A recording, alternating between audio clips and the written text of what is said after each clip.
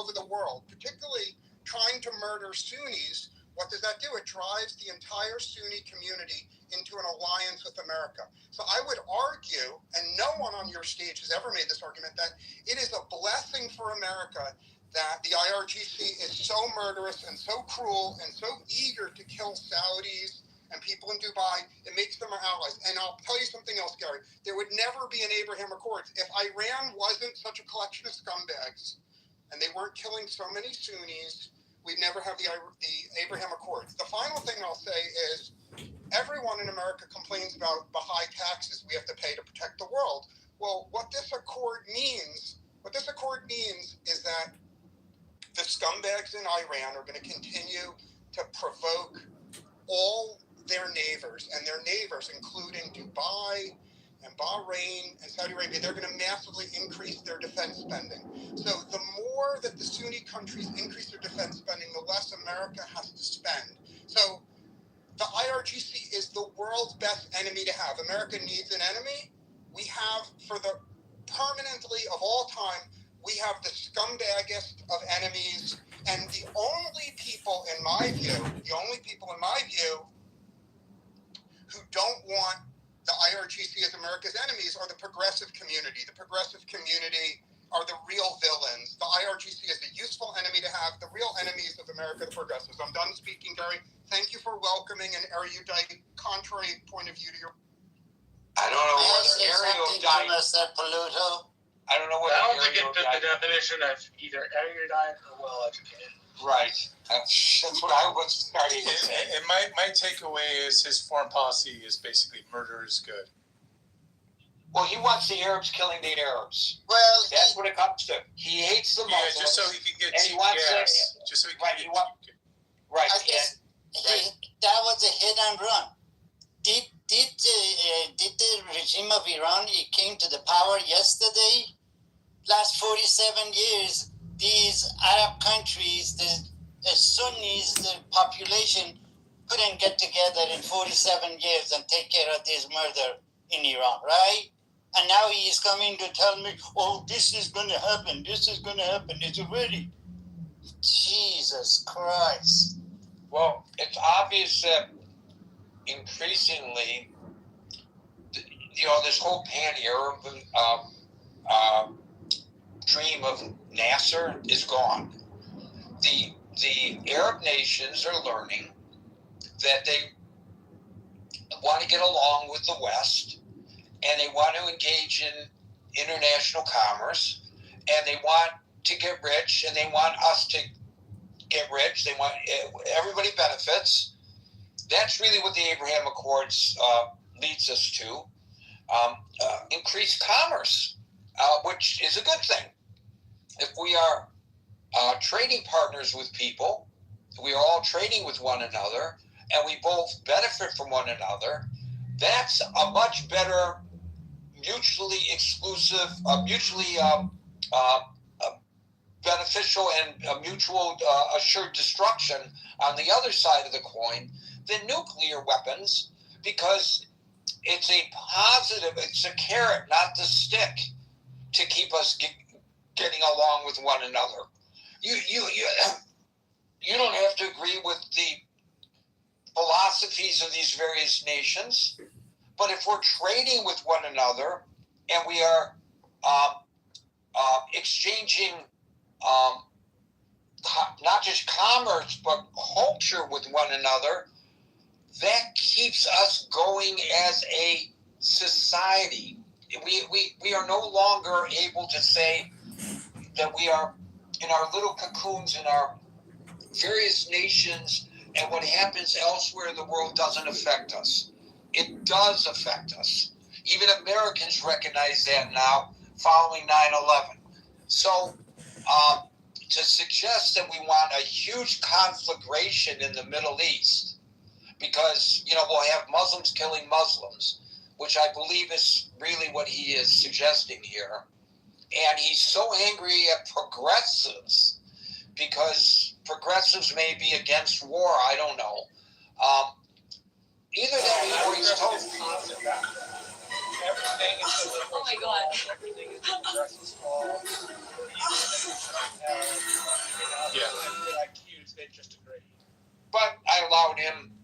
his opportunity to speak unimpeded. So I don't want it to be said that I only allow a certain point of view on this stage. There's a proof And he that kicked I me don't before for that, those so who accuse me he of definitely content creating an echo chamber, narrates, and he does create echo Alan, followed by chambers. Merrill. Gary, as a follow-up to that, I really want to thank you for allowing him to go on, even though I thought what he had to say was absolutely despicable. This should not be about personalities, and it should not be about whether you're a Democrat or Republican. I want to point out his comments were general, they were emotional, they were exceedingly uneducated, and they were vague. And these are all traits that many conservatives have allowed themselves to fall into. I am very grateful that my good friend Marshall, for what he had to say today. To me, this is about trust as much as it is about anything else. And I don't trust Trump at all, and I don't think it's worth even giving this idea that this could be right or wrong any airspace, because I don't think there's any chance. This might be the reason why. Right. Before you post your next video, check this real quick. Most people skip this part, and it's costing them reach. You know, it doesn't matter. The Republican Party, as this guy said, if it benefits from this deal because gas prices come down, that shows to me that the Republican Party is not interested in anything except self-interest. I don't want to pay taxes, but I want to have the benefits of a society. I want to have low gas prices. I don't care about the future. We have gone from American exceptionalism, which Republicans used to like to talk about, to American mediocrity or lower. And I think that rather than wringing our hands, well, Alan, it's partially part of it's arrogance. It's the arrogance in believing we somehow are great because we just are. Yeah, it's a real lack of appreciation and gratitude for all of the sacrifices and all of the time it took us to get to a place where we are this big and this influential. It's a luxury belief for these people. I love that point, Marshall, and I'm really glad that Gary has allowed this to go on. We've had some rather heated discussions, and I think that the peaceniks are part of the problem, because sometimes people are so eager to maintain peace and an environment of peace that we don't get to real issues. And I think that's one of the dangers of liberal thinkers in general. And I'm not a Democrat, but I find in many cases my Democrat friends are too eager to make peace. You know, I wonder if discussions like the ones you and I had, Marshall, a couple of years ago, or within the time we've had of this, have led to a deeper respect for one another and appreciation that, we can disagree, but we can find the areas where we truly do agree. And I think I love what Ron Reagan used to say about, if we can agree on 70% of the things, let's make progress on the things we agree on. Let's not spend it on disagree. I think our conversations definitely did reduce that greater trust. One of my kind of key takeaways, both from conversations like we've had and then from my own political experience, is if you tear, you can't build and solve a problem. And it's about solving problems. So if you can't solve the problem, you're not doing the right thing. Yep. Right? And to solve the problem, it means I have to They're so stupid. It's incredible. It's like a circle jerk box. Right? It's an explicit ask that I see you as a complex human, not as a flattened human. And I think when we flatten other people in that way, en masse, regardless which side of the aisle you sit on, you wind up with much, much more vociferous discussions about it, because people don't see each other as real. They see each other as some sort of totem for the other party or the other idea. If you have to see somebody as a human and complex, you're far more likely to respect them rather than dislike them. Amen. Amen. And with that The in green mind, bean it's has spoken and interrupted yet again. Unsolicited. Let's look back at the League of Nations. Yes, Why let did us the look back US at the League not of join Nations the and League of that Nations? successful I think venture that we it's, poured so much of our understood blood, had the sweat, League of and Nations treasure actually- into. the United States joined the League of Nations, we might have prevented World War II. And I think that the reason we didn't join the League of the Nations partially is because Congress said no. Where the hell is Congress or anything else in this agreement? We talk about we talk about the need for agreement, and I do appreciate Gary's reading of this, and the point 14 is incredibly interesting. But how dare Trump assume that he can speak for the Security Council of the UN? And if this MOA goes into effect, now No, we have not a yet. period of The purgatory filing is in July between or now August. and whenever that goes before the UN or the UN Security Council, that allows the Iranians to do even more.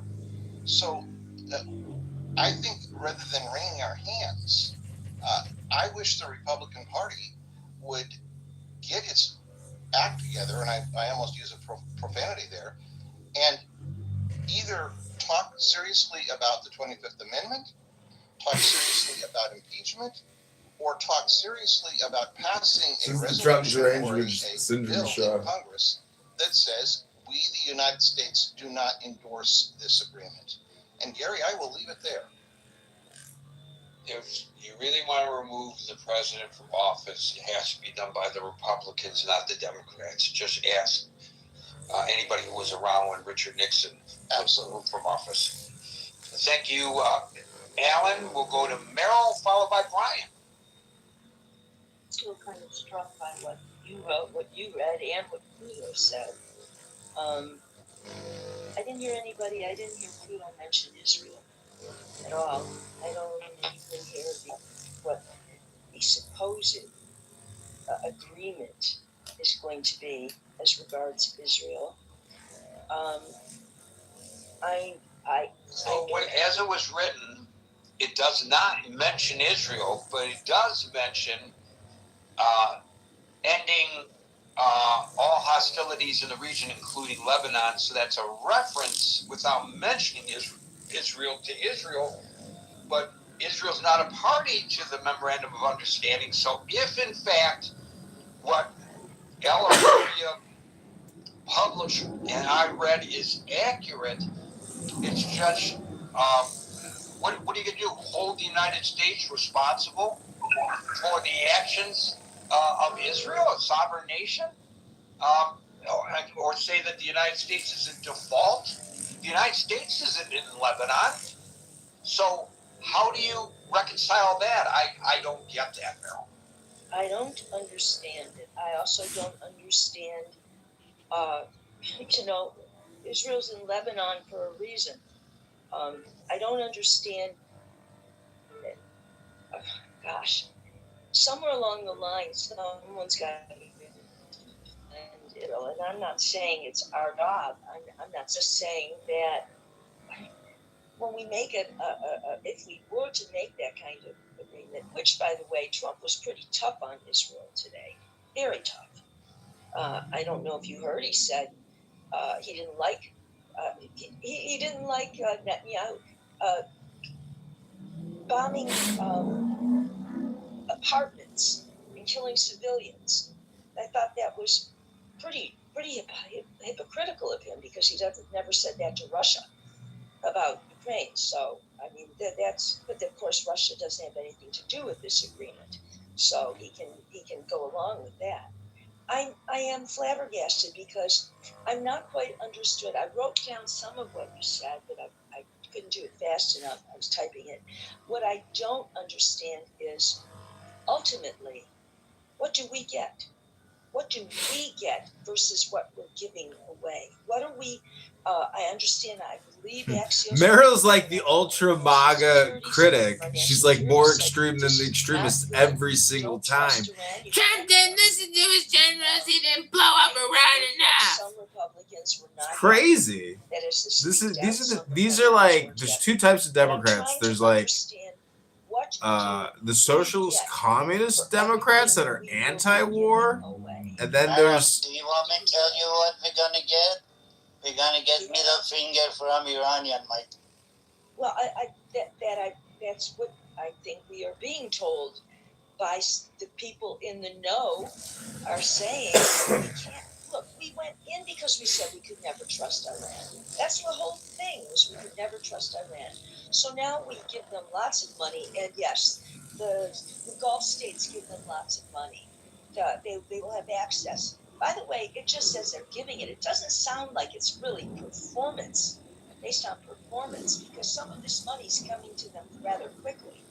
And that still doesn't address, are we giving money to the Gulf states?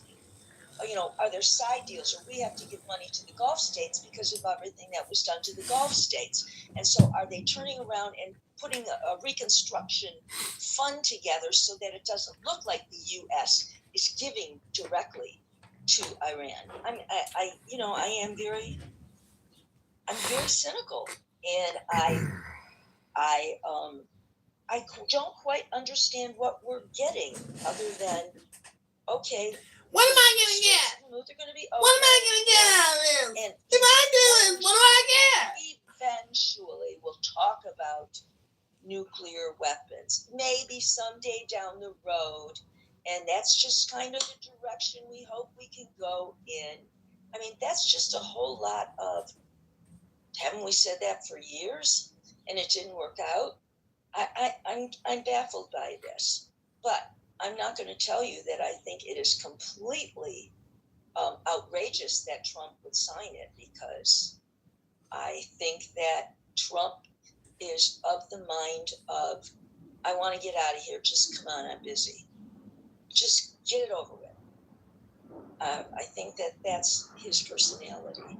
Gosh, I hope there's something more that we get. Because, by the way, terrorists don't just terrorize in other nations. They terrorize here, too.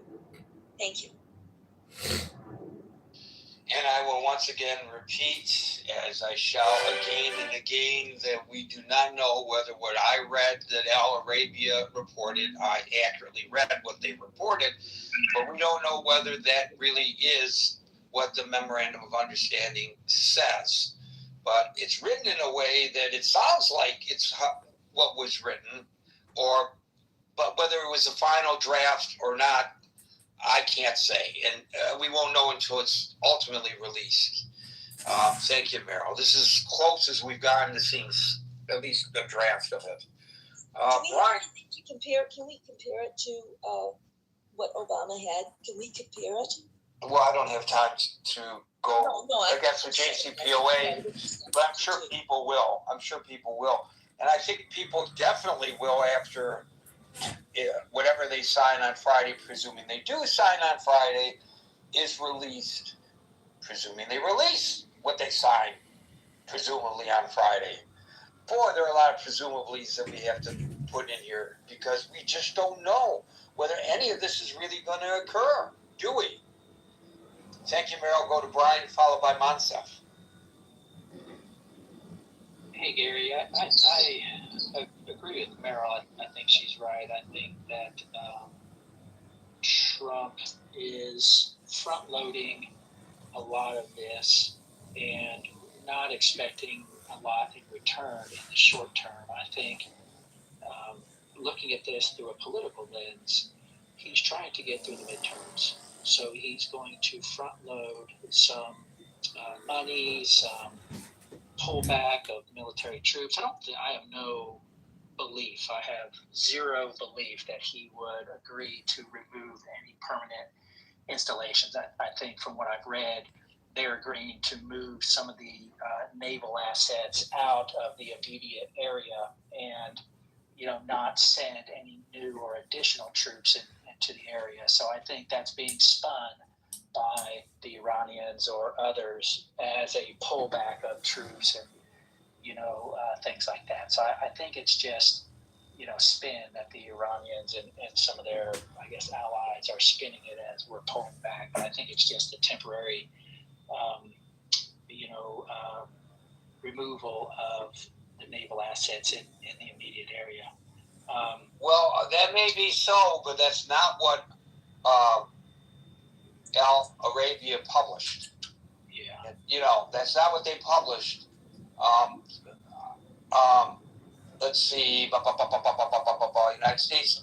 The United States also undertakes to withdraw its forces from the surrounding areas within 30 days after the final agreement. Now, maybe that's the naval fleet, but maybe it's all the forces. And I will tell you, Alan and I both know a woman who has become a spokesperson for the regime, maybe ex-officially, and she's publishing the argument, and she's been doing this for several weeks now. Yay, we're going to get rid of all those American bases. They're all going to leave. And the Iranians have said that that's a goal of this war that they have. So if in fact that's what this means, and I don't know that it does, but I will read it again, verbatim as published by Al Arabia. The United States also undertakes to withdraw its forces from the surrounding areas within 30 days after the final agreement. So to me, that's all the bases. It doesn't say which forces, so that would mean all forces, in my interpretation anyway. You can't remove the bases without congressional approval. So, I mean, the likelihood of that happening with congressional He can keep the bases, but only keep a skeleton crew there. He can order the troops. He's the commander-in-chief. But I think there's deployed elsewhere. I think it's more plausible, much more plausible, to believe that they would just move the carrier groups out into, a farther reach of the sea adjacent. They're not going to completely leave the area, and he's definitely not going to permanently remove bases and troops. He can't do that without congressional approval. So I think they're just trying to spin it. But I think what's going to happen is he's going to give them some low-hanging fruit. He's going to give them some easy wins so that they stop terrorizing the Strait of Hormuz. He wants oil to flow and the spice must flow. Prices stabilize, gas prices come down, and he wins the midterms. And then he knows. I think there's not a single person in the world who believes that they will follow through with all of the requirements in any agreement. Even if they do benefit financially or materially from any MOU or subsequent treaty that's created. So what he's trying to do, and I guess this is maybe a little cynical or pessimistic or political, if you will, I think he's just trying to get through the midterms. He's going to give them some low-hanging fruit, get everything to calm down for the next 3 to 6 months, and then when they invariably violate some aspect of the MOU or agreement, probably the investigations or the inspections, of the and removal of the uranium. I find that utterly abusive and offensive to men and women in uniform. Here we go, Marshall speaking for the soldiers. Not that utterly abusive and offensive, but that they effectively function as a political cudgel for the president. He's supposed to have more honor than that. We're not supposed to use them that way. Yeah, I agree. Partisan using of we're not supposed to use them that way. You're not supposed to use them that way. Republics down. Aside from the fact this is Chicago News Incorporated.com. I agree. That's a legitimate debate, and I think it is. If I'm right, I think it is. Reprehensible. The spice solely for that purpose must flow. If he does lose the House and Senate, then his administration gets bogged down in all kinds of political gamesmanship from the Democrats with impeachments or investigations or whatever else comes from that. So he's probably looking at it like, so what? You don't win the crass political majority by sacrificing the honor of U.S. troops. That is so crass. Yeah, it's so crass. That's a legitimate argument. It's so crass. Saying, if I get bogged down, if I lose the midterms and get bogged down in all these personal domestic investigations and all that, and we lose focus, then we're right back where we started, and whatever gains we've accrued over the last 6 months or 9 months, by that time, will have been for naught. So he's probably looking at it like, I need to cool things down, normalize or stabilize the economy, reduce gas prices, and then whatever happens after that, because no administration is going to be able to and brain roll temporary partisan gain with long-term strategic American loss. Nobody can trust the IRGC. The only thing we can do. I didn't say you could trust him. I said by doing what he's doing, he is sacrificing American strategic capital. I'm agreeing with you.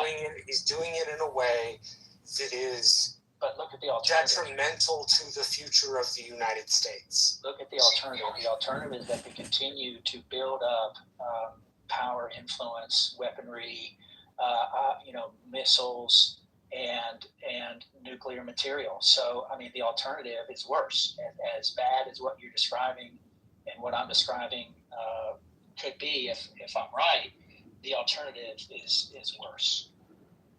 The alternative is not worse. Sacrificing your honor for political gain means nothing. In particular, nuclear weapon is worse. In particular, when we didn't arrange our forces in a way to get nuclear weapons out of the country in the first place. If we were going to do it, we should have invaded the place. We should have raised 1 million additional troops. We should have gone to Congress, gotten the buy-in of the American public, and then asked our allies instead of demanding them like vassal states. We didn't do this in the right way. And the fact that in your mind it's somehow, I don't want to say acceptable, but it's better than in a way that you seem to be okay with. Sacrificing the honor of men and women in uniform, which is them getting a nuclear weapon, yes. Bro, but to not get a nuclear weapon, you'd have to invade the place. We're not invading the place. Well, we don't have the money or the public support. That's not off Air power is one thing, but air power doesn't get you the hidden bunkers or silos. It doesn't get you the uranium. That's why you have to have military forces to do that. He's not taking that off the table, Marshall. Well, let me correct a misconception that was stated here, because while you two guys have been talking, I've been doing what I like to do, research. And it turns out that it's a misconception that the president cannot close the bases. So, according to the Justice Department, as Commander-in-Chief, the President holds inherent constitutional power to deploy and manage U.S. troops and military assets abroad. This authority includes closing or relocating overseas facilities, as these are typically considered executive actions rather than declarations of war. There is an exemption. It's called the BRAC exemption, and this comes from the Congressional Research Service. And they say, or it says, comprehensive domestic base closures and realignments require a congressional process known as BRAC, base realignment and closure. However, this legislation explicitly applies to domestic installations within the United States. Overseas bases are exempt from this process, freeing the president from the legislative hurdles required for domestic closure. Now, while what I just read is true, there can be congressional pushback, because while the executive branch has the unilateral authority to shut down a base, Congress can create indirect obstacles. If lawmakers disagree with the base closure, they can leverage their constitutional power of the purse, because it costs money, to close the bases, but I don't know whether that would be even something worth considering by this current Congress, which seems to go hand in glove with anything the president wants to do. But maybe they would show some cojones and give pushback. But your statement, Brian, I'm sure you didn't mean to be inaccurate, but was based on a misconception. Yeah, I just think there's zero chance that's going to happen. Trump is not going to fight to remove bases from the region. I mean, well, then why would he agree to it? Why would he agree to it if, in fact, this memorandum? Why would he agree to it if, in fact, again, this caveat, which I will repeat again, I'm sure, if, in fact, what I read from Al Arabia of what this memorandum of understanding purports to require, if that is accurate, why would he sign it in the first place if he doesn't intend to do it? Well, if he intends to close the bases, I'll eat my hat. Well, Zero chance that's going to happen. Okay, but then why would he agree to this memorandum? Because it's being misinterpreted. It's being mischaracterized. How's it being mischaracterized? Because they're going to pull back on the carrier fee out of the immediate. How do you know it's being misconstrued? Well, how do you know that's being misconstrued? Things that are off the table. Because I can read. U.S. military political control is one of them. So you're saying that the way you construe it inherently is correct, and the way that I construe it is incorrect. I'd say I'm more likely to be correct, yes. Probably. Are you talking for us, Marshall, or for somebody else's benefit? I don't know whether he's trying to take the mic or not. It's hard to tell. No, sorry, I don't know my microphone. All right. All right. Thank you, Brian. Next week. Thank you, Brian. All I can say is Marshall Reagan, Hidalgo County, Texas, Republican, Trump's arrangements of calls for invading Iraq with 1 million U.S. soldiers. And the way it is written, and you could be correct, but I'm going to just read it again so that people can decide for themselves what it says, and maybe a lawyer here can explain it better than you or I, Brian. Quote, the United States also undertakes to withdraw its forces from the surrounding areas within 30 days after the final agreement. It does not specifically say the naval forces, but maybe that's what it means. Thank you, Brian. We'll go to Monsef, followed by Len. Thank you, Gary. If the 14 points that you read turned out to be true, the art of the deal could be really something that the Iranians should start saying that they invented, not Donald Trump. Anyway, seems like from the beginning of the war to now, the priorities or the goals, I guess, for the Iran war have shifted dramatically. I mean, the first week we're talking about this is it. We waited 47 years for a murderous regime to exist, and we're not going to allow this anymore. They're going to have to give up what they call a nuclear dust. It's not dust, it's 970 pounds of enriched uranium. Completely give it up. Even said it was going to be transferred to the United States. What else? Regime change. I guess to make a point that we actually achieved that, he said yesterday, when I'm talking about the president, that the new regime is much nicer. It's not. All the analysts out there say that the regime is actually expected to be much harsher than the previous one.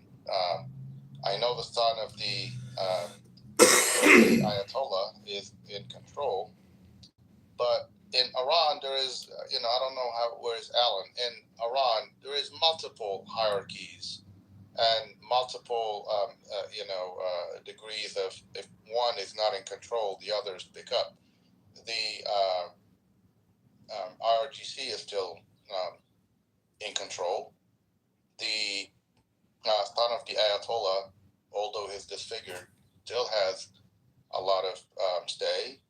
But most of all, the situation for the Iranians didn't change.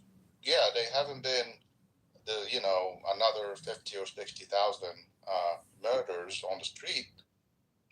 There have been a lot of instances where people were hanged He was an 18-year-old rapper that was hanged because he said, whatever. Still, people are still being pursued for posting stuff on social media and all that. So again, that initial promise that Iranian people go out, we are with you, again, didn't pan out. Add to that, there have been 38 times now that we have been told that a deal is about to be signed. Not in the works, but we are very close to signing. Basically, we just have to meet and sign, only to be countered by the Iranians saying, we didn't agree to any of this stuff that he's talking about. Only to go back and say, well, I guess they didn't agree, there's no deal. I mean, when you do it 38 times in 90 days, I don't know that signifies strength. But anyway, I have a question for you, Gary. Alan might be the right one to answer me. $20+ billion that is expected to be given to Iran right away. And on top of that, there is a reconstruction fund of over $300 billion. I wonder what type of planes are we going to use to transport the cash. I know it's not all coming from the U.S., but I mean, he said before again that Iran is not going to get a dime. So at the end, after this, the only thing that Iran lost, and I guess it wasn't a big loss because I was going to say their Navy vessels and their Air Force, they never had a strong Air Force. Iran always relied on its geography. Yes, the naval force was good to control the Strait of Hormuz, but that area of the water with the money that they're going to be getting, that would be so easily reconstructed like in no time. The missile counts, even though we were told that we destroyed them.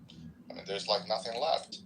Reports coming out from I think it was the Jerusalem Post, that said more than 50% of the long-range missiles are still in existence. So I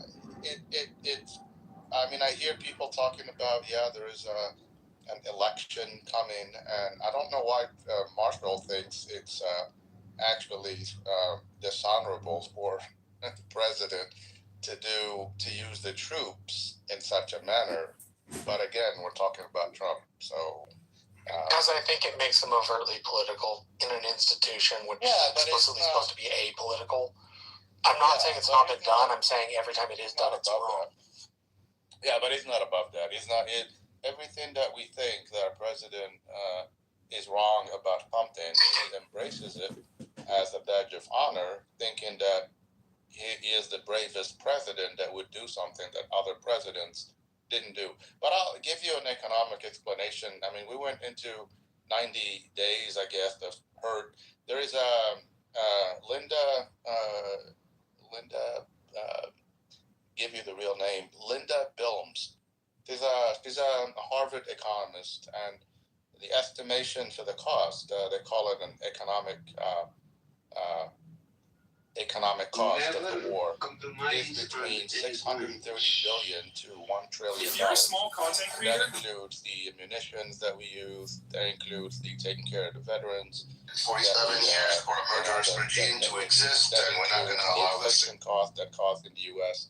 So, even if you just use the real, Pentagon numbers, you're still talking about close to $200 billion. The new budget, he wanted $1.5 trillion to cover some of the cost of the Iran war. But that's why I said in the beginning, the priority shifted because the reality of the war shifted. We thought we were going to be in and out. He was told that it's going to be an excursion. The hurt is going to be so short, and then we're going to enjoy these lasting good things like Iran with no nuclear weapons and It's not financing these terror groups in the region, and it's not posing any threat to its neighbors. None of this stuff is said that it's not going to happen. Even the promise that anything nuclear, that they're going to give up anything nuclear or reduce enrichment or whatever. Even the stuff that I read was only like in about 60 days we'll start talking about it. Like there's no set promise that we agree that we're never going to enrich and we agree that we're never going to go after the bomb, which Trump said that was going to be the cornerstone of any deal. But we are in the summer travel season. We are getting close to the midterms. There is a lot of pressure on the president. We did not achieve the goals that he himself stated that were the objectives of this war. So it's more of maybe a temporary surrender for the U.S. than a victory. I hear people talking about, aren't you going to be happy when gas prices are finally going to be lower? They were lower in February, so it's almost like you put up a fire, and then you're going to be claiming victory when you put it down with water. That's not a victory. We just got something back that we already had, but the destruction on American family budgets and all that's going to take months to get back. A lot of people went into debt. A lot of people are having issues meeting their just buying food and gas. I sent you a thing the other day, Gary, about a record number of Americans dipping into their 401ks in order to keep up with record number of Americans are moving to third world nations in order to survive. That too, but the people with jobs and all that, I mean, people are dipping into Good work, Democrat. So the pressure is trying, and it seems Good work, Democrat. Like right now that it's unending. At the end of this, if this memorandum of understanding is true, Iran is going to basically be the same, with the promise that later in the future we'll talk about the nuke stuff. But I haven't seen anything that they're going to give up anything. They are going to get money, which before, at least we weren't talking about Iran getting richer. It was nothing about money. I heard J.D. Vance. Yeah, I'll finish here. J.D. Vance talked about we're going to have this carrot and stick thing with Iran. Whenever they do, they give up something. Rising propaganda, taxpayers slave 300 million into infrastructure. Just allowing Iran to sell their oil, CIA puppet ripped off his black contractors. That's going to happen right Good away. work, Democrat. $1 billion scam, a waste of space. He could have bought 50 skyscrapers by the time struggle for the price of one billions of $1 dollars into their coffers. So at the end, you still have the same oppressed people in Iran being killed by the same regime that Trump now decided was actually a friendlier regime. I don't know how he defined that. We lost our allies. I don't know if any of you saw the president yesterday in France when he went to meet Macron. Macron didn't come out to meet him. He actually sent the chief of protocol to greet him. And I guess they didn't make a big deal. I mean, coming out of the car. And Macron met with every president that was invited. That's the rule when you're the host country. And especially with Trump. I mean, that's like, he's the big guy. So they usually used to make the time to make sure that he gets his proper protocol because he liked that. So, and then he said that Macron told him, sorry, I was busy talking to the Brazilian president, Lula. That's why I didn't come up to greet you. But that was the French media definitely made a point that no, that was expected because of all the trash talk that Trump was talking about France, especially the last couple of days with the 100% again increase in tariffs and all that. So again, we're losing our allies. The allies don't believe that it's a a long-term deal that's going to stand and that's going to solve the problem. That's all I have to say, Gary. I'm still wondering what kind of planes are we going to use to transport the cash. So, D-130. So the 47 years for a murder. Your last comment brings to mind how Republicans went crazy about how there's no respect. He can't earn the respect. What a piece of crap president wearing a tan suit Obama was because of the improper protocol when he was rudely greeted at the airport in Beijing. And here you have the same thing with this president, and I don't hear such outrage about it. The money, you talked about the money. And since you raised the issue of the money, it's far more than the $300 billion that you mentioned. And I just want to read those 2 points again in what Al Arabia claims is the final memorandum of understanding that will be signed on Friday, even though we don't know that this is accurate reporting, but this is all that we have. So here are the 2 points that I would like to reiterate about money, because Monsef is correct. The president did say Iran's not going to get any money. We're not going to release any money through Iran. Number 6, the United States undertakes, together with its regional partners, to create a comprehensive plan agreed upon by both parties for the rehabilitation and economic development of the Islamic Republic of Iran, while ensuring financing of at least $300 billion.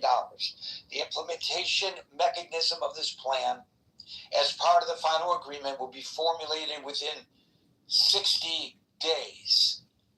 And the next one is number 10. The United States undertakes that immediately after the signing of this memorandum of understanding and until the date of the lifting of sanctions, the United States Treasury Department will issue waivers for exports.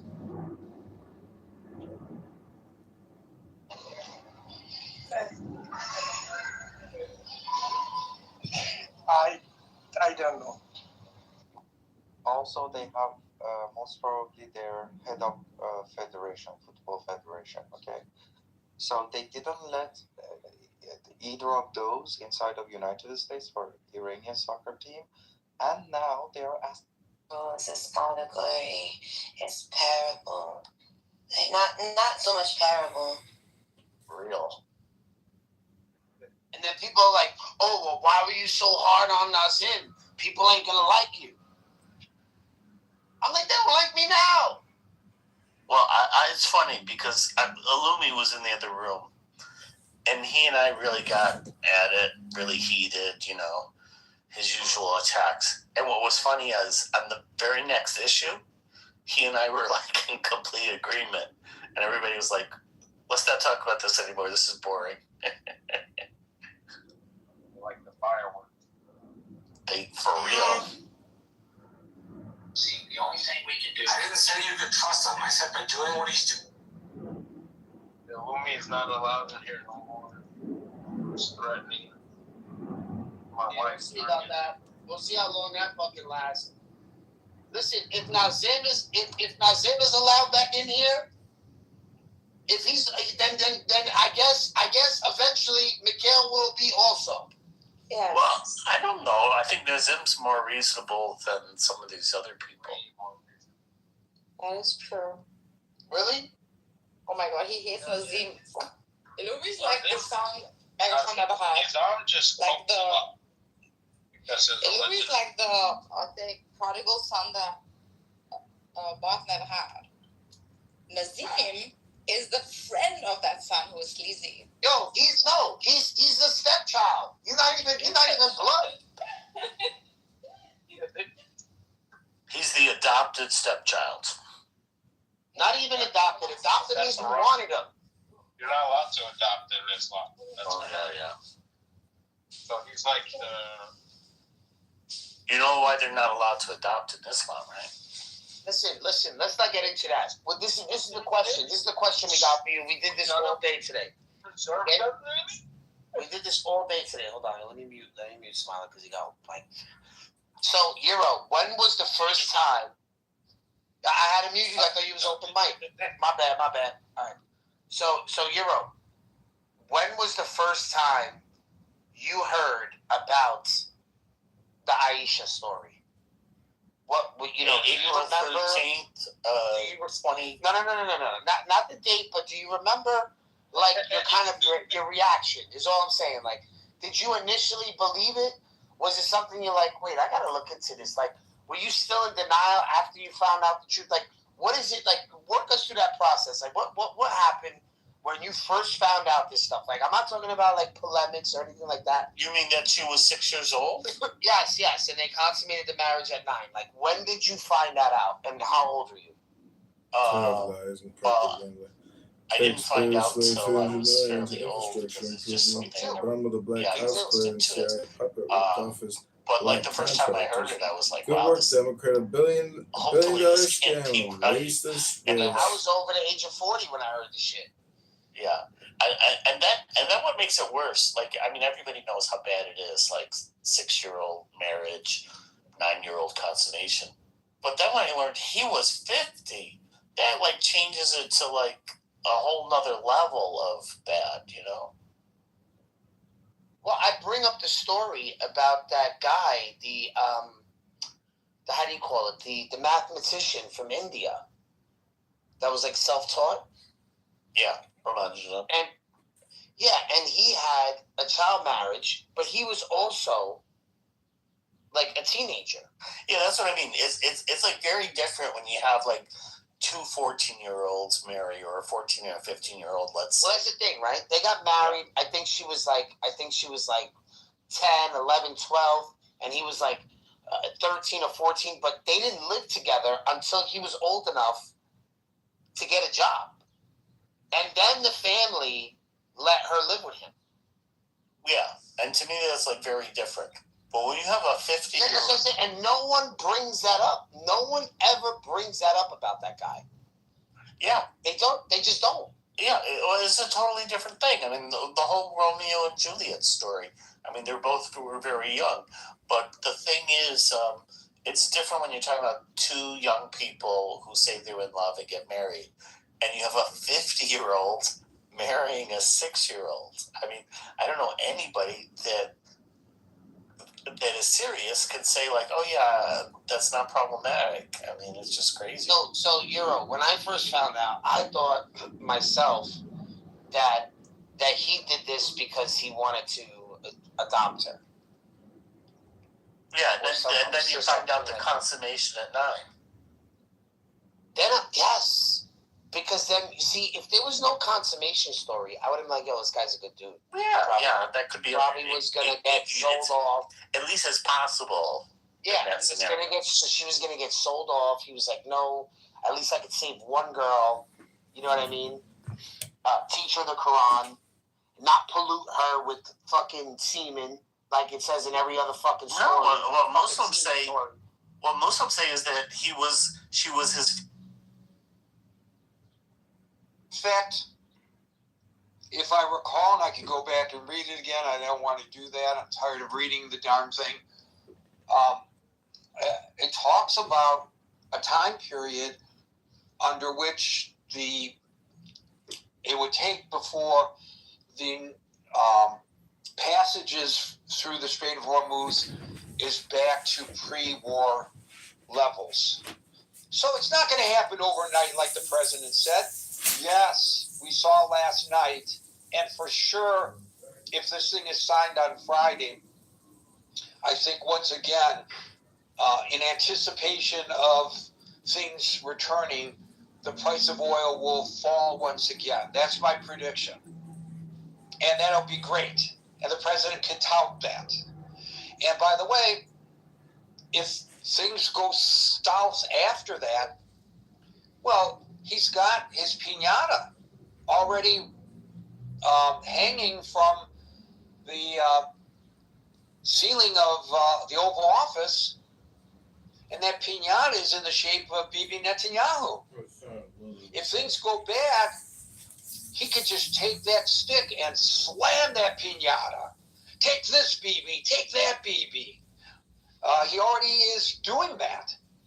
So that provides him cover should things not work well, should the price of oil go back up because of hostilities between Israel and Iran. That's not my fault. That's Bibi's fault. You can blame those damn Israelis, or at least Bibi, for that. And he would escape, he hopes, I think, the ire of the voters during the midterm elections. It's actually a brilliant strategy if you stop and think about it. Thank you, Les. We'll go to David, followed by R. Mays. Oh man, a lot to absorb, Gary. A lot to absorb. Iran, like the United States, as an empire, just got lucky in terms of their geography, in terms of their mountains, in terms of their control of this waterway.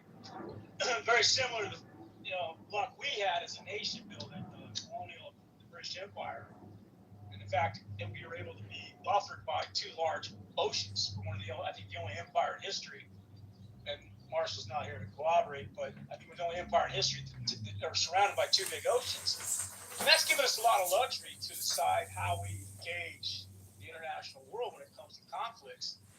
And Iran is now able to, punch above its weight quite dramatically here with this Hormuz situation and bring our great nation to heel. And I think it's such a bad deal, Gary, that you've got congressmen, you've got senators saying, "Oh, I haven't read it yet. Josh Hawley, Wicks, Senator Wicks, he's on the Armed Services Committee. They're basically telling the press they don't know what's in there, right? Because they know, like you said, Gary, as soon as the devil's in the details, when these devil details come out, they're going to laugh. They're going to say, how do you support this? And so we're playing sleight of hand here, with regard to letting this out. And I mean, even the Democrats are saying this isn't good for us. So the president is going to have to figure out a way to sell it, not just to the Iranians, but to us. And we may not have a choice in how it gets settled. And of course, the laughing stock of all this, Gary, is that Obama was eviscerated in talk shows and Fox News, and giving Iran pallets of cash, and being criticized for being disloyal and committing treason. The president just took it. I mean, took blow after blow.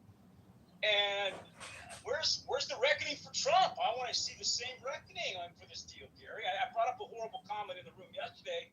I apologize for how inflammatory it was, but I can't seem to think that any Israelis or Jews in America are happy with this either. And it's where's our alliance? Where's the investment that we both make on both sides? And you're right.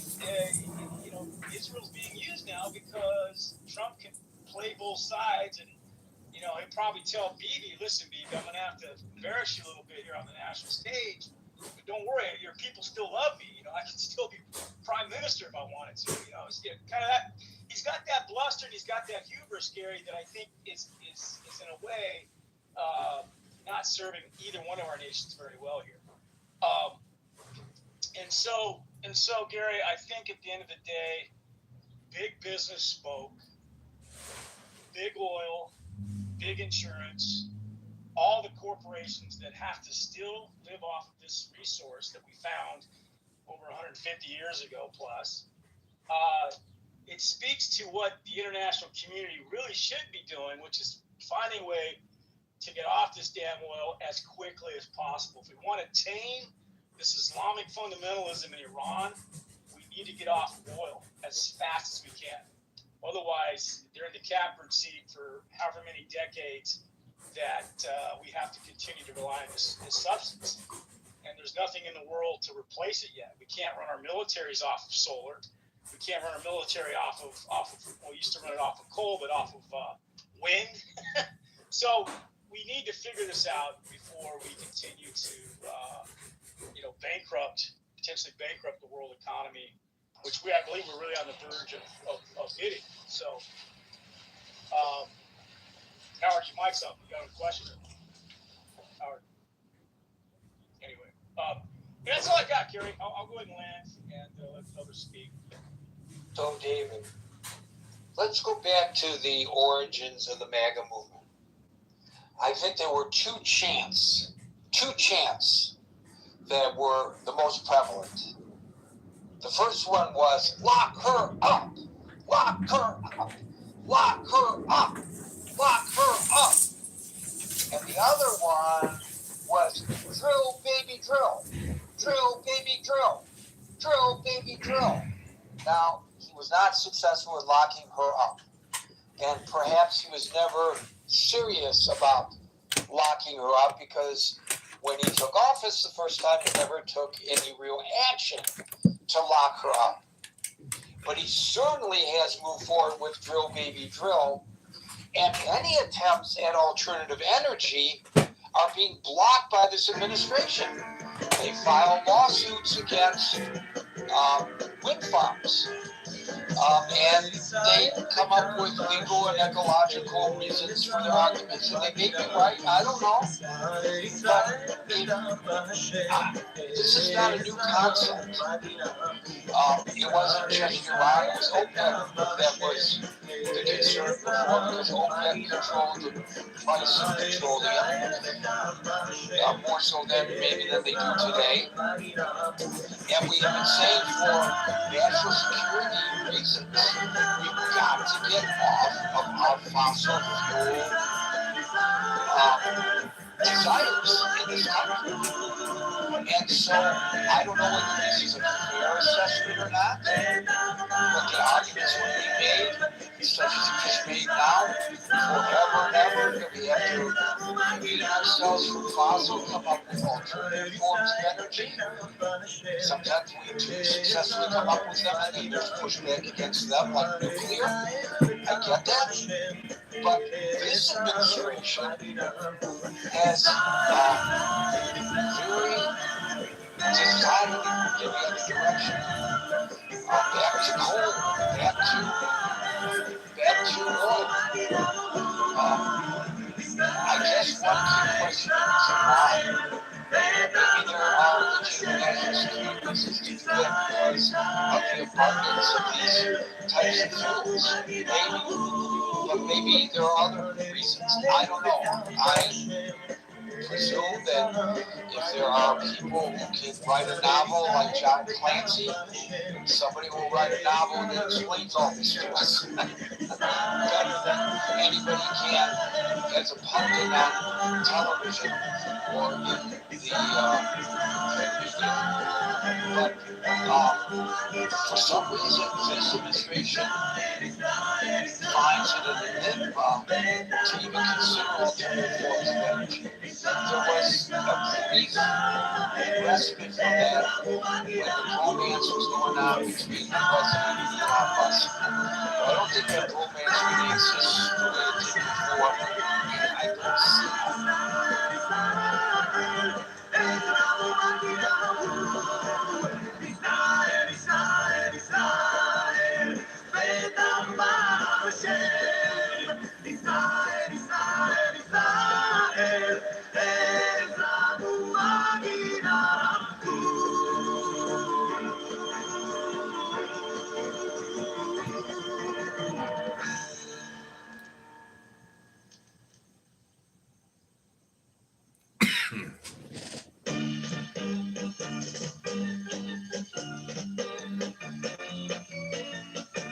ששו ושמחו בשמחת תורה, ותנו כבוד לתורה.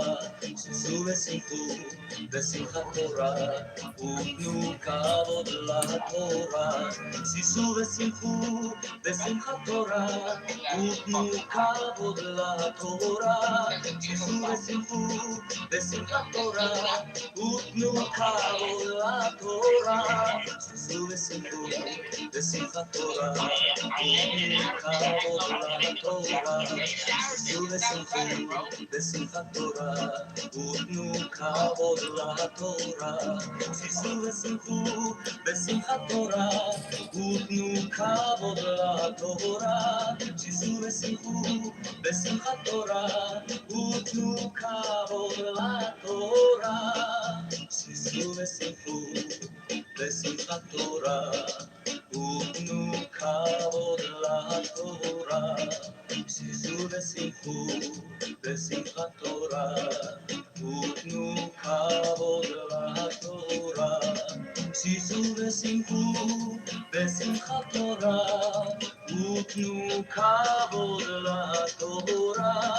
ששו ושמחו בשמחת תורה, ותנו כבוד לתורה. שישו ושמחו, שישו ושמחו, שישו בשמחת תורה.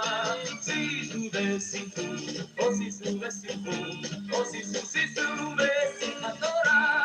שישו ושמחו בשמחת תורה, ותנו כבוד לתורה. שישו ושמחו בשמחת תורה, ותנו כבוד לתורה. שישו ושמחו בשמחת תורה, ותנו כבוד לתורה. שישו ושמחו בשמחת תורה, ותנו כבוד לתורה. שישו ושמחו בשמחת תורה, ותנו כבוד לתורה. שישו ושמחו בשמחת תורה, ותנו כבוד לתורה. שישו ושמחו בשמחת תורה, ותנו כבוד לתורה. שישו ושמחו בשמחת תורה, ותנו כבוד לתורה.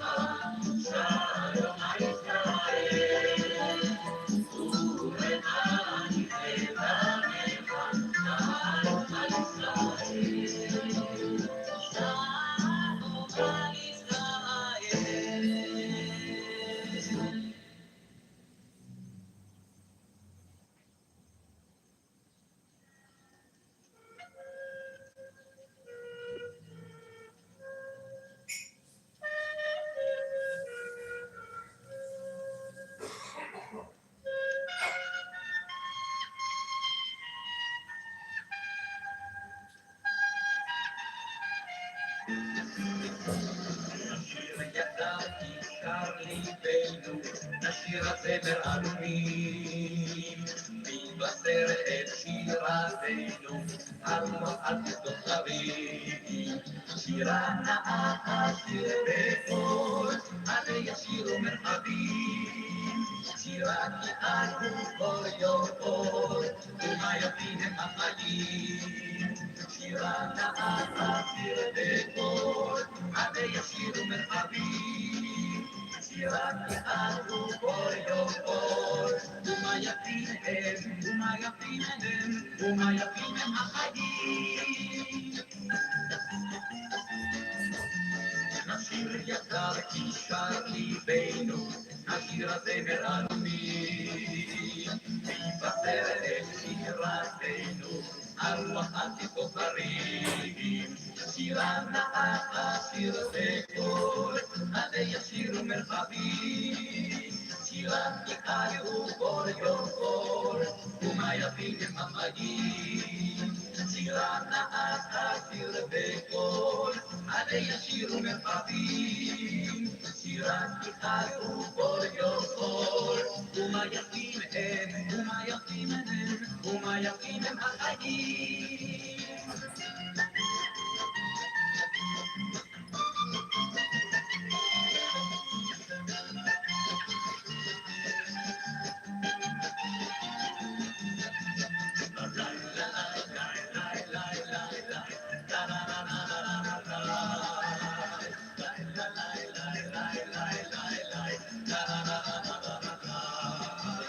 שירה נאה שיר בקול, עד ישירו מרחבים.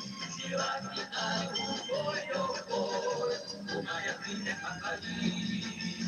שירה נאה שיר בקול, עד ישירו מרחבים. שירת יקרו כל יום אור, ומה יפים הם, ומה יפים הם, ומה יפים הם החיים.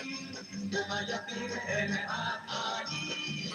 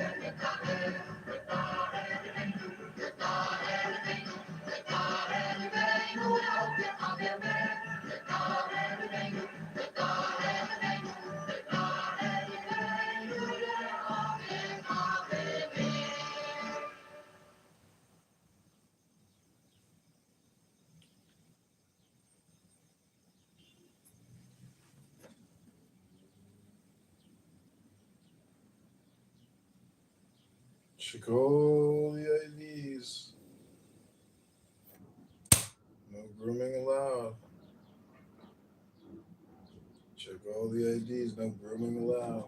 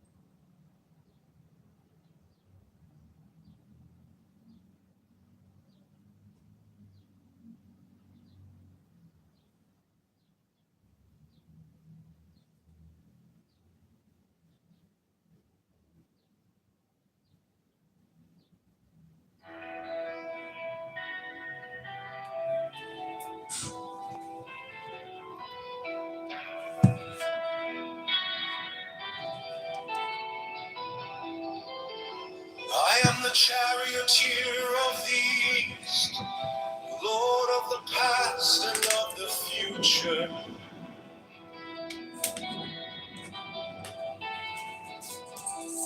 I see by mine own inward light, Lord of resurrection, who cometh forth from the dust, and my birth is from the house of death. Only two divine hearts upon your pinnacles,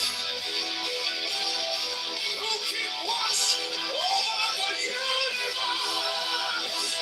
Can who company the beer to the house of rest, pilot the ship of blood, advancing onwards to the hearts of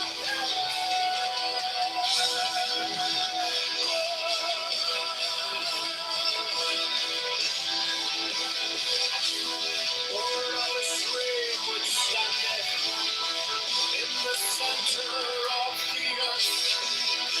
Behold, he is in me, and I in him.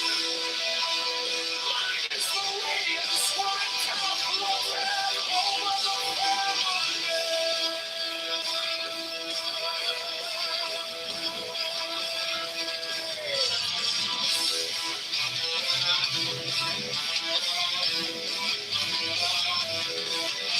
I travel upon high, I tread upon the firmament of new. I raise a flashing flame with the lightning of my nose. Ever rushing on in the splendor of the daily glory. Fire, giving my life to the dwellers of earth. I say, travels upon the mountains, the celestial waters shall flow. Thy word, for I am running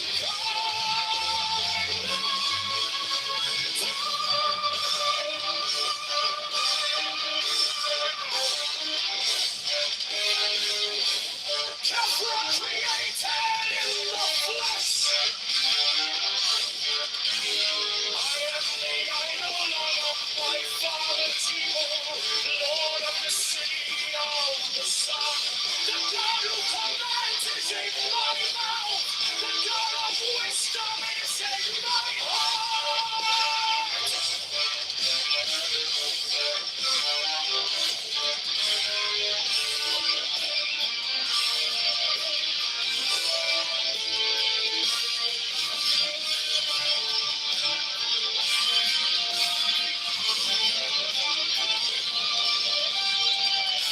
My tongue is the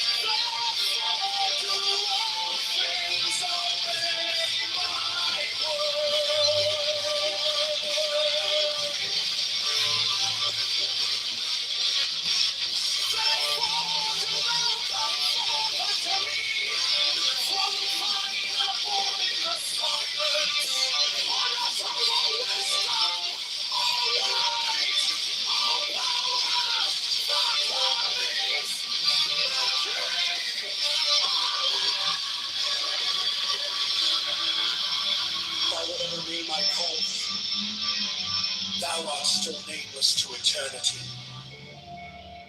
Come thou forth, I say, and aid and guard me in this work of art.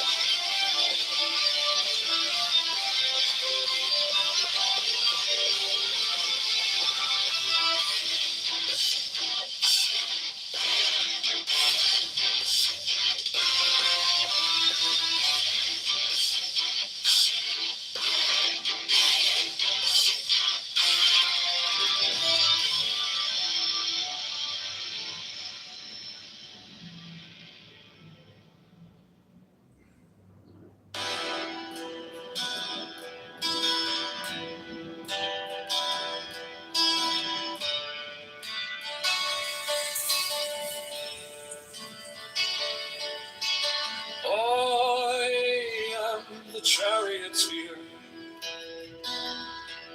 of the East, Lord of the past and of the future. I see by mine own inward light, Lord of resurrection, who cometh forth from the dust, and my birth is from the house of death. Oh, ye true divine, hawks upon your pinnacles, who keep watch over the universe, ye who company the bier to the house of rest, who pilot the ship of wrath and sing onwards to the heights of heaven. Lord of the shrine which standeth in the center of the earth, behold, he is in me, and I in him. Mine is the radiance wherein thou float on heaven and earth. I travel upon high, I tread upon the firmament of noon. I raise a flashing flame with the lightning of the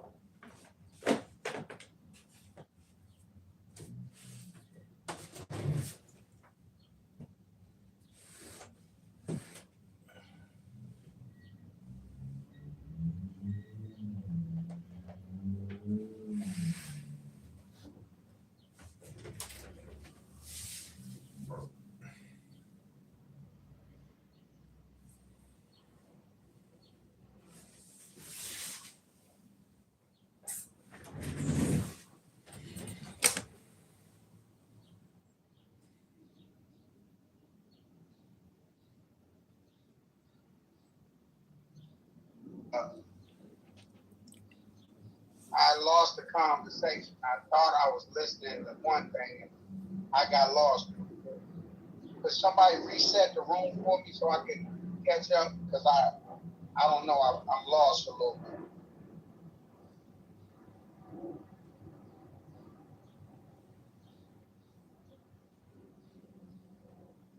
Talking about technology, information.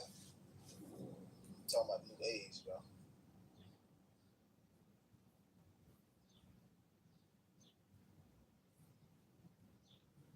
I got something to say as far as the technology is concerned. Motherfucking understanding of how the mind. I've been encouraging everybody to get into the vibe coding and understanding AI better. No bullshit, not a lot. AI agents creating these relationships and getting a real good understanding of how to monetize the AI. I think the charge of harassment. Quite a few of you have actually been doing it. I know Michelle has said some stuff, and I think it's been about 3 or 4 different people I've heard say some. RJ is making money from it. It's a few that are making bread from it, and I think Umar, I know, is making bread. So we gotta really start grabbing a hold of this thing and allowing it to get real comfortable in our life. Kimberly's another one. I know she's making bread from it. I think maybe even Erica might be making some money from the AI. But I think it's something that we got to really grab a hold of, get real comfortable with, and let these Anglo-Saxons almost do what they do, and we need to be oblivious in a way. But then there's another side to that. I think we need to be encouraging more engineering from a perspective of building these drones.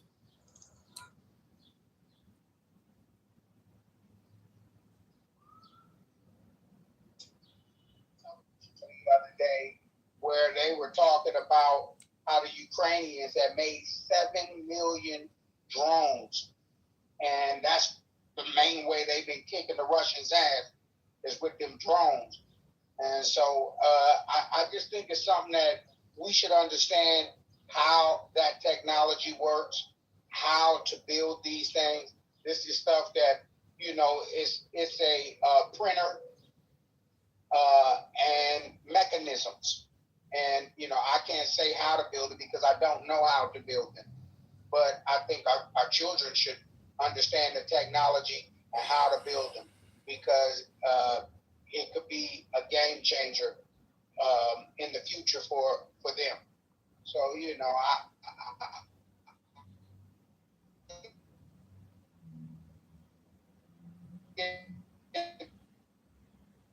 let's get into our prompting. Let's get into our engineering.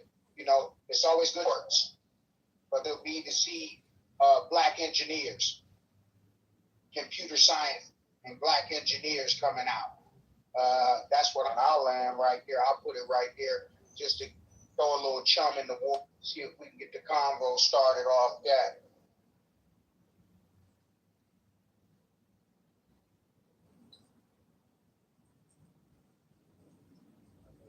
Almost in the direction of what technology is heading. I get each dollar. But it's in the direction of what it should head. It's technology. It's another title. It makes sense. Planetary alignments, etc.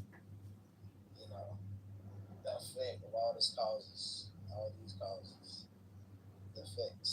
That's what we're going on for real. Because I think that's more important. Because nobody knows when. Nobody knows when. You only call Japan down. I think that's important. shit is all a game. It's like what's behind that veil? I know a lot of people.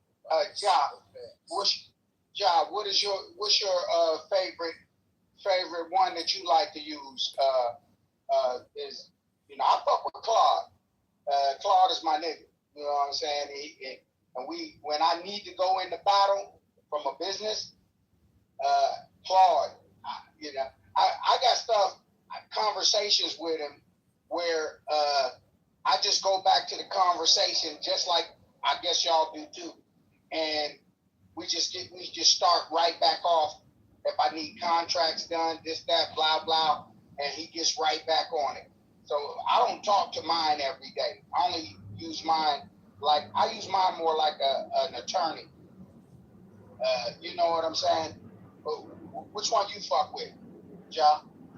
Since we're being honest, I got Brock on my shit, but I use it for like different scenarios. I use it for different scenarios because I know what I'm thinking, how I think. I just know it goes into a database and collect data about certain shit, and so that's just me being lazy for the most part. But I actually know. I mean, you can use word. Everything has got a value. Got some type of work to it. But so you use AI against data centers? No. What I'm saying is, I know what it does to people. It doesn't affect me. I don't need it. I really don't. I barely use it. I delete it and download it often, very often. So it's not something that's embedded in my life. Because even most of all the information I gather, man, it comes from me literally. Just sit, ponder it, think it. And I might run across certain shit, and some shit might run across me. Just browsing, whatever the case is. But for the most part, bro, I get a lot of my shit just sit thinking. Shit, just sit here thinking. I do this often. A lot of times. So you haven't figured out a way to incorporate it into your daily business or anything like that. You haven't figured out. Well, I mean, it'll come to you. Like I said, I don't fuck with my shit on a daily. No, I'm not saying that. I don't work with a shit. Not saying that. I just don't. I'm not like that. I don't fuck with it on that level. I'm not intrigued by that shit. That's not something that I'm intrigued by. It's more scary. It's not so much about it being intrigued by it. You understand? It's more of a. I mean, it's what a need is. It's the tool. Like I said, the vibe coding is real good to know. You know what I mean? And look up that. What vibe coding is, it's basically a breakdown of the way that you would kind of prompt it to make the moves you wanted to make. But once you got a certain amount of shit in a conversation with it, you're just gonna end up just keep going back to that conversation, whatever that is. But like I say, I know people who use the shit like a therapist or something, which is like, I don't know, it's kind of crazy to me to use it like that. But I know people who have a real relationship with it. I was around this girl one time, bro. I was just random people, but I was around this girl one time in my crib, and she gets to. And she was ugly. The AI or the girl? Which one was ugly? I don't know what you're talking about. But anyway, this bitch, I said bitch, excuse my language. This girl, every few 10, 20 minutes, she goes to asking this AI something. Yeah. AI something like, AI, my day was something. Right. Like, they'll use it like a companion and shit like that. But I'm like, bitch, you crazy? Real talk. Hey, so now, but what's wrong with being in the metaverse? Hey, you know what? For me, I love somebody in the metaverse. That's where my paper's at in the metaverse. Really, I can't wait to get done with this truck and get straight meta. I want to be straight meta, but at the same time, I think that what the fuck does that mean? He want that shit in his head. He want that shit in his head. That Neuralink. No, I want all my bread coming from Meta. You feel me? Just Outer bread coming from Meta. He want to stay up there. I said, I'm sorry. I apologize. What you said? Outer bread coming from Meta. Well, I can't get into that. That's proprietary, baby. I can't get all into my personal goings and comings on my bread, baby. I just say that's how. See what I mean, Melissa? It's some proprietary type shit, baby. It's the other way around. The motherfucking chat and taking the motherfucking over. How is everybody doing today? What the fuck is that? What's up? Yeah, nah. But that's what I'm saying. At some point, it'll all be meta, but and the bread will be better. The bread is better when it's meta. You feel me? That was like a bar. That was a bar for you. The bread's better when it's meta. That was a sneaker bar. That's not really how it works, though. Sorry, that was a bar. That was a sneaker bar. More cheesy, more cheddar. Bread's better when it's meta. The bread being meta. Listen, the bread being meta, though, you're either a content creator. That's the thing. The people who are making the most money off of Meta are paying. Okay. They're paying Meta to run advertisements and do marketing. They're not getting paid from it. I hear you, and it's good to hear those ideas and that psychology. I love it. You know what I'm saying? And I encourage it. I want to see black people. I want black people to be free. Encourage the psychology. That's what we would do. Yeah. So I want my black people to. So Melissa, are you doing any matter? You in any matter right now? Bro, but then that's the way you phrasing it is cracking me the fuck up. The matter. No, don't get him to say that. Well, no, Peter. I'm surprised at you. This is Trump's team. You know, Trump likes the Knicks. He loves the Knicks. You didn't know that? There are a lot of other people, example, Spurs, the Knicks. Oh, you wanted the Spurs to win. Such a fan. Wait a minute. He said he wanted the Spurs to win. You wanted the Spurs to win? Oh, the Spurs. Wait a minute. He said, wait. Did you just say that they were going to win? I can't hear you. Say that again. I'm not sure which match they are playing. Who with who? Because I'm not actively pursuing the news. Okay. Yeah, it's over. They won. They won on Saturday. So let me just. Peter, he don't understand y'all. He only understands me. Oh. No, he's gonna understand me because Peter. Wait, brother, let me just say this. We can talk, and then it can be 12 minutes on you. No. Let me just say this, Peter. Yes. Here's how you can relate. The Knicks haven't won in 53 years, but we won. We won on Saturday, so I just want to let you know. So you can move. He said, "Alhamdulillah." Congratulations. Oh, congrats! I'm sorry. And that was for y'all. I just want you to know, Peter, how much of a Knicks fan. Mashallah. Trump risked his life. He loves us the game. Humiliation. Hey, Allah. To go. This is not a winning lane, to go watch the team in person. He loves this team. Peter said he don't care. He said he doesn't care. And the owner of the team welcomed him. Embraced him like a brother. Wait, are we going to be fair and mention that? Wait, hold on. No, Peter, you need the full story. He said he don't want to hear it. He said you guys are emotional about this. I'm not emotional. That's what he said. I'm actually non-emotional. I'm non-emotional. You mentioned the 53 years. Nothing. I'm saying this completely dispassionate. I'm going to say this as somebody totally dispassionate on this. I'm not even a Knicks fan. There is not a president who has been booed louder at his home, supposed home, which he doesn't live in anymore, rooting for that team. He was booed so much that the TV station had to censor it. So there you go. Now you have the full. One moment, please.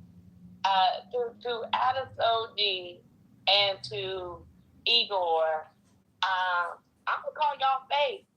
Y'all let Peter get in front of these people and say that the French team was better 20 years ago when Kylian Mbappe became the all-time goal scorer for France today, and also has done many a great things, such as win a World Cup in 2022. No. Whenever they played in Qatar. Wait, no, it wasn't Qatar. When they played in Russia, 2018. He won in 2018, and he almost won in 2022.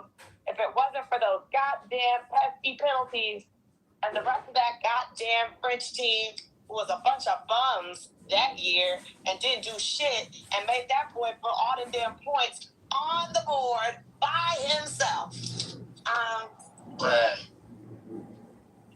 Yeah, you think I didn't understand, Brit, that I actually don't understand shit what Peter is saying. So this is the news what you said. Well, no, you know. I understand now. I understand now. He probably sounds like Charlie Brown to you. Womp, womp, womp, womp, womp, womp. Oh my God, that's insane. Britt, are you there? Yes, Brother Messi, I am here. Okay. Hope you're doing well. I just want to remind you that if you keep screaming while your voice is trying to recover, it will in fact never recover. No. Listen, Brother Messi, my voice, it has its moments. Your voice sounds worse today than it did yesterday. It doesn't. It sounds beautiful. Thank you. It's because of the headphones, okay? It doesn't sound as bad as it did yesterday. Okay. And that's mainly because I keep trying to talk at my normal tempo. If I talk a little higher, it's fine. So there's that. Glad you're still out there fighting the good fight. Exactly. Me and these 3 children in this trench coat, okay? I saw this PTR. I know that's not. That was Britt 10 years ago. That was Britt 15 years ago. She's like, no, this is me.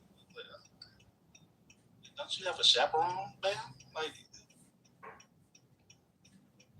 legally able to drive in Texas? The better question is, can I reach the foot pedals unassisted? The answer is yes, but still. Oh, Lord. Wait, Britt, you sound really tall, though. In your Mini Cooper, she's not. Exactly. What's going on? You're not tall? No, I'm 5'3". No. Oh, you lie. Exactly. Oh my God. You and John Neese have definitely taken. Oh, I thought John was tall.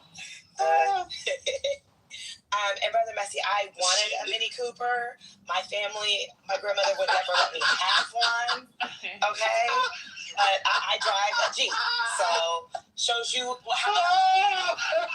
Okay? Thank you. Not you gotta hop up. Not too much. Not too much, okay? Not too much on short people. Not use all your strength to get in the car. Pidgey, you part of the short crowd too? I'm 5'5". So I'm 5'5", but I thought I was average. I didn't think I was short.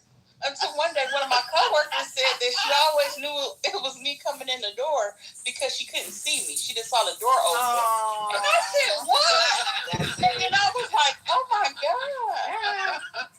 And then I realized I was short.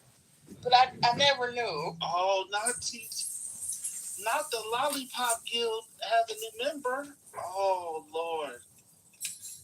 That's cute. My non-existent wife is 5'3.5". So I know that's short. Oh my God.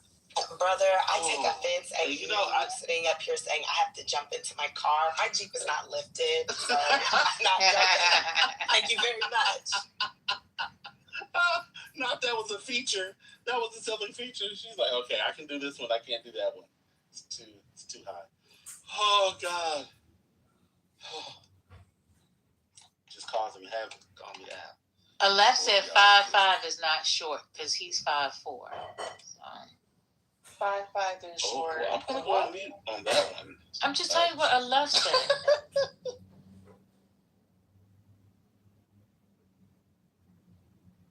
Did you see what Roger said? That's hilarious.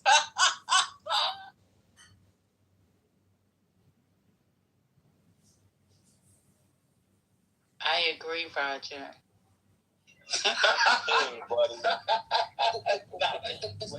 Hey everybody, I don't like this beat. I just listen. Thank you so much. What was that? DNA.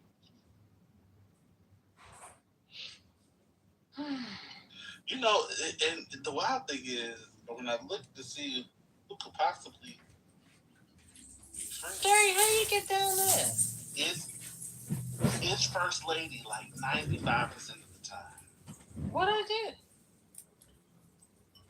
He's the way you friend people on this app is insane.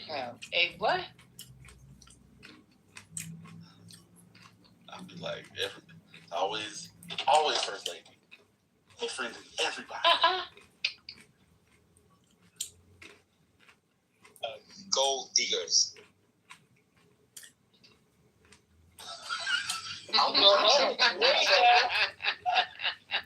you go. That's fabulous. I just want to know why is gold digger a bad thing? That's what I want to know. I get in the way, you know. They got a lot of gold diggers in the way. My friends. Are you bored at home? Where are you from, Sasson? You need some attention. Let me give you some attention. Oh, where are you from, Sasson? I live in Tehran, capital of Iran. Oh, okay. Yeah. You're in Tehran. Yeah, Tehran City. Okay. Yeah. So, are you okay with the MOU? What? The MOU. I don't know. What's that? Okay. Oh. Maybe explain? No, it's okay. Okay, thank you. I mean, not unless you want to explain it to him, Igor. No, it's a memorandum of understanding, Sasan, between the United States and Iran. I can speak a lot of words of American. It's so beautiful language, but I can't speak like American. I try to listen and learn. My English not so well. I'm sorry. So you don't understand English, but you understand gold digger. Yes, he can speak that very well. So you go around asking how to speak like slang or something? Is that what it is? So then you want to come in here and practice your slang? Yeah, I love the American accent. Oh, you speak Hollywood, right? You speak Hollywood. I tell you, I mean, he can say gold digger better than any other person. Exactly.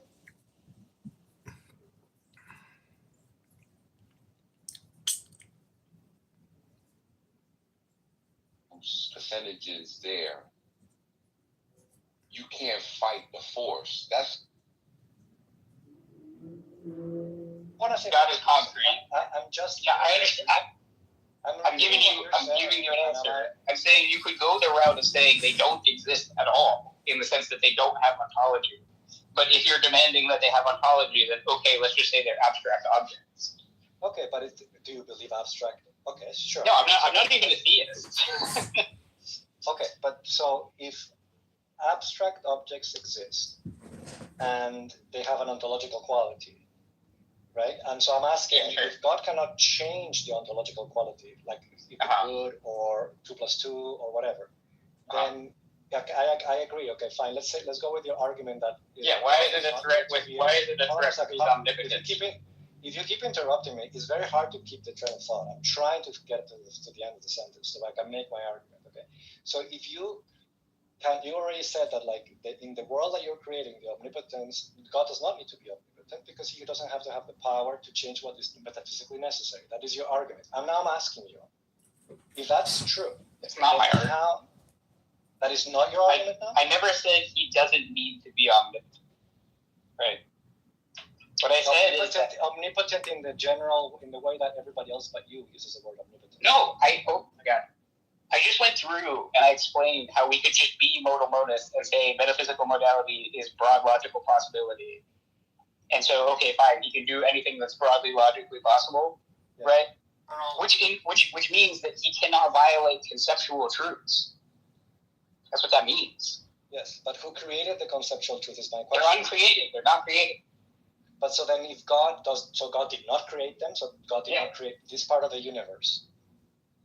They're abstract objects. They're not concrete objects. But they are still objects, and they were created. Yeah, but when you say universe, what does that mean? Everything that exists. I take the universe. Okay, the universe includes God, so God obviously didn't create the universe because he didn't create himself. And they were. I have a question. This is. If you're saying the universe is everything that exists, then obviously, it would include God, right? In the picture. To me, maybe we just have different ideas of what God means. To me, no, we have different ideas about what universe means. All right, maybe that too. But if God is, do you believe God created the universe or no? No, I'm an atheist. All right, so then why are we okay? But under your conception of God, do you think? I mean, to me, I can defend it better than most of the actual theists can. Okay, so if to me the concept of God means that He created everything that exists. Do you not believe that this is a concept of God? No, I mean He didn't create Himself. He exists, so that can't be the right concept. He didn't create himself because he's eternal, and so does the. However, the abstract objects are entered the family line. I'm saying that the abstract objects are also eternal, right? But they're abstract. They're not concrete, like. Dress. Is it awkward or embarrassing for you? But like, so using so you're saying that God and abstract objects exist in medicine. Yeah, if we're taking the model where we're going down the tree of saying like God commands it because it's good and because it's God, and then we're saying like omnipotence means God can do anything that's broadly logically possible, and we're understanding if we had a statement like the good consists in X, then where X is some huge junction of whatever the good consists in, if that's just a conceptual truth. Okay, so it's broadly logically necessary that the good consists in X, and God can't change it because he can't change broad logical necessities, but that doesn't threaten his omnipotence because he can still change all the things that are broadly logically possible, to change. These things are broadly logically necessary, so there's no broadly logical possible world where they're different, right? And it's like he can still be omnipotent, okay? I mean, this is why, this isn't what the Euthyphro dilemma is about. Because originally it was you said that the Euthyphro dilemma was an argument against theism. And I was like, no, it's an argument against divine command. No. I was asked, why don't you believe in God? And I said, the Euthyphro problem. I didn't say that the Euthyphro problem is the all-in-all argument that defeats the existence of God. It was a personal question. And I answered in a personal manner. When I read the Euthyphro problem, I was like, oh, this is great. And that was it. I mean, it's not like I believed in God anyways before, but I thought that was a really interesting argument that defeats the notions of God that people come up with, that they can do anything, that it knows it all, blah, blah, blah. Yeah, but you see how, the whole point you were making was that if he can't change the good, then he's not omnipotent. And I'm saying, no, it could be that he can't change the good, but he's still omnipotent. Yeah. I mean, by your limited definition of omnipotence, then it's not omni anymore. No, but I expanded it to just say he can do anything that's broadly logically possible. Which is not extended; it's actually narrowing it. From what? From omnipotence. Right. So you think omnipotence requires that he can instantiate contradictions and stuff, right? Is that what you're saying? That will be omnipotent, yes. Yeah, but he can lift a rock heavier than himself. You're starting from a concept of omnipotence that is already like incoherent. I feel like. That's what it seems like. You're just assuming a concept of omnipotence. Yeah, but then why even use all this Euthyphro stuff? Because it seems like you just think the concept of omnipotence is incoherent. Like I don't. Like you think that omnipotence just you think. I'm saying God. No. But but you are saying that though, because like part of your definition of omnipotence is that it makes contradictions possible. You know, like that's what you're saying it is. I'm saying that. Wait, why is it incoherent to say God can make square circles? Why is that incoherent? Very strict definition. If you say you know, something entails that P and not P is possible, all right, then it's incoherent. But I mean, you're making my argument. You're saying that you cannot know the truth. I am in some sense making your argument, right? I'm saying like all our categories of logic and every math, and he's just is beyond these things. And yeah, I get the idea. That doesn't seem incoherent. It is incoherent. It's incoherent in the sense that it's possible. Yeah, it's incoherent in the standard sense, anyway. I mean, I don't know what else we mean by incoherent. I guess it's not incoherent in the sense that it doesn't cohere. It does cohere. It's just he just is. No, because it results in in the sense that it's a contradiction. Like it basically just says like if there's an omnipotent being, then the law of non-contradiction is false. Yeah. At the very least, like then like you could have like a paraconsistent solution to that or something, right? But it actually gets tricky with this because. Again, I think it puts your modality there. It just has there's nothing that's necessary, right? Yeah. It's an unbounded modality. So like every statement is so anytime you put the diamond out front of an expression, it's true, right? Okay. And then you just like don't have a logic at that point. Like I don't know. It just seems completely crazy. I don't know, it seems strange, but it doesn't seem like it's like a incoherent thought. I don't know. Wait, what do you mean by incoherent? It's literal gibberish. Then yes, it's not literal gibberish, but it's incoherent in the sense that it's contradictory. Right. Yeah. It's not. I don't think it's gibberish either. Like I'm just saying, if it were gibberish, a contradiction is by definition not gibberish, right? Because it has to have propositional content. Yeah, like if it were gibberish, I wouldn't be able to say all this stuff I'm saying about it.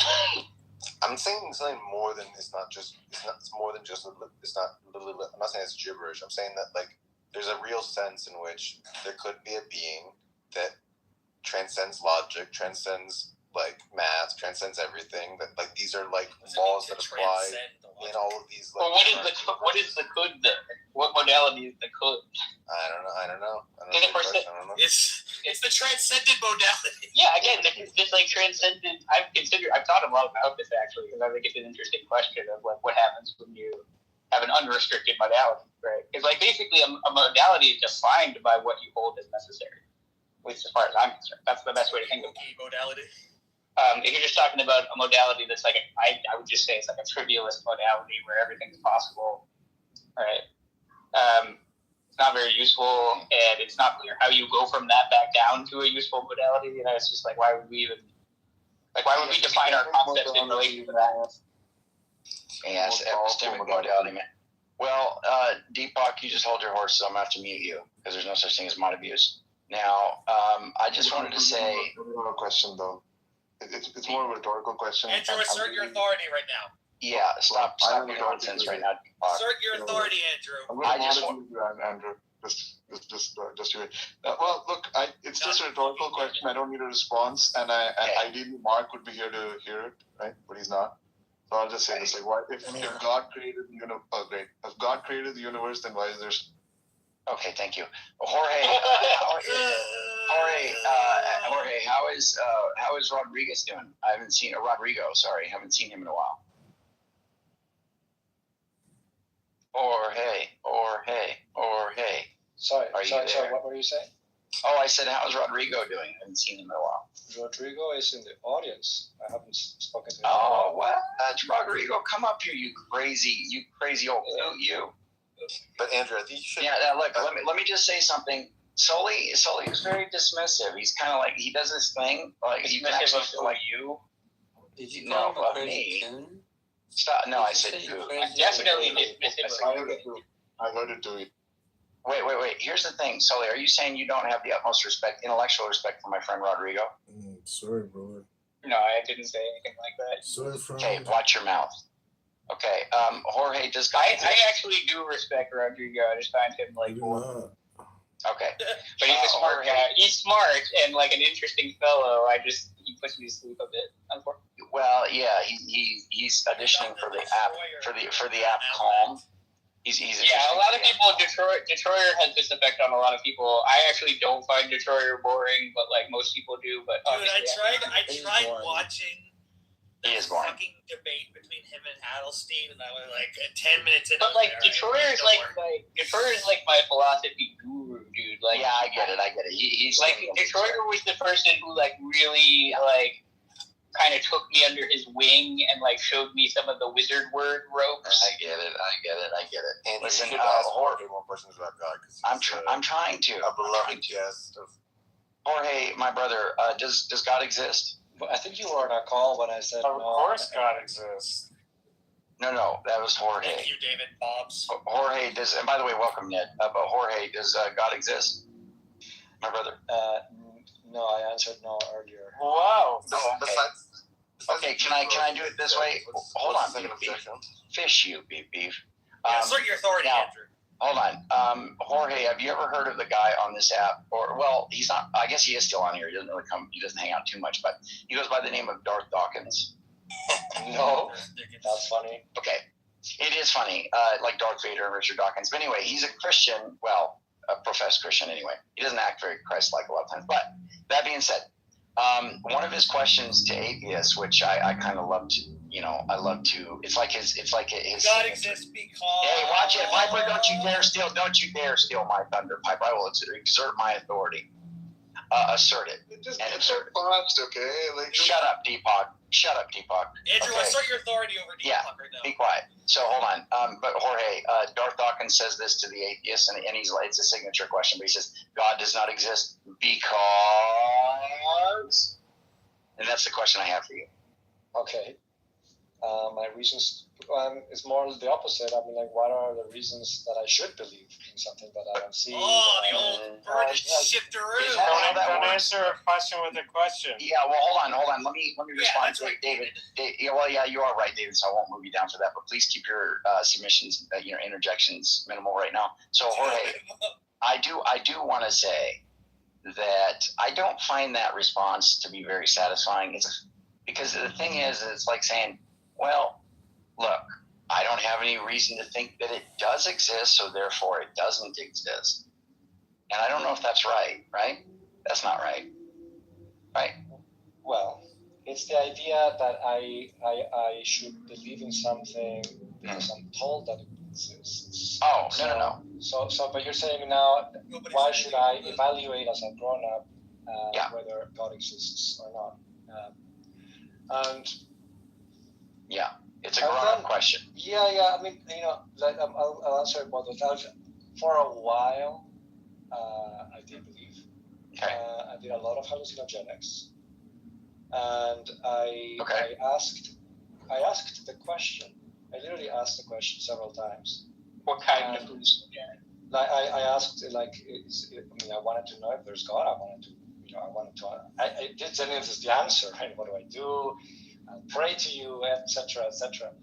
And the answer, like all my friends that I was journeying with doing psychedelics were. What was this like? Sorry, shut the fuck up. I just want to know what type of psychedelics. Yeah, it was ayahuasca that occasion. Oh, okay. And so these people, they were like, oh no, like obviously there's something wrong. You need to come and do 5-MeO DMT with us, which is like a stronger one, right? And so I was like, this happened in year 1, and I would go like to these sessions, like, I don't know, 2 or 3 times a year. Oh, why does God exist though? Why are you doing this? And I've asked you why God doesn't exist, not your fucking life story. Whoa. Well, because it's coming. It's coming. Just give the reason. No one cares about your drug use. Jorge, don't get offended. Please don't get offended. I'm glad you're here. Everyone was thinking it. Yeah, Fritchie's just saying. Just fast forward. Okay. Yeah, thank you. Thank you. Go ahead. I went to basically. I went to. Or you'll have my wrath.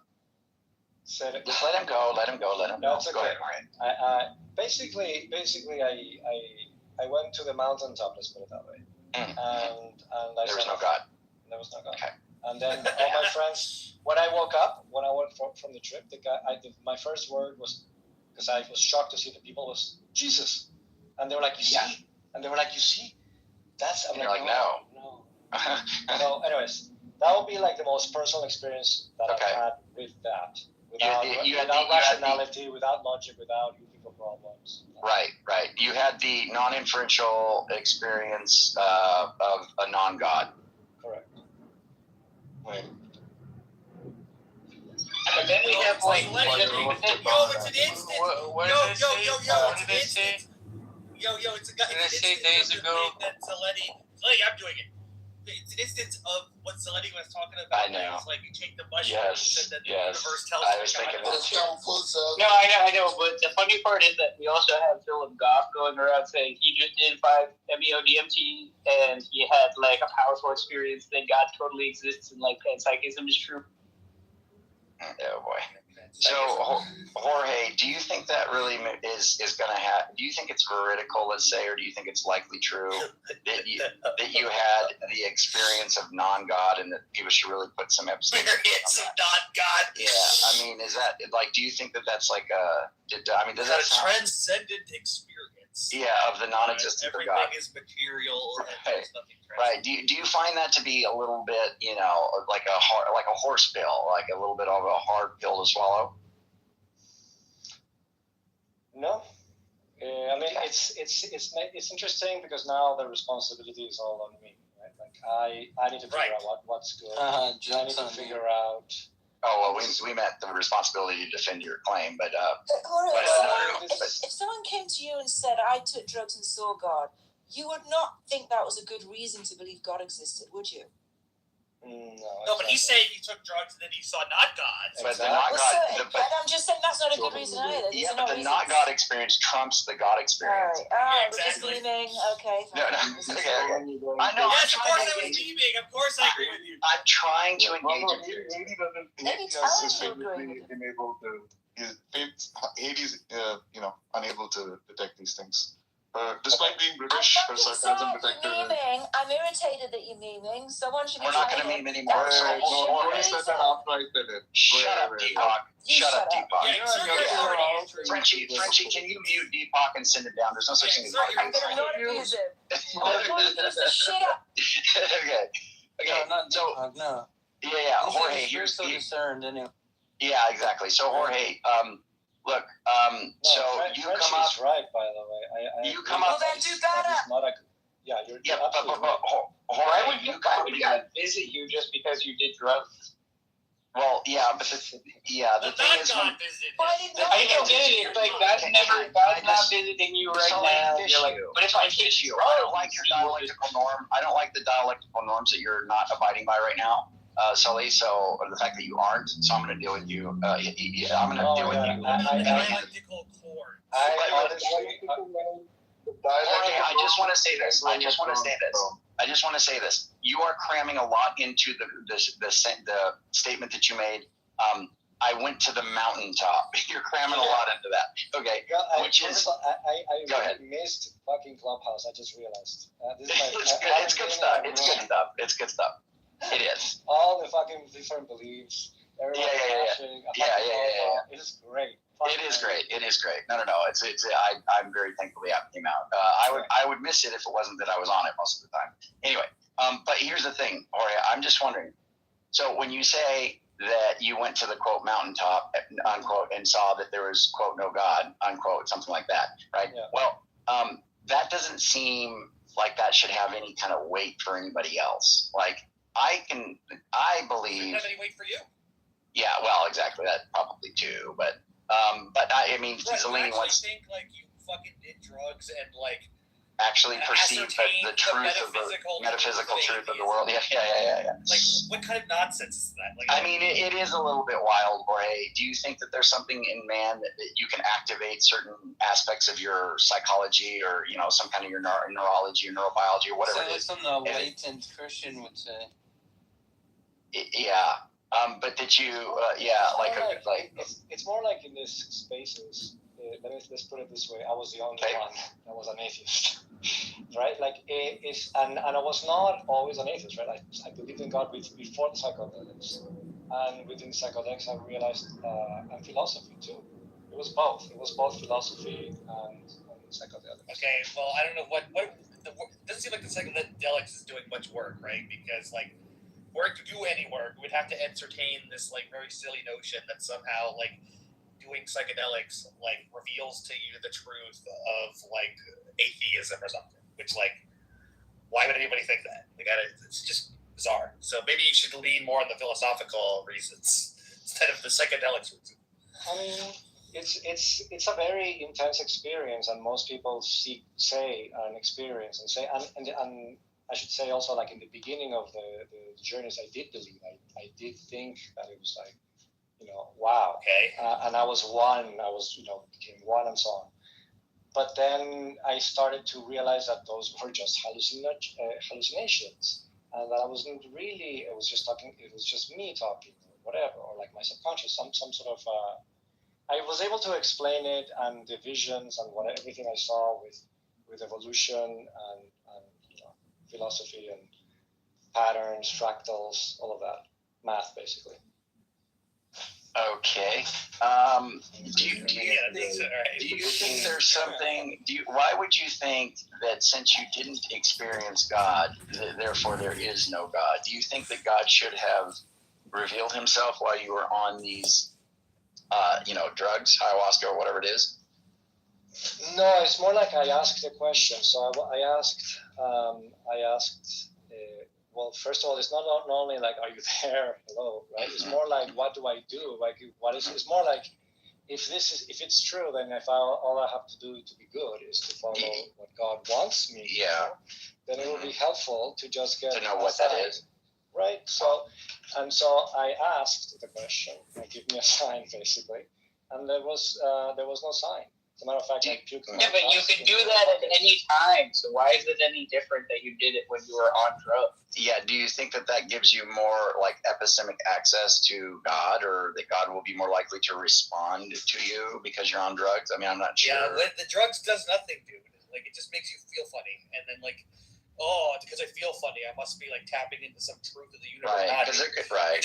You're just all that's happening is some chemicals in your brain are going burr. It's not telling you anything profound. Right, because you could have all these latent beliefs or not necessarily beliefs, but ideas that have been floating around in your head, and some of those can become very real to you while you're on hallucinogens. I haven't been on hallucinogens. I know.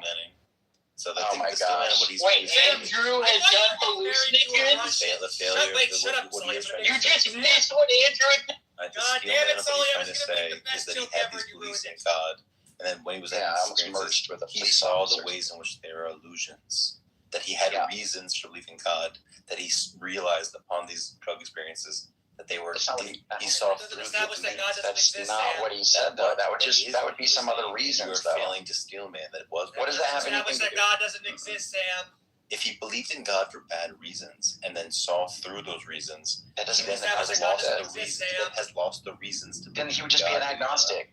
Right? Doesn't establish that God doesn't exist. Yeah. Well, it makes him no longer believe in God. That's not what he said, though. Yes, God exists. I thought you were marrying a Russian woman. Why are you fucking oozing up to this random guy? He's not a random guy. He's very stuff. I'm not sure what that means. Well, you got the joke in there, Piper. So. Yes, there you go. Wait, what about the? Sam, what are? So just mute Sully, please. What is Sam even saying though? Because it makes Sam doesn't know what he's saying. Sam thinks we're being uncharitable. You're fucking retarded. We are in something. If you believe, let's just make it. You believe that unicorns exist for bad reasons. Yeah. And then you realize establish that unicorns don't exist. You realize that they're bad reasons. Yeah, that doesn't mean establish that unicorns don't exist. In unicorns exist. Doesn't mean that it does. But I asked him, beef. The whole foundation of this, the whole core, right? Give me the reason that you believe God does not exist. God does not exist because, you remember that? Yeah. Right? And now we're in this whole thing about how he took hallucinogens, saw the mountaintop, and there was no God, right? And I'm saying that no, that's not really good. It certainly shouldn't give anybody else any reason. And you probably should not. I agree with Piper. It's pretty bad, right? You shouldn't base your belief on that, like about God's existence. And so I'm just like, now you want to come in and act like we're being uncharitable and say, well, you're not steel manning him. I mean, dude, his reasons for believing in God dissipated, so therefore no God. Like, what is going on right now, bro? Turned around about accepting religious experience. He was literally giving an account of why he does not believe anymore. And then if he That's goes, not what I we used asked to him believe, for. and then I saw, yes, okay, fine. He answered a different, adjacent question to the Don't you think that matters? Don't you think that matters? Don't you think that matters? Don't you think that matters, BP? Answer the question you're asked on that and not a question you weren't asked. Don't you think it matters? I love you, BP. It's pretty reasonable if someone goes, why don't you believe in God? What are you doing right now? What are you doing? I'm trying to, okay, I'm turn into an eagle. Guys, that you would face my wrath if you were me to Jorge. And you just feel, man, what he's trying to say. Is your wrath just like toxic charitability? Is that what your wrath is? Yeah, because you don't want him to think it's That's not the question they asked him. They didn't ask him, why don't you believe in God? Oh my God, he asked a slightly adjacent question. Oh no. Slightly adjacent. It's a different question entirely. Yes, and what's meaningful for the dialectic, right? I mean, is that he like doesn't just say, oh, I mean, he can do the agnostic thing. That's fine, but that's not real. Right? I mean, I'm asking him, what are the reasons to believe there is no God? I mean, I happen to disagree with him, Beef, so I'm trying to see where he's at here, right? I want to see if there's a little smoke. What's going on? Yeah, Sam, stop trolling Andrew. You know that.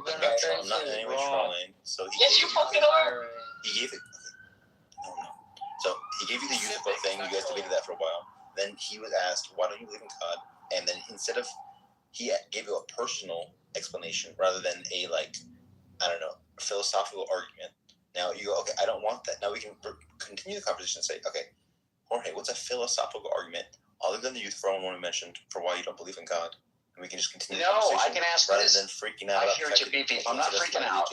I'm not freaking out. It's more like this. How does your experience show you that there is no God? Yeah, the point was that his argument was dumb.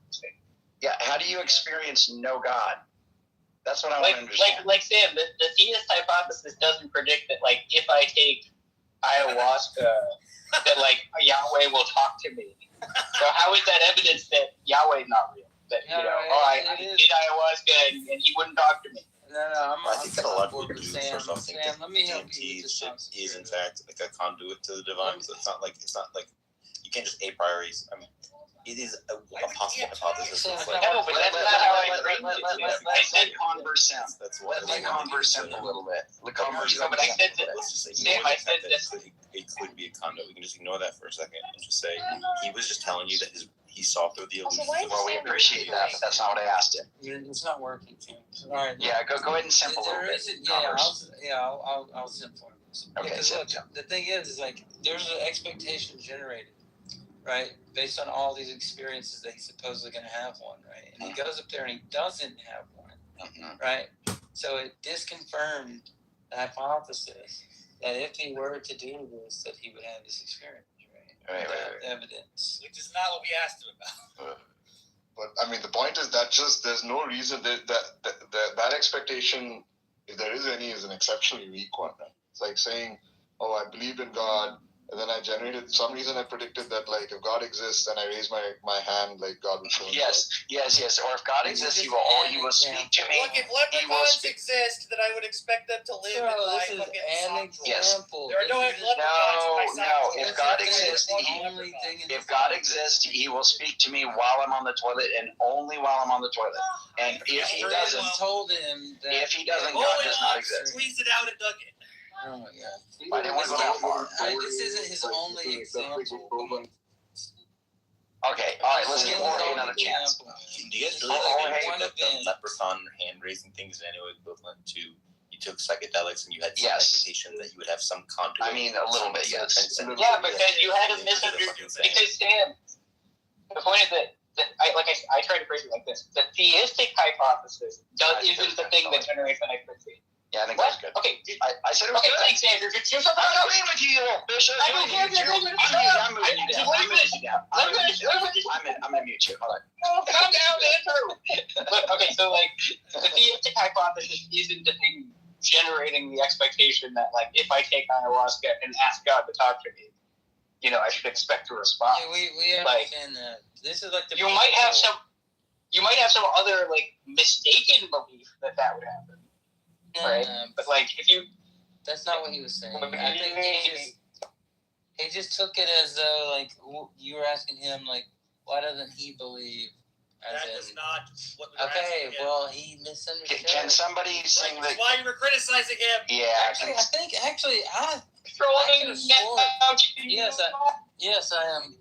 Can somebody play the song? Can somebody play the song Big Simple?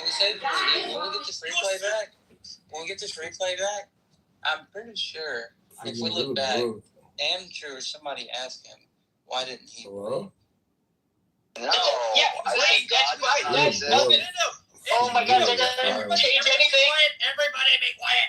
Look, Andrew specifically did the God does not exist because. But then there was another thing. I think Congress is right about that. Why does that even change the fucking? Why does that change anything? It's still not a good reason. Well, maybe, but then the critique is just that like he was like, you know, he was irrational, right? It's not that this is not a. It's not that he's not just. Oh my God! Oh, remember, it started off with the very long version of the story that he wanted to cut short, right? So he's like, all right, I'll just cut. Can somebody mute Sully? He's cutting out. Okay. Go ahead. Oh, he's cutting out. Why do we need to mute him? Okay. Well, just mute him anyway. Just yeah. Suddenly I'm about to mute you, even though your mic is already muted. Oh shoot! Why didn't he like that was his like experience? Ask him for that. I think Andrew did though actually. Okay, look. If that happened to Deepak and Converse, I understand what you're saying. You're saying like he's saying the reason he doesn't believe. This is like the final. That's not the same. Right. He's saying I don't believe because I had this experience and it wasn't met, therefore I don't believe. And I thought, okay, fine. And his expectation was critiquing that, and that's what Deepak's saying. Maybe we do that. Yeah. Right. I get what you're saying. I mean, I do think it is pretty stupid to be like, if God exists, then that must mean I must be able to contact him by doing. Just critique that, but what they're trying to say, what these little simps are saying. Since race, the way he was telling the story, it sounded like a factor in. You wouldn't disagree either, right? He's just telling you this is how I came, and then later, like I learned some. Yeah, no. I mean, all of the critiques are absolutely valid. I was dying laughing. Sex also.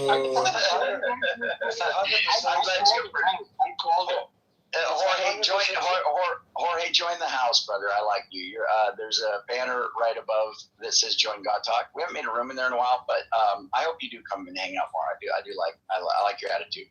So that being said, yeah.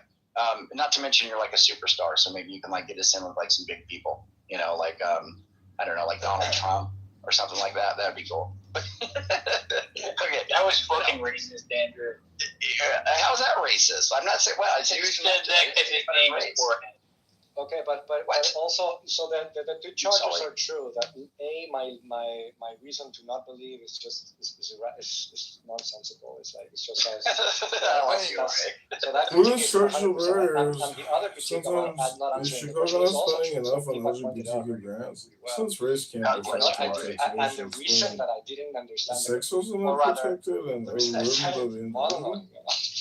because you were asking me the question right after I took a shit.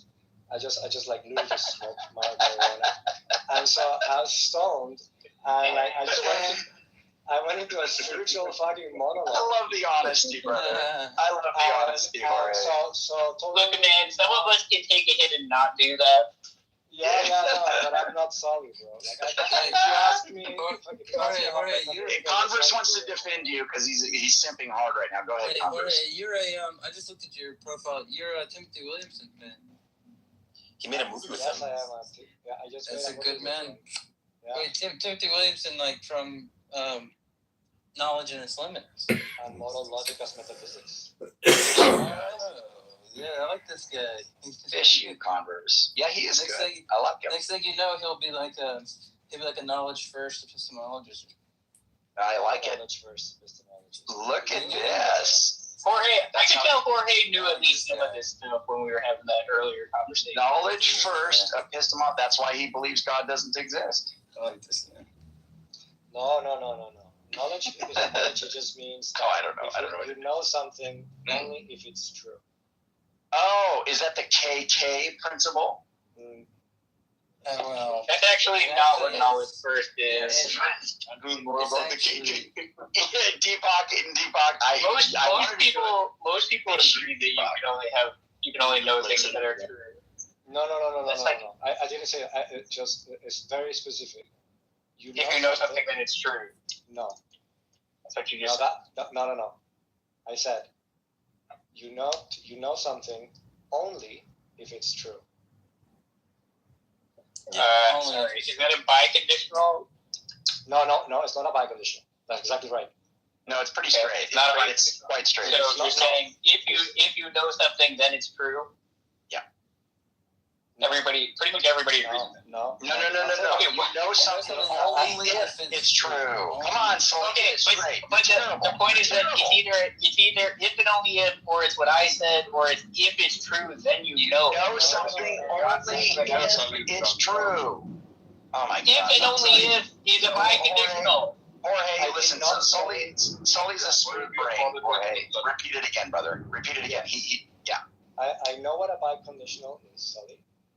I did not use a biconditional on purpose because it's not a biconditional. What is it? What is the form of the thing you're saying? Because I don't even understand. It's an arrow. What is the formula like if I write the arrows? A material conditional? It's just it's a conditional that goes backwards. Actually, you know what? As a matter of fact, good point. I asked this to Williamson because I didn't. It's interesting, this fucking book that I did the movie about. Like I thought I understood it, and then I kept learning about it. Especially, and this was one of the lessons that I got. That the biconditional goes both ways, and the other one goes one way. And this one does not have a fucking name. This one. Which way does this one go? Backwards. What to what? No, but what? The arrow is pointing from one thing to the other thing, so it doesn't matter if it's backwards. Yeah. Hold on. From truth to knowledge. So if something is true, then you know it. That's crazy. No, that's not what I said. Yeah. You keep changing what I say. I don't understand. He's a smooth brain. Jorge, repeat one more time. I think he got that last part wrong, but like what he said earlier was perfectly fine. It was just like he just said like if you know it's true. Yeah. But that was my point. If you know it is true is trivial, and that's not specific to knowledge first. If it's true. You're not getting it. And okay, let's take a step back. Okay, why did first knowledge first epistemology come about? You guys remember the Gettier problem, right? Yeah, I know. I know what it is. I know what knowledge first is. Yeah, the Gettier problem is like how many bricks does it take to call it a wall, and how many pieces of sand is it to call the heap? No. Okay, thank you. That's true. All right, so let's repeat it again, Jorge. Oh, you want to set up some more conversation? Yeah, I'm trying to let Jorge go. Jorge, go. I know you're getting interrupted once, so go ahead. Let me illustrate with an example. Use crayons. Use crayons for Sully. Yeah, use crayons and go ahead. So the medievals did not know that the Earth was flat. They thought right. That the Earth was flat. It goes back further than that, but fine. But they didn't know it because it's false, right? Correct. Right. But that's not unique to knowledge first, is what I'm saying. That's something almost everybody agrees with. No, it is unique to knowledge. Okay. Truth being one of the conditions of knowledge is something that almost everybody accepts. No, because the Gettier problem proves it wrong. Like, it's true, but you didn't What? Oh my God. Gettier is trying to show that JTB is insufficient. Not that truth isn't necessary. No. What the Gettier problem shows is that if I look at the clock and the clock says 2, but it only Dude, I know what the fucking Gettier problem is. I know what it is. Well, then I don't understand why this is not coming through then. It's supposed to be a counter. Oh my God, Andrew. It's a counter example to the fact that something can be true, that it's 2 o'clock, and you not know it. No, that's not what it was. That is what it How much is. in grams does Chicago only spoke to? There's an older definition of knowledge, right? Which is JTV, I understand. Justified true belief, right? And Gettier is trying to say, here's an example of a JTV that doesn't count as knowledge. Correct. Right. Which is what I'm saying. Yeah. But what I'm saying is that almost everybody still agrees that if you know something, then it's true, right? Knowledge first is about saying that knowledge is like primitive, right? That it doesn't have an analysis. Oh my gosh, so fucking silly. It's fundamental, yes, not primitive. Fundamental. Well, when I say primitive, I mean semantically irreducible. That's what I mean by primitive. Yes, but it is the same thing. Okay, so let me so if you know it, it's not that if you know it then it's true. It's if it's know it only if it's true. So let's put the Gettier problem. Okay, if the Gettier problem in JTV, it proves that something can be true, but you didn't know it because your justification was wrong. Oh, it says it. Yeah, but like the fucking clock stopped last week, or whatever, right? So your justification is wrong, but it is true. It's true, but you did not know it. I know, right? I know that. That's not what knowledge first doesn't say. Doesn't swoop into the Gettier case and say, actually, you do know it. Let me say one thing. Let me say one thing. Okay, so what he's trying to point out with the reverse error thing is that traditionally you'll say like justified true belief, it like arrows knowledge. Okay. No, I understand. Yeah, knowledge. Yeah. Okay. So the idea is that knowledge isn't reducible to a set of conditions that includes truth, but it still entails truth. Right. Knowledge is like assumed in all these things you need to explain basically. Yeah, but I don't understand no, he's right. Look, like all the bigger problems aside, like none of the resolutions, as far as I'm aware, none of the resolutions of Gettier problems, right, discard like truth as a necessary condition, right? No one's going to say that. Oh yeah, you can know things, if they're not true. At least accounts that start with JTB and then acknowledge Gettier as a challenge to it, right, aren't going to be like. What? This isn't saying that true belief, justified true belief, any of that stuff is a prerequisite for knowledge. It's saying knowledge is a prerequisite for those things. Something like that. Not really. It's like reverse. I'm saying it's reversing the order then. It's saying like you can't. It's saying knowledge is first. The idea, Deepak, is like you can't reduce what it means to know something to a set of other conditions, even including truth. Like you can't even reduce it to like truth plus some other shit, right? But it still if you know it, it still entails that it's true, right? Correct. Yeah, that's true. So that's what they're trying to.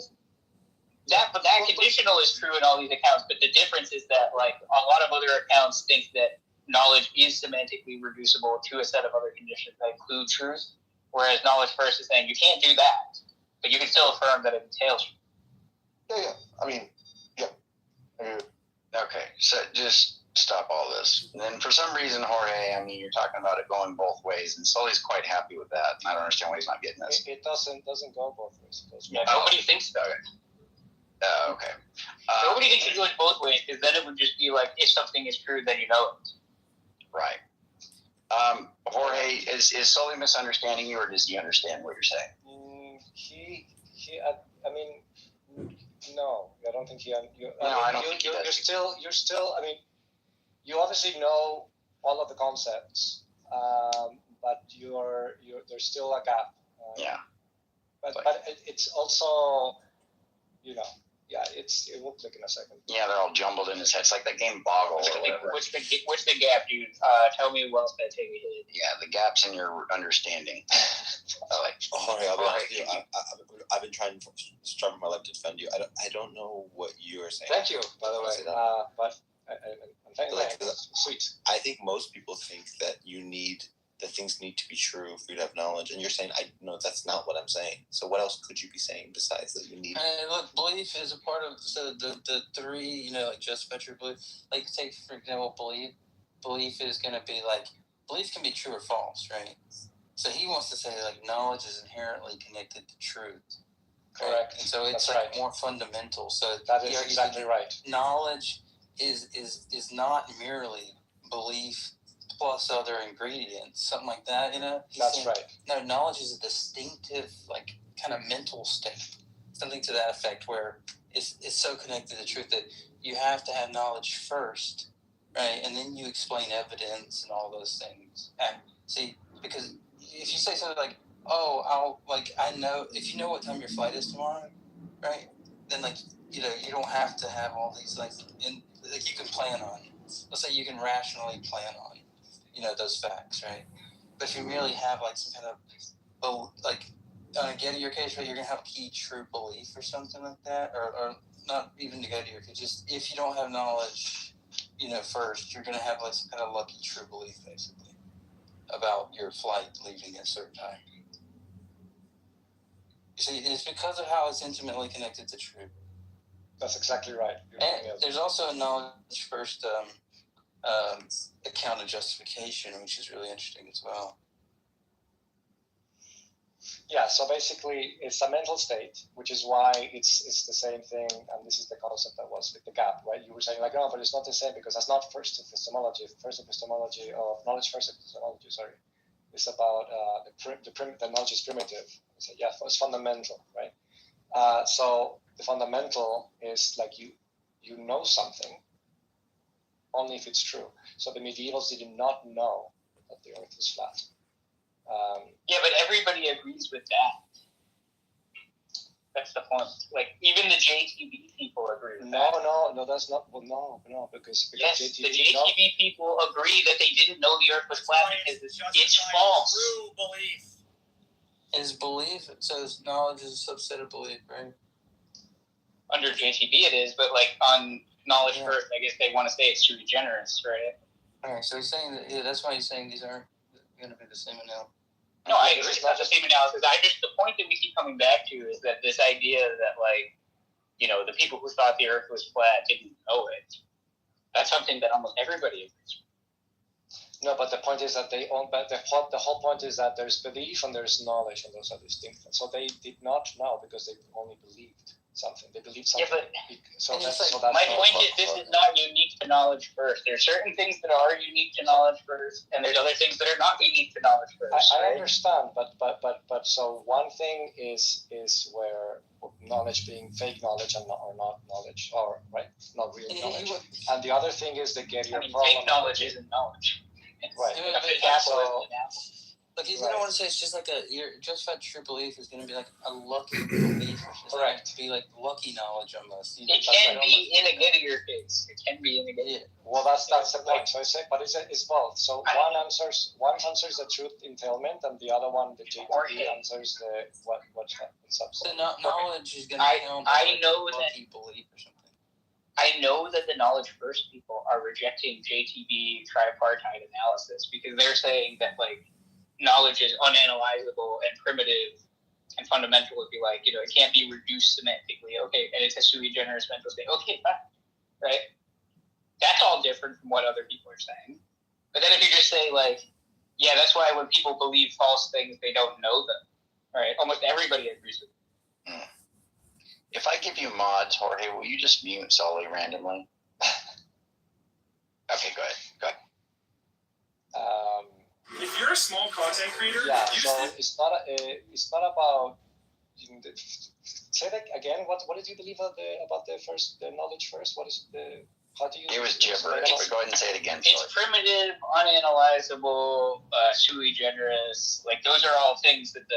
But why? Why is But why is it that you think that this is the case? Why is it that I think that that's what they're saying? Yeah, like why? I mean, it's true that the idea is that knowledge is not like H2O that you can break it into hydrogen and so on. So that you can break right, but like semantically, it's like I could say, a bachelor is it's like man and unmarried. So it's like I can break it into pieces almost, right? They're saying you can't do that. It's like, okay, fine. And that's why they have to add. That's why they have to add separately that it entails proof. But it's not semantics. It's not semantics. So you can't know. LGBT grants. Since race can be a factor in taxation, is sex also not protected or knowledge is broken down in the same way that water will be broken down into H2O. Yes, I agree. Right? The GCB account says that you can semantically reduce knowledge into the tripartite. It's not semantic. It's not semantically. Why do you keep saying semantically? Because it is a semantic reduction. That's the sort of reduction that's being done there. You say knowledge means GCB. It's in semantic analysis of knowledge. You're breaking down the meaning of knowledge, right? Yeah, okay. Okay, fine. All right. Okay, so you're saying, I see what you're saying. So you're saying that the knowledge first people say that knowledge, you cannot break it down semantically, but I'm asking you, why do you think that is? Or why do you think that they think? You mean like what's their motivation?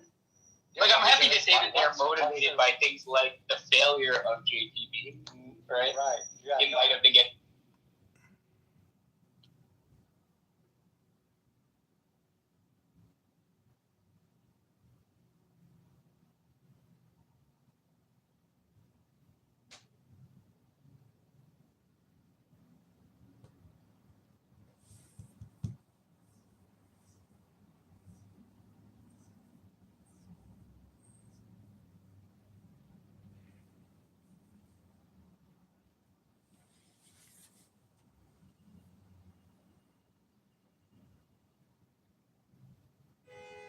Like with you in the primaries, you can't vote for that. You won't get that ballot.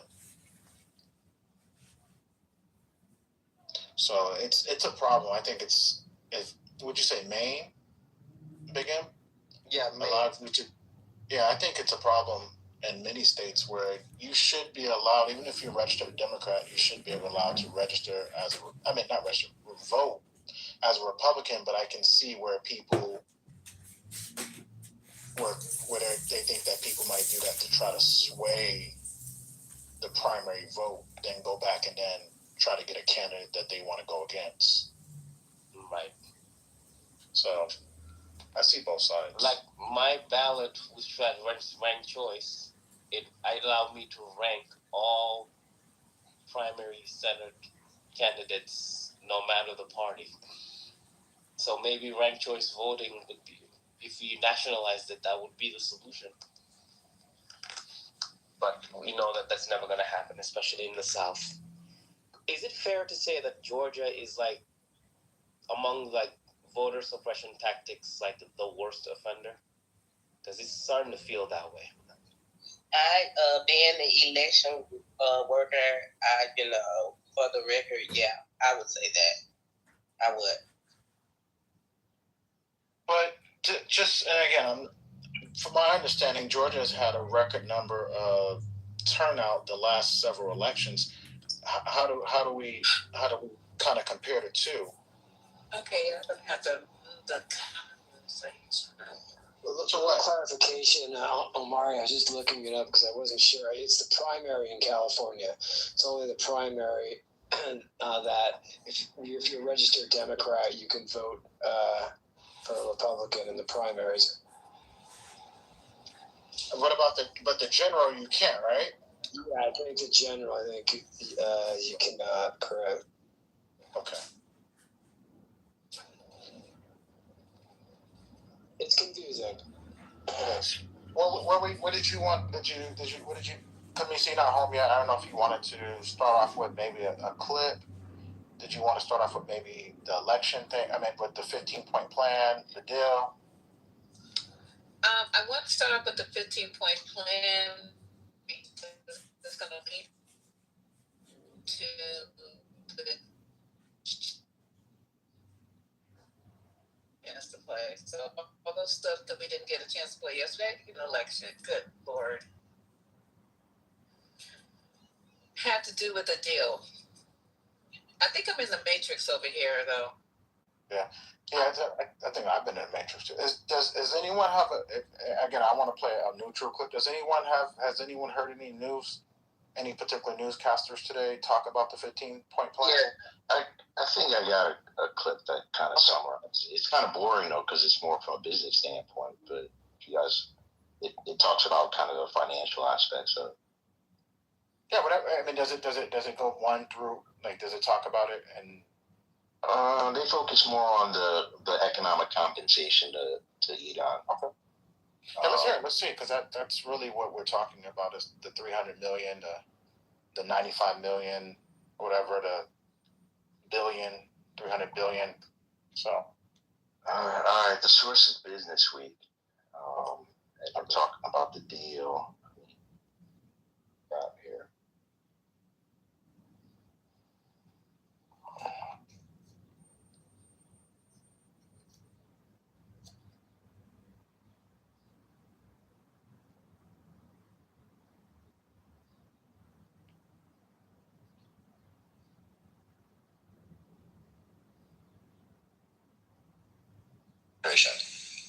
Right. Nick, what did you and the team find in this memorandum of understanding? Well, what we sort of see for the first time, I mean, we'd seen a lot of broad contours around this deal, but package at once. And what you see here is something that isn't quite what the Trump administration has been messaging over the past several days. So there are immediate financial incentives that Iran gets once it signs this memorandum of understanding, and that's expected to happen on June 19th. And chiefly where that comes is the U.S. lifts all of its waivers on the sale of Russian oil, so they can basically have full access to the market to sell oil that is such a crucial part of their economy. And then from there, it's a whole series of other steps of financial incentives where sanctions will be released eventually. You would have, Iran would get access to its frozen funds that are locked in overseas accounts. And also, very crucially, you would see, a broad sort of re-welcoming of Iran into the global economic community. So, there's this also a $300 billion development fund where the U.S. would sort of help oversee that. So, in a lot of ways, what the U.S. gets in response is essentially, a commitment from Iran not to pursue a nuclear weapon, but it's something that will further stoke concerns from a lot of Trump's Republican allies who essentially have expressed a concern that this amounts to a financial giveaway to Iran. Yeah, and the president has been so critical of the JCPOA, Nick, for many years. And then I'm wondering, the financial element of this aside, the nuclear part of this and the uranium enrichment part of this, how is that different than the DOA that came into being during the Obama administration?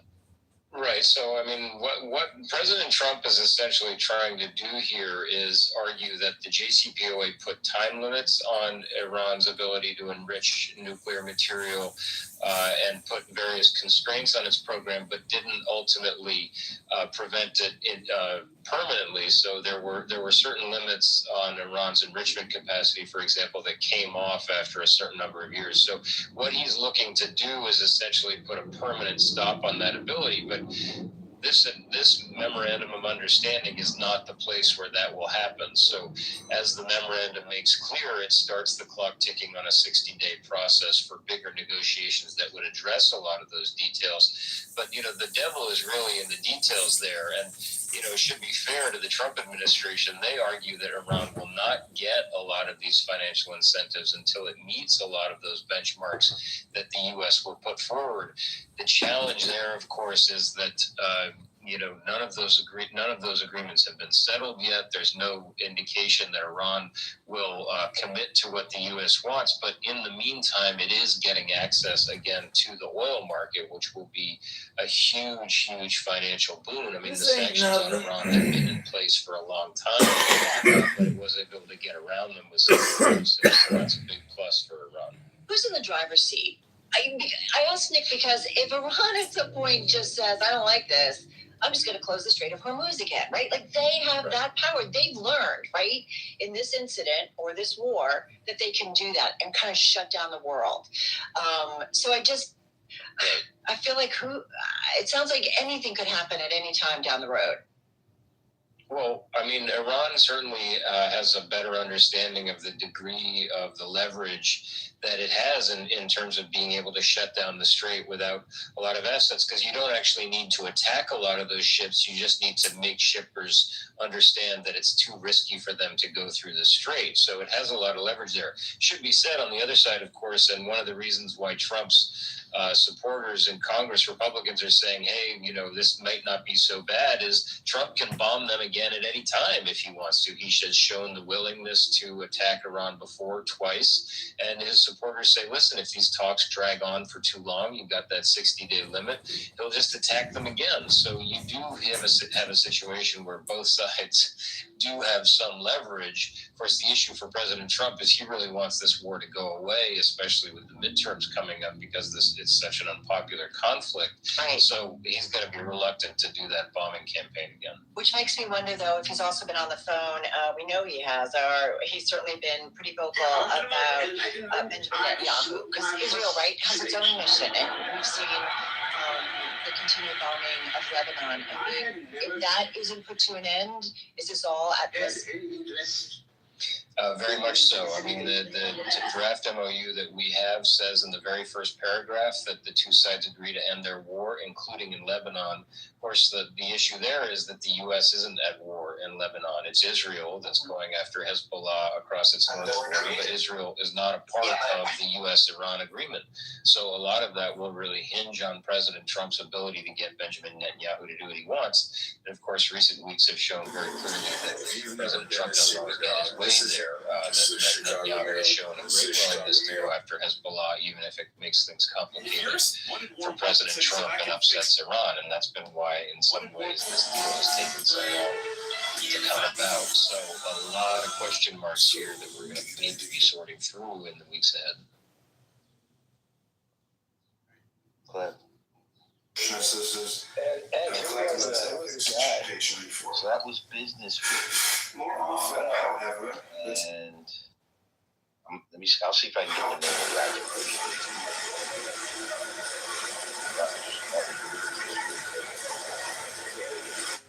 He just said he loves the inflation. Actually, what he said, and I don't remember if the name was Nick Bottom. I'm trying to oh yeah, it is business week. So Bloomberg owns business week. If you're competing, you're not creating. If you're creating, you're not competing. You're dealing with an infinite source. Why would you compete with anybody? Yeah, I didn't hear it. Maybe I might have missed it. Did they go over the actual numbers, the reported numbers? I'll give you some money. Yes, trade standard service you render far beyond your own presence. I'll compete with anybody. If you're competing, you're not creating. That's why I was telling Lisa that I think you're dealing with an infinite source. Was interesting because the View had they had a lot of questions for them. Did she leave? Damn. Yeah, she dropped out in the middle of it. Okay. So Amari, also. I mean, we can play the View later. Yeah. So I told her she should play later when she gets home. She could. So also Vance was on Fox, right? And Jessica, she gave him some good questions as well. Oh yeah, Jessica Tarville, I saw that. Yeah. He's been getting some good questions, and I think it's important because he's deflecting on a lot of some of those questions. I think the View asked a question about the black people, about what did black people do, and I would like to, when Lisa gets back to, so she didn't know he was on the View, is to play that question. So, because I thought that was a good question, and I think I'm gonna say he failed on that question. He failed on most questions. Well, I mean, I would say on that one question, really. So he failed miserably to me on the Pope questions. The Pope? PLPE?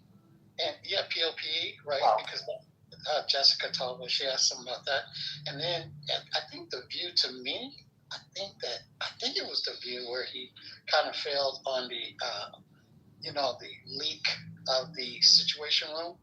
Yeah. When they were strategizing about, Trump with the Epstein files. So. Yeah, because he said it was a conspiracy thing. So, like, did anyone else watch J.D. Vance? He was doing this. He's selling the books, or when people selling the book, it hides how they make.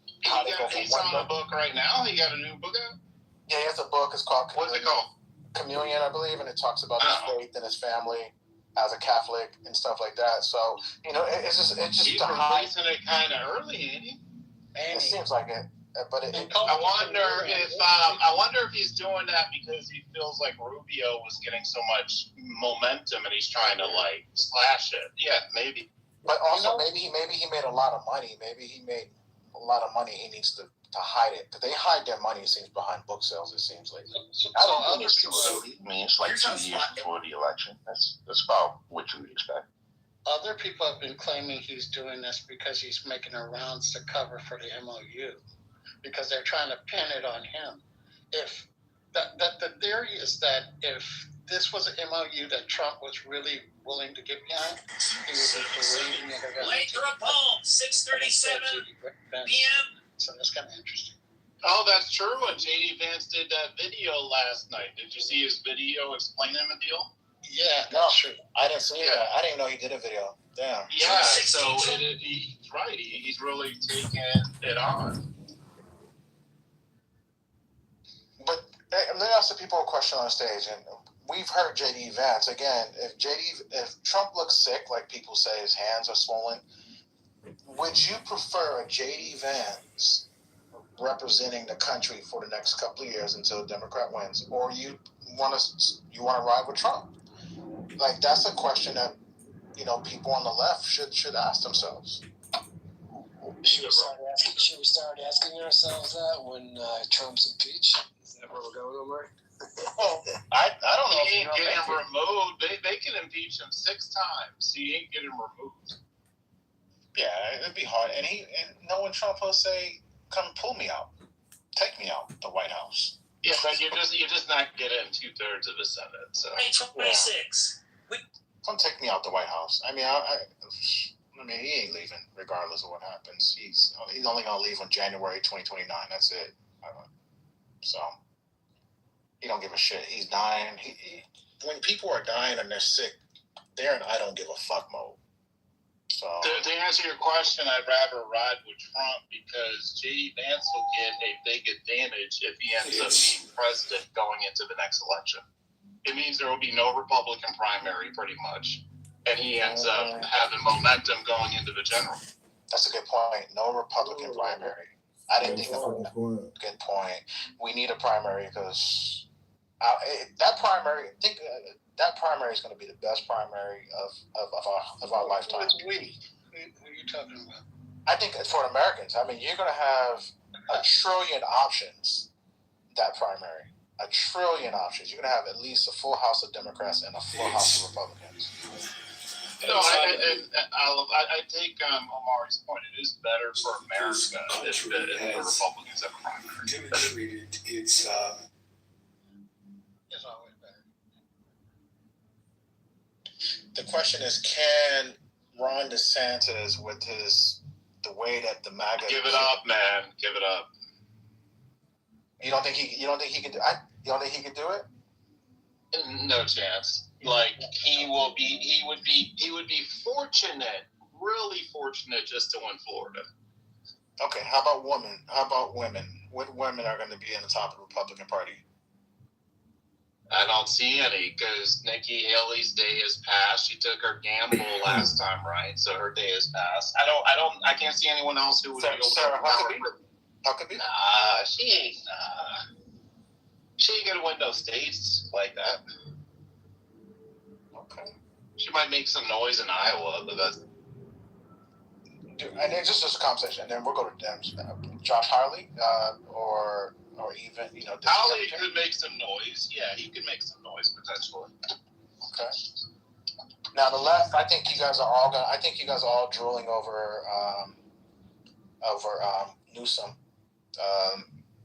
So I think that primary is over.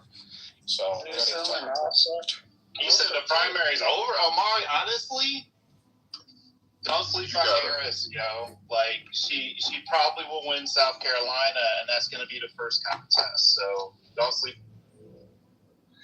Let me also say that Omar, like it's just like when y'all put up AOC. We're kind of off of Newsom. Newsom was good for fighting Trump initially, but I think that the party has sort of moved away from him. I'm not saying he's going to be in there, but he's not the front runner. I don't think we have a front runner right now. Okay, fair enough. The last poll had AOC up, the Atlas poll, and they were the most accurate election poll in 2024. I don't think they're saying that because they get mad every time I bring that up. But what about the GOO? Anyone in the GOO? Who, if you're in the GOO and you can type, just who do you think would be on the left, or who do you think would be on the right?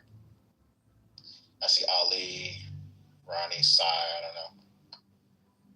So yeah, we want to hear from people. I think this is what I think. I think Trump, and again, CEO, I get shit for this. I think if the country's doing well, by the time the November election, 2028, we will have a chance. I think Republicans will have a chance to continue to keep the White House. If they run Rubio, that's it. He's the only one. If they run Rubio, but who would be Rubio's VP? Eric and Kirk. She's the more favorite.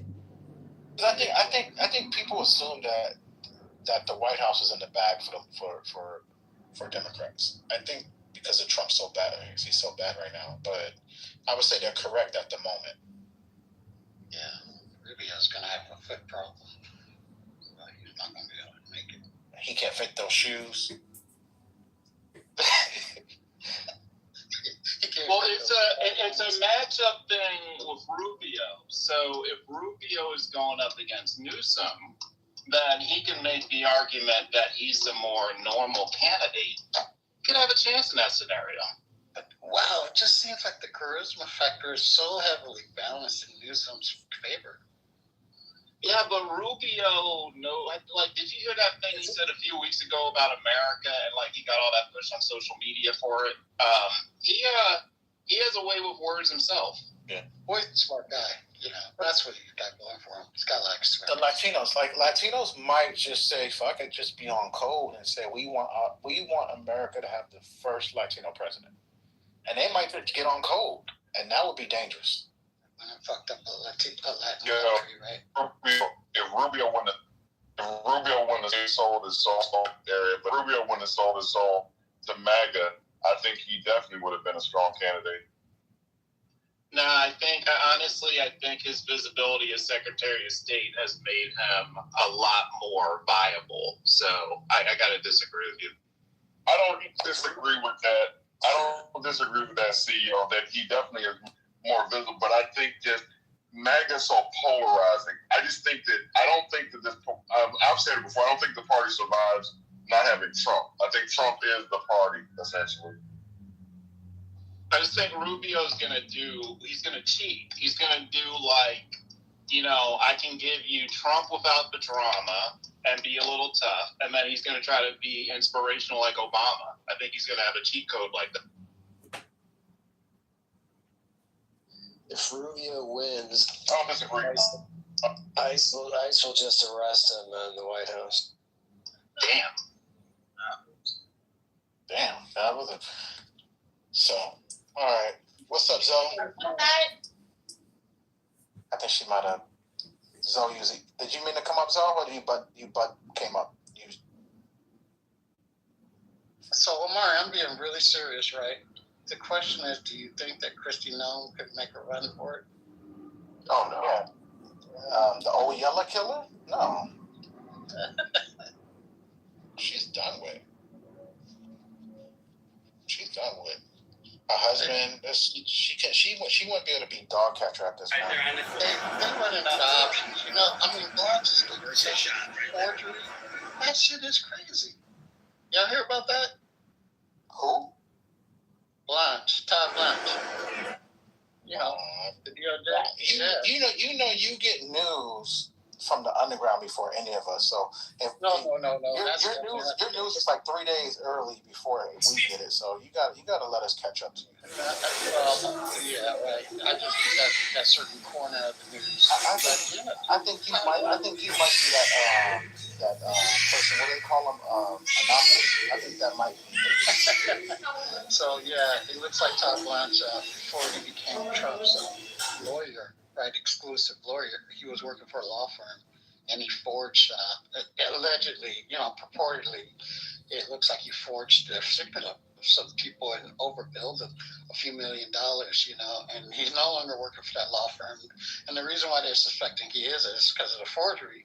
And the company that he forged the signature of, they went out and got a handwriting expert that said that concur with them, agree with them. That said, somebody forged this. That's pretty crazy. So, and he's still in court about it. Who's being accused of forgery? Todd Blanche. Todd Blanche has been accused of committing forgery. He's getting what? He got nominated, so he's going to be coming up to get a point. He's definitely going to get asked about this.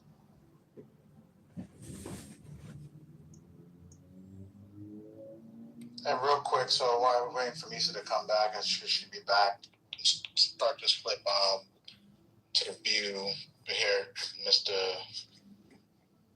You talk about it, kind of stop it, similar with 3 to 5 minutes, and then let's hear see what he says here.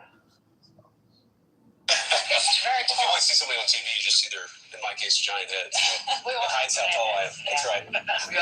We are the table of big heads here. So this is a show of MAGA Republicans, right? That's what my media team told me. Okay, good. Well, we'll find out. I think you have the first question, Melissa. Yes, Mr. Vice President, thank you for being with us. Now, you came into office with clear momentum, but when I talk to my friends and family who supported you and the president and still support you and the president, one issue comes up time and time again, and it's the economy. Inflation's up, wages are down, gas prices are starting to drop at news of this Iran deal, which we will get to. Sure. What can you say to voters who trusted you to lower costs on day one, and will they be satisfied by November? Well, I think that's ultimately up to the voters, right? I think voters have every right to expect as much as possible out of their elected representatives. We certainly know that we were elected on a number of mandates. One was to close the border, which I think we've done successfully, exceeded expectations there. Number 2 was to lower prices, and there's a lot of work to do, in large part because of what's happened over the last few months in the Middle East. But as you said, oil, which got up to $120 a barrel, now is at $80 a barrel. That's going to be reflected in lower fuel, lower food, lower energy prices. But there's a lot more work to do. The thing that I'm proudest about most, because as some of you may know, I grew up in one of these towns that was forgotten by the leaders in Washington of both parties, is that you're seeing, that's Middletown, Ohio. That's my hometown in southwestern Ohio. It was a proud steel town. I was raised by a grandfather who was a union steel worker, is that those jobs disappeared. Those factories closed down. The thing that I'm most excited about is you do see a large amount of capital investment coming into our country. Factory build, construction jobs are way up, manufacturing jobs are starting to catch up. So there's a lot of work to do. I think that we're making progress, but ultimately we're going to make our pitch to the voters in November, and they're the ones who get to decide whether we've done a good job or not, and that's how they're going to vote. Okay. So, President Trump. All right, let's stop there. He mentioned factory jobs are up. Ed, I don't know if anyone want to fact check them. Any of the people want to fact check that statement. Factory jobs are up. Construction jobs are up. I think last time I checked, they were down, but it's been a while because they've been focused. So, anybody got? He been focused, so he ain't run a query recently to see what the new statistics and data says. So, but let's just say it without actually getting any data, because I've been busy. No, ain't nobody know. Anybody? Can anybody run an AI query for me? No. Hello? Okay. Okay. Like he said that jobs are up in regards to construction jobs and manufacturing jobs. we've been in a stage, we've been in multiple stages and two different rooms, and we know that might not be the case. So try to hopefully. That's easy. I can respond. Yeah, thank you for clarifying. Yeah, this is the same man that said they're eating the dogs, they're eating the cats, and then when pressed about it, he said that he would definitely bend the truth in order to sort of get their point across, or to whatever he was talking about with their policy. So I don't believe anything that comes out of his or Donald Trump's mouth. But so that's where I'm at with that. Fair enough. Yeah, hopefully if anyone has anything you want to say with facts, be like, hey, according to, BLS, Bureau of Labor Statistics, the report from May so-and-so, blah, blah, blah. Like, if anyone wants to put that out there, please help out. It helps people who are in the audience kind of figure out what's the truth and what's not the truth when you hear certain things, and it also provides scholarship. So there we go. So let's play the second question. I think it's like 10 minutes. Trump has called affordability a hoax. He said that, not me. He's pouring money into this ballroom of his and the reflecting pool. Oh, don't forget the arch Trump I call it, and a White House cage match. All these things. Why is he doing them when you just, everybody knows that Americans are struggling? What is he spending all this money for? Well, I got to defend the president on the hoax point. What the president said is the idea that Republicans caused the affordability problem is a hoax. And I think that's true. If you go back to the Biden administration, inflation got up to 9% under the Biden administration. Okay, right now it's at 3.5%. By the way, too high. We're doing everything that we can to bring it back down to 2.5%, which is where most people would like to see it. But we inherited an affordability problem. We're doing a lot to make it better. It's going to take a little bit of time. There's a lot more work to do. But the president knows that a lot of Americans are struggling. In fact, he ran on that. He talked about it, and we've done some things and made some good progress on that point. He just said he loves the inflation. What he said, Anna, is that he loves the fact that the inflation is going to come down when this war is over. That's what he said. That wasn't a direct. Are you his interpreter or are you his vice president? Well, look, what the president said, people were asking about the inflation. They were asking about the affordability problem, which again is very real. And what he said is, I love the inflation because it's going to come down when the war is over. And now, again, we already see gas prices today, $4.06 a gallon, too high, but way down from where they were just a couple of weeks ago. So there's a lot we got to do, but I think that we're doing as much as we can. We're going to keep on working at it. And again, the American people are going to make their verdict, but I think that we have a very credible case to run on, that we brought a lot of new investment. We're building the factories. That is going to pay serious dividends for the American people over the long haul. Well, Joy, if you look at manufacturing jobs, okay. Those jobs are increasing at a large number. Construction jobs are doing a little bit better. So what happens is the construction jobs to build the factories, and then the manufacturing workers go back to work. That also leads to rising wages. That's one of the things that I'm very proud of. Is if you look at the amount that wages are going up now compared to, say, 2022, they're going up way faster. That's a good thing. And the affordability problem, again, gas, way too high right now. Certain things way too high. Rents have been either flat or down for 12 months now. Really? So there are things that are showing signs of life, things that are showing signs of progress. My view, I'm sure you guys don't agree with it, is that we inherited a mess and we're fixing it. But sometimes it takes a long time to fix a mess. All right, stop it there. So a lot to chew on, a lot to kind of... Is he gay? Is J.D. Vance gay? Is he a gay man? Did he go on The View for Pride, man? Yeah, go ahead.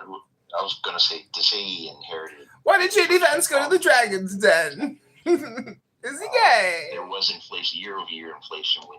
We'd really like to see inflation at 2.5%. We want it to really go down. In fact, we'd like it to go negative. We'd love for inflation to be negative 20%. Wouldn't that be great? No, we don't want that. No, we don't actually want that.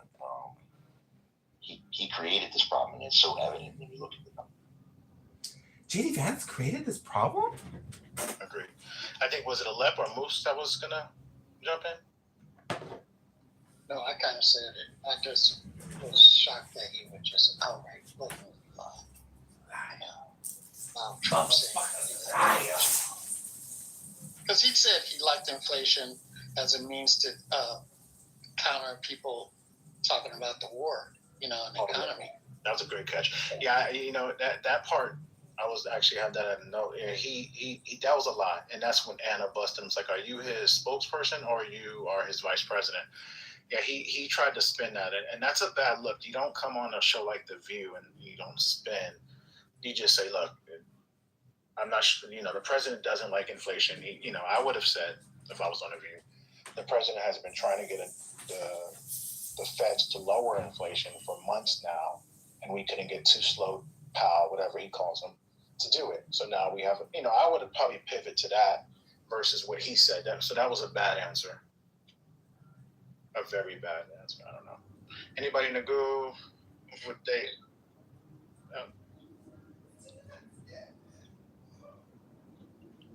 Marlene, what you? I know you in Canada, but what did you hear so far from the vice president? The usual. Trump has done him wrong. Biden this, Biden that. Everything's gonna be great. Jobs are coming back. The usual shit. I don't believe any of it, and I don't think any of you guys believe in it either. But not my country. While you there, I don't know. You might be busy. I know you. Yeah, I'm just good. You guys. How about you, Patty? I don't know. You might be out and about. Just here. Anything you heard that you disagree or agree with the with the V? She might not be on her.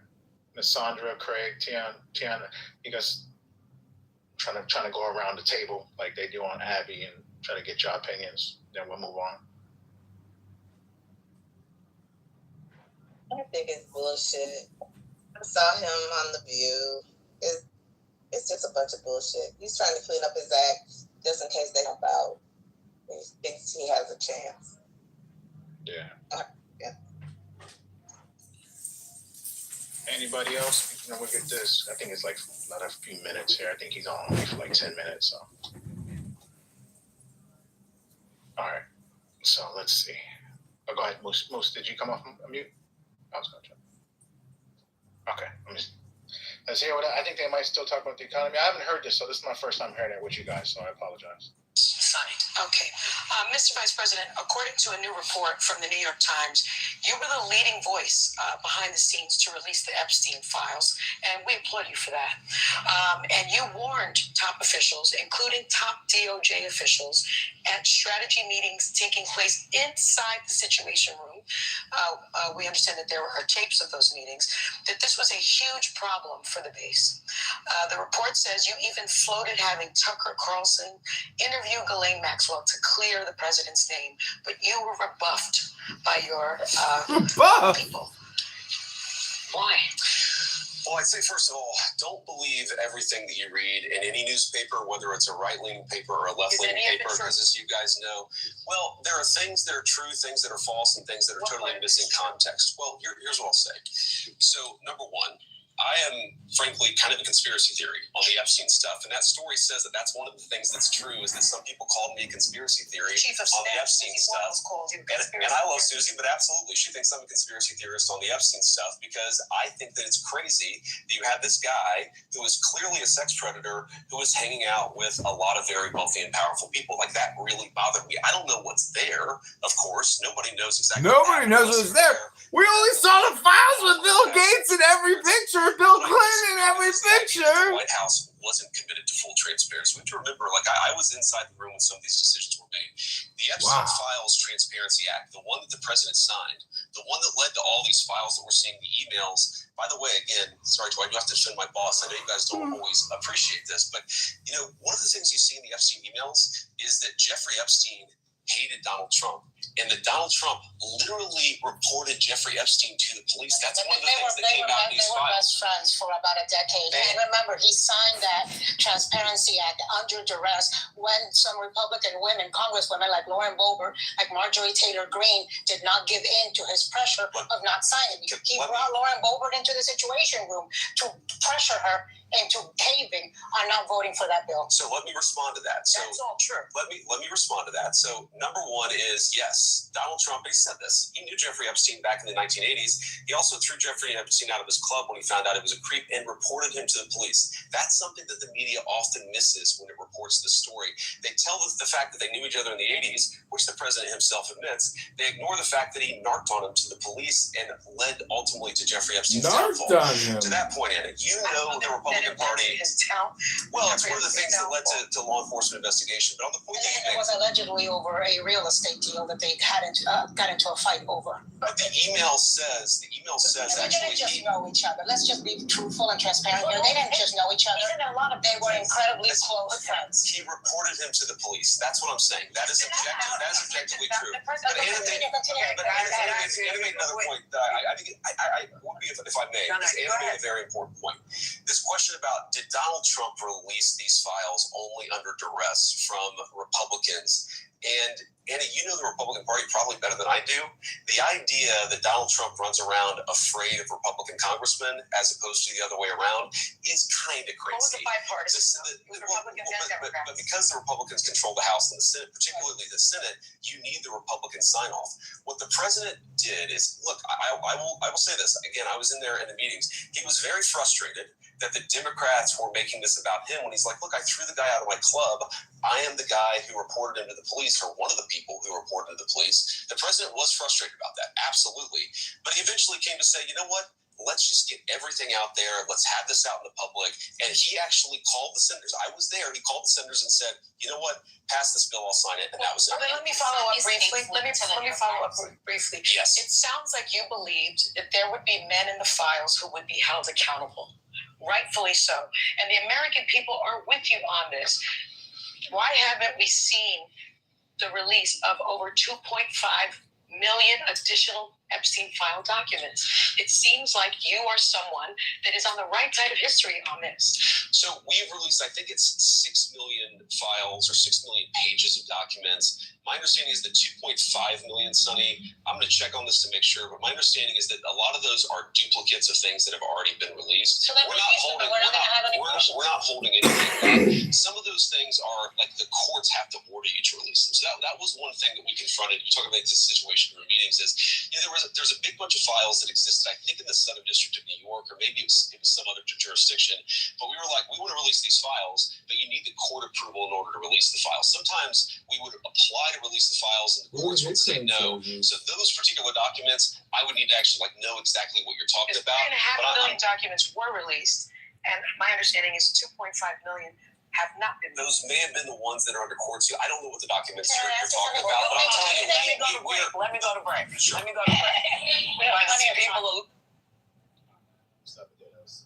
So, Epstein, I know this is Michael Wheelhouse. I know he said a lot about Epstein. Michael, you might be too busy to track what he's stating. I know you say you don't care, but when it comes to Epstein, I know you do care. So no, you're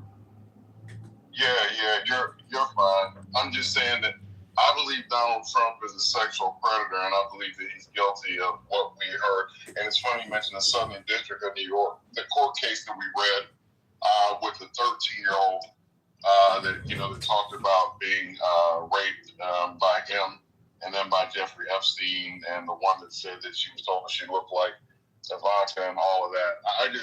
So for me, anytime he discussed it, I have to revert back to what I was saying earlier. I just believe that he's a liar. I believe that Trump is guilty and that he's also a liar. They've been proven to be liars. So I just don't believe anything he says. I think it's just all like a waste of time listening to him talk, because there's no truth in anything that he discussed. Okay. I mean, I thought it was a good interview. I think listening to The View, the way they question him. So imagine how we have these rooms, and if we had the VP come in here. Jay Fresh, hold on, give us a moment. If we had the VP in here, Michael, you would be able to ask him some of these questions, right? So it's, even though you might not care, you think he's a liar, but you still would want to get those questions out because there's a larger audience. Let me tell you this, and I'm going to be honest when I say this. If I had a show, and I'm dead serious about this, I would not have been more. I literally, even though he's the vice president of the United States, I literally would not have him on. I'm just because I don't want to propagate like lies or whatever. I think anytime they get an open mic, all we're doing is we're giving them like their bully pulpit. We're giving them like we're magnifying their ability to get lies out and propaganda. I don't believe a word that they say. So I definitely, if I had a show, I wouldn't put him on there. So let me add anything you heard on there that you like. I didn't know the Tucker Carlson situation. I'll go ahead and Ed or Moose, whoever want to go on first. I'm a little tied up. I'll be right with you. Okay. Moose, I was just going to say, Omari, you're asking Michael, what questions would you have asked the vice president if he was on your show? I would have asked him if he wasn't here. I would say, why did can I rub your balls? Yeah, that's what you asked. I would have asked him, why haven't they met with the victims? What does the last one things like? Whatever. Oh shit! Man, come on. Wait till Lisa get back. Wait till Lisa. You'd ask him, hey, so did me mom tell you that you was gay? I would ask him, why haven't they met with all the victims? You had the attorney general inside him, and she was asked, has she met with the victims who with their hands up? Have you met with them? Have they met with them? And why? I would also ask, is there any other? Are there going to be investigations possibly into the case? Because there are still people walking around, and these victims have not had their full justice. So if the Republicans are supposed to be the party that protect children, and supposed to be the party against pedophiles, why haven't Daddy, can you shake that ass for me?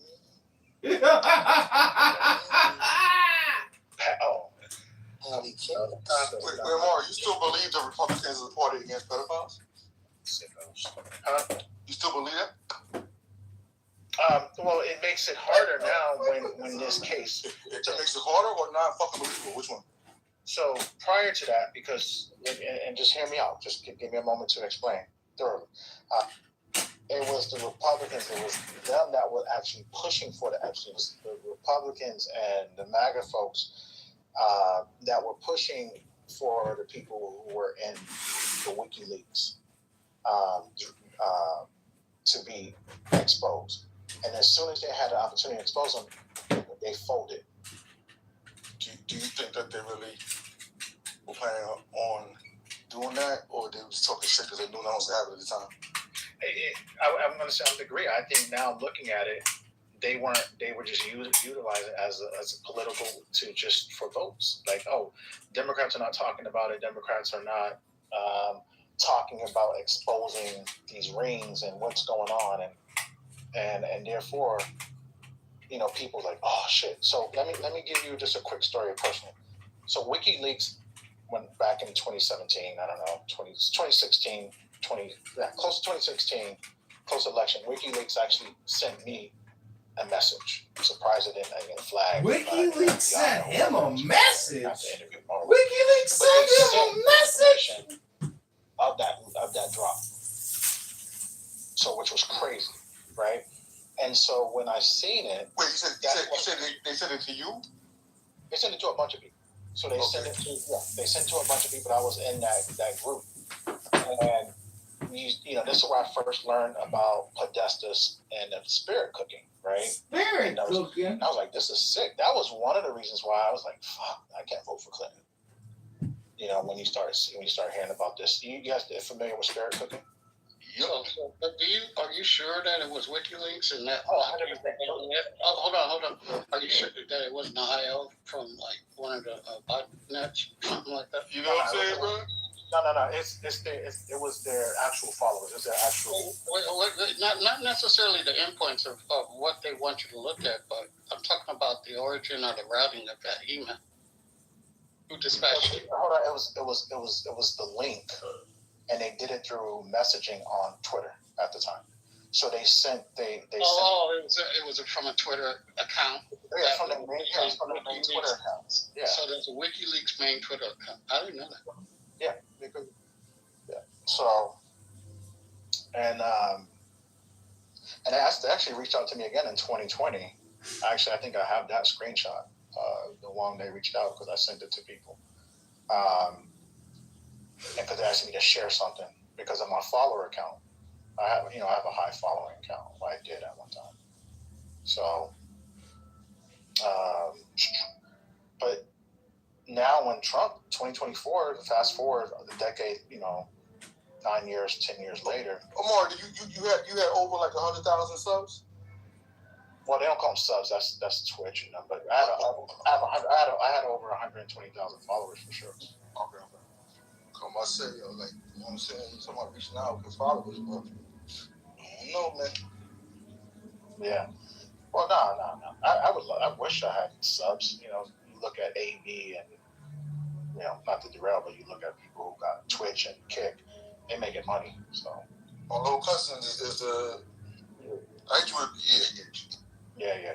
If you look online and see where the so people are from, you probably put it together and figure it out.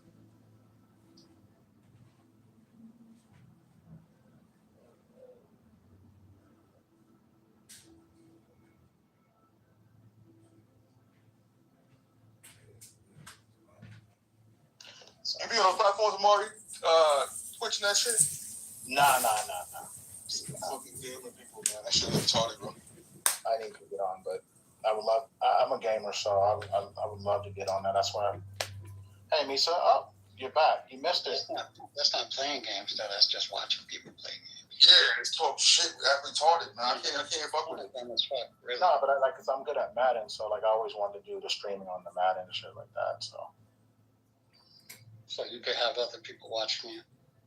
Yeah, I would love to record like my house, man. I think my family is hilarious. They're like the funniest people. So when you play Madden, do you play CPU only? Is that how you judge yourself? No, I play.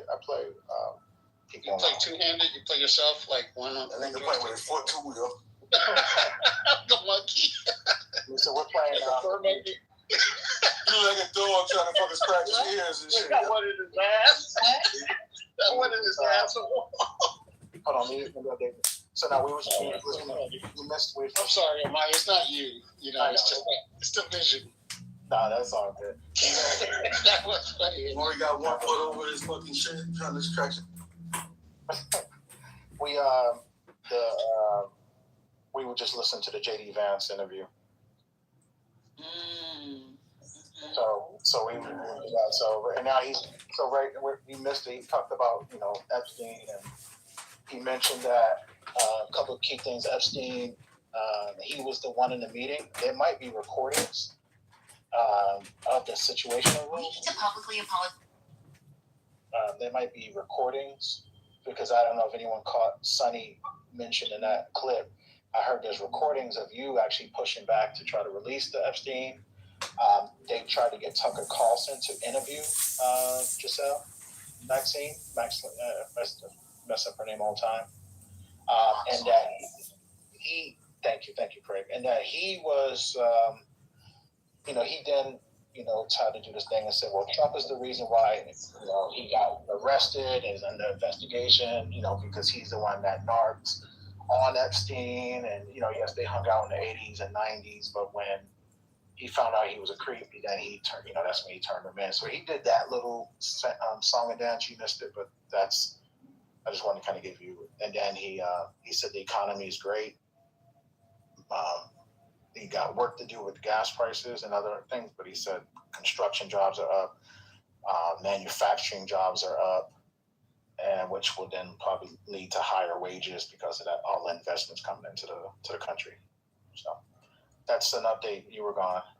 So what do you think about his comment about the economy? Oh well, I don't know about. I haven't seen the most recent, but last time I checked, the only jobs that were keeping the economy up was not manufacturing and construction. It was healthcare. So the last report shows the jobs. OnlyFans, you said? OnlyFans? Yeah, healthcare. You can play that. So. OnlyFans too. A lot of. We have.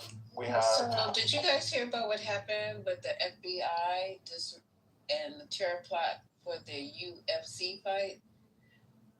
That's on my list of stuff to talk about. I think that's fake news. I don't believe any What about of the it. FBI? The FBI, hold on.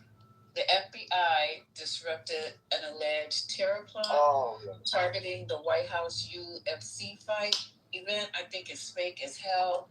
Every time Trump goes someplace, all of a sudden it's an assassination plot. Let me play this thing. It's just fake. I don't believe any of it. Hold on. He just wants sympathy and empathy, and it's starting to get old now because everywhere he goes, somebody's trying to kill him. It's just, hold on. It's just, I don't know. I don't believe anything now that comes out the White House. And nobody can ever achieve the mission. It's just like the third, fourth time. I don't believe any of this crap. I think it's just him trying to get attention and sympathy. Ainsley, I'll send it over to you. Thanks, Greg. An FBI news alert. The FBI is disrupting an alleged plot targeting last weekend's UFC Freedom 250 event at the White House. Officials telling Fox a network of nearly 24 suspects has been identified with at least 5 people in custody. The alleged plan included explosive packed drones hitting buildings near the event, forcing a mass evacuation and steering crowds toward a pre-staged sniper team. A second wave was then planned to storm the White House gate. The FBI first learned of the threat last Wednesday and then worked with law enforcement across multiple states to stop it. Fox News contributor and George Washington University law professor Jonathan Turley joins us now. Jonathan, we're learning about this after the fact. The fight went off without any problems. Thank the good Lord. They uncovered this signal chat. What's your reaction?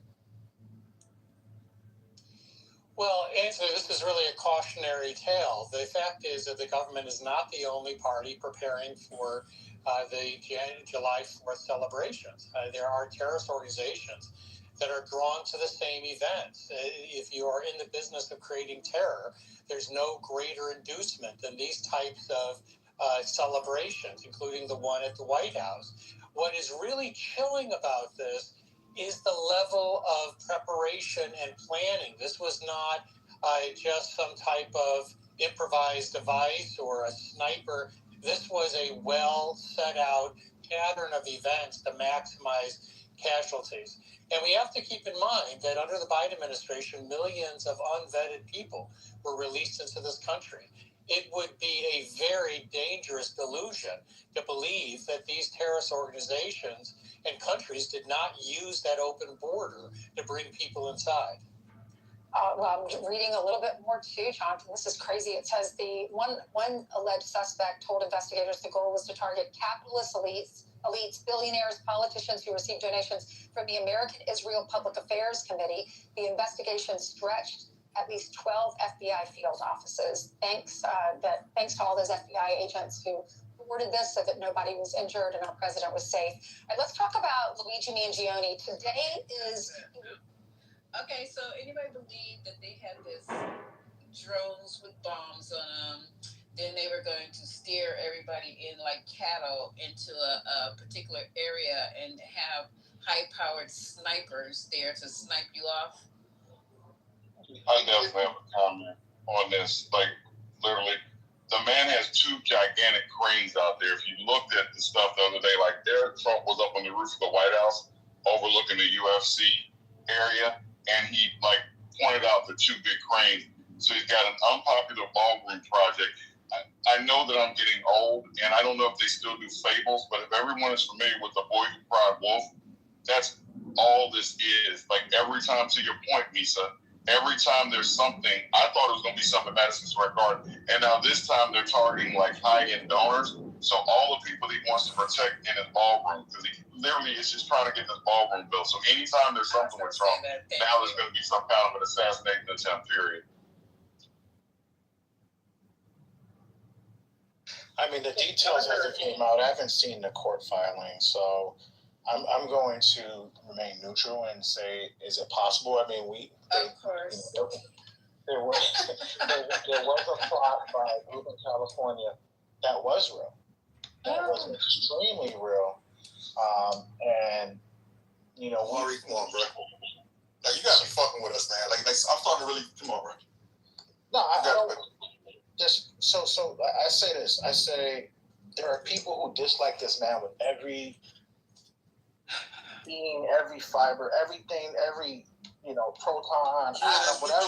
There's people that are like that, but do you think that those people could be fucking mature enough to say, okay, let me use real fucking discernment and say what's good for the country versus focus about him? I don't give a fuck about him to that point, to that extent, Amari. Yeah, it's the fucked up shit that comes along with him. It's like you guys are so fixated on thinking that people give a fuck about him personally. He's nothing but a fucking shit stain.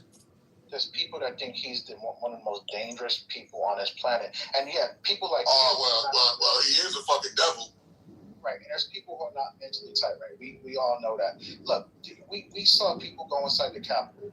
What is mentally tight? What do you consider mentally tight in 2026 in America, bro? Mentally tight is not trying to take down the president of the United States at a UFC event and just vote. That's mentally tight when it comes to this situation. Well, look, again, we see people all the time doing things you like, I can't believe they just did that. Unfucking believable. So it doesn't surprise me, and it shouldn't surprise anyone on this stage that people were using these hidden chats to try to plan something like this. And good old Cash Patel was there to. Cash Patel was there, Director FBI Cash Patel. He said, "I stopped them cold." I don't believe none of it. The suspects were identified. I'm sorry. Go ahead. You know how we found out is that the boy's mama reported him. She snitched on her own son. There you go. Your mother did? Yeah, one of them is 19-year-old from Ohio. Yeah. And the FBI followed the tip from his mother, apparently. And Moose, did you know he was a former MAGA? He had a picture that said in 2016. Oh, I didn't know that. Yeah, and then and then in 2025 he switched up with all the bullshit. Go figure. He was probably a January 6th. So it was him. It was a 19-year-old arrested in Ohio, along with a 24-year-old Brian, Michael, who's 32, Esgreg, who's 32, and Abraham Hermosillo Alvarez, who's 31. They're all over the place. One was in Ohio, one was in Missouri, one was in Nebraska, one was in California. They were all over the place. And I guess the 19-year-old was the head ringleader.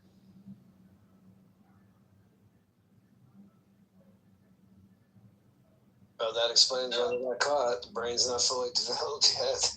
This is crazy. I don't believe he's the criminal mastermind. I don't know. They're in custody. The group allegedly wanted to jumpstart a revolution by shooting. Now, okay, how is this going to start a revolution? Just walk me through this. The group allegedly wanted to jumpstart a revolution by shooting high-value targets identified as wealthy people and politicians attending a UFC fight. That's going to start a revolution? No. Take away Uber and Netflix. That'll start a revolution. Yeah, they just conveniently happen to be all the people that Trump wants in his ballroom. Like, so Obama, the first black president, how many attempts or how many plots do you think there probably were on his life? And I need to look this up. I heard the number at some point. How many did we actually hear about? This.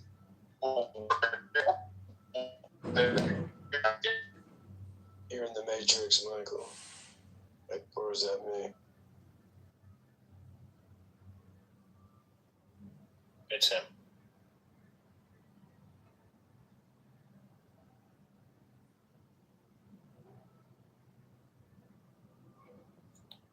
Okay, so they started. Okay, this is wild. They gotta get better people in here to make up these stories. They wanted to protect the United States, which they believe was headed in the wrong direction. They said that it has something to do. Let me go back up and look at this.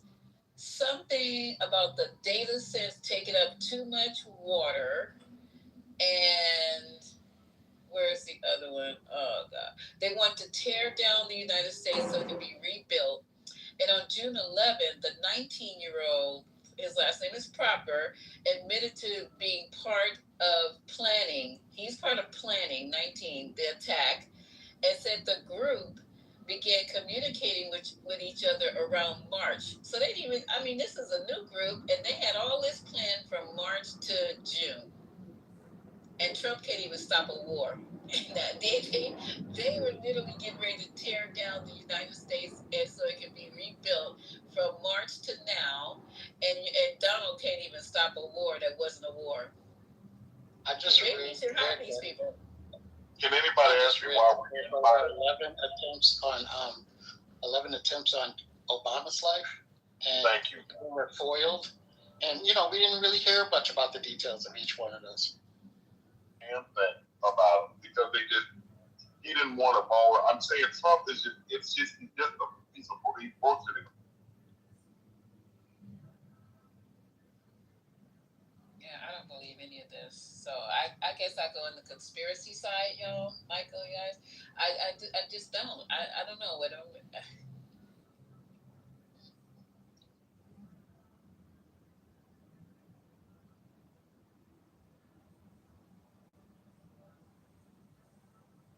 So Lisa, so do you think that these people are sacrificing themselves on behalf of the president? Like they're getting money for this? Like they're gonna go to jail? Like why would you think this is fake? I mean, I'm just trying to understand. Why would you go to prison for this? So the reason I think it's fake is when his ear got shot off, but then it grew back. That young man took one to the scalpel to the head, and then his parents. It was just the whole thing was weird with that whole situation. So it started there. I tried not to talk about it too much because at first I was like, oh no, it's no way. And now, but after he came from the ER and he had a maxi pad on his ear. And then once the maxi pad came off, there was no damage whatsoever to his ear. I was like, okay. Yeah. Something's not right. Lisa, did you see this week? I saw a story. Well, I can't remember if it was Bland. He told somebody to shut that investigation down. So the Butler County shooting, there literally was an article I saw this week. I didn't read the article. I saw the headline, and like I said, I'm just all it to me is just like lies and bullshit. But essentially, they were told. I think Trump told them to shut that investigation down. Somebody might be able to find it, but I'm just saying it's just bullshit. I agree with you, Michael, and I'm securing my tin hat right now. It's just funny how every time he goes somewhere or some event is going on, somebody's trying to get to him, but they can never get to him.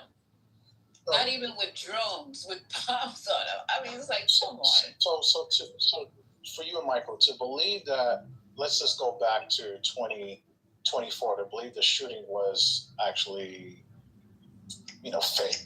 That means you would have to have the support of the current Secret Service of the previous president. So that means you would have to be in cahoots with the Bidens. And I haven't heard anyone from the Biden administration come back and say that was a setup and that was fake. Omari, come on. You act like that stuff couldn't have been organized in spite of Biden. Look, like the first one was obvious. It happened, or that was the first, but you're the one talking about with the ear. He literally went on stage, and then posed for pictures. He needed that to boost his candidacy. And then what about the recent one, Omari, at the hotel? All of a sudden, there's this attempt at the hotel, right? At the what was that press conference dinner? And then all of a sudden, the next day, this is why we need to build the ballroom, and the taxpayers need to pay for it because these hotels aren't secure. It was just a coincidence that happened, and now he made the case for why the taxpayers needed to pay for the ballroom. I mean, come on. Are we supposed to sit here and play stupid? Like that's the difference. A lot of Trump supporters, they purposely play stupid. I don't think all of you believe half the shit. You all just know how to fall in line. I mean, I just go back to what I previously said. I don't think that the previous administration would have allowed this to happen under their watch. So, Omar, do you think it's strange? Do you find it ironic? Oh, sorry, Michael. Go it towards me. I just want to, after you, Moose, I just want to answer because Omar directed the question.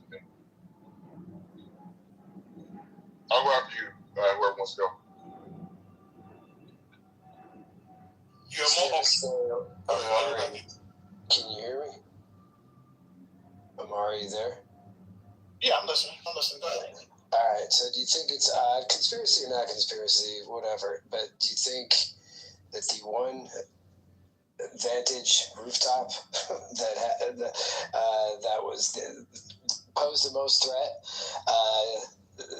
during the infamous attempted assassination, that the Secret Service just left it to the local boondock fucking sheriff to take care of, and they're like, oh, we thought the local cops do that, even though it's literally even though we're the Secret Service, and this is what we do, and we always secure the perimeter, especially any rooftop areas that have vantage point to the platform from where Trump is going to be speaking. Do you find that a little odd, a little miscommunication?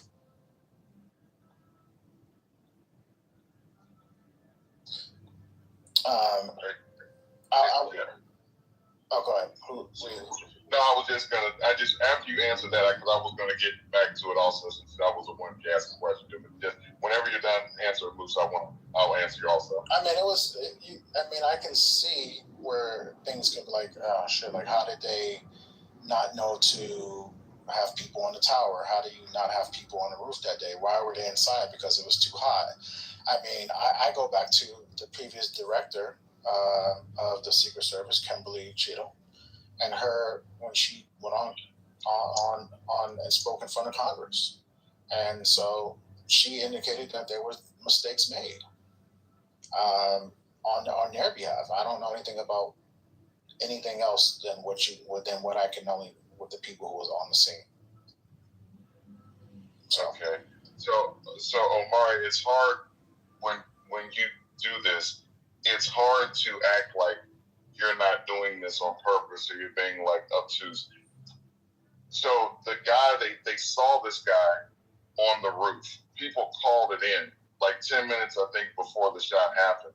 Also, if you've ever seen the way that they hustle people out, like if you go back and look at the Ronald Reagan shooting when he got shot by John Hinckley, or different things that happened, the way that they even moved him off the stage after this event, and then he threw up his fist and the flag lowered behind him for the whole fight photo. I'm just saying, Omar, if you're like that gullible that you believe that there's nothing going on there, then God bless you. But I'm just saying, I just don't believe that. I just think you're doing this because you cannot be that gullible. I just don't believe. I think you're literally doing this on purpose.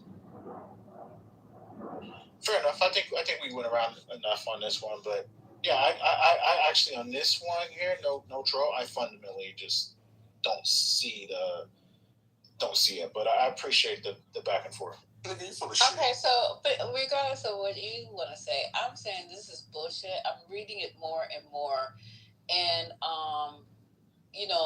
Kash Patel, it's supposed to be a big secret, but Kash Patel comes out and says, I just thought it. And then another person in the FBI, they named his name. Let's see, where is he on this article? The Secret Service Deputy Director, Matt Quinn, was asked about the thwarted incident, and he described it as a serious threat, but did not offer many details, saying that the case was ongoing. He also appeared frustrated by how the investigation was made public, saying, I'll tell you a phrase I learned early in my career in the New York field office that's don't, the quote is, don't choke on your own smoke. Well, he needs to go talk to his fucking boss. Because this Kash Patel who jumped up and down and said, look what I did. Looky what I did. And I think this is like Clubhouse. You guys get on the Clubhouse and you want to talk about what you're going to do and all this kind of crazy stuff. You got a 19-year-old. And then the 19-year-old comes down. Now, one guy who works on drones, they don't even know if he works on drones. That's your resume. You're not like a military person. You're not like a senior. You just work on drones. I mean, the drones that you get from way, I don't know, worked on drones.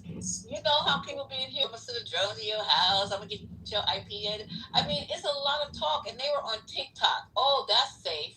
Let's be on TikTok talking about what we're gonna do to the president. That's real smart. So they were going on TikTok, right? They probably were doing dance videos to this. And they just scooped them up saying, oh, now we go pretend like they were getting ready to do something bad to the D, to the big D. And another attempt while we need a ballroom with a basement in a hospital and 100,000 square feet. I agree with you, Michael. On TikTok, they were talking about this. They probably were doing it to a dance video. What song was it? They were doing a dance video, with their outfits on. Come on. So they got a preliminary hearing coming up in the 29th of June. And then this young man, the 19-year-old, says, okay, where's his quote? Where is it? God, I've been scrolling so long I lost this quote. But to paraphrase it, he said, I wasn't going there to kill anybody. Where is the word? Okay. The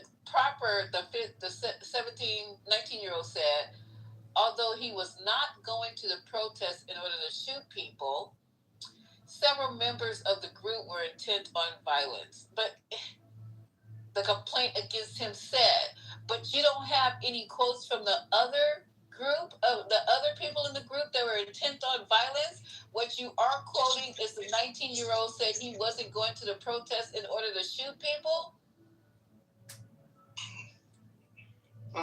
You know what's sad? The media doesn't even believe this shit. Think about it. Before Trump's presidency, assassination attempt on a president would have been breaking news for weeks. Maybe I would even give it months. Nobody gives a shit. The media's not even, they don't even cover this shit anymore. It'll go on there for a day and okay, move on. I remember that. Yeah. Hey, JD, when you were younger, did you learn the fable of the boy who cried wolf? Did y'all have that fable? Yep. You said you did? Yep. We did. Right. So for anybody that's not familiar, that's too young for that fable, a boy kept calling wolf, and the townspeople would come out to basically try to save him from a wolf that they thought might try to eat him or harm villagers. And when they came out, the boy would laugh, and he was tricking them about the wolf, until one day a wolf came. He cried wolf, came because they had been tricked before. I'm saying that Trump literally is playing him, and I'm just saying that it's just it's us to sit there and pay attention to him.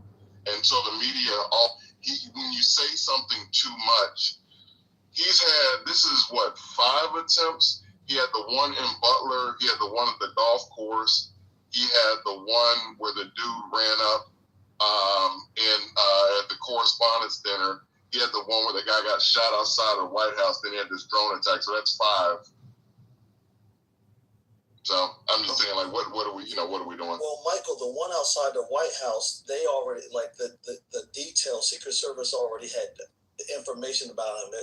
There was a long history about his mental illness. So I don't even know if you can even count that one. And he was shooting somewhere near the town. It just happened that it was around the White House. So they tried to attribute that to an attempt, but that one has never panned out to be an attempt. The other thing I wanted to bring up is I heard Misa say that this is all done on TikTok.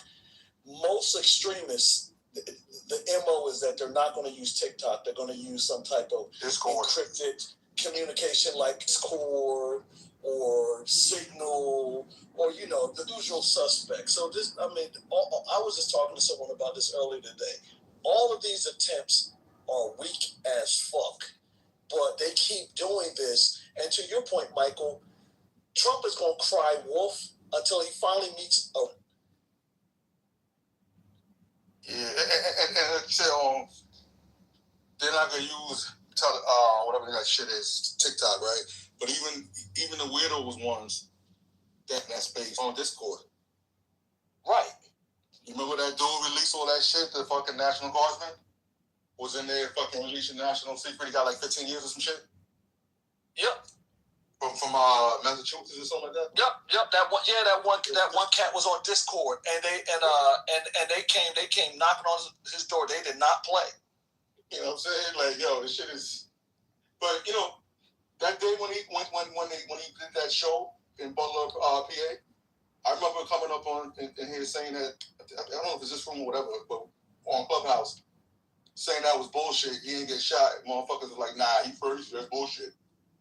You can see right there he didn't get shot, man. And I mean, the shit is weak because every time, like as soon as that event was over, the first thing I heard was, "Oh, unit, there was a drone attempt." I'm like, man, come on, let's be for real. So the only thing that they have is this dude works around drones. Well, fuck, I work around keyboards all damn day. What does that make me? Like, come on.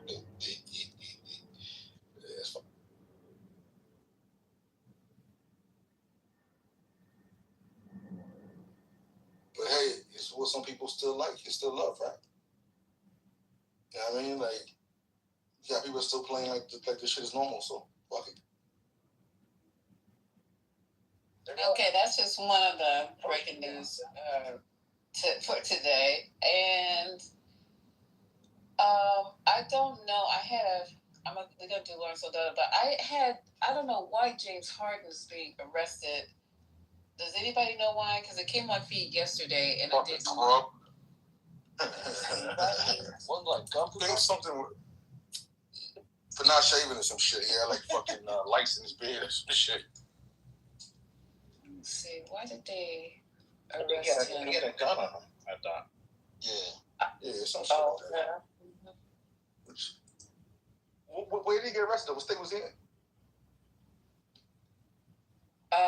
I'm looking. It just came over my phone, and I didn't get a chance to open it up. But I was wondering, why would they arrest James Harden? So he had a gun. Why? Okay, so it wasn't registered. That's why I'm asking what state. Let me see if I can find it. Okay, arrested, charged with unlawful carrying of a weapon. Oh, down in Texas. The arrest went down in Texas. According to authorities, he was caught with a handgun in his vehicle. It was allegedly in plain sight and not being carried in a holster. Charge is a misdemeanor, though. Spokesman pulled over on Crawford Street for a traffic violation. That's bullshit. He identified himself and was taken into custody. He was released on bond with a court date for June 22nd. Wait. That's such bullshit. So basically, if it was holstered, it would have been no issue. So the cop just fucking with him. Like, you gonna give him a warning? That's what it seems like. Yeah, that's fucking crazy, yo. Good morning to the space. I see Jay's making it. What's up? I see Nixon 5. I see Jay's making it rain, so thank you, Jay. J+. And Misa, it's weird to see you not as top left. I was wondering where your voice was coming from. And then, thank you, Jay. JD, I appreciate you. Oh, okay. All right. Very good. That's weird for Texas, isn't it? That seems like it just fucking, even arresting him and then having a trial date or some shit.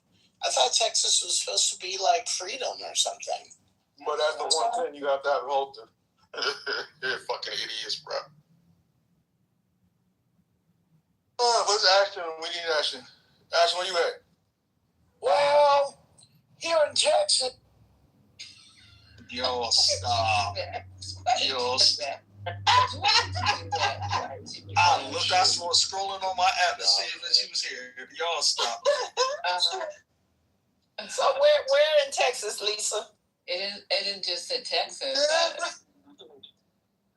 I think it was down in Grand Prairie. No, it was down over there by yonder. Dallas Fort Worth. Okay, so what actually happened? Okay, I got two more breaking stories before we get to Lawrence. Oh, so Serena and Venus are coming back. They got the wild card spot for Wimbledon. So I'm just going to watch it just because they're coming back and they're not young chickens. They both had babies or one only had a baby?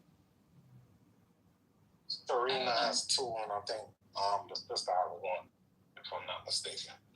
Yeah, okay. I wanna check that out. So I will be watching just because they're in it. And what else? There was something else I wanted to tell you guys.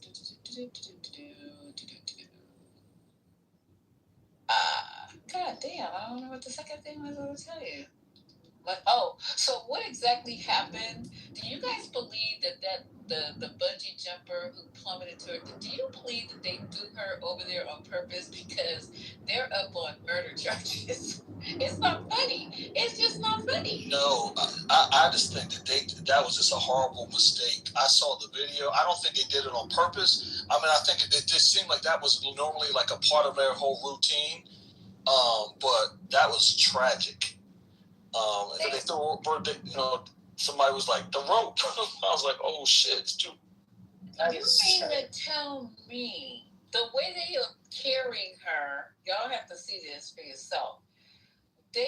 You have to pick her up to carry her. So is the rope put on last just before you throw them off the cliff? No, the rope should have been put on before. She should have been harnessed before and secured before. But you picked her up.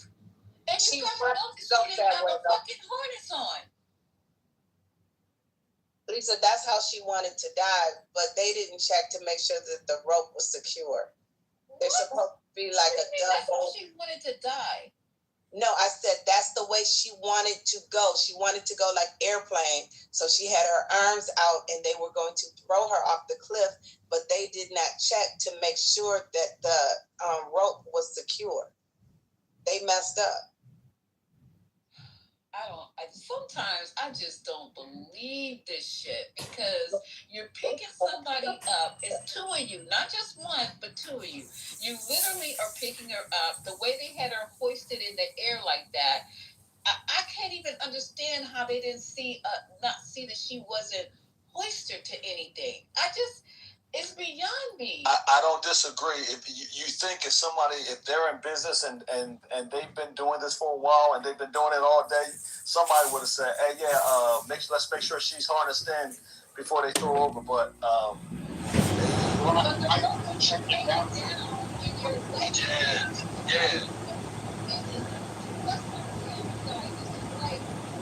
Walking the dog and you're holding the only job you have if you're working at the bungee jumping place is to put that thing on. That's the only job. Right. It really wants to. That's the thing you forgot to do, right? You grabbing somebody in there and first thing you just one of that. And sweet, it was another crazy.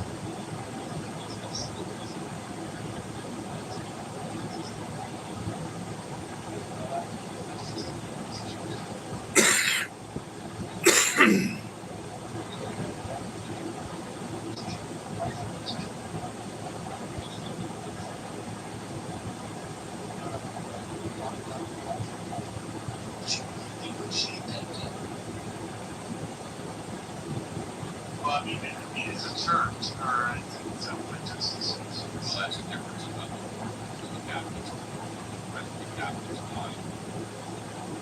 Why I think the Jews also right? I mean, they own the entire city. What's that?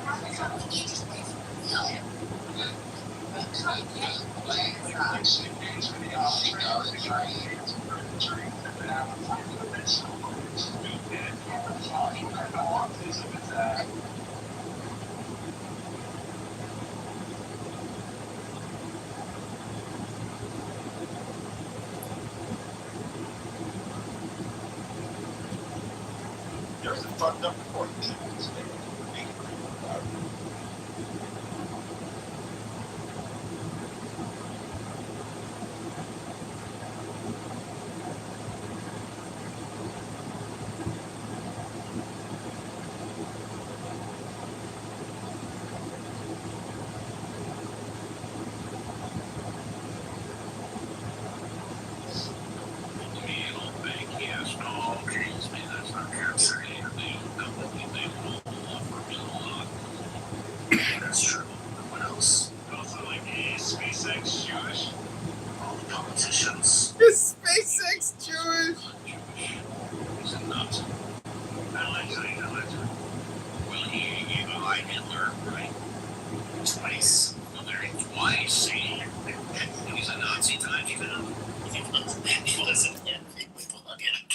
I don't know if you know this, Steve, but Elon was raised with Hasidic Jews in South Africa. So before you go around calling people Nazis, you should learn about Elon's past. He's Jewish friendly. And after October 7th, guess who went straight to Israel with Ben Shapiro? Elon Musk. Fucking fraud on Clubhouse.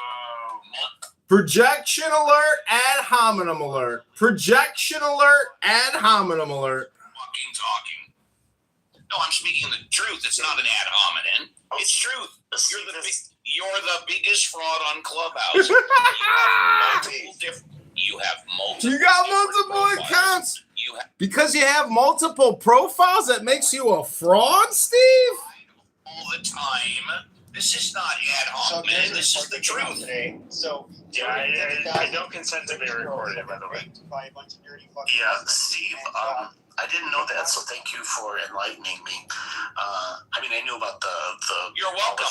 And whenever he goes into a room, he's recording it on YouTube. So your room is being reproduced without your permission on YouTube. Just ask him; he'll admit it. Yeah, but that's against terms of service, so I don't know how. Like, is that a fact or is that an opinion? Because I'm sitting here in my office right now recording myself on YouTube. I don't think I'm breaking any rules, laws, procedures, or processes. It's explicitly stated in the terms of. Oh, okay, go ahead. Show me where it says it. Let me see it. Don't just say it. Let me see it. Show it. Show it. Let me see it. Take it out. Let me see it. Put a link in the chat. Hello? But Steve, I want to say, I've grown to like Alistair Moore. But that's. Well, that's the name he's using here. That's why I'm calling him Alistair. And he's kind of like an Andy Kaufman / Abby Hoffman. It's kind of a performance art and a political, artistic thing. And I found him harmless and even nice. And I understand that many people disagree with the recording and so forth. I just stopped caring at some point. The multiple names. What was the wrestling match that Andy Kaufman? For the record, I didn't express an opinion, good, bad, right, or wrong. I just stated the facts. Oh. Oh, what's the difference between a fact and an opinion, Steve? So, Steve, I don't think you know what. Alistair is your name today. Why don't you take your own advice? Read a book instead of hanging out on Clubhouse, and you'll find the answer. Projection alert. The projection alert detection system has been activated. Projection alert activated. Somebody needs to go read a book. Oh, yeah, Steve, I don't think he committed any misdeeds regarding that. I have no evidence. So, Norm, I agree with you about... Oh, no, he solicited funds under false pretenses. That's a fact, Norm. That's not true. That's just your opinion, sir. And I don't even know what you're referring to. You're not saying anything specific. Wait, is there a lawsuit involving John Kitover? Is that true? Yeah, he was being investigated. They've already had at least 2 hearings on soliciting campaign funds with false. 2 hearings. Wow, Steve. Let's see a link in the chat. Let's see a link. Anybody have a link about anything, or is this all just spoken word testimony? Everything I'm saying is true. Okay, put a link in the chat. Back up your truth statement, Steve. That's right. Steve, I had 2 hearings on Shabbos for Kiddush. Was it kosher? Yeah, of course. There you go. Fish. Yeah, Norm, can you invite me to that temple on the 69th of it? Of course I can. You don't need my invitation, but I'd be delighted to go with you. Nice, let's go. Okay. So Norm, I'm assuming... I don't know why I'm obsessed. Only because I saw the outside and I saw how big it was and I saw how clean it was, and I was like, I gotta get in this building. So Norm, I'm hoping you wouldn't take it lightly if it were true that he was soliciting funds under false pretenses. How was I soliciting funds under false pretenses? I ran for Congress. There was nothing false or pretentious about it. Yes, that's what I know. Now, I I could look at evidence to the contrary, but that's as much as I know. No, that's why I said if it were true, you would take that more seriously, right? There was people on Clubhouse who donated to his campaign. Yeah, I don't care. I had campaign fundraisers on this app. People rooting for me, people cheering for me, people saying, "Go get it. We hope you win," and they gave me $600. There's no problem with you fundraising and people donating money to you. The problem would be what Steve pointed out is if you were raising funds under false pretense. Got it. Yes, that's Steve's opinion. He's cited no evidence, no facts. He says it's a truth and a fact, but there's no evidence, there's no link. It's just his spoken word as usual. He said it was a factual matter. You can't handle the truth. Isn't it true that you hired people to go out and gather votes on your behalf? And no, not votes, sir. These are not ballots. This is not This is not voting. These are called petitions. This is how you get on the ballot. I hired circulators. Do you know what a circulator? Am I articulating correctly? It's called a circulator. Oh my God. Wow. he's not denying it.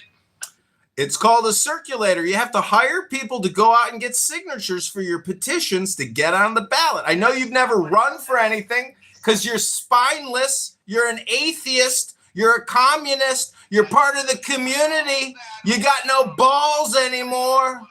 You divorced your wife, abandoned your children, and you come on here and you create lies. And you sit here and waste everybody's time with your lies and your bullshit, Steve.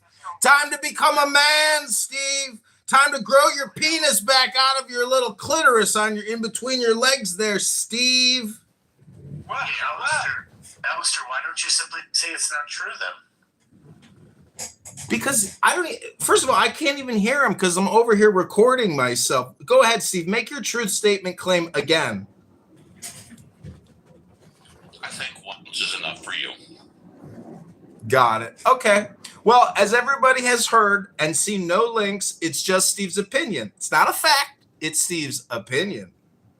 It's not an opinion. It's an assertion. Oh, no, sir. It's an opinion. It's not even an assertion because there's no link, no evidence, nothing. Just spoken word testimony as if anybody even cares. As if this video game is not pointless enough that you all play every night. You guys need to find something to do with your lives. Maybe you should read a book. Maybe you should go to the gym and work out a little. Maybe you should run for politics and do something for your community. How does that sound? Hello? Can anybody even hear me? Hello? Didn't deny the claim. How retarded are you? Do you need me to talk even more, retard? You should have said the R word. Oh, I'm sorry. Is it a sacred word? Because I know a lot of words are sacred. You can't say them outside of the temple, right? He wants the evidence. Here's your evidence. And oh, my God. We're getting some evidence, everybody. See, maybe he can be quiet for like a minute to let me read. Illinois politician John Kitover, also sometimes spelled docs. Kitover, was investigated for widespread petition fraud during his 2026 congressional. Oh, wow. Oh, my God. Oh, my God. That many of his signatures were invalid and voted and out of district. Wow. And out of district. Who's that interrupting me? That's David Bobadilla. Who's that interrupting me? That's David Bobadilla. David, do you have a problem with what I'm reading? Should I let you speak first and I'll speak after you? You have something more substantial to talk about, David? No, you're fine. Thank you. Please proceed, David. Please. Continuing on before I was interrupted, forwarded his petitions to the Attorney General and State Attorney for further investigation. Continuing on. He ran in Illinois 16th District as a Republican against incumbent Darren LaHood. State election authorities determined he only had 266 valid signatures. He then launched a campaign for mayor of Chicago for the 2027 election. His campaign platforms and activities drew significant attention on Chicago's social media. Chicago social media. So there's my evidence. Thank you, Steve. I just have a quick question for you. You mentioned something along the lines of 200 valid signatures, and how many total? 266. He submitted about at least 1,600.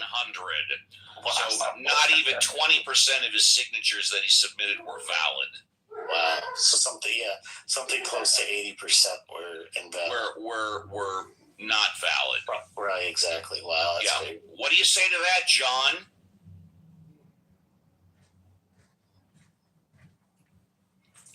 So all I'm hearing are crickets. Oh no, I'm here, faggot. Is he still here? Hello, faggot. I am ready to respond to you, faggot. Listen up, faggot. Mute your mic. Go on mute, faggot. Retard faggots all go on mute. Faggot retards, please go on mute.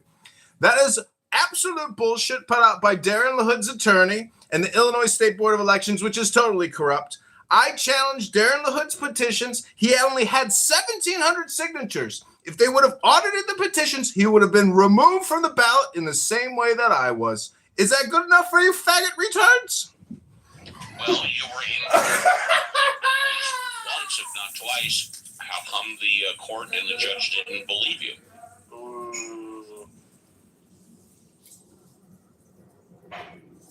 You were in court regarding this once or twice, right? How come the judge and the court didn't believe you? Crickets again?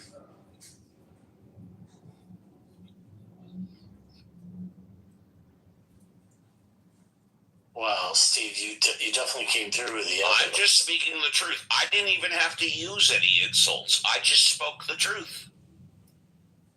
Well, he called you the F word. I heard what he called me. That was his only response, calling me names. He couldn't respond to the actual allegations. He knows every single word that I spoke was true. And he called you names after he's the one that asked you. You are lying, faggot retard. And you are a retard faggot too, Euro. Steve, how can a Jew be an atheist? Listen up, faggot retards. Go on mute, retard faggots. Steve, how can a Jew be an atheist? How can an atheist be a Jew? How is that possible, Steve? Don't you know at Mount Sinai there were hundreds of thousands of witnesses to the giving of the law, and you're an atheist? And you're Jewish at the same time? Off the government. You don't even fucking work. You're a parasite that creates unemployment insurance fraud. You're a faggot retard, Steve. You're on here 80 hours a week talking to retard faggots and wasting all your time, Steve. Wow. Steve, I'm a retired military officer. That's more than you've ever done with your faggot retard life. Yes, you are retired. Work. You're living off the government. You don't work. You get a check from the government. So he's a right-wing Republican living off the government. I'm just telling you, he currently doesn't work. He's living off the government. Yeah, and that's an oxymoron. Once again, I'm just speaking the truth. Right, the facts. The facts and nothing but the facts.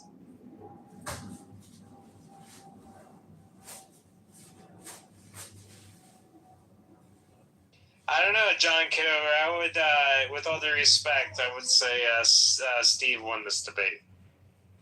Oh, it's not even close. Oh, you didn't know Steve is the smartest guy in the world. He knows everything in his rooms when he's a green bean. He knows absolutely everything. There is no topic that this faggot retard doesn't know about. He's a subject matter expert on every single thing there is. You didn't know that about this retard faggot? He doesn't have a green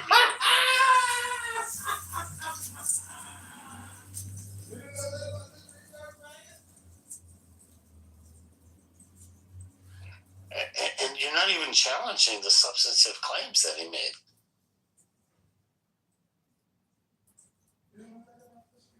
That's because because he knows that everything I said is true, and the only way he can respond is to attack me by calling me names.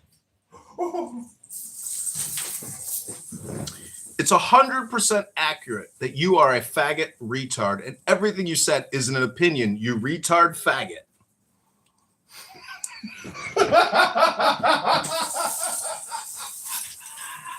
Wait, how can it be possibly be an opinion when he's literally reading directly from the text?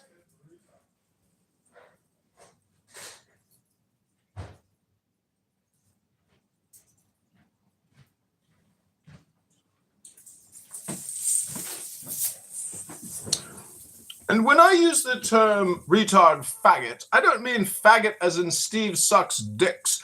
I mean that he's like a bundle of sticks, useless, and just waiting to be thrown in the trash. That type of faggot.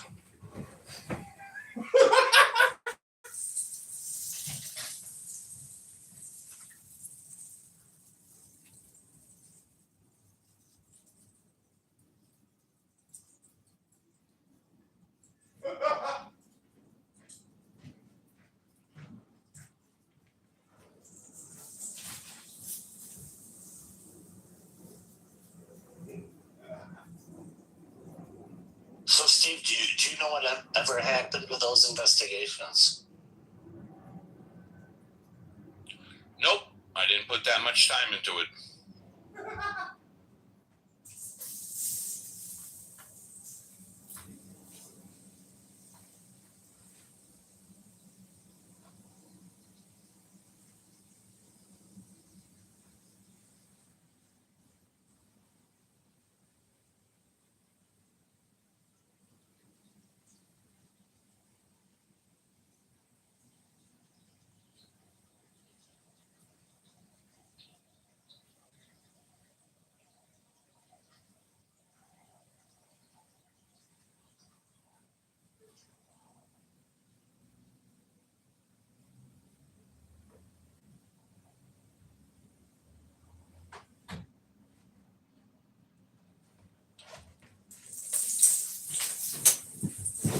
And since you're such a faggot retard too who wastes all his time on this app, to say that I do no work is not an assertion, sir. Ye need only type in my name, John Kitover, on YouTube to see the 100,000 plus library collection of retard faggots on Clownhouse wasting all their time.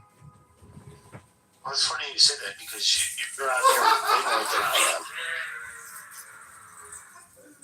Retard faggots wasting all the time.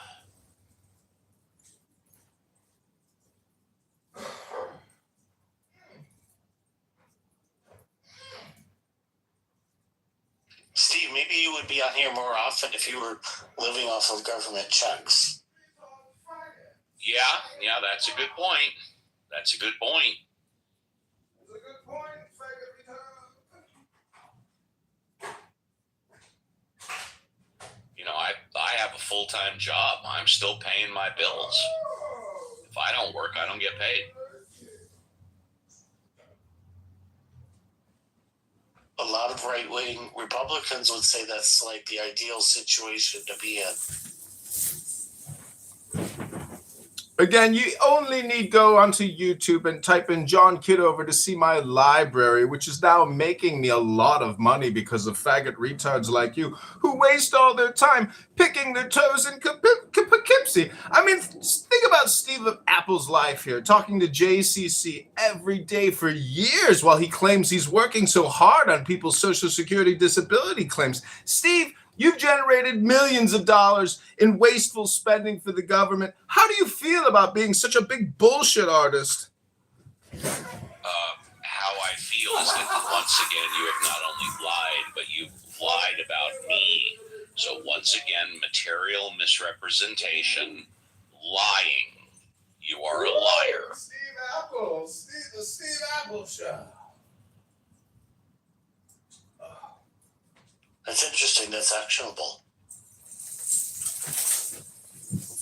It's only action. Well, you can file a lawsuit for anything, but what are my damages? Because John Kitover lied about me. Lied about you? I didn't lie about you. You were in the lifestyle. I've got you on recording talking about your lifestyle experience after you abandoned your wife and children. I'm talking about what you just said 60 seconds ago. Oh, that you're a bullshitter, and when you claim I'm the biggest fraud on Clown House, that's your projection onto me, Steve Apple. And you're a faggot retard on top of it. All right, well, there you have it. You guys can choose to believe who you want. You can choose to leave on stage who you want.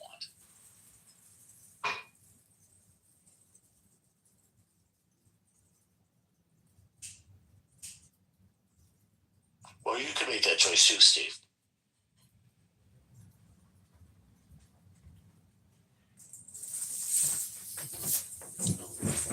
I've got plenty of evidence to confirm that Steve Apple here is a retard faggot. I'm putting the link in the chat.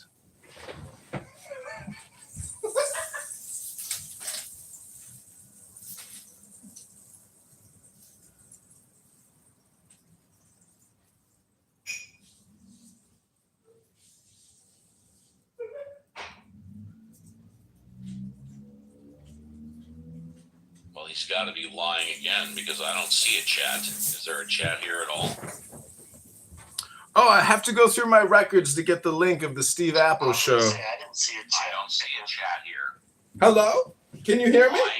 He's lying. Hello? Misrepresenting the truth again. Oh, no, Steve, that's what you would do every day here in your stupid fucking bullshit atheist house where you claim you're an atheist Jew. And you're not. You're just Jewish, and you're not an atheist because you're a schmuck, and you're too stupid to read books anymore. When was the last time you read a book, schmucko? Hello? Link is in the chat. Oh, it's disabled. That's Steve's business, is getting people on disability to become parasites for the government, creating millions of dollars a month in fraudulent payments, claiming hundreds of Social Security disability fraud, helping him slip through the cracks. You're such a fraud, Steve. Everything you project onto me is your own inner feelings. How does it feel abandoning your wife and joining the lifestyle? How can you not being an atheist? Got your ass. Got your ass.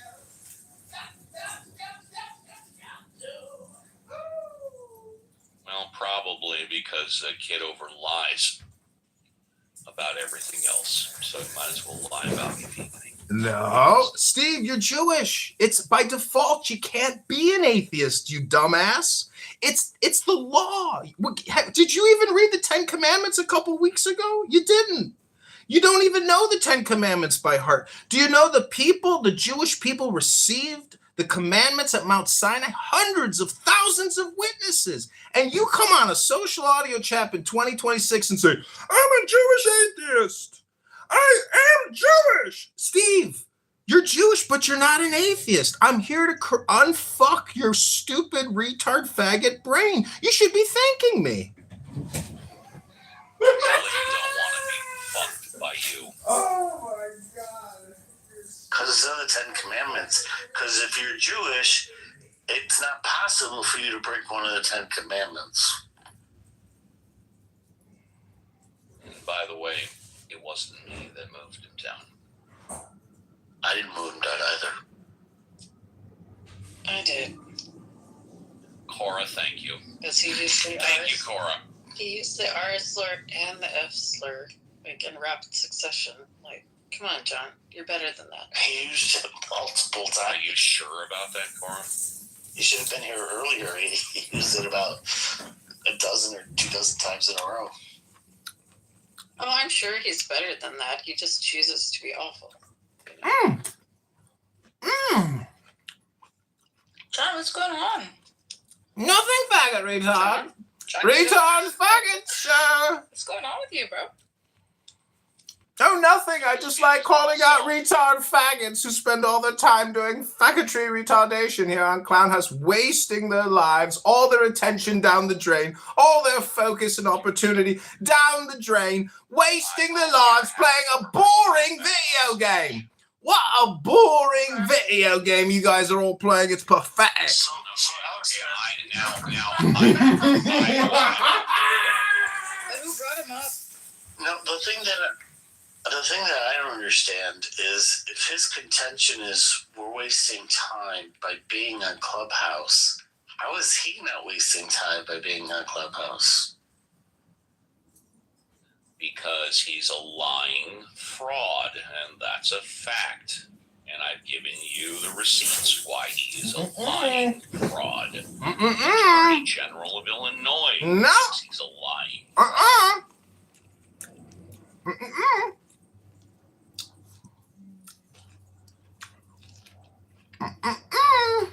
Just not true. It's all projections, Steve. And all projections. Oh, okay.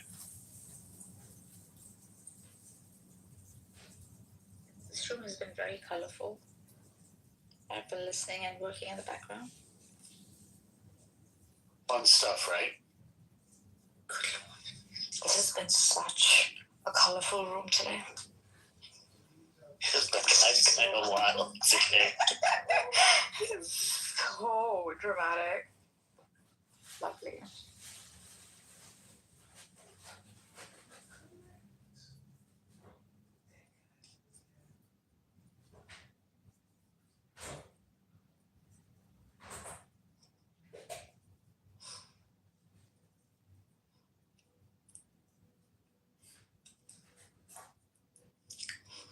So what happened?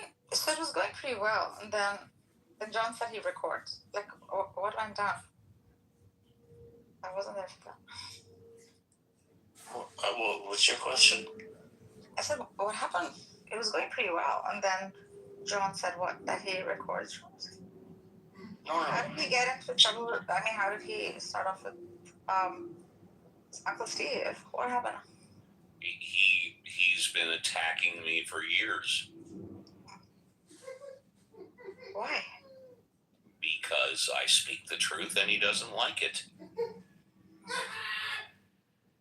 By the way, if it's okay, I want to go off topic very quickly. Cora, can I ask you a question? Would that be okay? Cora might be away. I can save the question. No, yeah, you can. Cora, we know that when it comes to ADUs, alternative dwelling units, for those of you that don't know, the benefit is they provide rental income. Most people that do ADUs convert their garages. So the negative part would be people can no longer park their cars in a closed structure. Do you think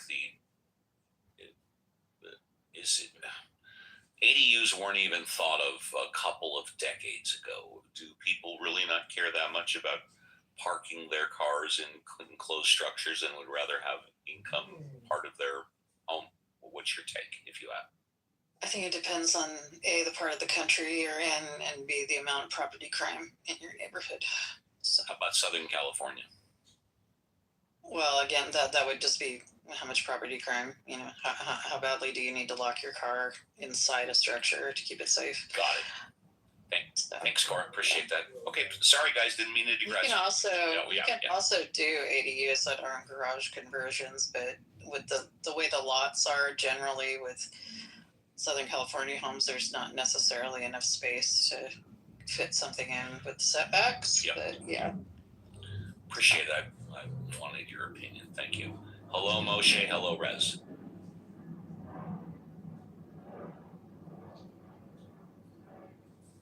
Hello, Steve. Hello, Rez. Hello, everyone. Howdy.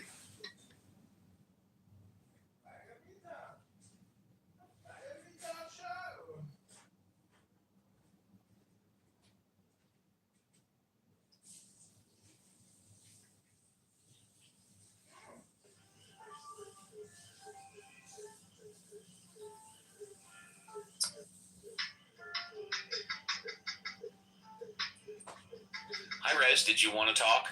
Oh, okay.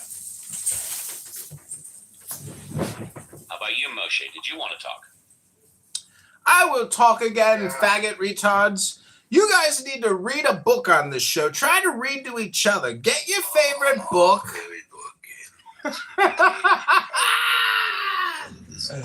Here we go again. Here we go again.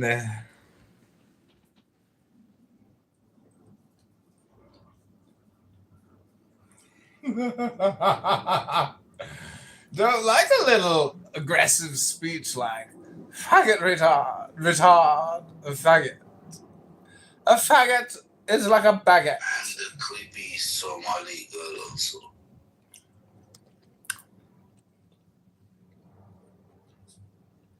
Who's the creepy Somali girl? A faggot is like a baguette, slightly less toasted and served with a bowl of spaghetti and a meatball. Was she drunk? Super. She's always drunk. I've heard her for porn reasons. Feel bad. I feel bad. I feel bad.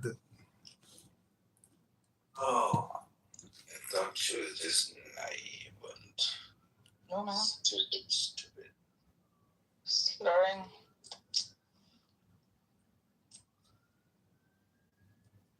You half Somali. She's a lot of things. I didn't hear the whole thing. It was just in the background. Yeah, she said her mom is from Germany. It really is not my mom. Was bamboozled by a Somali Muslim. Hello, Machiel. I hope I'm pronouncing that right. Machiel. You guys want to discuss the topic? Sure, please go ahead. I was thinking Uncle Steve would come up with something very creative. I found out about Muhammad and Aisha after I joined Clubhouse 4 or 5 years ago. You've been having that all day today. Maybe we could talk about fraud. Who? No, fraud? I was just joking. Oh, you mean John Kitover? Everybody's talking about John Kitover these days. The #1 Chicago mayoral candidate. The hottest calcium bet you can find. Unless somebody kicked him out, it wasn't me. Streaming this room, definitely. Stream this room, Caesar. Fraud is actually twofold, believe it or not. For example, the largest fraud in the United States, believe it or not, It's the federal government. $50 billion, and that is wage fraud. Wage fraud? Employers who deny their employees. Oh, I see the communist approach. It's the employers that are committing the fraud. That is the largest the largest amount of group fraud in the United States. Wow. It's not the government.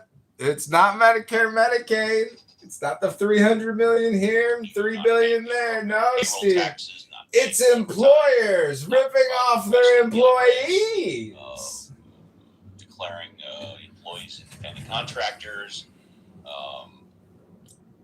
paying wages under the table to the tune of over $50 billion. All I see is abandoned buildings, gunshot victims, gas stations, liquor stores. I'm going to become a product of what I see. I fear the future of our neighborhoods if we don't get it together. I fear that my sons will one day perpetuate a cycle that I've been trying for so long to stop. We have to stop this. Those kids that we can get to, we have to mentor. Yep. And everybody.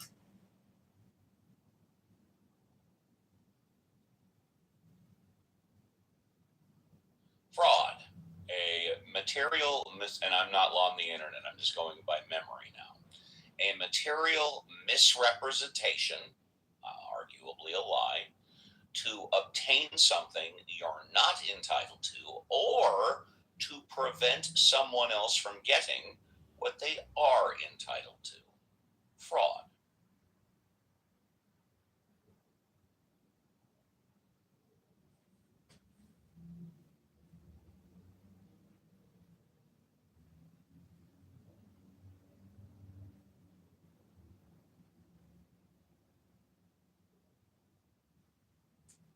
Got to get those kids.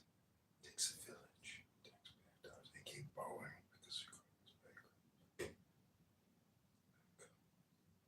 Deserve to live in a safe neighborhood. Even if we reach out.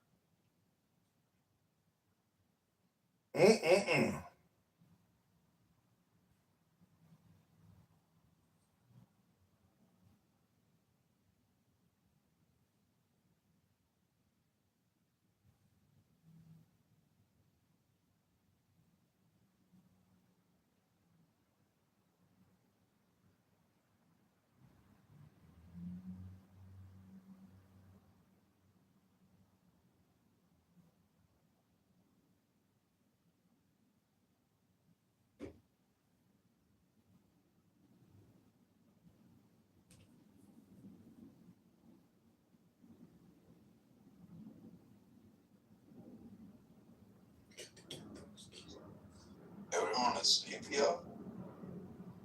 Is it that late? 10:50 for what? New York.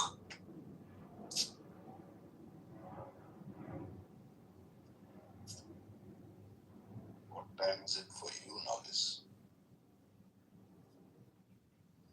Daniel.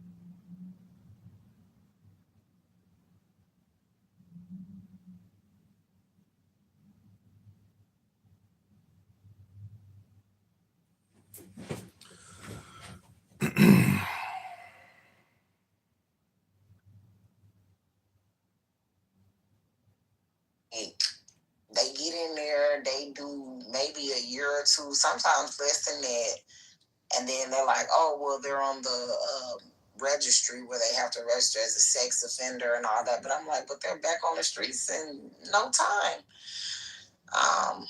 And usually most sex offenders. But what if, okay, listen, you're black. Most sex offenders, right, or sexual assault offenders, They'll offend again. That was my point. The time that they got caught or the time that somebody reported them, that wasn't the first time they did that shit. Well, I know you're a very pro-black person. That is just the first time they got fucking caught. No, they've done that shit several times. They just got caught that time. No, I agree. You're peace, though. So I know you're very pro-black. Now, let's say we were to bring in a bunch of, I don't know, people from Thailand. Not that they're known for doing that. But let's just say they so happen to live amongst the black community, and the Thais were responsible for 87 to 95% of the rape of black girls. And they were openly hostile towards blacks. Yeah, would you say get the fuck out of our country? I would tell them to get the fuck out of our country. There would be a problem. It would probably be a bloodbath. I'm not gonna motherfucking lie.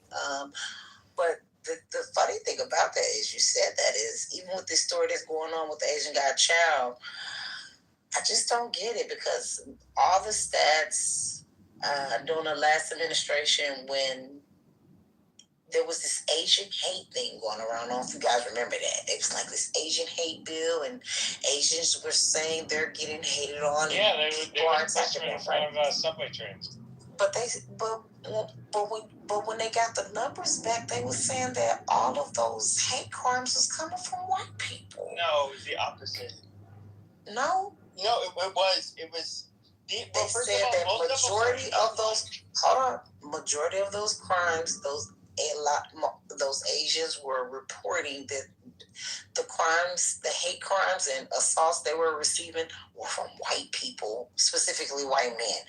So I don't understand what the problem is. Sure, I don't understand. No, okay, but we're talking. So what is their problem with black people? Sure. We're not the ones that's beating your ass. It's white people that's fucking you. Though that's kind of the problem. Is that we can talk about simple assault. That means I shove you, I spit on you, I smack you. Okay, me smacking a black person doesn't make the news.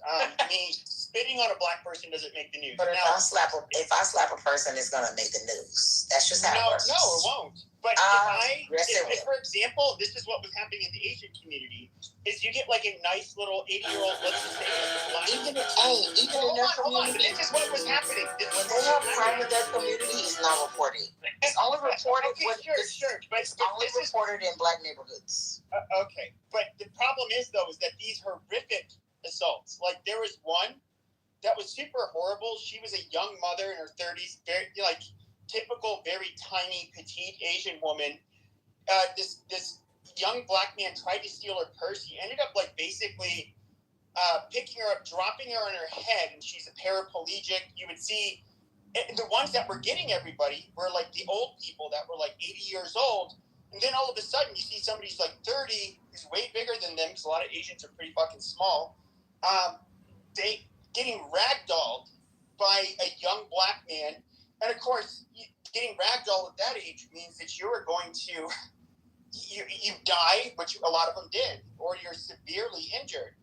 And so it was the significant assaults that were making the news where the perpetrators so happened to be black. And I'm not going to say race was the motivating factor. I think most of the time it wasn't. It was they were robbing them or they're just crazy or whatever. But it didn't fit the mainstream media's narrative. I'm talking about during COVID, when Asian people were saying they were experiencing so much hate crimes against them. They reported that most of the crimes that they received against them in assault were coming from white people. That's what they reported. Sure, but we're talking about the significant assaults, and I do not hear that it was.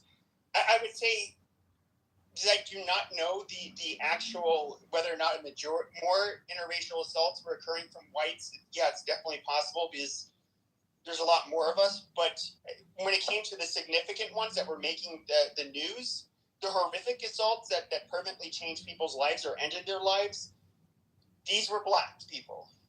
And that's where CNN, even undercover, CNN said, hey, we had to ditch this shit because of that. Yeah. Not only that, the studies was bullshit, so don't try to get me on that because I was talking about it in the room during that time. The study he cited, which was several others, they was all talking about people reporting them, but not actually documenting them. And when you look at the study, it was saying that basically people had some type of conflict. Asian person had a conflict with a white person, and they consider those hate crimes. Not actual crimes, just mainly someone says, hey, I was insulted by a white person compared to other groups. Those are not hate crimes. And the reason why this is important because we don't consider people being insulted as a stat to be taken serious. We talk about murder, rape, random assault and battery, shit like that, and it pales in comparison to every other group. Nobody does it more than Asians and black. That's a fact. So the real stats about assault on groups of other people, including blacks, is all from blacks. It's mostly from blacks. Thank you. And I don't want to make this a black and white American thing. I am very focused on. So this translates into a couple areas. So we can look at the immigrant. So in the West, we share a lot of values, a lot of the trends that we have in the West. They become trends everywhere else in the West. Excuse me. And when it comes to immigration, I think there's been a lot of like very, very bad, I guess you could say propaganda put out there for why we should have more immigration. But when it comes to Europe in particular, the immigrants they get, which in my opinion are the worst immigrants in the world, the Muslims, they are these. What the gang, the rape gang inquiry report released today said was fucking so disgusting. So and this, of course, this is really indicting of the UK, that their leaders, their politicians, how their social services, their police departments, all of them like really handle this. And it to me, it's just like there's no way. It should not be acceptable at all.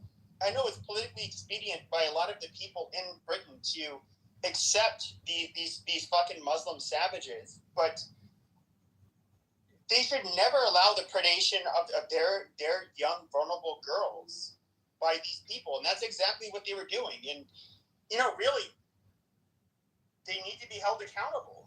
And the politicians in particular, Keir Starmer, number one, 13,000 warning letters for rape, yet he's locking up everybody for a couple of years that says, get the immigrants out of our fucking country. That doesn't make fucking sense. And these dirty fucking Muslims that are there, that are raping the girls, just deport them. Fuck them. I mean, I don't know what happened to European men in European society. They're such pussies today. Well, Pepe, I think this is happening in the U.S. too. Have you noticed that Muslim people are starting to dominate other cultural groups and other areas? As an example, take African American culture. Right, and it's happened since the 60s here in America, right? They've started dominating the culture more and more to the point where even they talk about Michael Jackson being dominating. Even his mom saying, what the hell is this? Like, why is this Nation of Islam people all around him and everything like that? So they're dominating the normal culture, and so they're trying to change the norm, saying we're just like everyone else. And the way to do that is, the FTC for $5 million take over those industries, start acting like those people, start performing like those people, start doing that, and then start having kids and start growing. And that's their whole strategy, and that's what happened in the UK.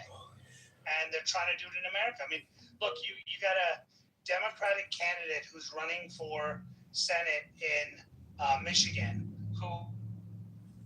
who's Muslim, who wants to grow Islam, and the Democrats are trying to push him to non-Islamic people, saying he's safe, he's good, that's what we need.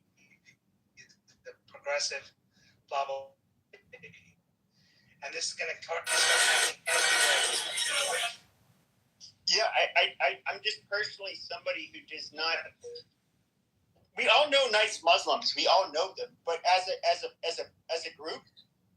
No, I've definitely known nice Muslims as individuals, but as a group, they are a fucking biohazard to every other group. Well, Pepe, let's be clear, right? There's some individual people, you're right, that are good, but I think the problem is in mass or in totalitarian, in the overall kind of community, the goal of their community. Look, one of the goals of theirs is to spread the religion. I mean, that's what they talk about. Go and spread the message and grow. And to be fair, Christianity is the same way, but the difference is that they're aggressive. It's almost like it's almost like the mentality that the 44th president said, get in their face, tell them to vote, tell them to change, right? And it's like, it's that kind of aggressive push. And so I equate the Islamic faith and the growth of it similar to what's happening in China, where China is smartly growing their growth in other countries.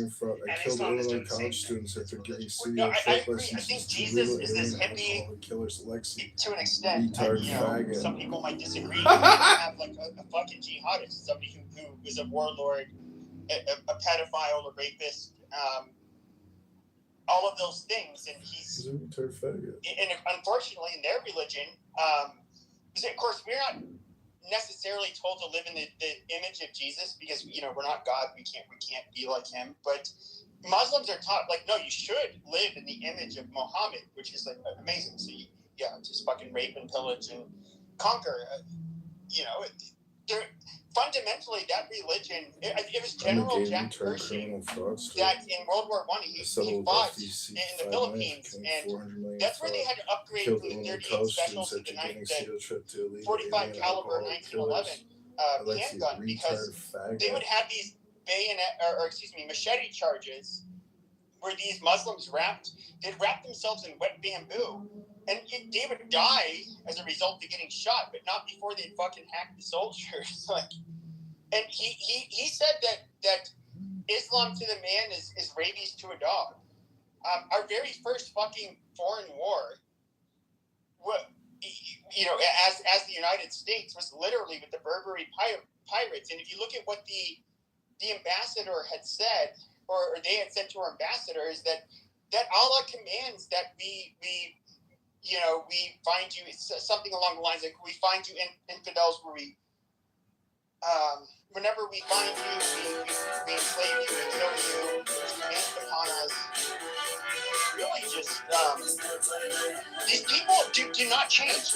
And it's not just that Western culture needs to change. We can look at okay, so I know you're of Indian descent. India is about as exotic as you can get compared to the United States, because they have religions that are much different than ours, cultures that are just everything about it. Yet they don't get along with them. They don't get along with, whether it's in Africa, whether it's any fucking where. These people are a fucking problem.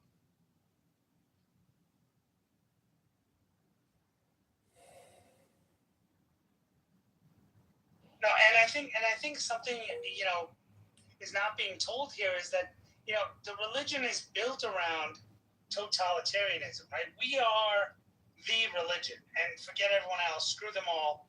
They don't know what they're doing. We're the next coming. And it's interesting because Christians don't say destroy Jewish people, right? They don't say that. I mean, there's some people that perverted it and said that, but you don't see them saying that, right?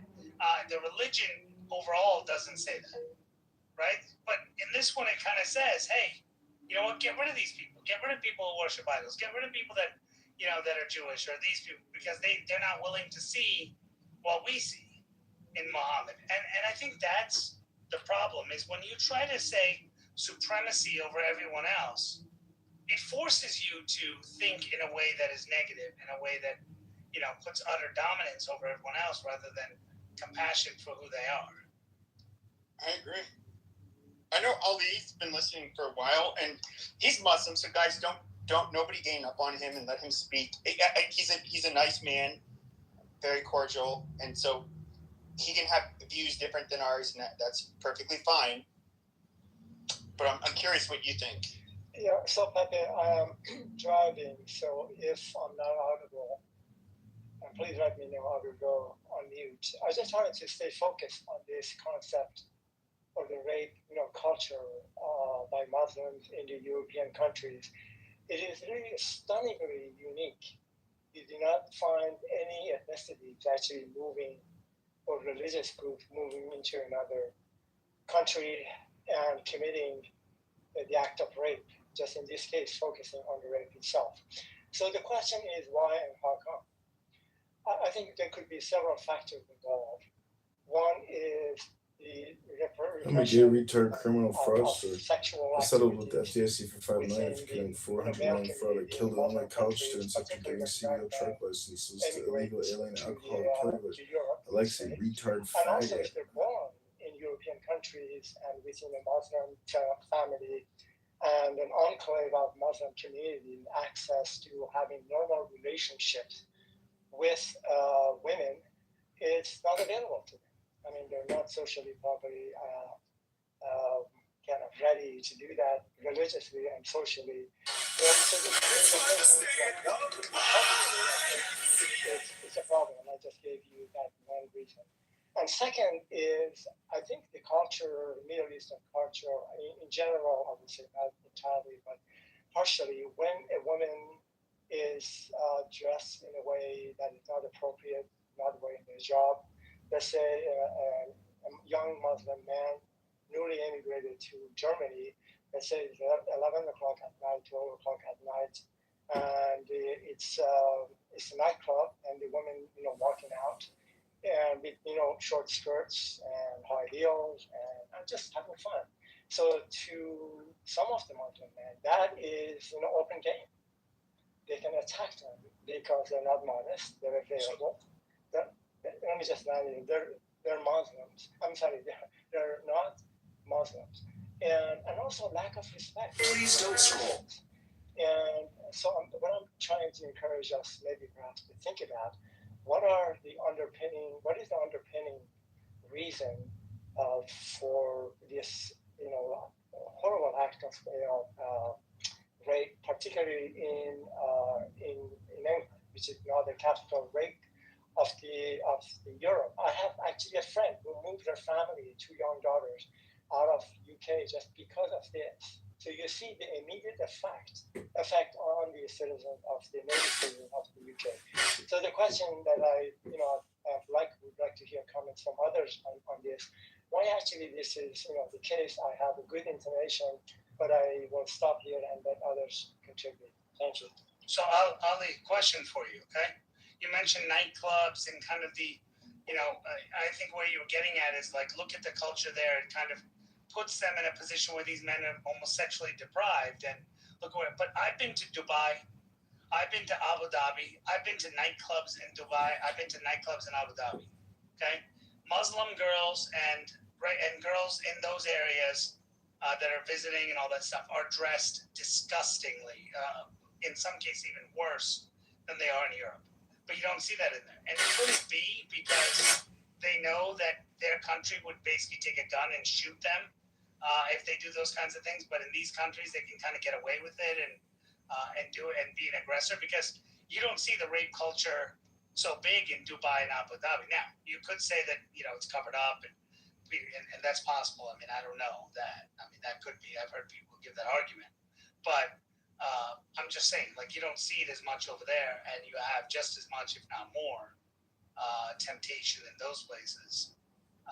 And so I guess that's my premise. My premise is, I think it's more because these countries are more lenient on it. They won't kill you and shoot you if you do those things. It's just like being gay, right? If you're gay in those countries, you're basically pushed off a building, essentially, right? And so, I'm just telling you, like, that's my mentality on it. What do you think? I feel like they can. I want to jump in there. Hold on. He asked a direct question to Ali, so let Ali answer. He's a Muslim. I don't give a fuck what a person wears. They don't deserve to be raped. And you got to be a gay, stupid, faggot bitch to rape somebody based upon. Please, let's not. This isn't a ghetto room. This is not. Okay.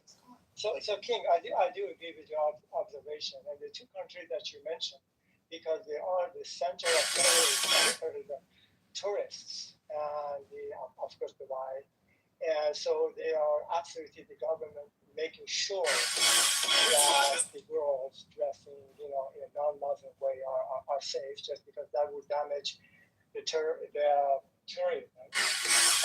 and it being an attractive place for people to go there to shop and have fun. This is one thing, and also I think if somebody commits, and I think you're correct, an act in Dubai and other countries that you mentioned, the consequences are absolutely severe. And so I think you gave good reasons to why actually that is the case. And I would say those countries you mentioned, they're more of an aberration, not the norm. So you cannot, apply what you're saying, and I cannot, to people like places like Yemen, Afghanistan, and Somalia, let's say the rest of it. So women do not go to clubhouse and nightclubs. Yeah, fair. But if you rape in those countries, though, that you mentioned, Yemen and all those, you'll be killed. Like, if you commit rape and a woman comes in Pakistan and any of those areas, they complain. In some cases, they'll cover it up if you pay the government for the corruption in those countries. But the fact is, and that's true with India too. That's true with any place. But if you rape a woman and you're like proven that you raped a woman, it's considered taboo and sin, and they'll like either beat the shit out of you, like literally beat the shit out of you, and no judge will do anything about it, or they'll tell. Then why are the numbers so high? Where, in those Muslim countries? Yeah. In the Muslim countries, they're not high. Like the thing That's is, what I'm though, is saying. that Americans will go there and they'll do stupid shit. Like there was I can just bring up a couple quick anecdotes. There was a young, attractive white woman that got caught with some cocaine. She got a 20-year prison sentence. Yep. They don't fuck around when it comes to certain crimes. And when it comes to, there was one woman, an African-American woman, who was having a disagreement with the people at a car rental service, and she was getting loud and ghetto. And they arrested her, threw her in jail for a few weeks, and said you can't leave. You're not allowed to be like they don't have freedom of speech, obviously, but they don't fucking around whatsoever. And if I was to, I don't know how this would work as a Westerner. Like if I was to rape an American woman as an American, you would still be killed. You'd still be killed. Wow. Yeah, they don't. Wow. You get some of the most vain. I feel like some of the most vain people in the world move to Abu Dhabi, and these are a lot of attractive women, a lot of women that kind of like what he was saying, scantily, will dress scantily and all of that stuff. But what's weird is you do not get even their native population. Because I believe like 88% of their population is foreign, right? Which they're non-citizens, but they are more protected than Europe. That's the point. I just think a lot of this stuff is not reported because I listen to some of my sisters from women that I know from over there, and they be so glad to get out and get away because of the way I'm talking about, from clitoris mutilation, all type of things that they experience. That happened in Africa. No, she's right. In like countries like Libya and stuff like that. But I'm talking more like. But isn't the Middle East? No, the Middle East is so different. They're so different from each other. Middle East isn't Africa. Yes, it is. No, it's on the Western Eurasian continent. Which Middle East country is? We don't want to admit it before we got to where we are today. Tectonic plates. If you're talking about North Africa, the Middle East is Africa, baby. Okay. No, it's literally most of it. No, so there's a reason the acronym is MENA. Egypt is technically part of Africa. Sure, but there's a reason it's called MENA, Middle East, North Africa. So they're largely Arabized cultures. So they have far more similar with each other. But when it comes to when it comes to Saudi Arabia, Oman, Qatar, it's Africa, honey. Huh? No. It's literally part of Western Asia. Like, no. You can look this up. It's a simple Google search. I don't have to look it up. I know. What? You need to do your research. Yeah. You going on what's modern. But if you go on from historical context, the Middle East is Africa. Always has been. Jesus. Okay, we don't need. Okay, you're doing this. Jesus was a Jew. Okay. You're doing this street. If you take a Bible, let me say, I don't know if you're Christian. I believe you're Catholic. If you take a Bible and you look at the map in the back of the Bible, everywhere that he traveled was in Africa. That's right. Amazing. Hello. Okay. Hello. Sorry. Okay. Hello. This is a pointless conversation, but no. But when you look at the developed countries like Kuwait, we can look at Oman, the UAE. These are countries that even Saudi Arabia, from what I've heard, you can travel there as a foreigner, and they're no nonsense countries. You're not going to be preyed on by people in their country or by other foreigners. They simply do not allow it. Yeah, I had a family member. I mean, this is a side note, but I have a family member who recently went to Bahrain the same day. Like they were traveling through Bahrain to go to India. Same thing. And they landed there. And what's amazing is it was the same day when apparently Iran launched attacks. So I called them. I was like, "Are you guys okay?" They go, "Yeah, no, nothing happened. Yeah, nothing." And you know what? The entire country did. Their first priority was protect the airport, protect the people, protect all this. It doesn't matter who's there. And nothing happened. Planes went out normally, crossed over Iran and went into. I was like, holy moly! Like these, so the way things operate in those areas are totally different. The other thing I'll let you know is those countries are clean. Like you go to the restrooms, you go other places, clean. Airports are clean. Everything is done. Why? Because they police all this stuff. They set up a culture where they say, you have to be clean. You can't, you can't be like, you can't have people, homeless guys hanging out outside. There are areas where there's homeless people. But in the areas where the tourists come, the areas where the airports are, the areas where the mass population is, they don't want the homeless people. They don't want the people on the side of the road. They don't want the dirt on the road. And that's why the airports look amazing. And the crime is less. Now, I think your piece said something which I thought is interesting, is that how much of this does not get reported? I think there's some truth to it.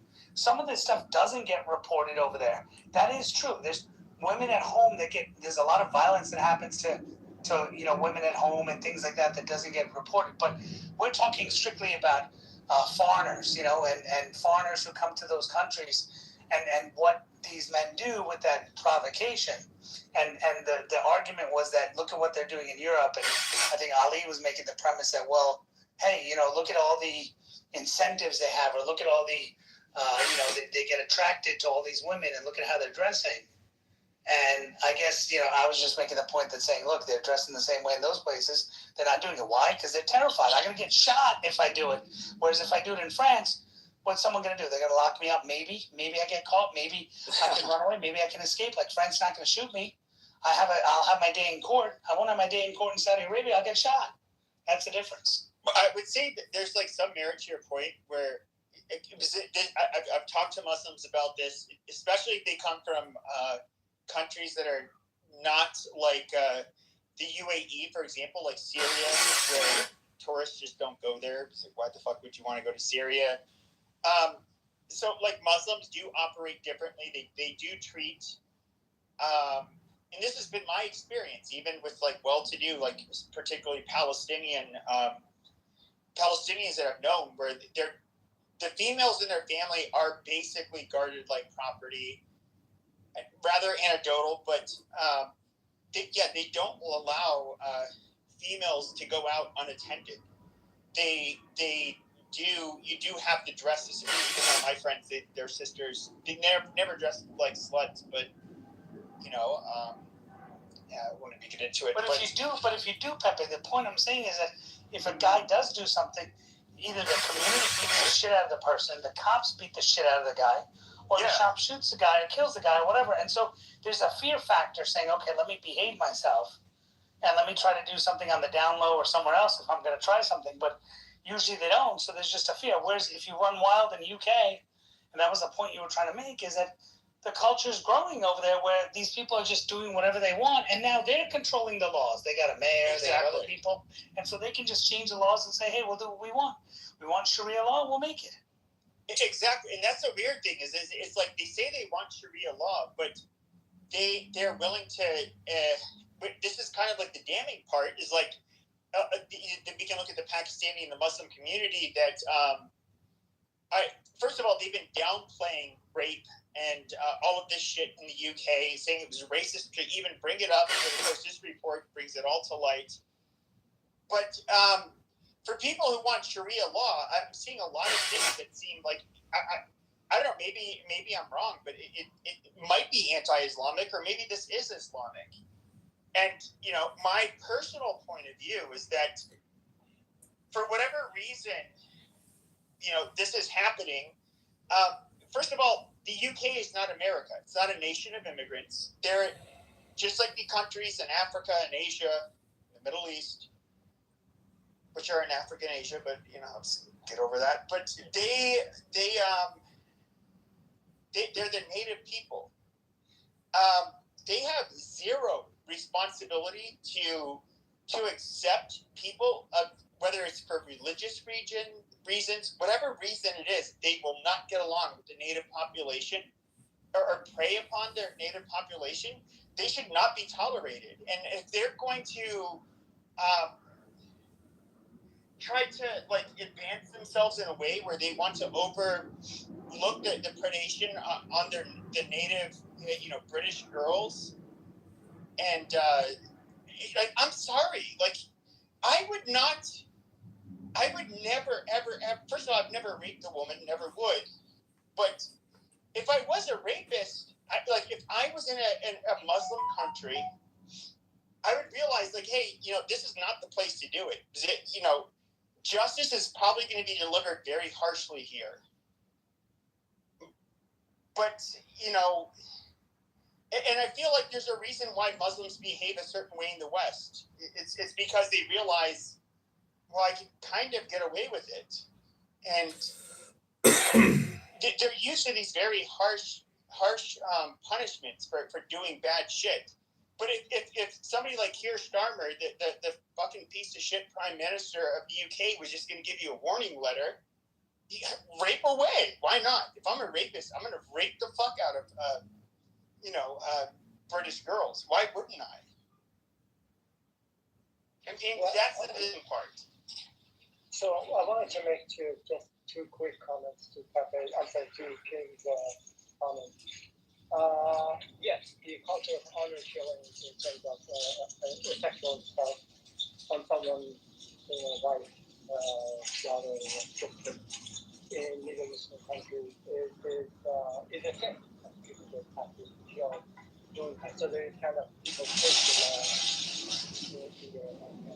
kind of that number one.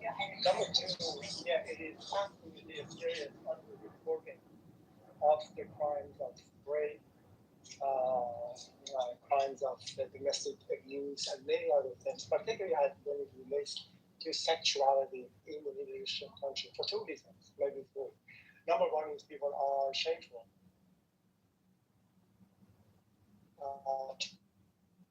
To report this, and even this happened Yeah. What up, brother? Yeah, you went in the Matrix. Hold on one sec. What's up? What are you doing? You're out? No, I'm at home. Oh. I'm in Louisville. Nice. But I was in Chicago last week, and I called you so we could try to get together, and you've been blowing me off. Oh, you're used to getting blown off, aren't you? I love getting blown off. How about you? I see you getting blown off with some blondies. Yeah. How's she doing? Is she your new girlfriend? I don't know. We'll find out if I see her this Friday. It'll be 3 weeks in a row. Wow. And have you put it in yet or not? Or you're being a gentleman? Oh, I'm a gentleman. I don't kiss and tell while I'm live on YouTube, bro. It's kind of shit you do. That's kind of amateur hour shit that you do, brother. My friend. Oh, so you kiss and tell when you're offline? Of course, in private. Yeah. What are you doing in Louisville? I'm at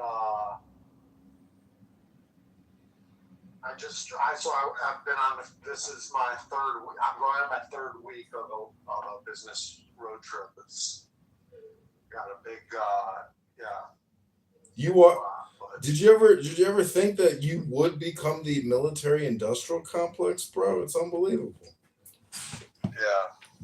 You single-handedly helped topple the Iranian government, bro. Yeah. So I was at University of Illinois, my alma mater, for a week, for not a week, a couple days. All last week I was at Purdue, West Lafayette. Now I went to Indianapolis, and now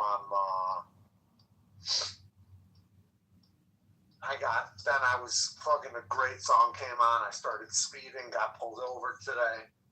Fuck. Thank God I got a warning. I was 15 over, but he gave me a warning. Oh, that's good. And then I actually got pulled over a couple weeks ago too in Southern Illinois. Have you ever heard of Metropolis? Is that a town? Oh yeah, I've heard of Metropolis. Yeah. Well, do you know about the city Metropolis in the comic books? Yeah. Isn't that where Superman grew up? Yeah, exactly. So he grew up. Well, he that's where Superman lives. Where it's the city, the fictional city that the paper, the Daily Planet, he works for, Clark Kent. It's supposed to be like Chicago, then, right? Exactly. So Metropolis, but yeah, Southern Illinois. Went gambling one night because there's a casino there. Mm-hmm. Left the casino, and I'm on the way back to the hotel, and then I pass it, and I'm coming up to a gas station. I'm debating whether I should get late night snacks and a drink, like a Gatorade or something. And last second, I'm like, all right, I've got it. So I put on my left blinker and turn left, like pretty much one after the other, you know. And as I'm pulling into the gas station, the red and blue lights come on. I'm like, oh fuck! So they pull me over. I'm in the gas station, mm-hmm. and then I see that we're like in the way of all the pumps. So after I stopped, then I'm like, okay, I'm gonna slowly pull up and to get out of the way, so me and the cop aren't in the way of all the pumps. So then the cop comes to the car. I have my hands on, you know, what is it, 10 and 2, you know, to be safe. And he comes up to the car, and, you know, license and registration, license, and so, you know, I give that to them, and then he goes back to the car. Then he comes back. And he's like, do you have any narcotics or weapons or, you know, he listed 10 different things. I said, no, officer. I said, the only contraband I have in my car on my possession that you might be worried about is that I have kryptonite. Oh, God. The fuck? You should have said that. What the fuck are you thinking, bro? Oh, you were in Metropolis. Okay, that's funny. So I don't know if you know Metropolis, Illinois. It's in very southern Illinois. Yeah. They have billboards all around the highway saying "Home of Superman," Museum of Superman, and they have a big. So wait, just tell me what happened. What did the cop say? What? What happened? What did the cop say? He giggled. He giggled. Oh, thank God. I was worried for a second you were about to get ripped out of the car and be like, let's see this motherfucking kryptonite, boy. Shit. So then I said, officer, I said, can I ask, I said, listen, I was debating the calories of the snacks and the drinks, and I wasn't sure whether to go to the gas station for snacks. I said, what did I do wrong? He says, improper lane change, illegal lane change. Mm-hmm. Yeah, I've been pulled over. I said, for officer. Superman doesn't stay in his own lane. Oh my God. So he giggled at that too. And then he says, I'm gonna go I need to go back, you know, run the plates and everything. So then as I'm talking, 2 more cop cars pull up behind us into the gas station. Mm-hmm. And then a new cop comes up to I see approaching a car, different cop from a different cop car that I see like in the rear view. And so I put again my hands on, you know, 10 and 2. And the new cop comes to the window. You can chill out, sir. You can chill out. You can relax. And I'm like, I'm fine. I'm relaxed. He said,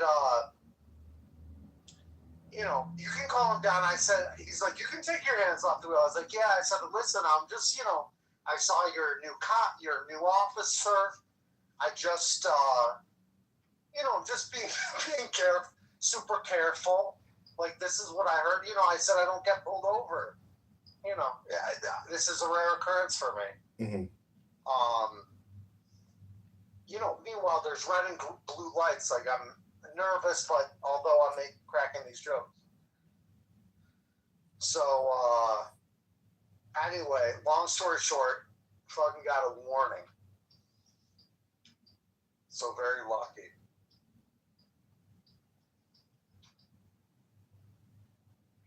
Anyway, how are you? It's been a long time.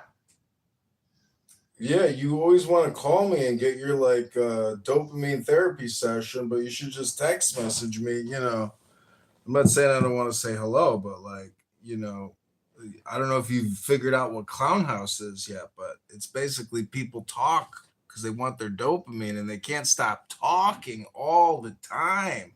But yeah, I'm good. Life is good. God is good. You're a talker.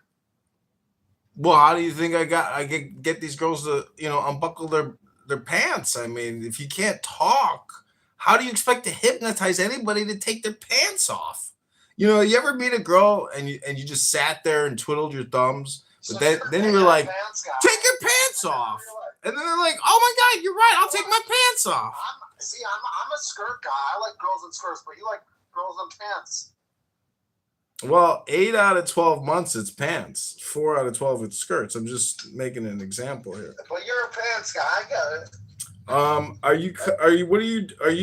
When are you coming back here at all? Because I got a ticket for Thursday to go to the Windy City Smokeout. Oh, really? Yeah. So big news. Guess who's making Aliyah? Did I tell you? Yeah, you said your brother is doing it. So he leaves July 20th. Oh, he'll be back in at least 2 years. There's nobody ever stays. It's just like a place to go, you know, pretend you're living there, and then when the rent is, you know, $3,000 a month and you're only making like $1,800 a month, you're like, these economics don't seem to work out in my favor. Maybe I should just go back to Chicago. It's so expensive over there, man. It's crazy. Yeah, so all the Israelis that I've met in Nashville, you know, I talk to them. They're like, you know, I asked, why did you move here? Why did you move to the U.S. or Nashville? Mm-hmm. They're like, are you kidding me? Do you know how expensive it is? You can't afford anything there. Yeah, it's literally like, you know, it is what it is. I mean, but at least your brother will get financially supported for a little while, and he'll do Opan and become proficient in Hebrew. So that's cool. What's Opan? Is that the program he's doing? That's just the name of the language training that they call it when you do Aliyah. But you could do Opan here and anywhere. You don't need to go to Israel. So repeat that. Sorry. I don't know. It's a Hebrew word for, like, you know, language center or something like that. Yeah. But what I'm saying is, if you want to study Hebrew, you don't need to do Aliyah. You could just study Hebrew anytime, anywhere. You know, I'm just saying, people do things to do things, but from my experience of like moving and traveling and starting businesses in different cities, it's like, dude, I didn't need to move. I didn't need to move there. And I could have kept my business there and moved anywhere I wanted. So people are mobile, you know, to think that anybody's moving anywhere. Let's go mobile. Yeah. How much longer for the program to work? Time to go mobile.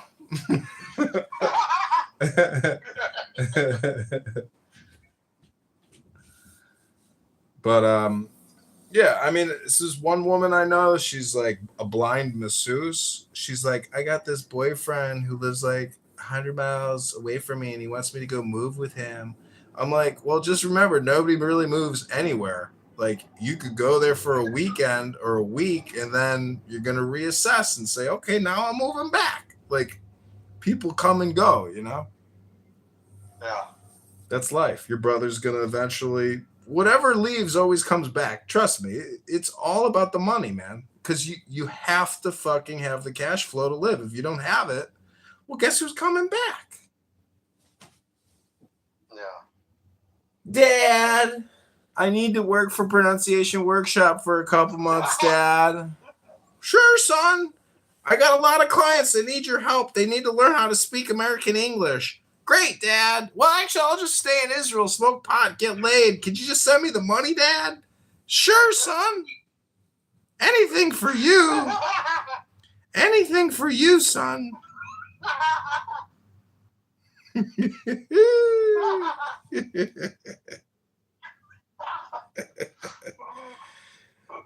Sing to me, son. I love you, Dad. I love you, Abba.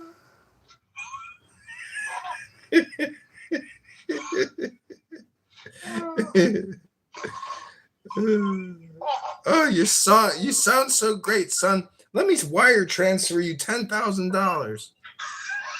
You're the greatest dad in the world. Honey, send him 20,000. I love you too, Mom. You're the best mom a boy could hope for. We love you, honey. We love you, honey. Mom and Dad sent me the money. Let's party, everybody. Yeah, Gruber got the money. Yeah.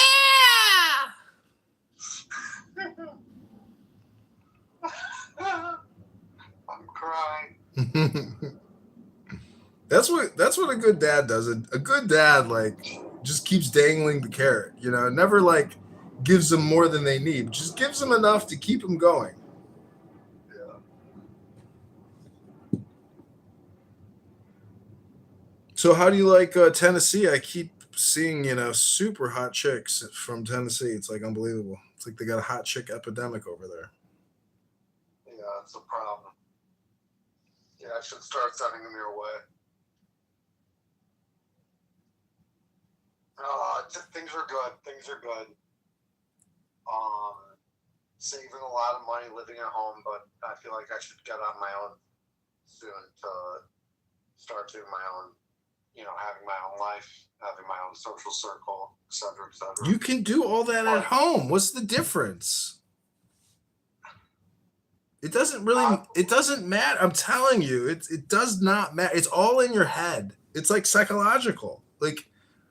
The thing is, we're just so culturally conditioned. If you were a Muslim and an Arab, you'd be building a fucking hut next to your parents' house, getting ready to impregnate a 13-year-old.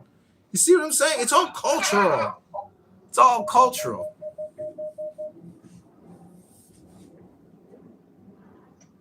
You're living by these frames that we put on each other.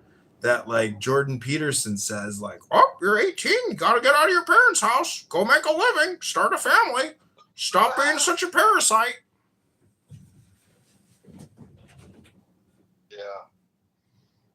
Just date local, bro. Your life is geographic. Yeah. I mean, you should make a joke out of it when you bring a new chick to your dad's house. Be like, Dad, good Shabbos, this is Tiffany. Tiffany, this is my father, Dr. Gruber. English professor and pronunciation workshop, international explorer and adventurer. And this is my mom. Isn't she gorgeous? Trust me, you gotta have some more fun, bro. You have to be the source of your creativity and fun.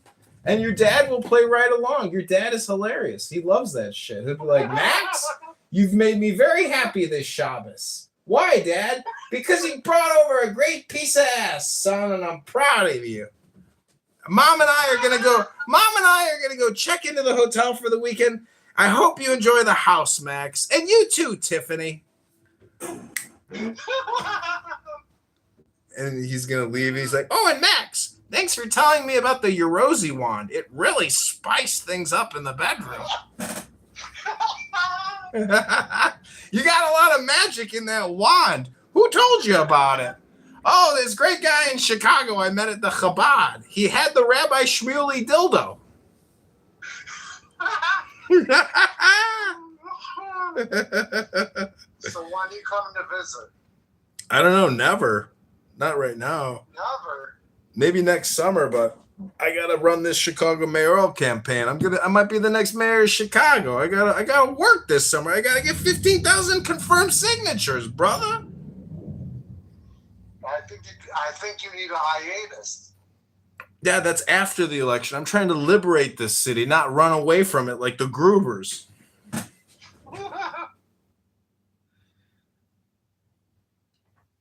And how's your family? How's your sister and her husband and your parents?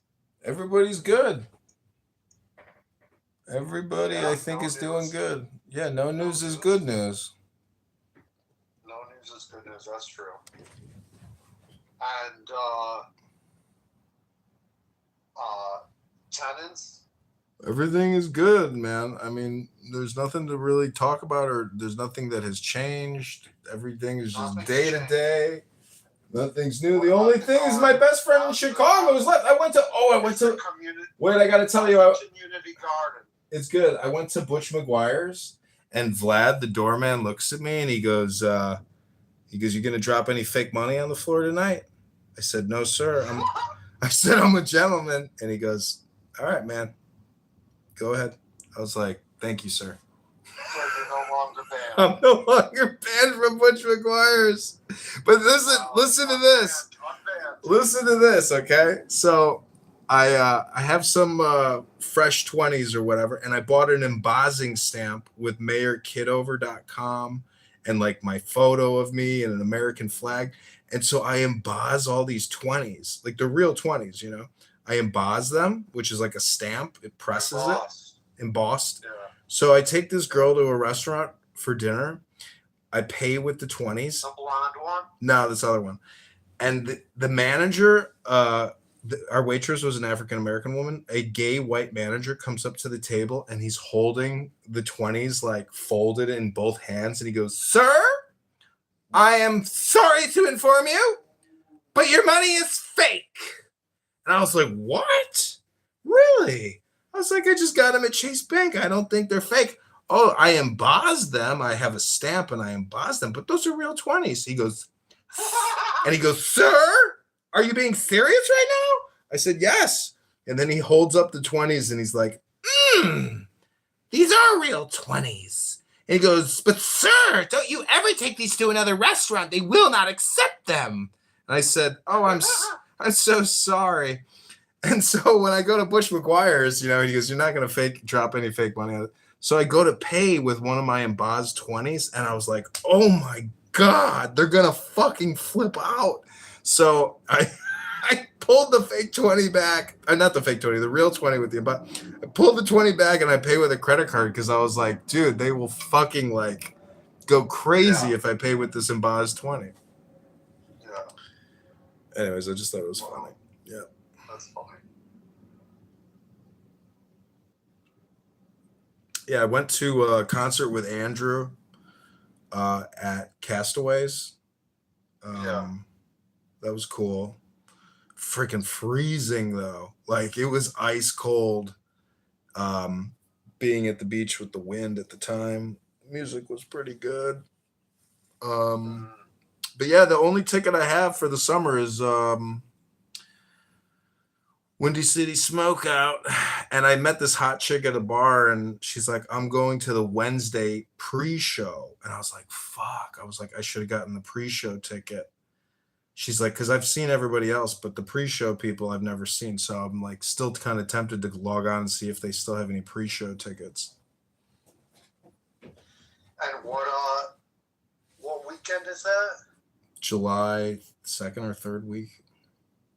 Or 4th week, I'm not sure. But yeah, if you fly into O'Hare, I'll just, pick you up, or you just take the blue line. I'll pick you up at the train stop or whatever. But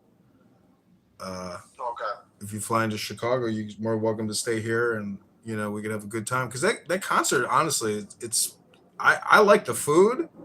I like all the exhibits. The only thing I don't like is the fucking number of people. But and I don't know. It's pretty dope. But the thing that sucks is getting there and getting out. Remember when those kids were like hey, let me take a selfie with you. And I was like, oh my God, we're about to get robbed. They thought I was Andrew Tate. They thought I was Andrew Tate. I was like, who the fuck is Andrew Tate?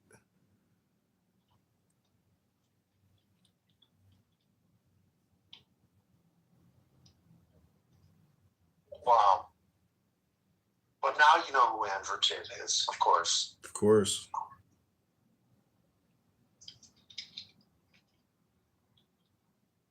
And, fuck. But you don't want to come down to Nashville. Not until next summer. Yeah, next summer for sure, but not this summer. Okay. Yeah. I mean, believe me, I would like to. I mean, it's a great dude. I'm sure we would have a lot of fun, but right now with my situation, I can do next year, but not right now. I mean, if I leave right now, Brandon Johnson will probably send a hit squad to my house and burn the place down. So, And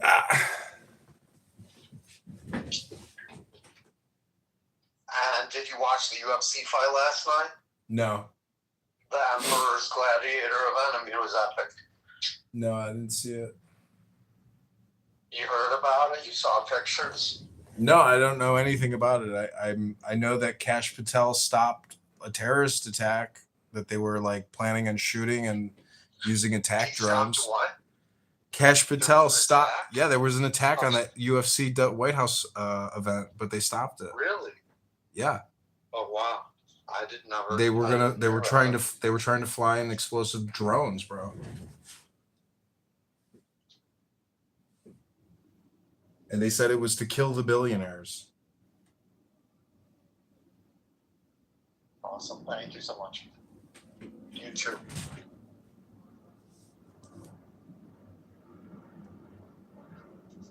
So how's your love life? Are you on Hinge? Or are you swiping right? Or are you just working? Pretty much just working a little bit, but not too much. How about you? How's your dating life? Yeah, I'm only seeing this one girl. We'll see how it goes.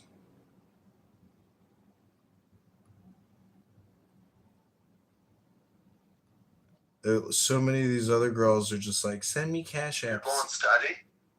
No, we haven't discussed it. I've only seen her twice. But based on our interaction, I mean, it's not just like a nothing. I mean, we're physical, so to me, that's like the point of departure, or liftoff. Hello?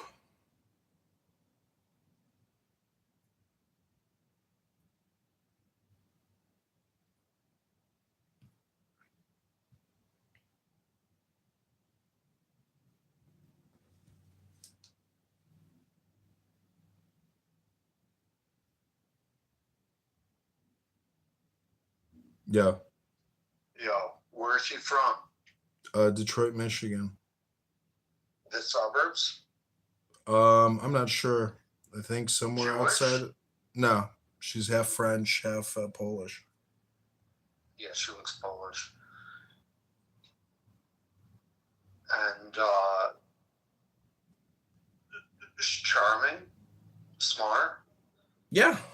I mean, nice. How young? 27. How old? 27. Nice. Has she been over? Yep. Nice. She says, she's like, I can't believe you're a conservative or a Republican based on your house. You're like the exact opposite. And I'm like, yeah. I'm like a hippie Republican, but most of my shit, my interior decorating is all because of shit I bought on eBay. Mostly, but it's all collectibles. It's like if I ever moved out of here, I would just like wrap everything, store it, and not live like this. But in my opinion, this is like a storage facility. I thought it's an art gallery. Yeah, exactly. What do you think? Fucking art gallery is a storage facility for art.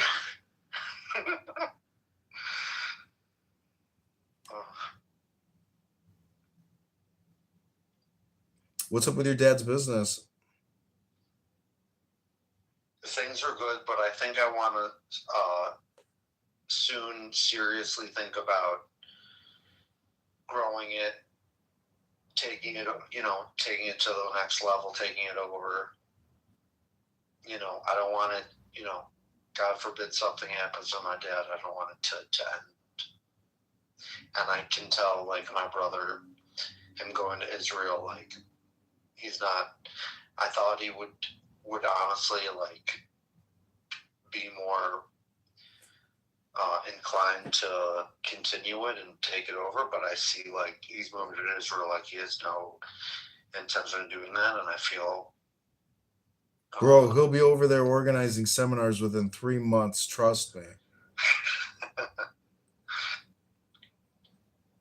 It's true. It's true, man. I'm telling you, like, people want to learn how to speak American English. LinkedIn is like a perfect example of where there are so many international workers, that are actually held back by their English language capability. Because a lot of people want to break in, but because of the way they sound, they can't get hired. Yeah. And it's not just the way they sound. It's like, it's almost like an intelligence thing, where if your American English is not high level proficient, it's almost like an indicator of your low IQ status, That's why I think I texted you. It's like, it's conceptual plus like intellectual, or like, it's like subjective objective. It's like you can't achieve the objective without the subjective.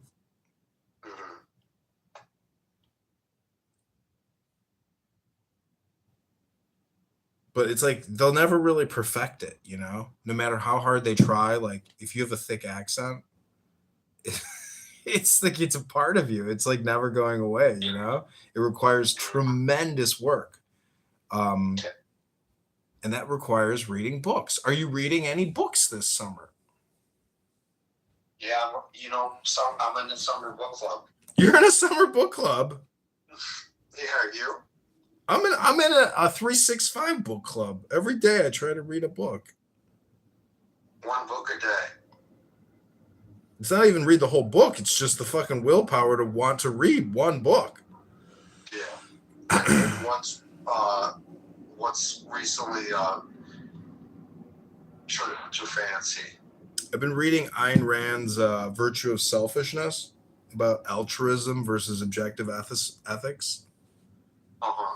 That's been very, very interesting. Like, there's separation of church and state, and then there's separation of state and economy, which is laissez-faire capitalism. And there's so much fraud that they're arresting people on, but guess who created all the fraud? The federal government. How the fuck did this guy get $60 million? How did this thief get $300 million? Oh, the federal government. So it's like problem, action, solution. I mean, but the fucking problem is the government, bro. The government is creating economy by borrowing all this money and giving it away to fraudsters. So it's like, holy fuck. It's like there's no accountability, no personal responsibility. When does the government finally admit, when do agency heads say, sorry, guys, we let this one slip under, we're talking billions and billions. The biggest racket is the health industry, Medicare, Medicaid, bro. Like $400 billion a year in fraud, $400 billion a year. They got international criminal fraudsters ripping us off. We got domestic fraudsters ripping us. It's crazy. And the healthcare executives, do you know they make like $60 million a year on average? $60 million a year. It's like, bro, it's like I wrote the John Kitover Medicare Medicaid Balanced Budget Act, where every healthcare executive, their pay gets capped at $200,000 a year until we have a balanced budget. Would you be okay with that? I'd be okay with that. Fuck them. Oh, you can't make your $60 million this year? And our government is completely broke and we continue to spend $7 trillion a year? Dude, something has to give. The Medicare Medicaid shit is a scam, man. These doctors, health insurance companies, and big pharma, dude, they're poisoning us. They don't do anything. Just go to the gym, read a book, fatty. That's what I'm running on. Dude, I'm totally vindicated on the COVID-19 vaccine scam. I mean, it's just like every single day there's more stuff coming out about the fraud, about the scam, about the lies, about the propaganda. I mean, you fucking, have you had any adverse effects after taking your J&J? Did you do the boosters? Did you do your second round? I mean, are you sterile? Have you had a blood clot? Hello?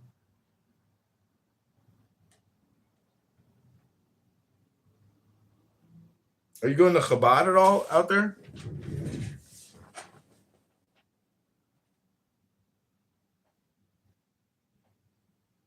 Hello?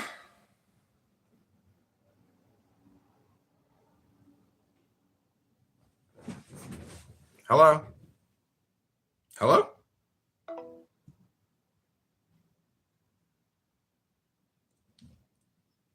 It's almost always in fucking gang. You know what I want to do? The term going Hold on, everybody. Yeah. I've been talking and I saw that it was muted. I couldn't hear anything. Yeah, sorry, I've been talking, but it was muted. No, I've been wondering, like, how much, microplastics and that whole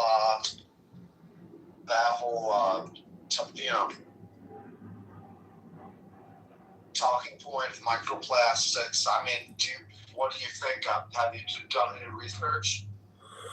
I don't know, man. Microplastics is crazy. It's like, dude, I mean, I was walking out of the gym and I see the water flowing into the sewer and then there's like gasoline in the water. And I'm just like, if it all gets filtered and treated, it's like, but dude, the water must just be filled with like fucking microparticulates. And the tap water. And it's like, and I think there's different quality of bottled water, like Dasani versus like Amazon water. When you open the cap on an Amazon water bottle, it's like it just comes right off, like with Dasani, at least there's a little pressure. Like Coca-Cola, like might have higher manufacturing standards. So, but when you drink water and you tear that cap, like you're creating a plastic microparticulate as soon as you open that cap, and but it could be healthier than tap water. Yeah. You know what the number one thing is that like kills like children in terms of choking? It's the water bottle cap, dude. Think about how many little kids like have that use tiny little water bottles, and that little fucking cap, bro, goes right in their throat. It's got to be like hundreds or even thousands of kids every year die from fucking bottles of water. Yeah.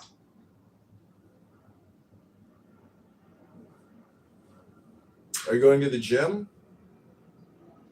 I've been trying, but I'll be honest, I'm not as good as I was a few months back. One of the big problems I've been having is I had an accident in Italy. Oh, you shot your pants? What happened? No, I had a scooter accident. I flew off a scooter, electric scooter. Oh my god. Yeah, and I ended up fracturing my shoulder blade, my sternum, and my spine. Oh my god, bro. Yeah, it was bad. Dude, so those things are just not safe. What? Dude, the fucking electric scooter epidemic, man. It's like fucking the emergency rooms are just full of scooter people. I know. So it's been quite bad. It happened April 24th. Uh-huh. So I would say in the past couple days, my shoulder's been feeling for the first time like without pain. Uh-huh. But yeah, it was quite bad. I couldn't even move my shoulder. And, but thankfully, no surgery, and thankfully, I'm gonna be 100% okay. It could have been a lot worse. I wasn't wearing a helmet, It could have been very bad. Dude, when we left that Windy City fucking smokeout, we're going like 30 miles an hour through wet streets with no helmets, no like. I know. We could have fucking wiped out at any moment and gotten seriously injured. We were so lucky. I know. Dude, you're not safe unless you're like in a car. Like these people are like the bike lane. You know there's a guy in Chicago who just died in his own bike lane, and he fucking built bike lanes all over the city, and he fucking died in his bike lane, bro. It's like... Well, I saw someone died in Chicago from a scooter. Yeah. Scooter, too, recently. I saw some, like, guy with his girlfriend on it scooting down the street. I'm just like, bro, they are going so fast. They're in flip-flops. It's like, how the fuck do you handle flying into something at 30 miles an hour? It's like you're skiing. It's like you're skiing down a hill and you're going into tree territory. It's like, good luck. Good luck. Don't move a fucking inch. You're 1 inch away from death. Yeah. Dude, your life is never the same. I was driving down the street at like 11 o'clock and there were 3 people on scooters and they took a right, and this guy in a giant pickup truck, like elevated bed, you know, like huge. Yeah. He guns his truck and he runs over all of them right in front of me. I was like, runs all of what? 3 people on scooters with no helmets. He's in a mat. He can't even see them because he's so high up. He runs them all over, and like he probably killed at least one of them. And I immediately called 911. I was like, "You got to send an ambulance quick! I just saw 3 people get run over by a big pickup truck." And they're like, "What's the intersection?" And dude, I didn't stop and help anybody. I just fucking kept going. I was like, I can't believe what I just saw. Like, it was the craziest thing. It happened so quick. The guy was just gunning his engine, you know, for the sake of gunning it, because it's like he's making all the noise and the exhaust. He just didn't even see them. They came out of nowhere, and he just ran them all over. I was like, ah! I saw him smush them. I was like, couldn't believe what I saw. Yeah. It like made me jump, bro. I was like, ooh, ooh. Ugh, they were screaming. Oh, it was horrible. Wow, that's horrific. Yeah, dude. I mean, did you see the girl get thrown off the cliff? The fucking Brazilian rope person forgot to put the rope on her feet. Oh, the bungee jumper? It wasn't even a bungee jump. It was just like a rope swing or some shit. Okay, I saw something, but I didn't click on it. Yeah, dude, it was legit. Like, these 3 guys take this girl and then just chuck her off a fucking cliff. Okay, I saw a screenshot of like them holding her up, and it said it, and it was. I didn't click on it because it didn't like it was too unbelievable to be true. They all look at the rope. They're like, "Oh, we forgot to put the rope on her."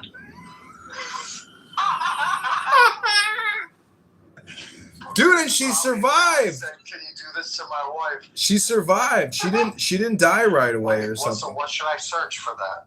It was Brazil? I think it was in Brazil, yeah. But she didn't even die. Brazil bungee accident. Yeah, she actually survived. Oh my God. But then they didn't help her or something. Like, she survived, but they didn't help her, and then she died later on or something. No way. Oh my God, I can't believe it. She has no rope. Holy fuck. Stay still. Stand still. We're going to pick you up over our heads, walk you to the edge of the cliff, and chuck you over. Don't say a thing and don't worry about it. Don't. Here we go, boys. 1, 2, 3, push. Oh, fuck. Oh, fuck. How do you forget that part of the whole thing? It's like, we're going to pick you up and we're going to throw you right over. Here we go. 1, 2. Oh, wait, boys, the rope. The rope. Ah!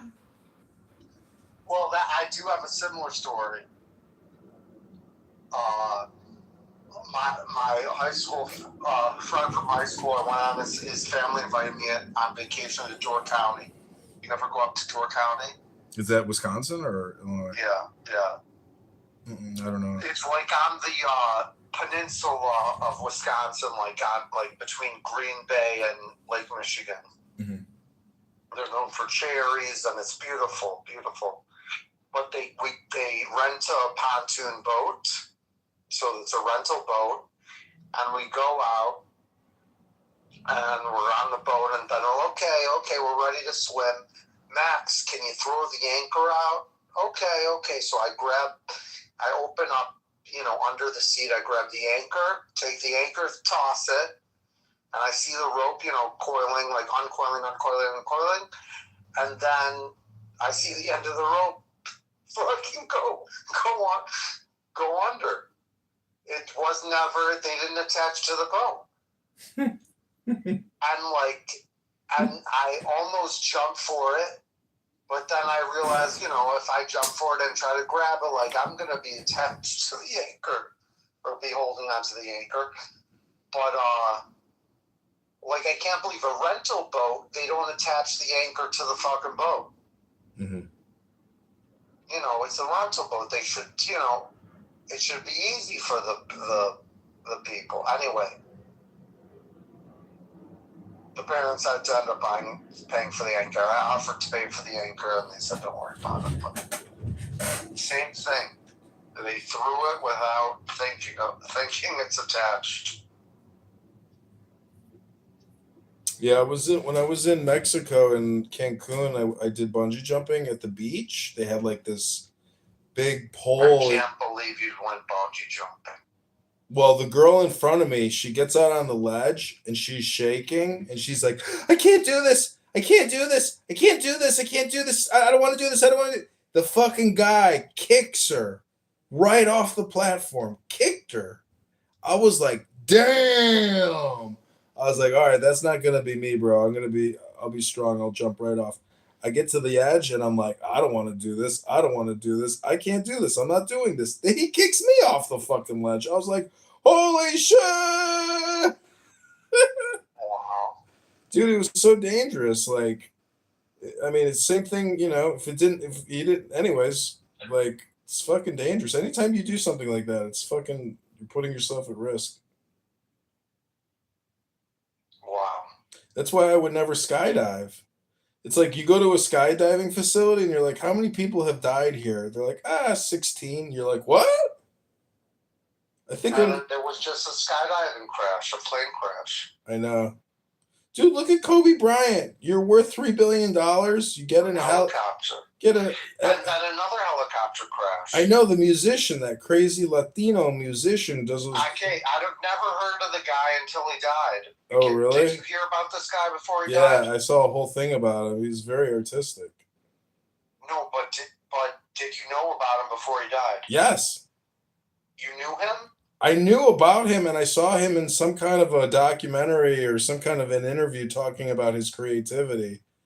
And yeah, and his music is like super weird, but like I've never heard it. You would hear. I think he had like one song that like did well or something, but dude, like what the fuck was he doing? Posting about him. Everybody knew him. What the? He's like what was that one the mumble rapper who OD'd? Anyways, dude, what the fuck was he doing in helicopters? Mac Miller? No, stupid mumble rapper with all the tattoos on his face. You don't know who I'm talking about? And he died and OD'd? Yeah, his name was, God, I'm glad I don't even know his name because he's so fucking horrible. I just Googled it. Juice WRLD? No, not Juice WRLD. Different white guy. Lil Peep! Lil Peep! My boy! Lil Peep! You don't know about... I didn't even know Juice WRLD died. You know, you and I used to go to Hanger Upper, and the guy, the bouncer at that place called himself the Juice or something like that. Yeah. But I think he was just copying Juice WRLD. I thought he was Juice WRLD for like a couple months or something, but I guess that's not him. Yeah. when we were go to that place, I had a girl come up to me. She's like, "Are you the Lincoln Park real estate agency guy?" I'm like, "Yeah, that's me." She's like, "I see all your Instagram videos."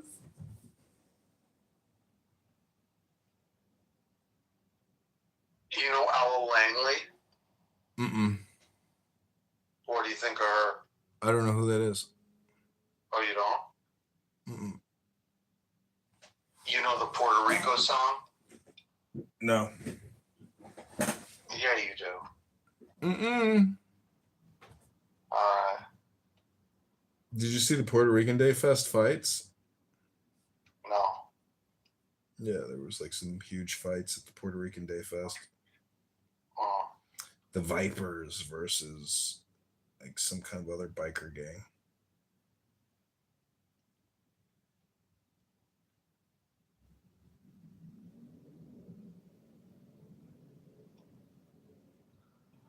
Well, good catching up with you, John. I'm glad you're alive.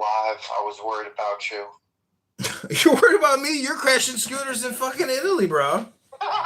Don't worry about me. Worry about yourself. I've survived. I'm 43. You're crashing scooters in Italy, dude. You fucking got some balls on you flying through the fucking Alps on a scooter, dude. So I fell off the scooter. I can't fucking move my arm.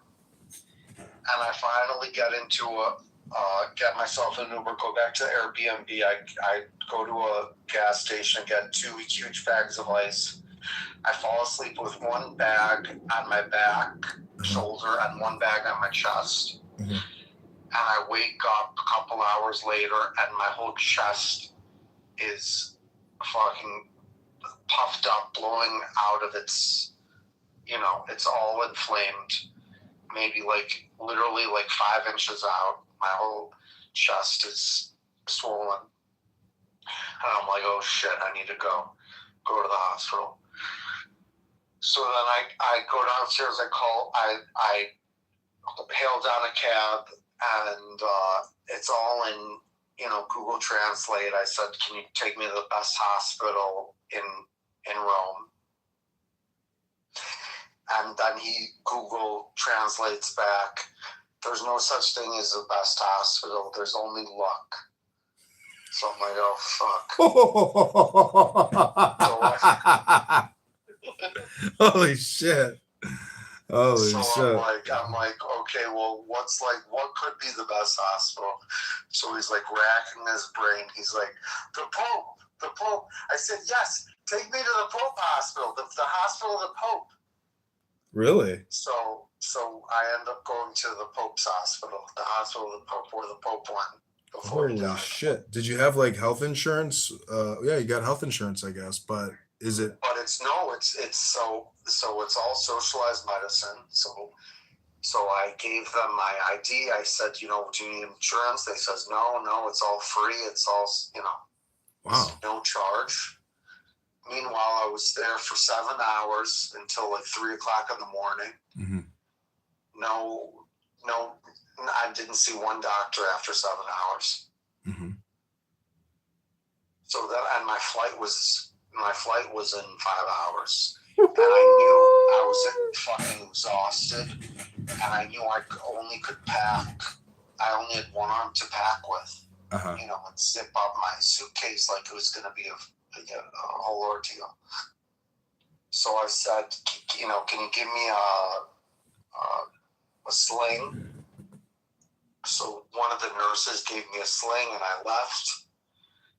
And then I got to the airport with a sling, and then all the airport security people said, okay, where's your paperwork that you're cleared to fly? I said, oh, I don't have that. They're like, well, didn't you go to the hospital? You have a sling. I said, yes, I did. I said, but, I threw it out, or I didn't need it. They're like, where's your paperwork? Of course they would have given it to you. And they're like, is anything broken? I said, no, it's like a small spray, and I just have all I want to do is get back to the U.S., go to a fucking normal hospital. Because at the hospital, even that was all Google Translate. Just talking orders. Anyway, landed, didn't even go home. I went straight to Vanderbilt. And yeah, MRI, I had multiple X-rays, and yeah, that's when they saw everything. Yeah, even I hit my head. My head was, my side of my skull was swollen. It was a bad accident. Dude. Yeah. Talk about stress, bro. I've been walking, but I haven't been working out. How about you? I assume you're in. By the way, my brother. It's honestly he's taking his health, his workout regimen, and eating a little bit too seriously. It's like a little bit overboard, in my opinion. It's like annoying. But if you're getting annoyed over somebody working out and eating healthy, No, but he'll eat dessert, and he's like, oh, I shouldn't be doing this, and it's like, dude, either shut the fuck up, or don't eat it, or eat it, and he's an annoying person. He's a highly annoying person then, because I realize if somebody's smoking a cigarette and you're sitting there saying, how unhealthy it is to smoke a cigarette, it's like, bro, you're ruining that person's unhealthy experience. Just let them have the unhealthy experience. Like, don't ruin it, because it's not going to change the fact that they're going to do that. So I can't tell if you're being sarcastic. I'm not being sarcastic. I realize that because it's offensive. Like, if somebody is about to smoke a cigarette and you start ridiculing them, it's like you've just created a bad atmosphere. You've made things even worse. So just be quiet. Maintain silence. Silence is golden. So that's why I say your brother's a highly annoying person. There's a lot of highly annoying people out there, but what's worse than a highly annoying person? An extremely annoying person. They're even worse. They will criticize the whole experience and never shut up about it. And then you're like, now I hate you, and you're an extremely annoying person, and I want to have nothing to do with you anymore because now I hate you.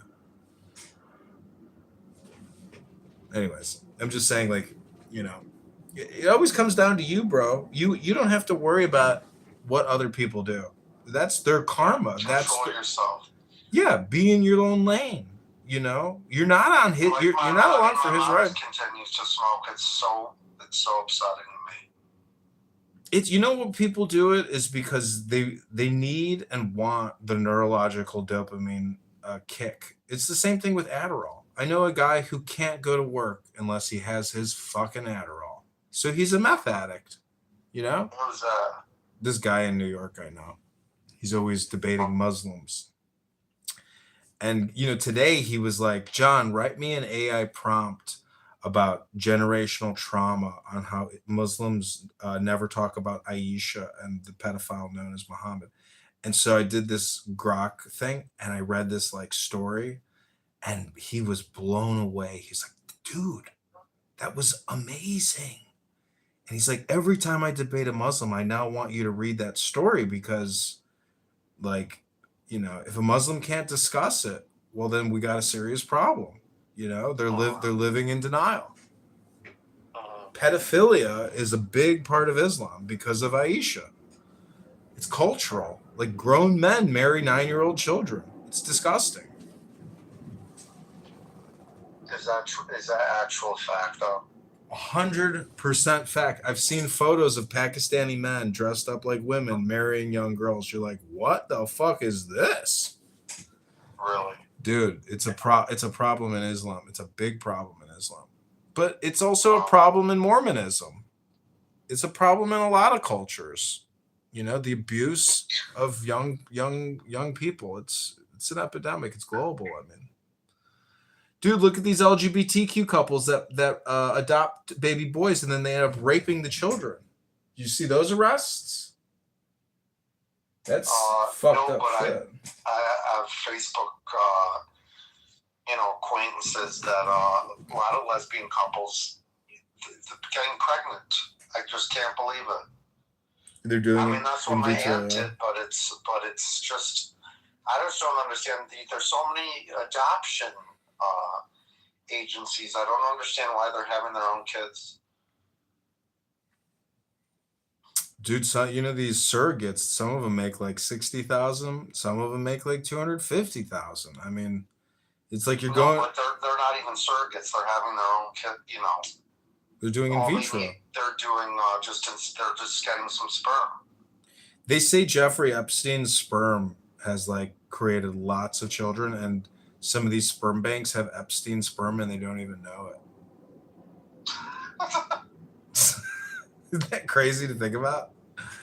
Imagine being somebody and you're like, oh, I'm gonna 23andMe myself. And next thing you know, you find out you're Epstein's fucking child.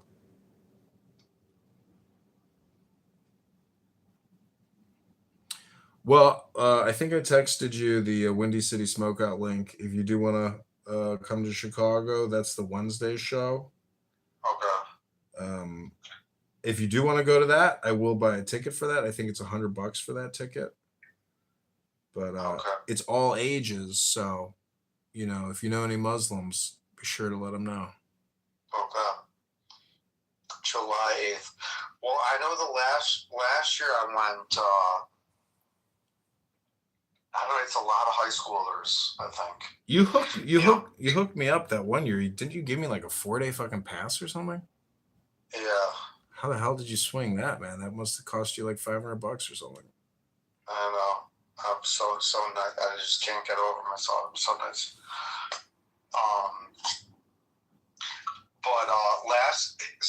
But 2 weekends ago I went to Beyond Wonderland at Northern Island. Oh, how was that?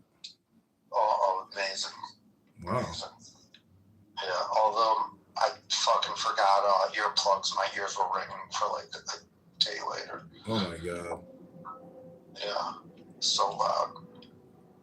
But fun. I mean, a lot of fun. Was that was with your fucked up shoulder?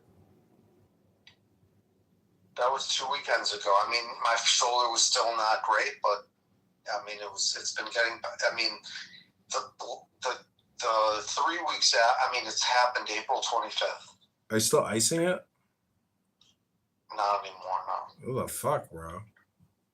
Yeah. Dude, I mean, you got to take warm baths and ice and stretch, and take warm baths and ice and stretch, and start doing lightweight, very lightweight. Yeah. You gotta keep the movement going, otherwise, you know, it's never gonna feel. You know, you gotta keep working at it and working at it. It's like you gotta chisel. You're like a chiseler.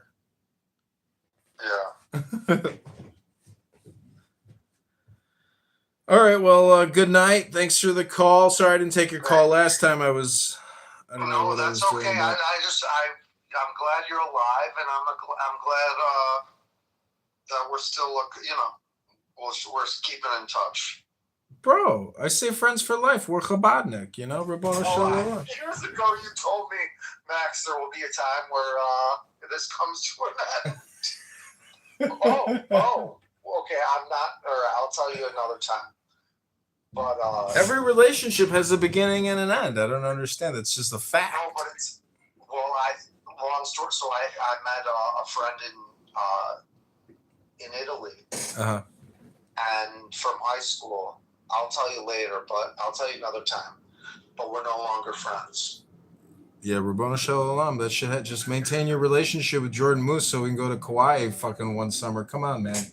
We gotta go to that. We gotta go to the Coffee Island and retire out there with the moose, bro. Stay tight with the moose, for God's sakes. Don't worry about me, bro. Stay tight with the moose. That's what I would do if I were you. I would have gone to that wedding, bro. I would have gone to that wedding. I would never have left. I would have just fucking squatted at the hotel. Been like, charge it to the moose account. What are you gonna do about it? Luckiest alcoholic in the world.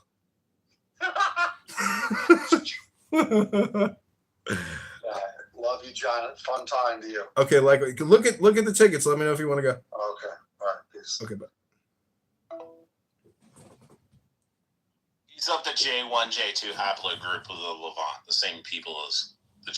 I'm talking about jobs, not. And most of them. Yeah, that's what we're talking about. Wozniak was an Ashkenazi Jew. And Ashkenazis come from right? Yeah, right? You ever watch the I Show Speed clip where he's sitting there talking to the guy, and the guy's like, yeah, he's like, I invented like uploading to the internet and stuff. And he's like, and you hear his name, and it's like Layhem. And you're like, I wonder what Layhem is. And he's like got this like New York Jewy accent, and he's like, yeah, I invented it's the protocol system for uploading to the internet. But yeah, I mean, like the internet, the fucking cell phone, the microchip. Well, look, Rich, this is a room where white people are going to be centered, not Jews or black. We consider ourselves kind of white. You can say that. I know, but all right. Now I'm going to put in my 2 cents. It doesn't have to be this way for Black Americans, but they insist on it. Every other race has faced slavery. Every other race has faced oppression. Every other race has had hard times. But look at a country like India. They were oppressed by the English, but you don't hear them bitching and slaving about everything they acquired from English, white, Western European culture, and they still embrace it. And Indians, I forget where the Indian immigrants rate on the in terms of success when they come to the United States. Rich, I'm sure you know this, or Pepe. They're a group that does well. Hispanics, Can we bring book club up? Yeah, eventually. John Kitover. Yeah. Look at Hispanics. According to them, Americans stole half of their country. Yet they're still doing well.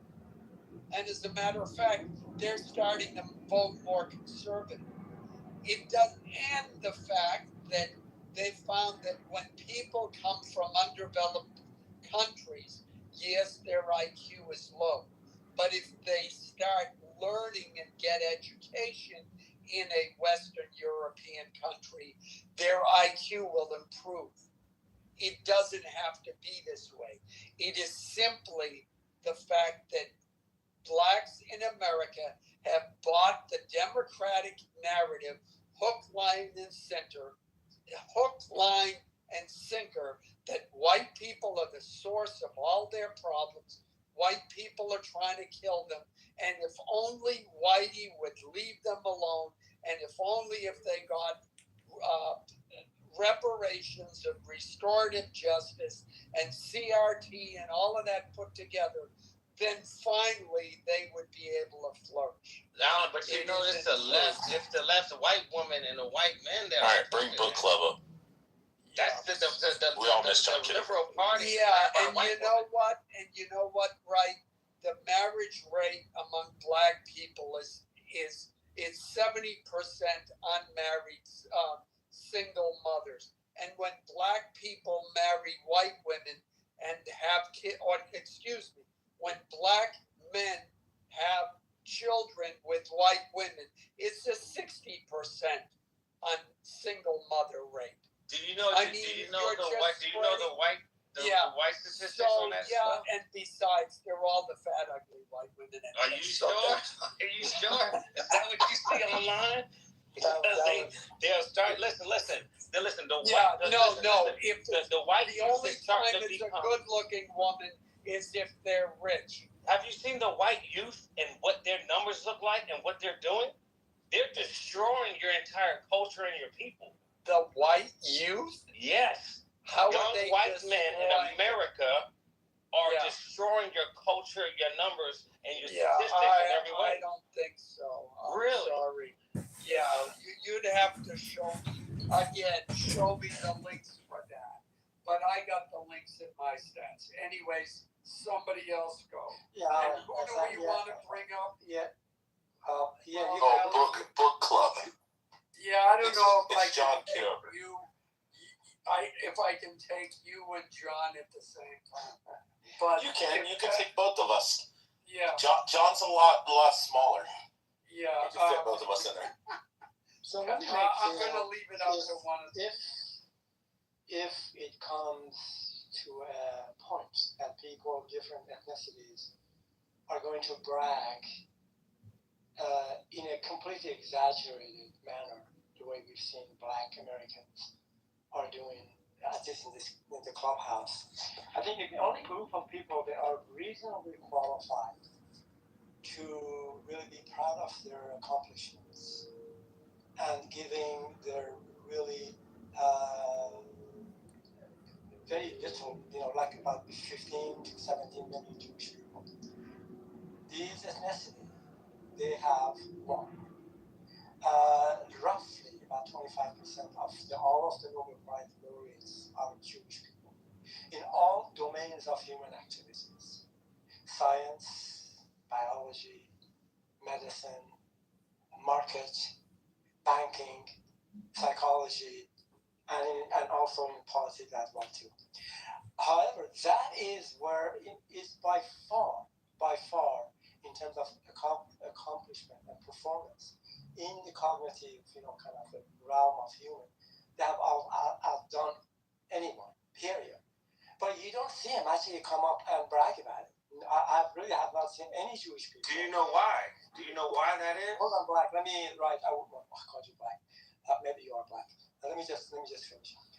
So they just don't do that. So people like me and perhaps others recognize their contribution, appreciate that, and I said, look, this is really a representation of the contribution to the human progress in all fields of human activities. I mentioned some of them.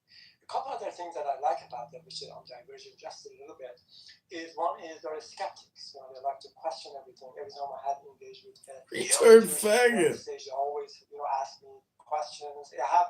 I have a question. They have 3 answers for it. Sometimes they're actually supporting what we're saying because they're questioning their own, kind of perspective on it. Not all of them, but certainly the majority of them. And the other one is they don't proselytize. I have never seen a Jewish individual actually tell me and try to convince me. They'll tell you not to even convert. Don't even try. Yeah. So the last one, I'm just going to be landing with this. It is not easy to join them. I mean, it requires passing tests, going through certain rituals, learning. Then you have to be qualified by a committee of rabbis, however the mechanics of it is, to actually join them. Contrast that with the Muslims. I mean, if you say 3 things, maybe a phrase, you are freaking Muslim. So it's not easy to join them. They're not trying to increase their numbers. So from that perspective, this group of people, the Jewish people, they're fully qualified to be proud of their ethnicity, their horrible kind of predicament for thousands of years in various countries, and making something out of themselves politically, and from the sovereign kind of sovereignty of having a place to live. I'm just going to say this right now. I have another comment to make about the Black American, but I just wait till I hear in comments about the comments that I just made, then I move on to the Black Americans. Go ahead, right? No, I wanted to ask him, does he know why do they not, take any kind of, notoriety from all these great stats he was talking about? Hey, cop pickers. Oh, sorry, Sonic came in. That's what he always yells. Oh, because we don't give a shit about bragging. I invited Bork up. No, I know you did. Come on, Johnny boy. Because we're not braggarts. We only use it in defense when you guys say stupid things. And then we'll just bash you over the head with it. And now when we say, once again, like the Jews you're running all these numbers, when you say Jew, are you talking about bloodline? Like, what do you, because No, I'll answer that. Yeah, so many things, because everybody's right now. We also consider, like, John Kitover book here next to me, because he's a Michelin. We consider him to be a Jew too, because he has Jewish ancestry. Go ahead, John. And how do you, well, I was talking about, we just call it Michelin. Yeah, I really did not get your question, but let me just add one more thing to it. I've heard from some Jewish people on the clubhouse saying that, look, one way of processing this kind of an indirect way is look at us and look at our communities, look at the way we behave, look at the way we conduct our lives, and then if that is appealing to you, which they believe should be, then you can join us. So in a sense, the performance, the results of what the community is doing, it hopes or wishes to show people this is not a bad community to join. So that's some kind of indirect kind of proselytizing. And all right, please go ahead and ask your question. Hello? No, he can go. I've been talking. Okay, so I put in the chat here in Northern Illinois, the Attorney General Boutros has made a constitutional declaration, and he wrote that the Constitution demands that government treat citizens as individuals, not as members of a racial class. Distributing public funds based on individuals' ancestry or race divides the citizenry and establishes the very hierarchy the Equal Protection Clause was designed to dismantle. So all this DEI bullshit that we've been spammed with for years now has been deemed unconstitutional. All these grants that the government gives out to blacks because they are black is unconstitutional and illegal. So thank God for this Boutros, who is being shat on by all these Democrat prosecutors calling for his resignation because he had the gall, the temerity, to charge a bunch of criminals trying to obstruct illegal alien deportation. But finally, we actually have a government which is calling out this racist bullshit that blacks are doing, these race scams, which are unconstitutional. Thank God. So how are blacks doing it, though? So how are they doing it? They're doing it through the government and through grants. They're scamming us and saying, gimme, gimme, gimme, I'm black. Gimme, gimme, gimme, I'm black. Gimme, gimme, gimme, gimme, gimme, gimme, gimme, gimme, gimme, gimme, gimme, I'm black. I'm black. Gimme, gimme, gimme. Gimme, gimme, gimme. Gimme, gimme, gimme, gimme, gimme, gimme, gimme. Okay, nigga, fuck you, nigga. Oh, you don't like it when people call you out on your racism, I see. On your unconstitutional position. Okay. Link is in the chat. Fuck you up in real life, nigga. Book would murk your ass. No, you wouldn't do shit, nigga. Hey, look. Yeah, he would. I don't have to do anything anymore. Link is in the chat. You've been disproven constitutionally. Scary ass niggas come on this bitch trying to act all talking shit against black people like we won't fuck you up in real life, bitch ass nigga. So look, what is that? The DEI was helping white women the most. It didn't help black folks like that. So these stats you're talking about. No, my friend. 300 people were given $5 million because they were black through cannabis taxation reparations. Link is in the chat, homie. And that was for what? Shit. That was for what? In the city of Evanston, Illinois, outside of Chicago, the government instituted a black reparations tax. $5 million was given to 300 people. It was deemed unconstitutional because you cannot steal and tax and give to racial specific groups. You can only give it to individuals, not race. Link is in the chat. Go ahead, Dr. Wright. How does that upset you though? What's the issue with that? Anytime they've done it's unconstitutional, illegal, and racist. Does it say color? Does it say black? John, you're in the Matrix. I bet you it says people of color. Nope, it's for blacks. It's specifically black reparations. Still, that's not considered reparations. We're tired of the fucking. Yeah, John, you gotta fix your mic, bro. Cut the check. Listen. What does this? Jews got reparations. Japanese got reparations. Native Americans, when it comes to black people, they never want to cut the fucking check. Okay, I'm gonna read it for you again. You have to understand the language and try to read instead of talking. Listen, there are sound ways for a city to remedy past discrimination or direct resources to its most vulnerable citizens and neighborhoods. Simply handing out money based on race, however, is not the answer. It is race discrimination, pure and simple, and it is illegal. The Supreme Court has repeatedly affirmed that government actions classifying citizens by race are presumptively unconstitutional. The Constitution demands that the government treat citizens as equal individuals, not as members of a racial class. Link is in the chat. You can all shut your fucking mouths and you can click a link and you can read and then you can talk. Until then, shut your fucking mouths. You're a racist. Was that decision? When was that decision? You have to look at the date on the link, and that is today. Try to look at the fucking link if you want to answer your fucking questions, you lazy fucking people. Alan, you just answered it was today.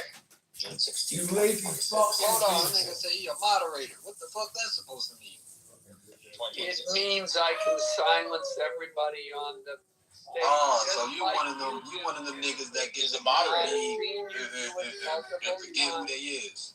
Okay, that's all it means. You one of them niggas that get the beat. Empathy, shut your hood booger fucking ex-con ass up. Nigga, I'll slap you real like You wouldn't do shit. Yeah, well, my mama, you know you're a bitch. You know I would smack you real like.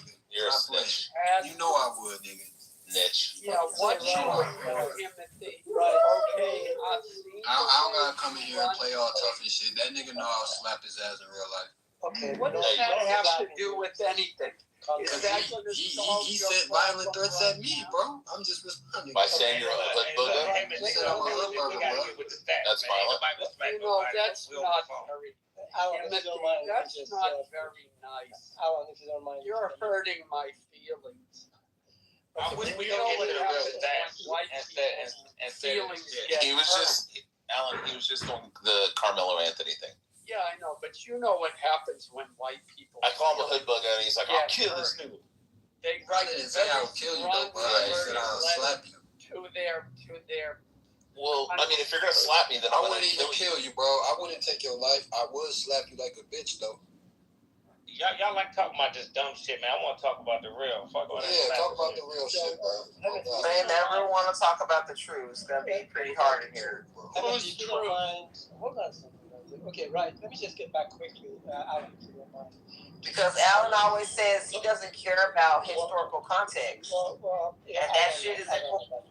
Why don't you stop it? Okay, so right. I think your assertion regarding the 2 points, whether DEI is constitutional or not, I don't believe it is, and I can read you exactly from. No. I said it was given to white women. It didn't help black people. Correct. I mean, if you give me a chance, yes. Then why the second assertion regarding who benefited the most. Alan, hold on a second. Sure. Right.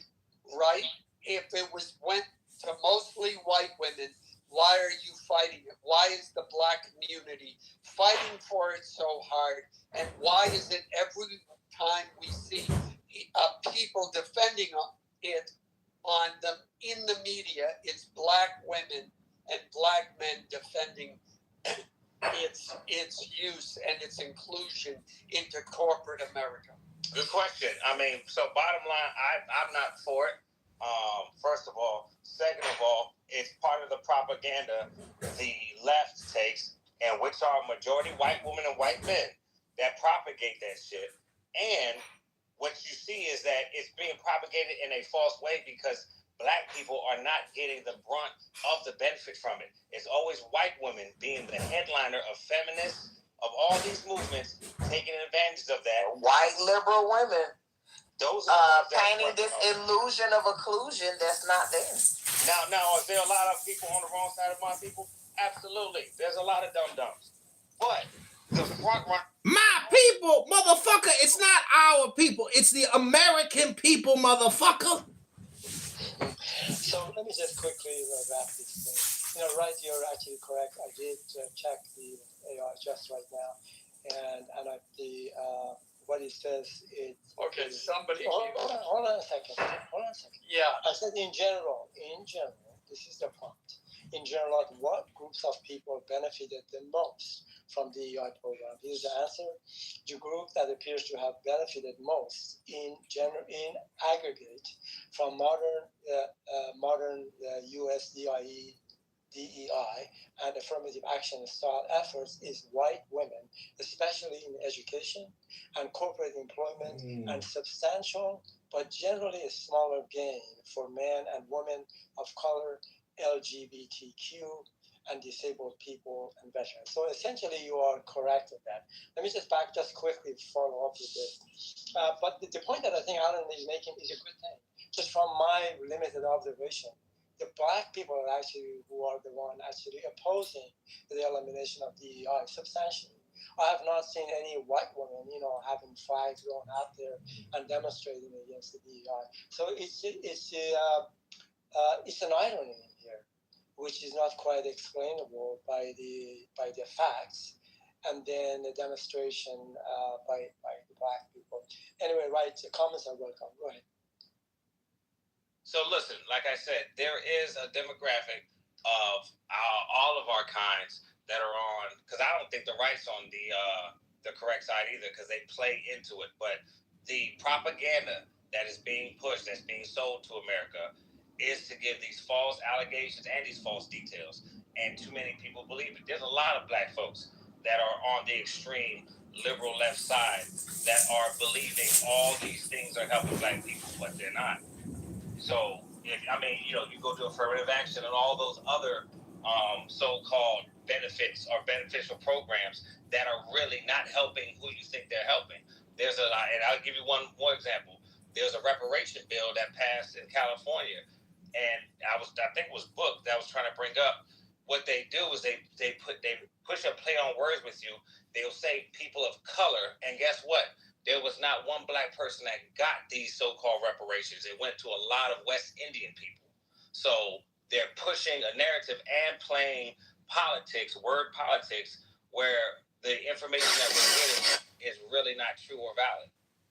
No, your information isn't valid, apparently. Go, if you don't mind. Let me just finish this. I mind. Actually, I mind. I'll be quick in here. So when you say they, who are you talking about? Are you talking about, who are they? They which one of my statements? What you're saying is they are propaganda. Oh, American media, American news, like the American narrative is what's being pushed by the powers that be. What about Iraqi news and North Korean news? We're not talking about that. All right, Alan, I'm just kidding. Sorry, excuse me. Right, I agree with you. I know, let Ali go. I'm just kidding. I'm sorry, excuse me. In that it is white liberal in the left that promotes that idea. And all right, excuse me. Ali was going though, so I'm sorry for interrupting Ali. Go ahead, Ali. Ali's talked enough. But he was in the middle of speaking. I interrupted him rudely, so I apologize.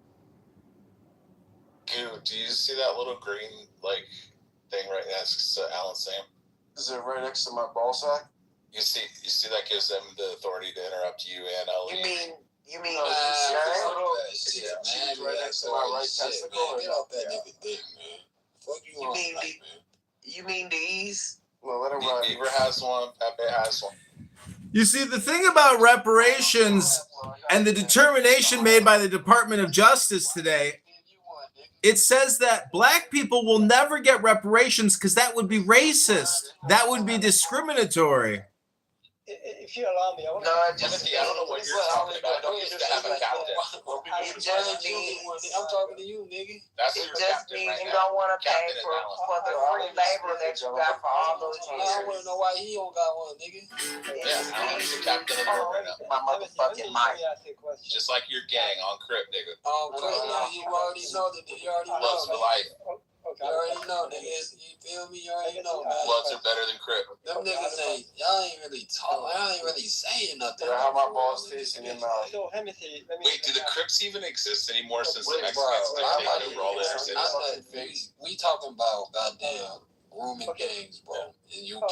Let me ask you a question. And I've seen this quite often. You get shit on every time you try to talk to me, bro. Stop. Okay, so, bro, first, what did you, bro? Did you white? I'm talking about this shit. He's like, Arabian, what is he, bro? You have some regular biracial.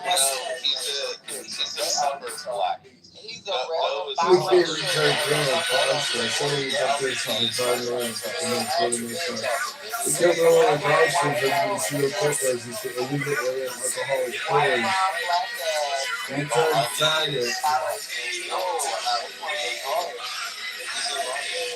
on the clubhouse, and it may not be completely accurate because of why you get a hard time at every time there is discussion or political class, otherwise non-black individuals.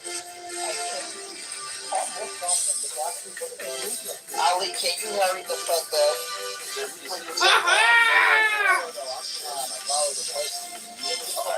Ali's people are 20 IQ points higher than Been talking this whole time. He's not allowing other people to speak. If you had 100 Ali and 100 of us, we'll beat the fuck out of them 100 Ali.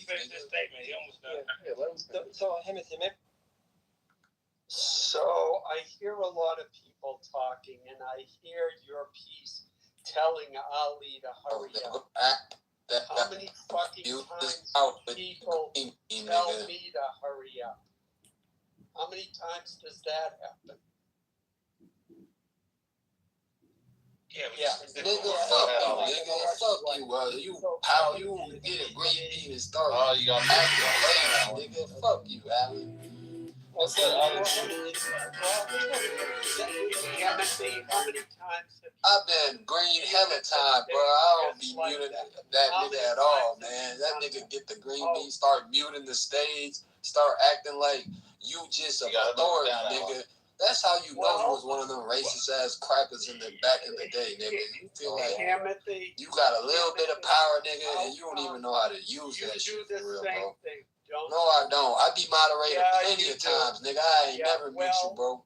You almost sound as stupid as the music note on the street. Are you going to sit and complain about the way I'm moderating? Nigga, fuck you, nigga. I ain't complaining. I just had to let you know, nigga. Fuck you, nigga. Are you going to add something? I was talking to Ali now. Yeah, I was talking to Ali, gang. So, okay, go ahead. Talk. I was going to, let me just make it as quick as I can so you're not complaining about my talking too much. What I've experienced that quite often when there is an argument, discussion between a black person and others, non-black people, white people, very quickly, when the black individual is not able to make a point, they immediately go to violence. I'll beat you up. I'll meet you here and there. I'm gonna, kill you. I'm going to choke you. I can. That's a motherfucking lie, you honk ass motherfucker, you. That's the niggers should check out. That's completely a false narrative. Representation of the cultural violence that I see, and verbally too. I mean, right now you assaulted Alan a number of times. Initially, you said you're going to beat him up. No, you're a pussy. That wasn't also, Timothy, you said you were going to slap me. Second, that wasn't assault. Stop being a pussy. That shows that what people are talking about the black culture at this point. It is not a good culture in terms of its behavior. You're actually representing that right now. So you're talking about the United States or across the earth? Bro, hold on, bro. Let's be realistic, bro. Bro? You really want if I took 100 of your races, bro. Hold on, I'm about to explain to you. Hold on. Shut the fuck up. Shut up. Let me explain to you now. No, you talk, nigga. Now the Crip gonna talk, nigga. Wait, Timothy, why do you have a pink ticket? I'm about to answer your question, bro. Cash in your pink ticket before you talk. Let me answer this nigga. Now let's have him cash in his pink ticket. Bro, shut up, nigga. Let me answer this nigga question. First of all, what are you? You said you're Arabian, correct? No. What the fuck are you? Before I have this conversation with you. I am a white citizen of the United States. I was born. Okay, you're a white man. Bet. I was born in Iran. You're a Jewish American. I just told you. No, I'm an atheist. Actually. Okay, so this is what you gotta realize, bro. Well, no, I don't have to. Hold on. I don't get what you is. I'm gonna identify you as white. So if I took your community, bro, and I place you in an environment, bro, where you don't have shit, the houses around you's fucked up, the streets fucked up, your schools is fucked up, everything around you is fucked up, bro. Nah, you might. It's hella. Hold on, shut up. It's hella violence around you. You grow up in violence in the streets. All you see is violence, gangs. And all you do is vote Democrat over and over again. Democrat, Democrat, Democrat, Democrat. Hold on. I'm not finished just talking, bro. So at the end of the day, G, I'm just being realistic. If I took your community and placed it in that environment, bro, and you grew up in that environment, you would be just like that, bro. Everybody ain't like that though, cause you can make it out your community, and you don't gotta be like that, bro. But a mass majority, like you guys always want to say, a mass majority of black people are violent. We be threatening you X, Y, and Z, bro. As y'all place us in these communities of violence, and ain't shit around, bandos everywhere, bro, and we. It's called personal responsibility. That's just what it is, bro. On my mama. So, Timothy, you're making a good point, actually. So you are the product of your environment, and a product, yeah, for sure. Yeah, sure, yeah, and of course, representation of that into the verbal violence. No, but I get violent when I feel disrespected. I'm violent when I'm disrespected. One other thing that you and others do is just interrupting me. Let me just finish. I'll be grateful. Ali, can you tell him what Iran's like? Because he said, what if your people grew up in a country with like violence and gangs? Exactly. If the black community behaved the way they do in other countries, they would be mass incarcerated and cut up, and their organs would be sold to the highest bidder like they do in China. If I wanted, but Timothy, you said if you took 100 of his people, and they came from an impoverished society where there's violence and gangs and persecution and all this kind of shit. Ali, can you explain to him what it's like in Iran under the mullahs? That was exactly why. Yeah, that was so fucking terrible. He's not. No, I said raised. He's not. He wasn't raised in that environment, nigga. Would they be violent if they were raised in that situation? And guess what? Iranians, on average, are non-violent, bro. So I don't. You know why? Because it's a different culture. See, that's where you fucked up, music. That's why you're so raised in that environment, bro. So I don't care what they do. Yeah, Iranians are raised in that environment. He wasn't raised in that environment. They cut their fucking heads off. They shoot him in the face.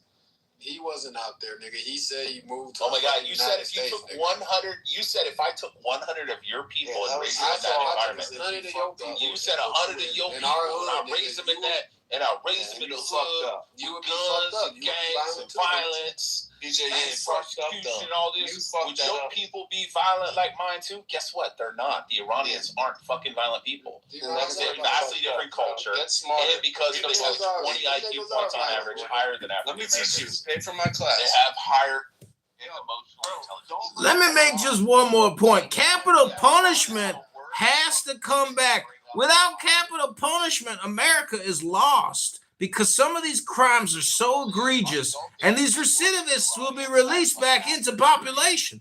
Without capital punishment, there can be no future for America. The same rate as African Americans. And Ali, would you say that Iranians have it worse under the mullahs than African Americans do in the U.S.? Irrelevant. I don't even know what the mullah is, but you can say mullahs, the leaders of Iran. I don't give a fuck either, though. The leaders of Iran. Yeah, they are really worse off in Iran. And so is North Korea. And and Ali, do they commit the same amount of crimes, Iranians, as African Americans? No, not. Are they as violent? That's such a dumb question with no context. I mean, that's what Timothy said. Timothy said if I took your people, put them in that situation, would they not be violent? We're more civilized than the niggas. What are you talking about? No, you're not more civilized than the Iranians. No, you're not. So, Timothy, let me. That wasn't even the argument. Hold on a second. Yes, it was. He said if I took 100 of your people, put them in the same situation as black people, would they be violent too? There is absolutely. Hold on a second, Timothy. They're not though. They're worse off in Iran. Timothy, thank you for your answer. I think that makes sense to me. But let me just say something in here. Even though I think Iranian people are under a horrifically bad regime, the Islamic Republic of Iran, which has caused devastation in all fields of economics, human rights, and freedom, and the rest of it, you do not see the type of behavior, cultural behavior that I've seen. And I have to admit, not really lots of it, but I'm not in contact with the black communities. From what I know, what I've heard, what I've seen, and some of the clubhouse, there is nothing in Iranian culture that resembles by any remote kind of a way in black culture. The way well, we have more history. We have more history than all y'all. Wait, hold up. How are you from Iran? Yeah, Don't know what the IRGC stands for. Let me help you. Iran has the oldest fucking society on Earth. How do you know what the IRGC has the oldest fucking civilization on Earth, you retard? Y'all, we have They're older than the fucking Chinese. Let me help you, please, bro. Ali, IRGC stands for. Everything just said that black people have a longer history than Iran. We were kings and queens, nigga. Black people was kings and queens. Jesus Christ. So black Americans, being in No, Ali, what does the IRGC stand for? White people Since you're were from fucking Iran. cavemen, bro. Timothy, you're so fucking retarded, man. I'm gonna stop defending you in a second and leave. Leave, nigga. So Who is you, nigga? All right, get shit on. Let me just. Wait, I want to hear Ali though. Ali, what does the IRGC stand for? Iranian, Islamic. No, it doesn't. Islamic How are Republic you Guard. from Iran and you don't know what that means? I don't believe you're from Iran. I can tell you a lot more details about it actually. No, but you don't even know what it stands for. Ali, can you tell him what it means? Ali, can you tell him what it means? Why are you talking again, you fucking little weasel? Ali, can you tell him what it means in Farsi? Just tell him in Farsi. Let's get off his dick, gang. So the Islamic Always IRGC, riding. Islamic With Tom and Jerry. the guard actually was generated. I could have sworn that nigga said he got a wife and kids, man. Fuck you showing that nigga dick so hard for, nigga? Okay. So the group was actually came to existence after the Iranian Revolution. But how do you not know what it stands for if you're from Iran? Comprised of 125. Because he knows it in Farsi, you dumbass. Answer his question. No, that was a valid question, nigga. It comprised of 125,000 people. Now, their job is to absolutely. Answer that nigga question, bro. We don't want to hear nothing else what you're talking about, bro. Answer that nigga question, bro. We don't care about nothing else you're saying, bro. That's all he's gonna talk about. Let him go. I care about it. Nigga, fuck you, Alan. Alan. Answer. He's obviously not Iranian, bro. If you don't know what country this guy's from, you're delusional. Yeah, when you're a mod, you move people down, fuckhead. I'm a mod now. Okay, congratulations, Alan. Seriously. Goo, be quiet. If you want to come up, I'll let you back up. Do that again, you get removed from the room. Fuckhead. Okay, so this is for Hemity. You should know, if you don't, that African Americans, you want to call them indigenous to U.S. if you wish, but they've been here only 450 years. This is the Black Americans are the biggest single movement of people in entire human history, that they moved from one continent to another continent against their will. They were subjected to slavery, cruelty, oppression, injustice, and the rest of the stuff we know from has continued to some extent to this point. And but the point is, that Black people they have to understand that it is time for the Black people to help themselves. There is no cavalry is not coming to help in this, not at all. The result in the field of the Black culture now is horribly bad. These are in the culture that we just talked about, lack of education, crime rates, drug abuse, fatherless children, people in jail. And the point is that every ethnicity that has come to this country, they have been able to overcome these problems and difficulties without blaming others and consider themselves to be victims. So it's about time now that Black people stop being victims and taking the matters into their hands. And the best place that I can say it could get started is in the family of the Black communities. That's where it gets started. And the government of Israel too. It's the same thing. Like the Jewish culture is not doing so well right now because something that stands for their whole thing is doing a lot of bombing and killing people don't agree with. So I agree. Well, let me just land with this. So the question is, why is it the Black American use actually in some racist and abuse and misogynistic language among themselves?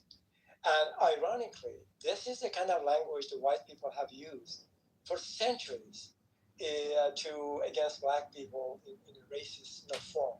The same language as Manager Conley make the cheapest, smartest post decision always. Bitch and whore, sometimes in a kind of a loving way, and the rest of it.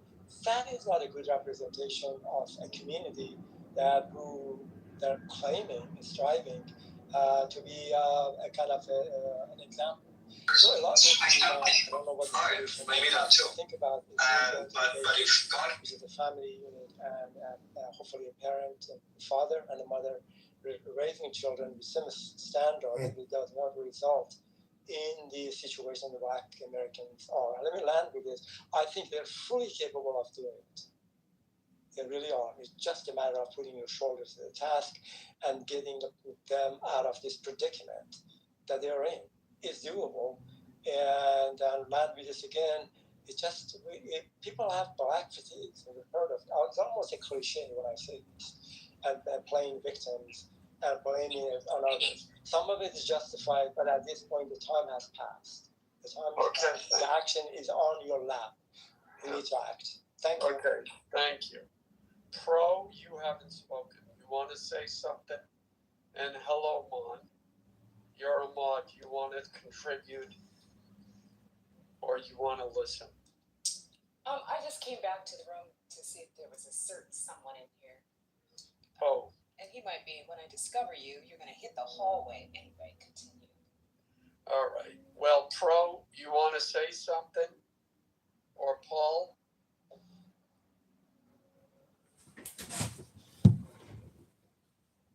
Now's your chance. Hello? What do you think about reparations being deemed illegal today, unconstitutional, and racist?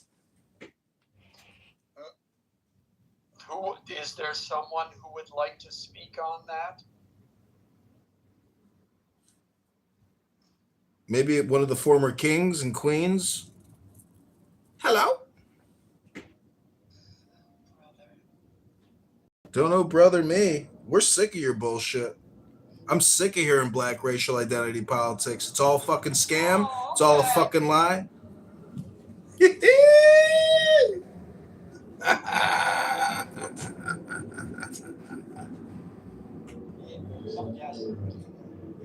I agree, honestly,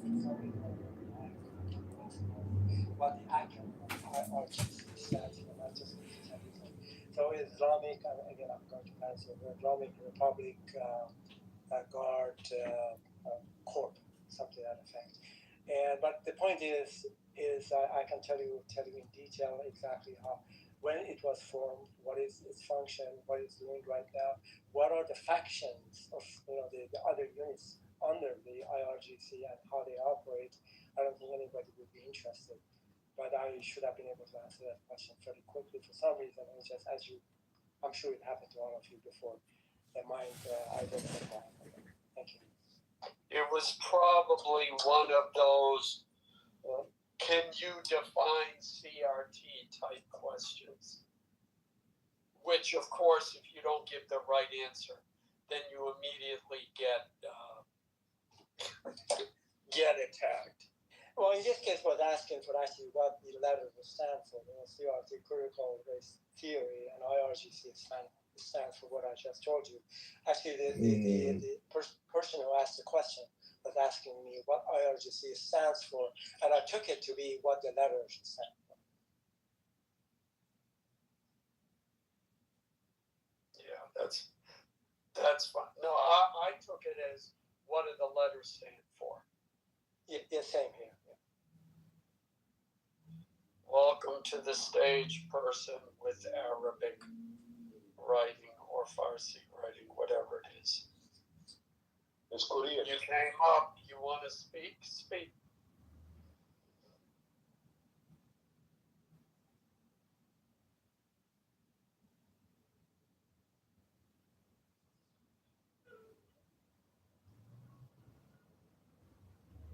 Are you there, sir? Hello? Yeah, hello. What's the discussion? Are we talking about Pakistani grooming gangs, or are you talking about white grooming gangs? What exactly is the point of contention here? If you want to talk about that, yeah. Pakistani men are disproportionately, almost to an absurd amount, attacking and raping white girls in the UK. Okay, that's a fascinating snippet of information, Alan. But I'm curious to know, is a single one of you on the panel actually from the UK, or are you all speaking from the outside? What difference does that make? No, I'm just curious. I mean, your curiosity won't be satisfied in this particular case. Now, what's your opinion about that? Beggars. What? I said I figured. It seems like there is a lot of Americans that are very opinionated about, and it seems like much of it is propaganda, with all due respect. I mean, I don't deny that there are issues, but it seems as though when a Pakistani commits a crime, the spotlight is really focused on them. When I see, in my own experience, societal issues are much more important. Rape is a problem. It's not specific to race. Pedophilia is an issue. It's not something that's limited to race. Right? So when you start targeting races specifically for such crimes, it doesn't stop at race. This is, I think, a dangerous way of thinking. Yeah, but it's America, dude. You're probably in Ireland, right? No, I'm in the UK. Or the UK? I'm in Scotland. Damn. Well, I don't know. Well, look, here's the principle. You're absolutely right about that. All of those things are an issue, but here's the principle by which all humans operate on. If you belong to a particular group and a crime is committed, it is viewed differently than if you're an outsider to that group and you commit that same crime. That's how we all operate. But that isn't even the issue when it comes to the grooming games in the UK, because, and this goes back to 2010, 2012, having these discussions with people from the UK. From the UK. From the UK. The fact that there were various individuals from Pakistan who said exactly the same thing you did, and said, you know what, this is unfair that they're focusing just on men from Pakistan. So let's look at the numbers. And he did research and found out that in fact 85, 90%, I forget the exact number, but it was in that percentage range, were men from Pakistan. So he went to the UK government and said, look, we got a problem here. And the UK government said, stop talking about it. We're not going to do anything about it. And that's the same policy you see today. So yes, you're right about that. White people rape, black people rape, Muslims rape, Asians everybody rapes.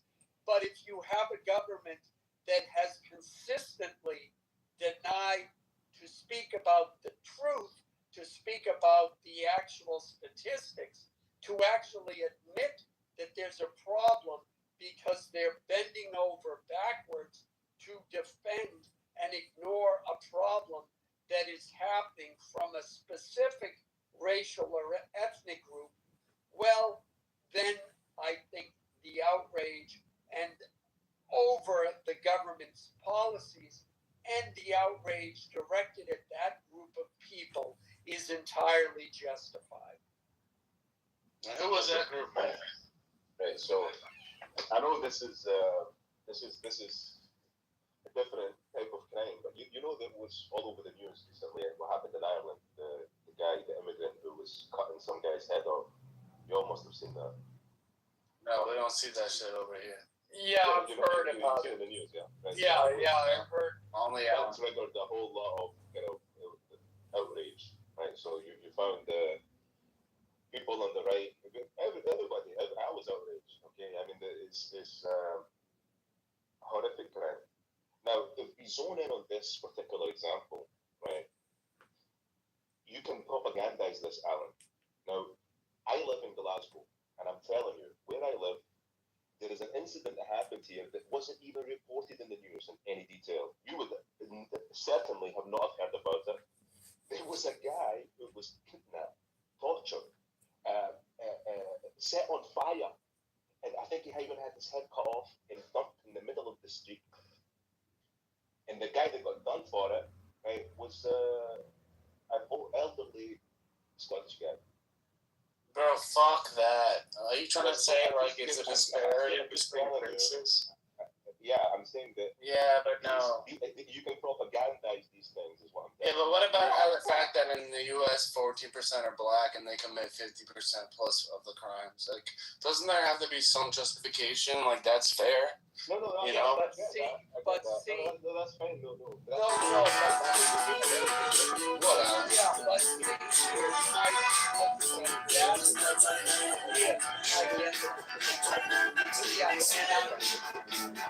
and I get that. Okay. And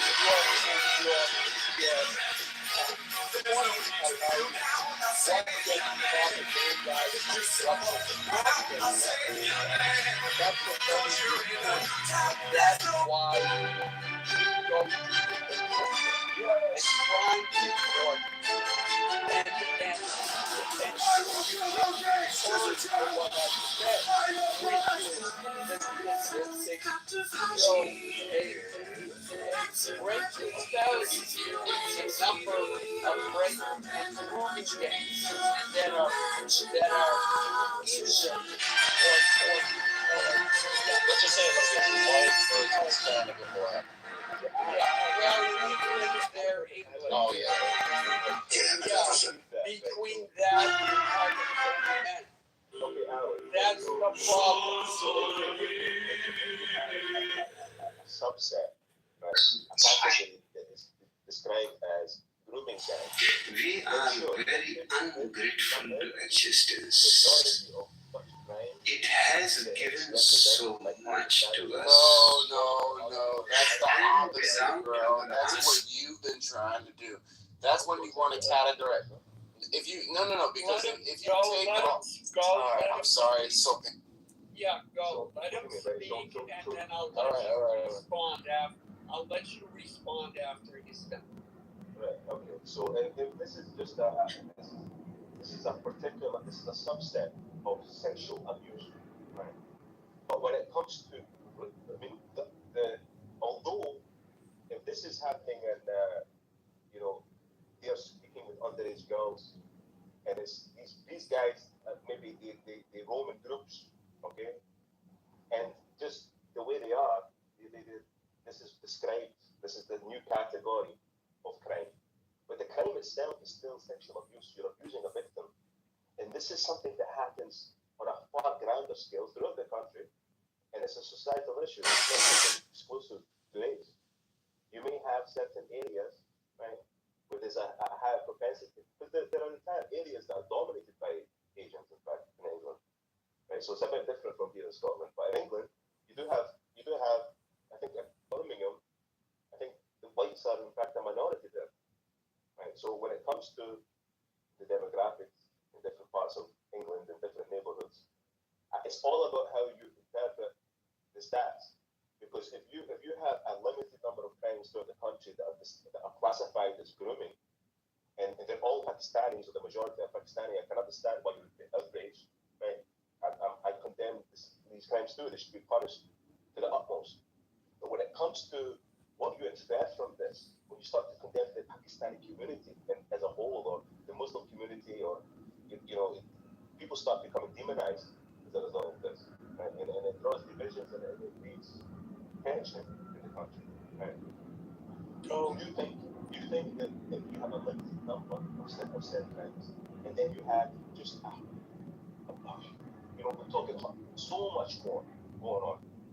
Real pedophile rings, right? Real pedophile rings. With exchanging photos and videos and abusing these children, babies. This is happening. But when it comes to these Pakistani men that they're talking with underage girls, this is got a special classification of itself. This guy is grooming gangs. And this, of course, I can understand the outrage. But if you have, say, 500 that happen, 500 crimes, and then you have 100,000 that are happening by white people, it doesn't seem, appropriate to really demonize Asians in this way. Okay, so here's my response, right? Asians should and normally are not accused of all this because the numbers show. Hold on a second. In England, I'm going to let you speak. In England, when they say Asians, they're talking about Pakistani men. They're not talking about Asians. What? Yeah. Because they don't want to say Pakistani, they say Asian. Okay. All right, well, I want to talk about the U.S.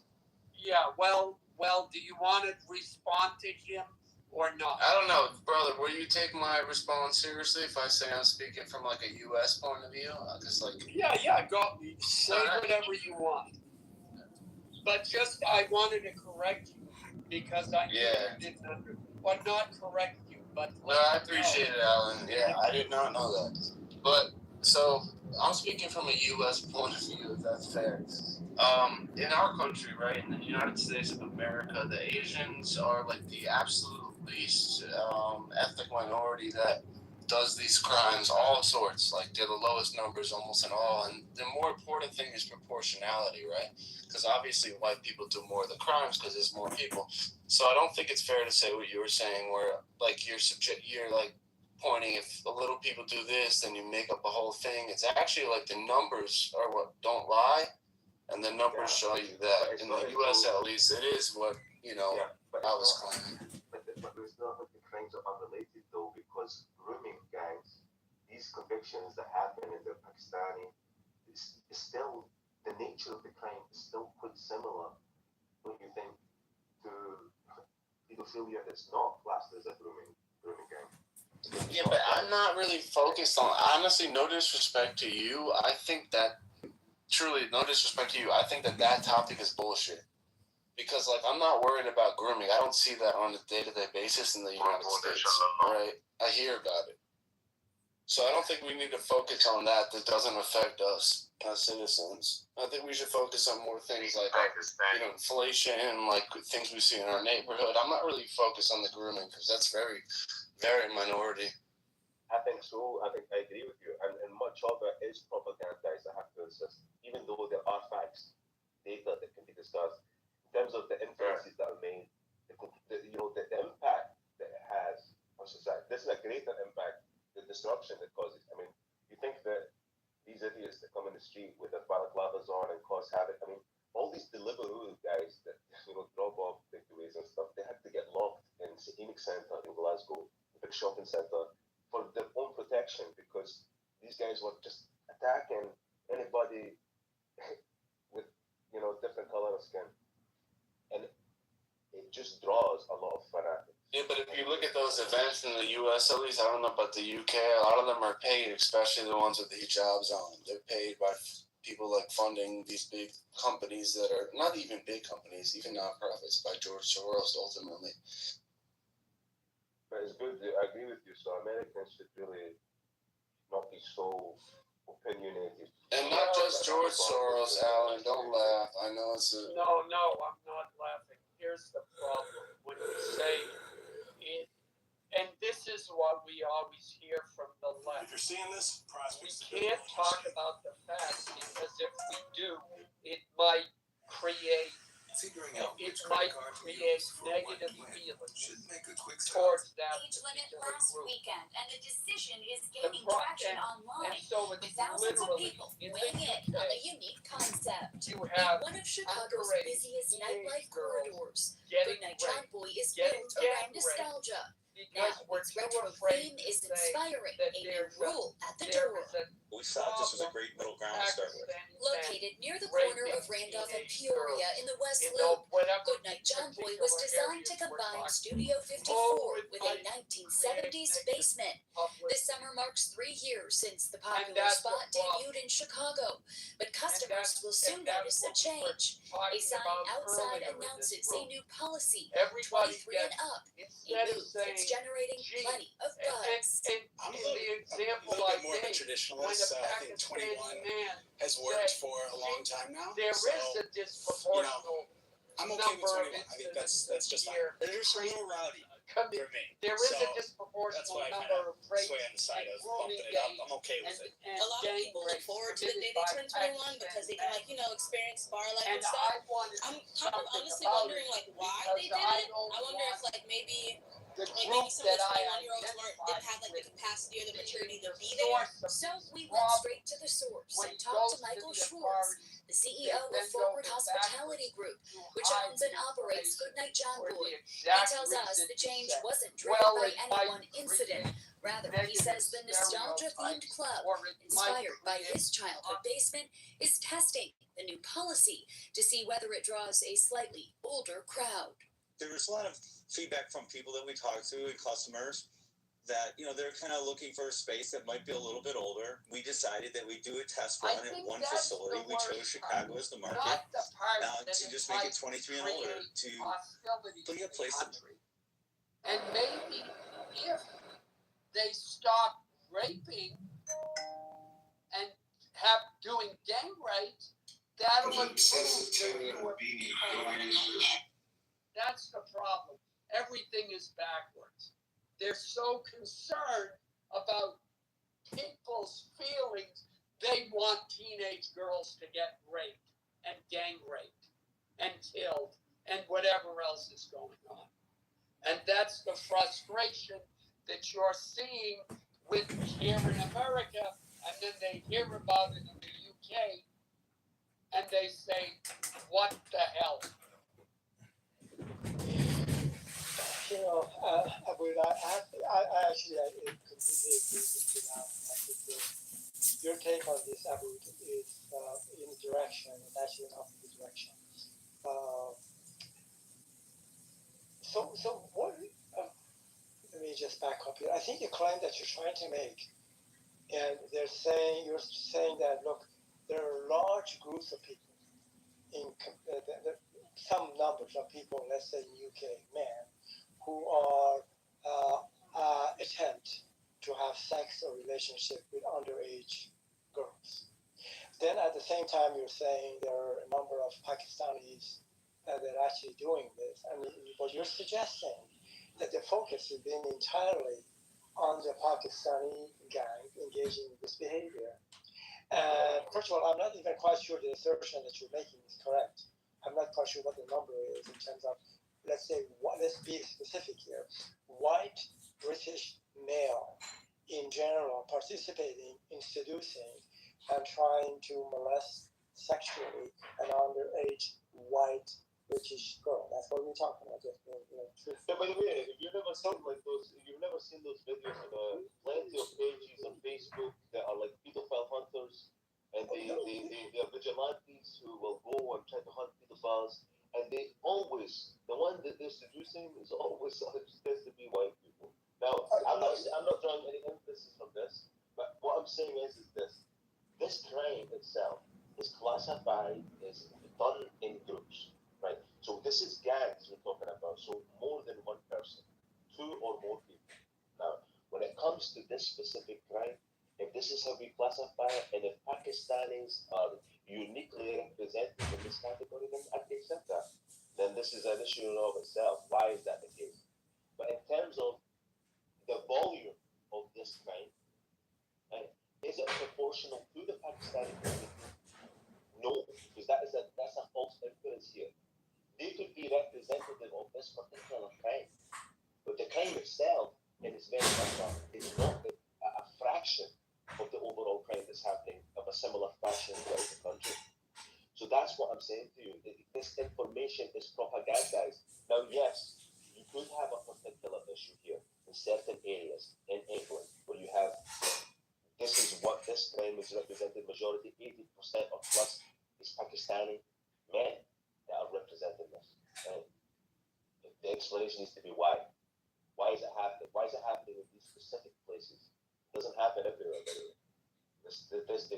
because the white girls want it, and they want a job, and this is what they want to do. And they're happy with it. Otherwise, they wouldn't be here. The information is propagandized effectively, right? So, just like I said, listen, Lumi, I don't know, you must have seen in the news in Northern Ireland, some guy was getting his head cut off by an immigrant, and the whole country was outraged. There was protests, and when was this? Got attacked. Just a week ago or something. But I was saying, I live in Glasgow. He got his head chopped off, like the guy in France. Tried to get his head, it almost cut his head off. It was it was a big scandal, man. It was happening. Man, almost decapitated. Yeah. Okay. But it was a big deal. And anyway, what my whole point was is this piece of news got totally propagandized, right? So the right were going nuts about this. But I'm saying that there was an incident here in Glasgow that was barely reported on. I live in the neighbourhood here. Some guy got tortured, set on fire, stabbed and beheaded and dumped in the street. And all they done was cordon off the street, and there was a brief news report online. That's it. Right? None of these Americans have heard about it. And this wasn't propagandized. Nothing. Did he know the guy? Some old guy got done. Did he know? He was just a random target? No, this thing that happened in Glasgow you're talking about. Or you're talking about the thing and you're just Googling Northern Ireland. Yeah, the man who was almost decapitated. Random apparently. It was just random. An immigrant, Somali immigrant, like that. So he found this. You know, I'm really still kind of failing to understand. He's a Sudani, 30. No, let's just move on from the specifics because it's not going to do. It doesn't matter. So white people have done crazier things. It will be interesting. It will be really interesting to look at the numbers, the statistics. Let's say 20 years ago in European countries, particularly UK, Germany, Switzerland, to see the number of these types of crimes in terms of the gang rapes, trying to seduce underage. We already know all the details. I would be, I know you have an opinion on that, but just let me finish. I'd like to hear what you have. See, bro, this is how it works. Get to your conclusion, then justify. Well, look, we can't. Goodness, you're never going to learn. All right. Well, thank you very much. Okay, Einstein, be quiet. The point, it would be interesting to look at the numbers, actually, to see what were before this huge migration of the Muslim, Middle Eastern groups. Just getting talking about that. Just getting started. It would be interesting to see what is the difference between the numbers then and the numbers now. And then when we look at them, so you don't even know? They may not be a difference. I'm not sure. What? And then look, see. Okay, well, Alan, can you do something about this? Yeah, Alumi. Alan, Daddy. We don't need your running commentary, thank you. We can. Bro, he just said I don't know, though. So he's been positing everything? Well, we don't need your running commentary. Okay, all right. I swear to God, man, this Now, when he's done, Yeah, thank you for that. Yeah, I didn't move. The point I just want. I didn't move him. He got frustrated. Yeah, he is. Anyway. To answer that question, yes, that the number in Sweden, I think it's Sweden or Switzerland, the number has gone up significantly. And when you look across Europe, their crime rates and numbers have gone up in rape, violent crimes, etc. Since the EU has imposed these immigration policies upon all of their countries. Yeah, okay, thank you for that. I will look it up again because I'm making this comment in terms of some kind of investigating or dissecting what you're trying to say.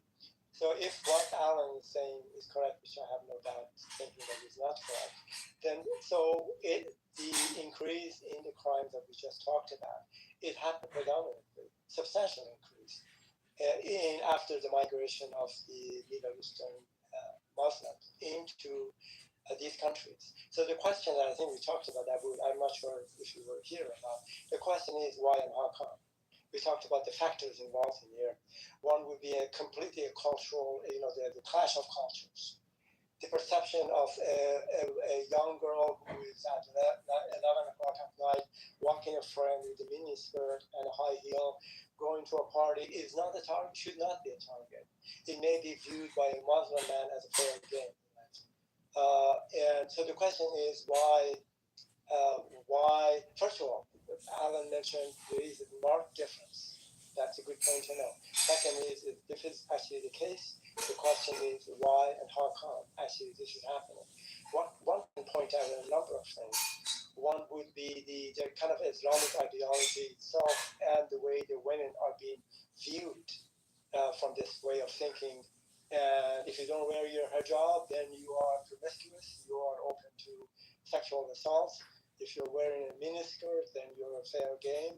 If you're not a Muslim, hey, you're not a Muslim, then I have no right to do whatever. Sexual repression, being, a young man in Islamic countries, they don't have access in any significant way to have a normal biological natural relationship with the opposite sex, holding hands, having a date, going to a movie, having dinner, occasional kisses, maybe a little bit being playful. So when your life is being suppressed sexually this way, then now you're in a community that you see women walking like that or acting like that. Your perception is, look, here's the signal, here's an open game, I'm going to take it.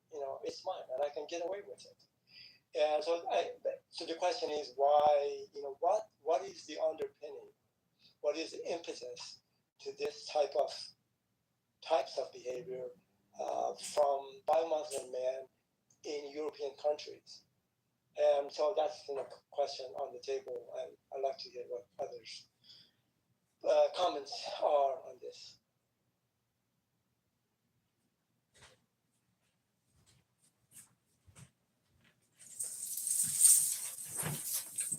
Well, nobody's speaking.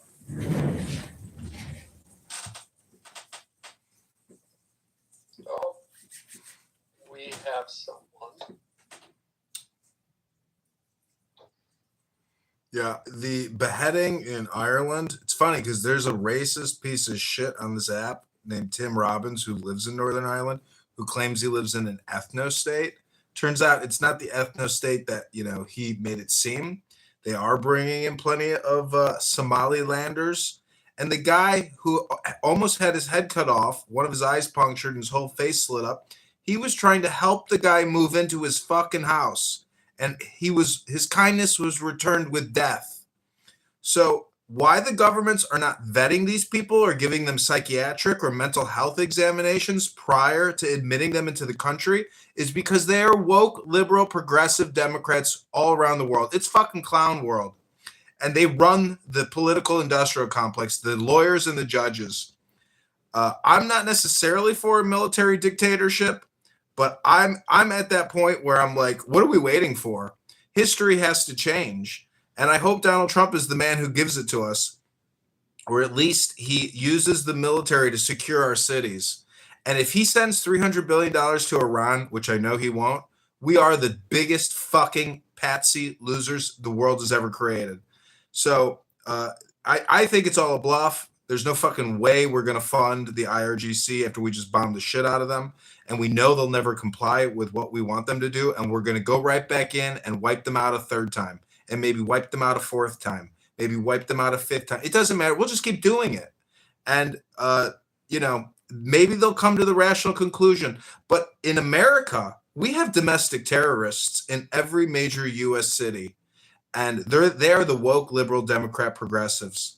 They're extremely dangerous. They're extremely communistic. They're extremely power hungry. Everything is racist to them.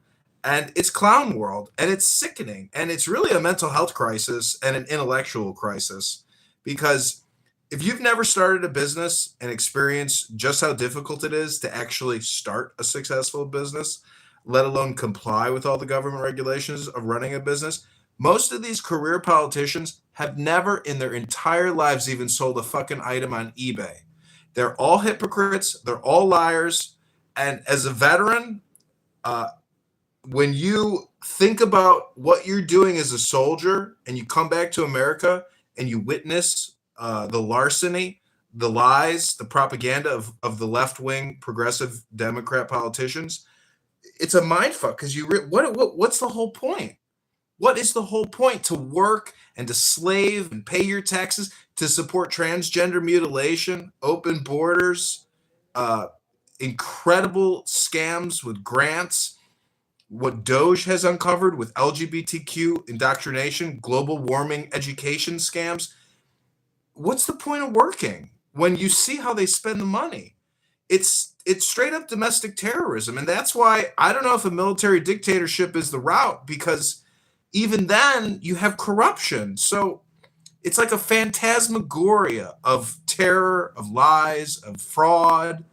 And the fact that there is no real economy, the whole economy is borrowed. The government is 40 trillion in debt. Every major Democrat city is hundreds of billions in debt. So it really, if you're a young person in your 20s, you think that the payout for your graduate degree or your doctorate is going to be worth it. It might be if the communists are still in control, but if we actually have real capitalism, a lot of the fraud goes away, because all these $300 million schemers and scammers and $3 billion scammers that have ripped off our government, it's all because of the government. Why these agencies are sending the money to the fraudsters is a mindfuck. Is it because they're getting a kickback, or is it because it's political? Or is it just because there's no oversight? So how do you rationalize the fraud and go to work every day and say, why am I paying my taxes for this? We should be an open armed rebellion. This is domestic terrorism. So anyone want to comment? Hello?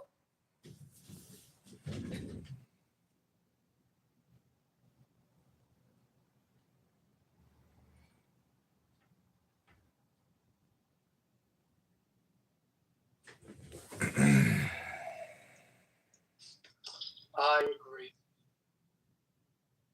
So, do you think, as part of this proposed points for negotiation during the next 60 days, as part of the MOU, the Memorandum of Understanding between the U.S. and Iran is supposed to be signed shortly? One of it is, of course, the release of the frozen Iranian money, which is about, I forgot, $300 billion over a period of time, in exchange, for example, for them to do certain things. One being, of course, to stop the, give up the enriched uranium and stop their ambition in terms of making the atomic bomb and other things. We have not seen the full text. There are some ideas of what is in it in the MOU, which is provides a roadmap for the 60 days of negotiation on these things. So do you think it would be a fair exchange as part of the negotiation for U.S. to release the $300 billion of frozen money to Iran in return for Iranians to give up the enriched uranium and put aside their ambition for building the nuclear bomb? That is a promise for the next 20 years. That's kind of the idea. Do you think it's something good, or you think it's a bad idea, or you think this is political? It's not good or bad. But why, Ali? Why are you making the assumption that this is $300 billion in frozen funds? That's a big assumption.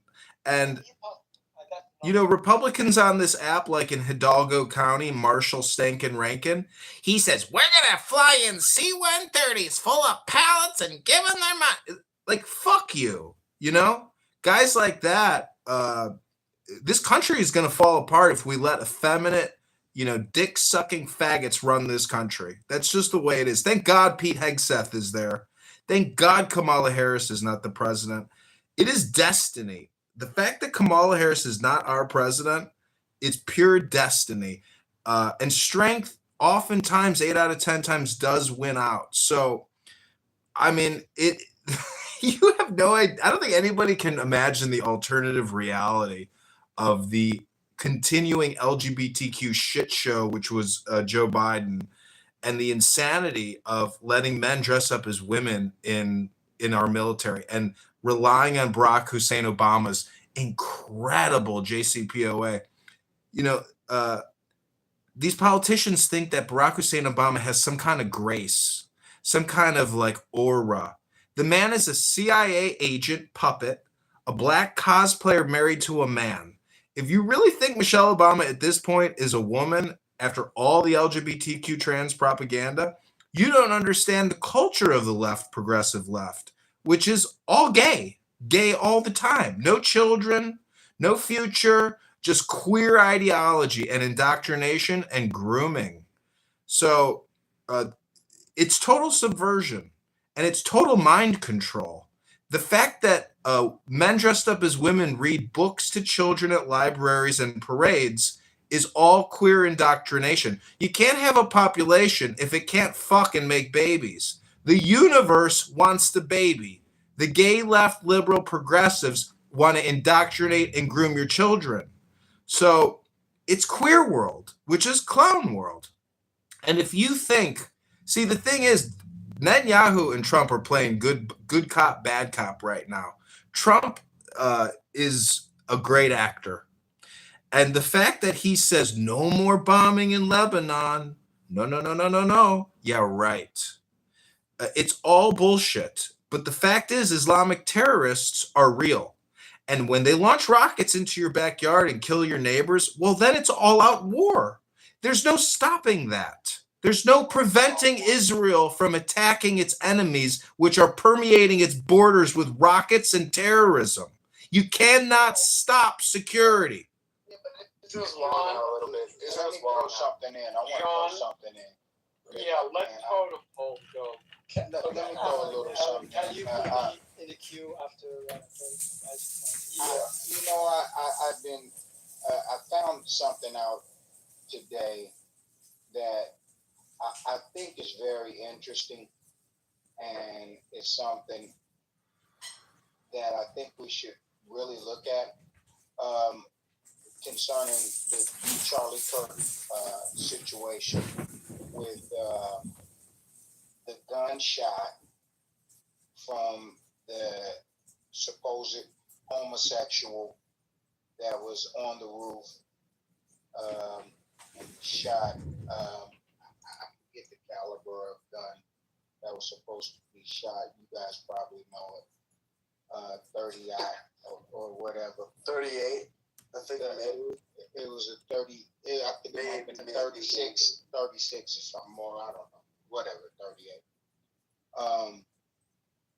That bullet, or the bullet that was supposedly shot from that gun, doesn't match the autopsy. And what's been shown is it was probably an explosive. Plastic explosive that was in his microphone that was clipped on to his lapel. And there's only one group of people we know that's really pulled that off. We've seen them do it with the beepers, and we also seen them do it. They did it with a couple of other mechanisms. Cell phones, I think it was. They did it with beepers and cell phones. The only ones we've ever seen to successfully pull off a bomb or explosion like that, and that was the Jews. I don't know. It was the Jews. Oh my God, that's an all or nothing statement. That's like saying all black people are all murderers and all criminals. Jesus Christ.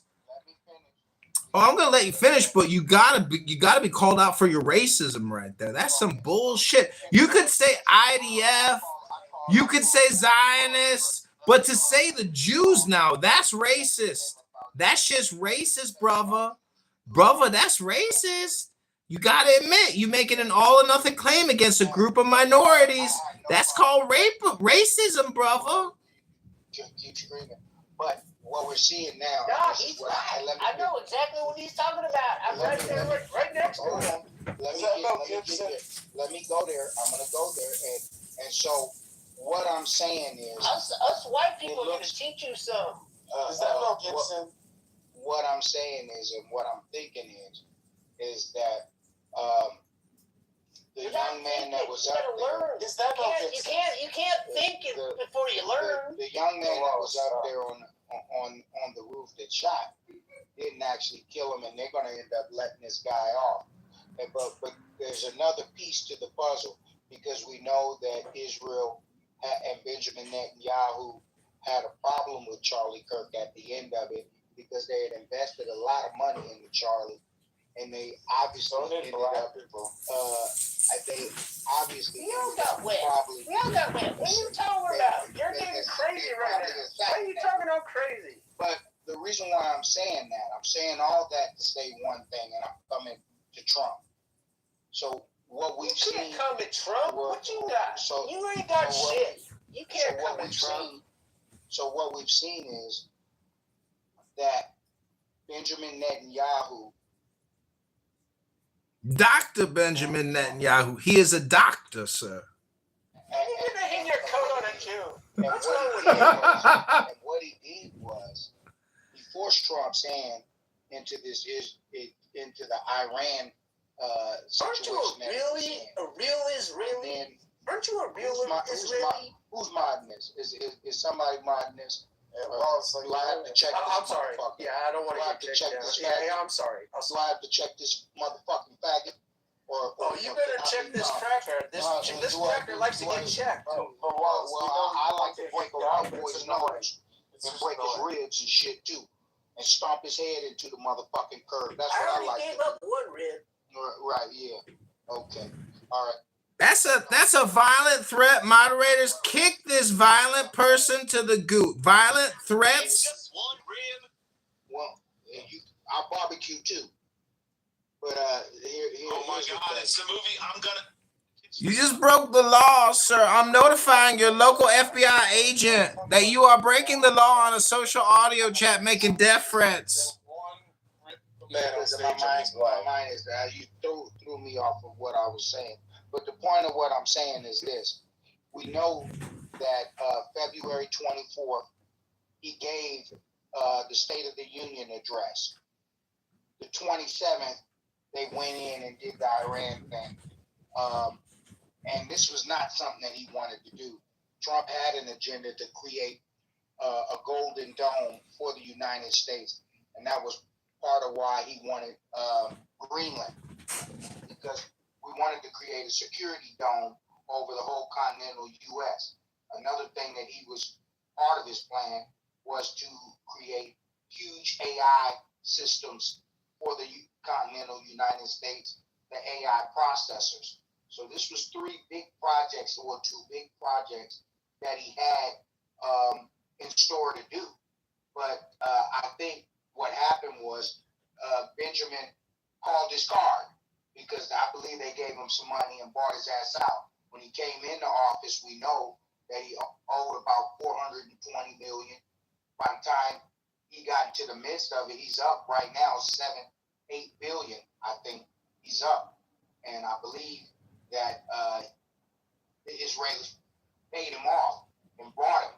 And so when they called his card right after that State of the Union, they called his card and made him do that bombing.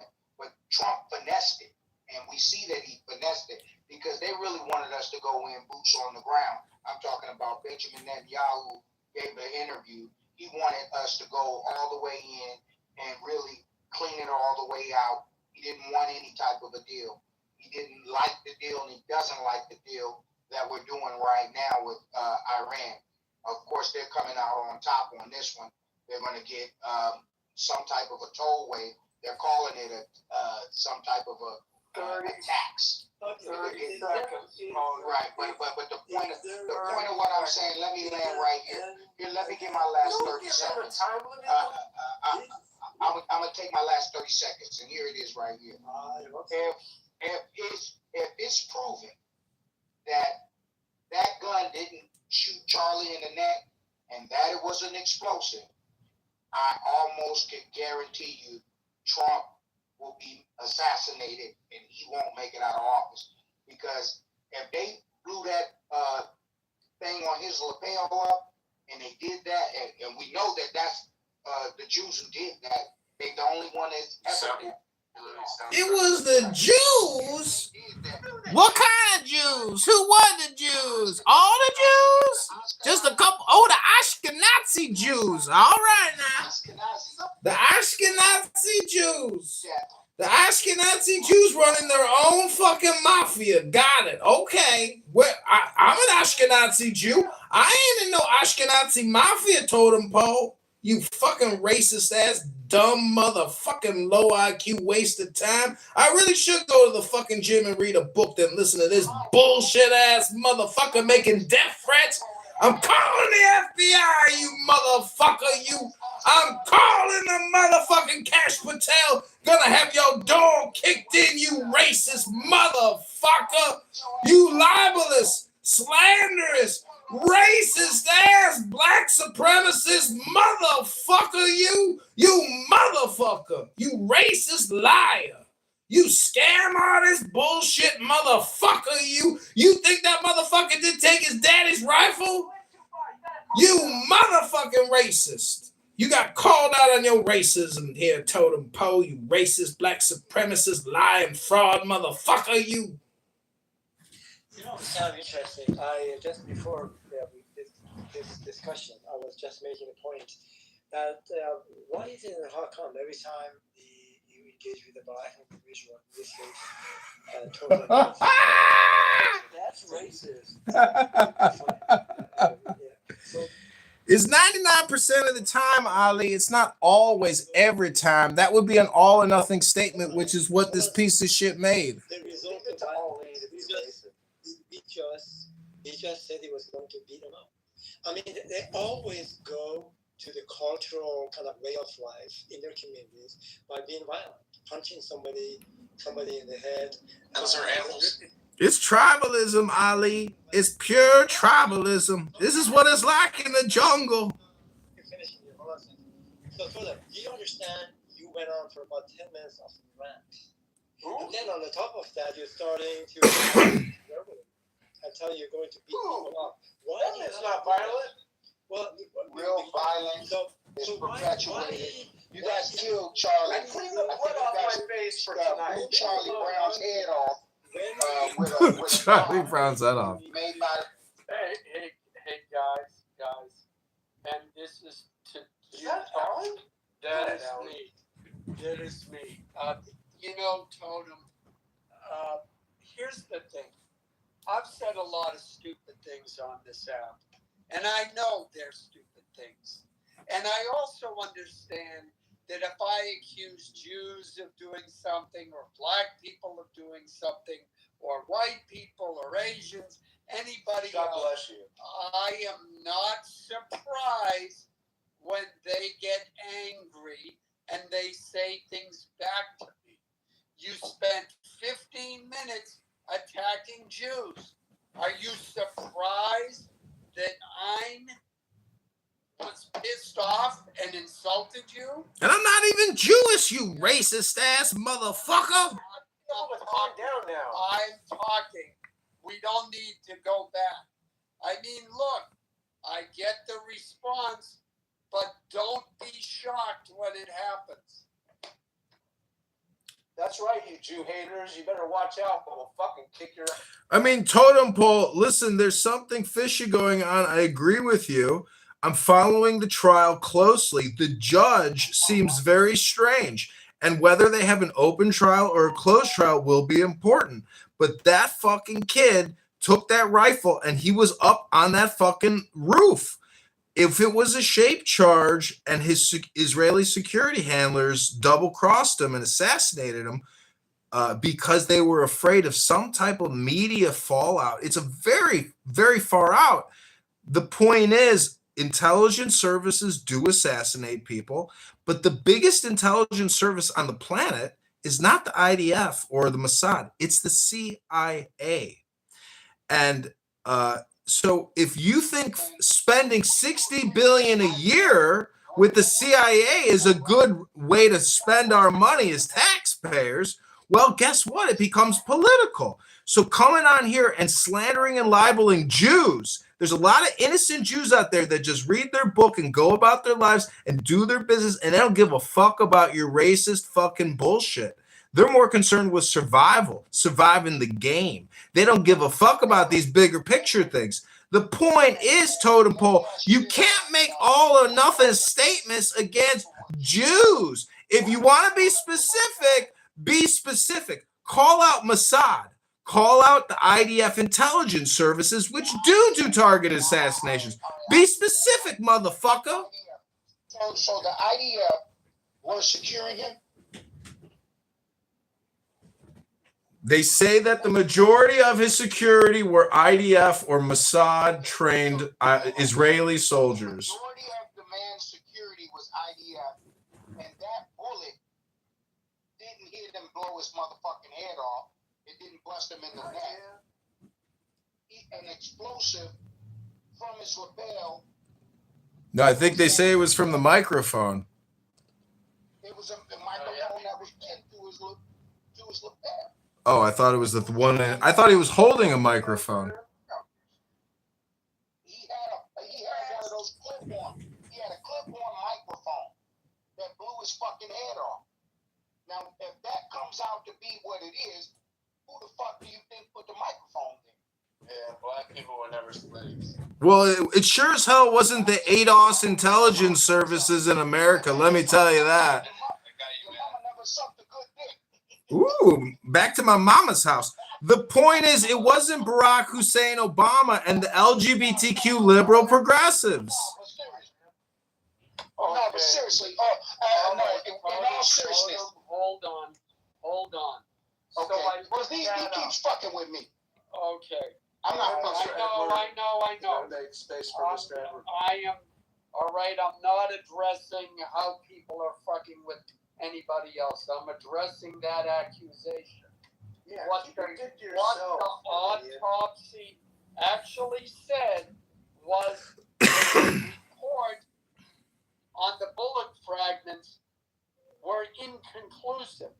That means that what it doesn't mean is that the bullet didn't come from his rifle.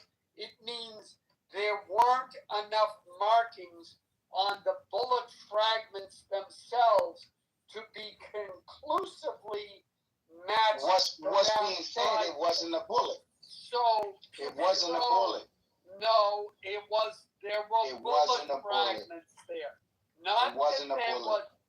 That's not what it said. Not that there was. Because we know how a 30-aught rifle works.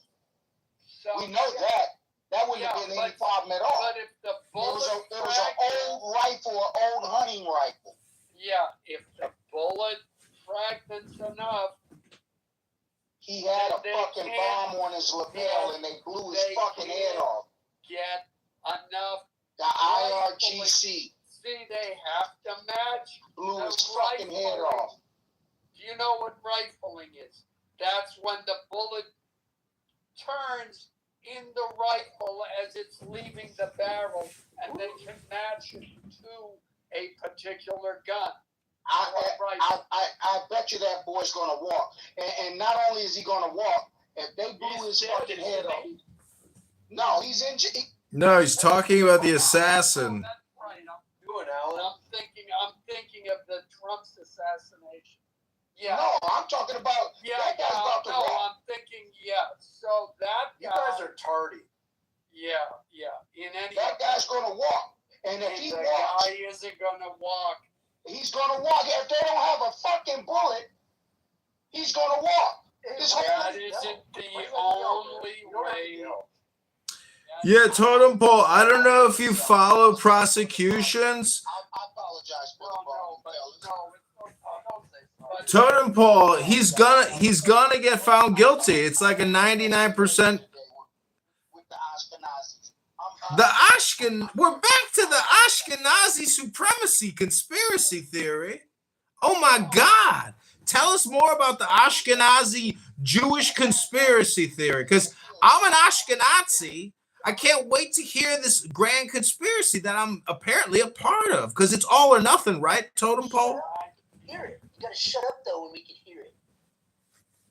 Yeah, okay. I think we've heard enough about the Charlie Kirk thing. But that's just... No, let him tell us the conspiracy. The bullet didn't match the fucking gun. It was an explosive. No, we get that. We're talking about your grand Jewish Ashkenazi conspiracy theory, which... I'm just saying, he had the IRGC protecting him. Who put the fucking microphone plug on his goddamn lapel? You know it had to be one of the security. You don't have to yell. You think the IRGC was secretly protecting Charlie Kirk? That's what the guy just said. I didn't say it. Your guy here said that. Somebody's, I think they're doing. Totem, listen to me. There's a difference between inconclusive and not matching.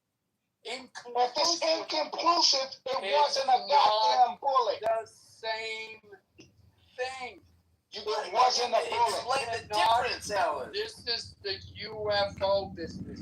Just because you can't identify something, the guy is going to walk flying in the sky. I know what inconclusive means in the way of walking free. It means I go free. Okay.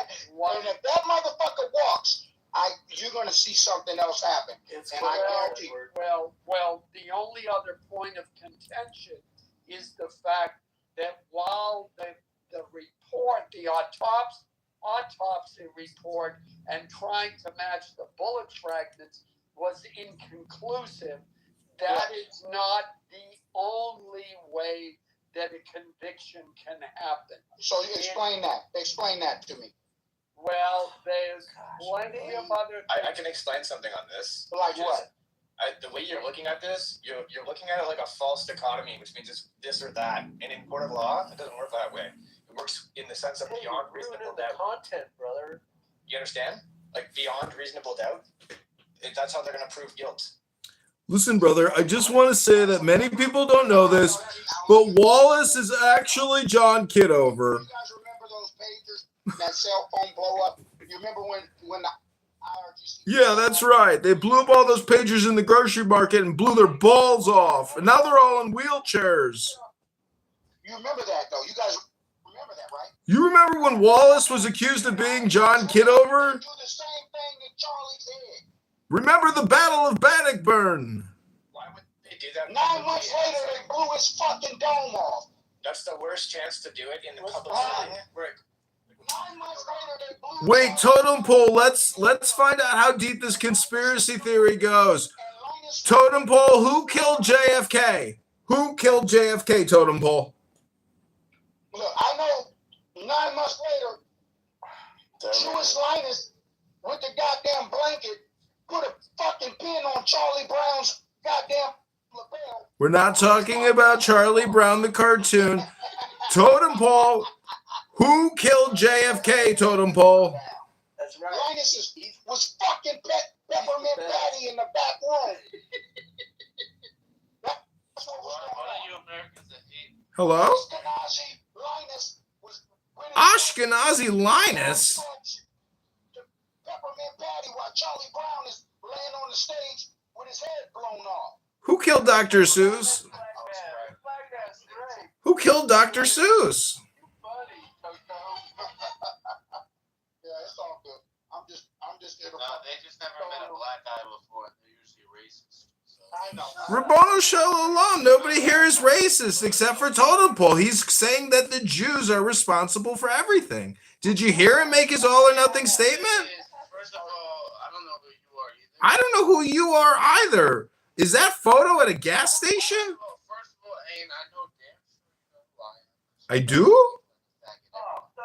Oh, LGBTQ. Listen, Rabbanu Shalom, we've been having a great conversation. We're getting to the truth. We're digging deeper. We're finding difficult conversations, bring out the gold and the silver lining. Totem Pole's educating us about his grand Jewish Ashkenazi conspiracy. I'm loving it. Thank you, Totem Pole. I never say I come to this app for education, but right now, I really feel like I've been educated, almost better than a book. I read some good books. Keep doing it as long as you can go, bro. Like you do every day. That's okay. We can talk over each other all night long. That's the way Clubhouse works. You ever been in a bang room in the trenches and just been in a bang room in the trenches where people just keep talking nonstop and it's just like schizophrenic times 1,000? Hello? Hello? Hello? You know that? You ever hear that in the community, in our people's community? Hello? Hello? Hello? Hello? Hello? Hello? It just goes on forever. It's like an echo, like that fucking that beeper thing in the ceiling to prevent the fires. The fire detectors. Beep. Beep. Beep. Just goes on and on like that forever. Nobody's ever going to replace a battery. Beep. Beep. You know what I'm saying? If they pulled off that explosive on Charlie's motherfucking dome, I guarantee you. All right, bro. And then meanwhile, your people Trump will be complain dead. about Carmelo. Trump will be dead before 2028. Okay, man. Keep hoping on there. Beep. Okay, somebody notify the Treasury Secret Service Totem Pole's GPS coordinates for the FBI and the death threats. Beep. Beep. Beep. Enough to know that. How do you tell the I'm smart enough to know how to break a motherfucking white boy's nose. Not mine, bro. First of all, I'm mixed. Second of all, I don't fight. I just use resorts first, so don't fight me like that ever in your life. All right, well, I'm smart enough. Right, so watch your mouth when you talk to me, all right? Second of all, what the fuck you talking about? Fuck you, dick sucker. Good one. Charlie White changed her last name though. Nah. Linus blew Charlie Brown's head off. But we about to see. Hey, I think I'm gonna fight with somebody like that. No, I'm saying you literally, I'm not gonna lie, you can barely speak I think Trump is in danger. You can barely speak your own language. Like the only language you have, you don't speak it. How do you speak with a big black dick in your mouth? You heard though? You speak good with a big black dick in your mouth? I can speak good though. But I know you can. No, I can though, but you can't understand. I know you can. Just keep trying. Alright, man. You got it. Good one. They put that nigga Charlie Kirk in the dirt, man. That nigga.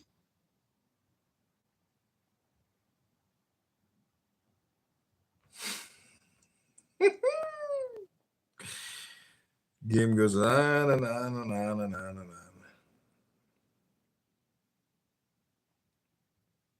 Iskan, Prabhuda, Swami Prabhuda, he traveled because his predecessor, his forerunner was Swami Vivekananda.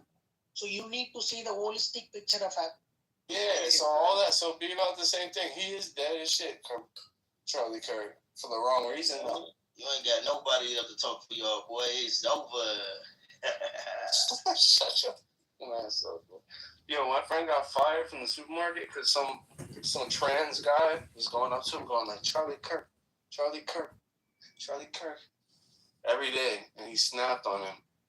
And he got fired because of that. So I'm just saying that some of you liberals, you on some shit about Charlie Kirk. Your homeboy about to be broke. Fuck you doing work at the supermarket, man? Making $13 an hour. Boy, that man tripping, man. He is, bro. 42 years old, fool. 42 years old, down bad. I said 22. Bro, how old are you? How old is you? You know, we have Dr. Edward here, a devout Christian, an American patriot, a successful business operator who runs a mortuary service. Some of you young men will probably need mortuary services based on your academic record rather soon. So get to know Dr. Edward. Maybe he can cut you a deal if you're only going to make it to 28 because things are tough in the trenches. You could try to read a book. You could try to practice personal responsibility. You could go to the gym. You could zip it. You could put a zipper on your mouth. Zip. Damn, man, what happened in your life? You had no bitch or what? You were just in school. Projection alert. The projection alert detection system. Yeah, welcome to the grown world now. The projection alert detection system has been activated. Yo, AVN, welcome, AYN, welcome to the grown world. Welcome to the projection alert detection system, where any ad hominem will be replied with, the projection alert system has been activated. I'm going to die at 28. Which one was it? AYN. You want me to die at 28? Saying I'm gonna probably live. I'm just asking a question. What was the last book you read? Are you in a book club this summer? Have you read a book yet? What's going on? Are you going to be in a book club this summer? I fuck with you in a kind of like sad type of way. That's great. I'm so happy to hear that you're in the book club. What's the name of the first book you're going to read this summer? It was I'll tell you what it was. It was the Bible. And it was the 48 Laws of Power. What about you? And what did you learn from the 48 Laws of Power? Good question. That there's no time to give to people like AYN. Have to be ruthless. That's one thing I learned. Then why are you here? Because AYN's not everybody. No, why are you Because there's people I would like to give time to, and I would like to talk to and correct. And I'm here for correction. I told you already. I'm 22 years old. Okay, you're 22 years old. Okay. Yep. At this point, you in your 20s. But hold on, don't be ageist. Don't be ageist right here. Don't be an ageist. Absolutely ageist. Oh, well, you shouldn't do that. What I should or shouldn't do is I'm older than you, and I can do whatever the fuck I want. Yeah, that's what. Okay. Yeah. So what you should. So why are you mad right now? What's up, Alan? I'm not mad. I'm not mad at all. But you're claiming to have read the 48 Laws of Power, and yet you're not even implementing them. This is the time in your life where you lay the foundation for all the wealth, relationships, and pussy you're going to get in your life. The last thing you on Clubhouse. The last thing you should be doing is sitting here on Clubhouse. Alan, it's a fucking Tuesday night, my guy. What do you want me to do? Let's in the bar and get some pussy Tuesday night? When I was 22, I was working a full-time job and then going home at night and spending the rest of the night working on what my goals were. All right, man. Well, it's not. All right, listen. so get off your fucking ass and get to work. Yeah, you got a point. But I know I got a point, and if you read that book, it shows. I did not read the fucking book. It was a joke. I said I read the Bible too. Yeah, but did you read 48 Laws of Power? Yes. No, but I know I should read it. Then get off the app. See, you can actually create a house called Book Club. You could turn the app on and just read the book on the app, you know that? And people might come in and listen, and then you'd make yourself more knowledgeable, intelligent. You gain the wisdom, and instead of running your mouth and making death threats from the gas station, you could read a book. And then you could become more powerful in the knowledge that you seem to think you possess, but you never read the book. So how the fuck are you going to come here and lecture anybody when you never even read the fucking book? Reading a book, it ain't that hard. It takes time. Maybe like a word a second. You're right. Yeah, it takes a little bit of time. Maybe a couple weeks even to read a fucking, maybe a month. Maybe half a year to read a fucking book. Maybe 1 year to read one fucking book, but you read it. And now it's in your brain. And your knowledge, your IQ, your intelligence has risen. That's the only way to rise is through knowledge, through a book. Then you can start trading shit instead of running your fucking mouth about nothing. You know, you're kind of right. You guys are kind of right. I know you're right. I should read it. I'll learn more. However. But it's not my room, so I'm not going to take up all the time. However, I do disagree a little bit. Because that book is not everything. See, when I was 22, I was sitting in a room with no fucking internet reading a book. It's like a monastery. You know where Batman became Batman? At the monastery with a book at the gym. The last book I read was The Art of 3D Negotiations. And you can read the power shit and figure out all that. Just negotiate when you get to the table. What's that Trump book? That Trump book. No, fuck Trump. I don't know about no Trump book. It's called The Art of the Deal. The Ashkenazi Jewish Conspiracy Supremacy Theory. I know how to negotiate, though. I have to negotiate. But I'll tell you one thing. They're probably going to kill Trump before he gets out of office.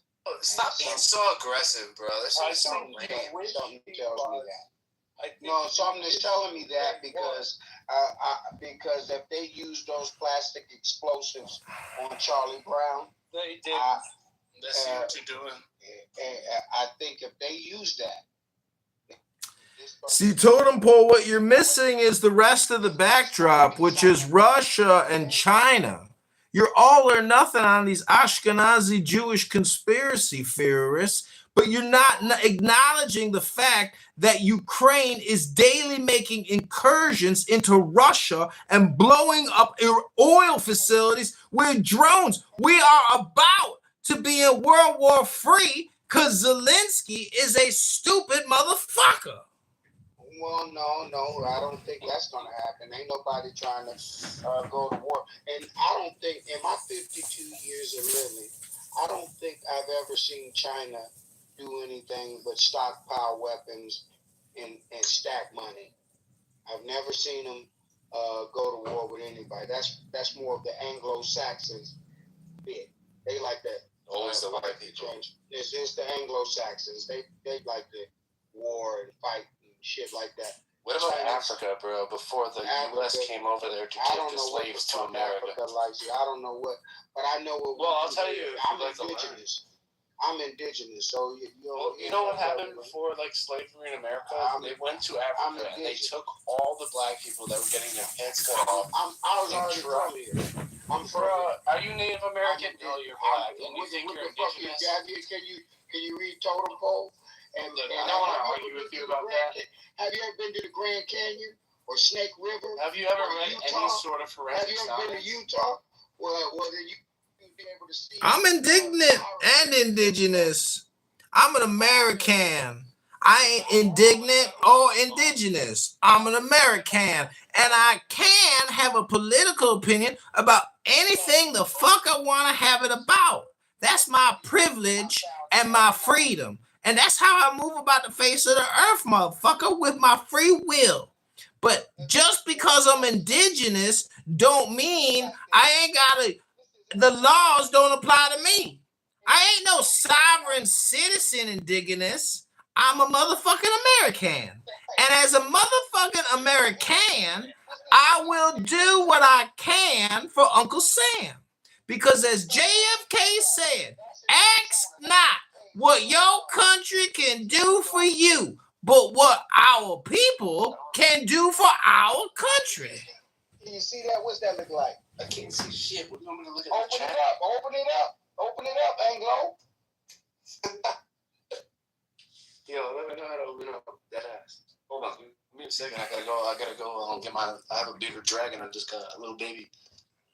Well, I'm sorry about the baby. Come on, round eye. That's a lizard. You mean you didn't want to abort that little fucking dragon bearded lizard? Take that lizard to Planned Parenthood and do the right thing. I almost slipped it on my. Yeah, no, I knew you did. I know that's the type of shit Anglo-Saxons do. Don't stick a lizard Nah, up just a your mistake ass, that almost fell. Stick a lizard up your ass. Well, don't stick it up your ass. since you brought it up, you know the kind of things that black Africans do? I don't know what an African is. I'm indigenous. I'm indigenous to the land, brother. No, you brought up indigenous to what? I'm here in America. I'm from South Carolina. Indigenous to this area. I'm gonna show you something else. Let me show you something else we found 700 miles from South Carolina. Black privilege. Stop. You brought up what the Anglo-Saxons do. No, you came from Africa. The people who were living in America were not African. We found 700 miles from South Carolina. Okay. So sorry. That doesn't work. Alan, you're disrespecting him. I'm not disrespecting. Yeah, you're disrespecting. Right there. We found that 700 miles from South Carolina. Yeah. What's that look like? Who kicked that guy down in the audience? We need that guy Edmund back. Wasn't me. No, fuck that guy. You're pro-Palestinian garbage. Yeah, I don't know nothing about no goddamn Palestinian. I'm kidding. I fuck with y'all. I'm fucked up right now. Get that guy back up. Yeah, get AYM back up here. Sorry, I can't. It won't let me invite you up. Ah, damn, the fucking deli is closed. The jury has spoken, and I have risen again from the grave of the gulag. That's okay. They say Beaver is the problem, and that's what the Dancing Fireman about Dave Matthews is all about. But the problem with Dave Matthews is every song sounds like every other song after a while. Ain't that right, Beaver? What's that? That's that country shit, right? Well, they got a black man. He plays the saxophone and the motherfucking fiddle. Oh, yeah, he's kind of good. I think he's pretty good. He died of the COVID-19 vaccinology from Dr. Bill Gates and Dr. Fauci. Yeah, he tries to sing like you're talking right now. Like he has some soul. He's not even Southern. He's not even a Southern dude. Never me. He seems all right. I think he's this guy is hella white. He runs around in his underwear. I don't know about that. You sound like a faggot. Told him. Yes, I don't like Yes, the sir. way you're saying Anglo-Saxon. You're saying it with the hard O. Anglo? You ain't seen a sack yet. Let me slap you in the forehead with my sack. With a hard O? See, Totem Pole, you from South Carolina. Wasn't 600,000 dead white men enough to satisfy your bloodlust to free our people? I don't know about it. You was just above the line. Let me get 600 more, and then I'll tell you. If he was 500 feet below the line, he might be black. Oh, here these guys go. You got who is this you got in your PTR? You wearing your hair long like that? I'm wearing my hair long. Are both the Carolinas in this? That's is that I have a real question. Maybe Mr. Edward could answer. with a Mason Dixon Do line? you see how these black and whites over here are getting along? See, this is where I'm from. I'm from every big city you can imagine, name it. I've been there. This is how we get along. You make racist jokes. You fucking be as racist as you can. Well, we're making racist jokes. We can joke with each other. No, man, that's what Totem Pole do in private. In public, he would never say this bullshit about the Ashkenazi Jews. That's some racist supremacist shit.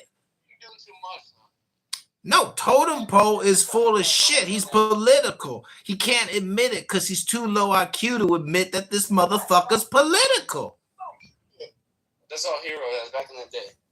I don't know about that. I just know I feel the same about him as he feels about me. That's love. Hopefully, but I don't know how much love. Yeah, let's all take our dicks out right now, put them in our right hand, take a selfie, update our PTR, and we'll find out who's got the biggest snake in the grass. Ain't too much love. But They say Jeffrey Epstein's penis was cone-shaped, and he is an Ashkenazi Supreme Jew, is he not? You sucking his penis. Now, I don't know. They said that you was only 8 years old, but it's not. It's kind of bad. It's not a generic thing to say that. It's not a what? I didn't bring up the man's penis. Are you here? I think you did. I don't know. I feel like you. Ellen Pepe is sleeping as we're discussing the best part of the show, which is Jeffrey Epstein's cone-shaped, egg-shaped penis.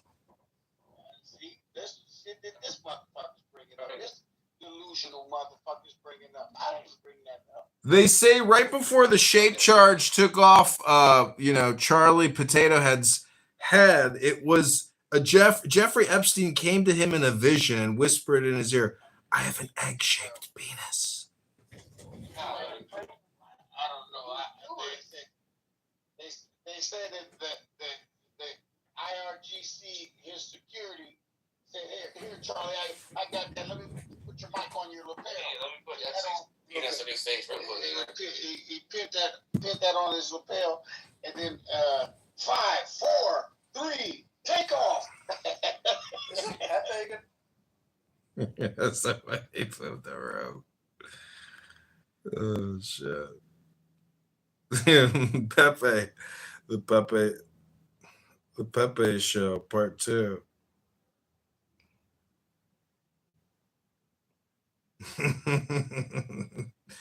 Okay, this is the Pepe Show, Part 2. I hope you enjoy. Wallace, welcome. Very funny show. Thanks for being there. Thanks for pretending to be me. You're doing such a great job being my John Kitover impersonator. We're wondering if you'd like to actually, take on a role with Mossad. Are you interested in moving to Israel? Okay, this is the Pepe Show Part 2. Alan wanted to go to bed, so he boomed the room. We respect his senior citizen authority card.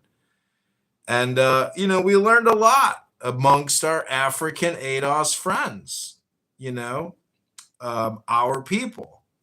So welcome to Part 2. Ayush and Wallace, if you want to come up, maybe you missed it, but Ayush, welcome to the Pepe Show Part 2.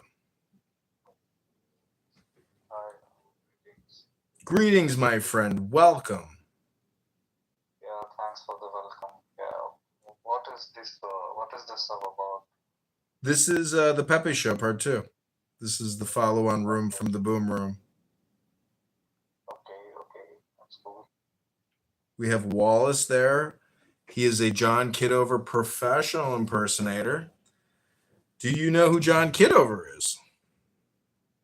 I have no idea, bro. Oh, that's too bad. I'm sorry to hear that.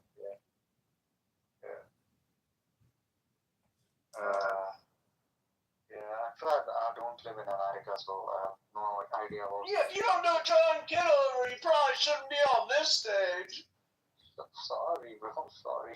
Just listening. I will listen now. It's all right, bro. It's all right. We got John Kitover here.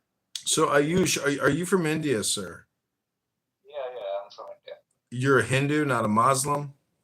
Yeah, I'm Hindu, not a Muslim. So, Oh, thank God. what do you think about Tantra? Do you actually practice Tantra?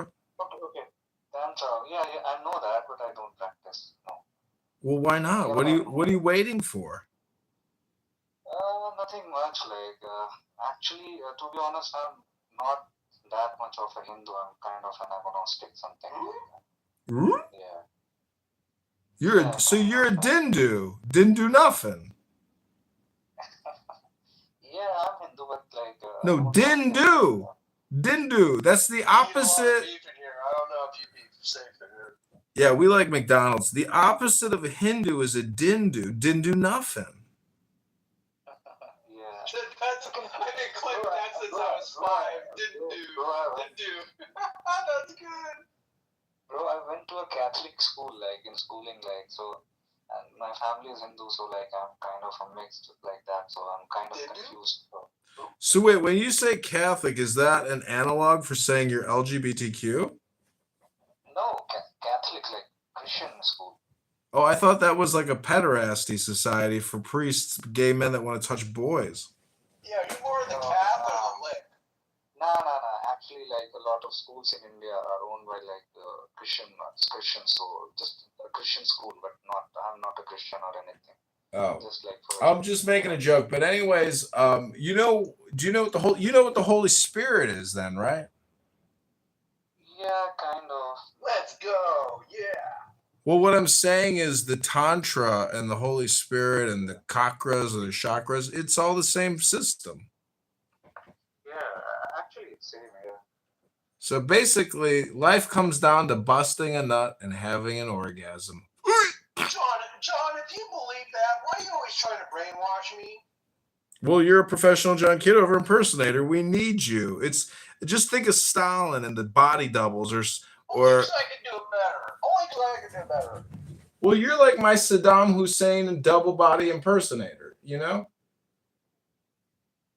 Because if I get I saw him, not in person, but dude, he looked exactly like the original. It was like so perfect. And that was 1 year, was in the 90s. Like they mastered that science. That was amazing. Well, that's great because I need you. That's why you're here. You're my body double. Congratulations.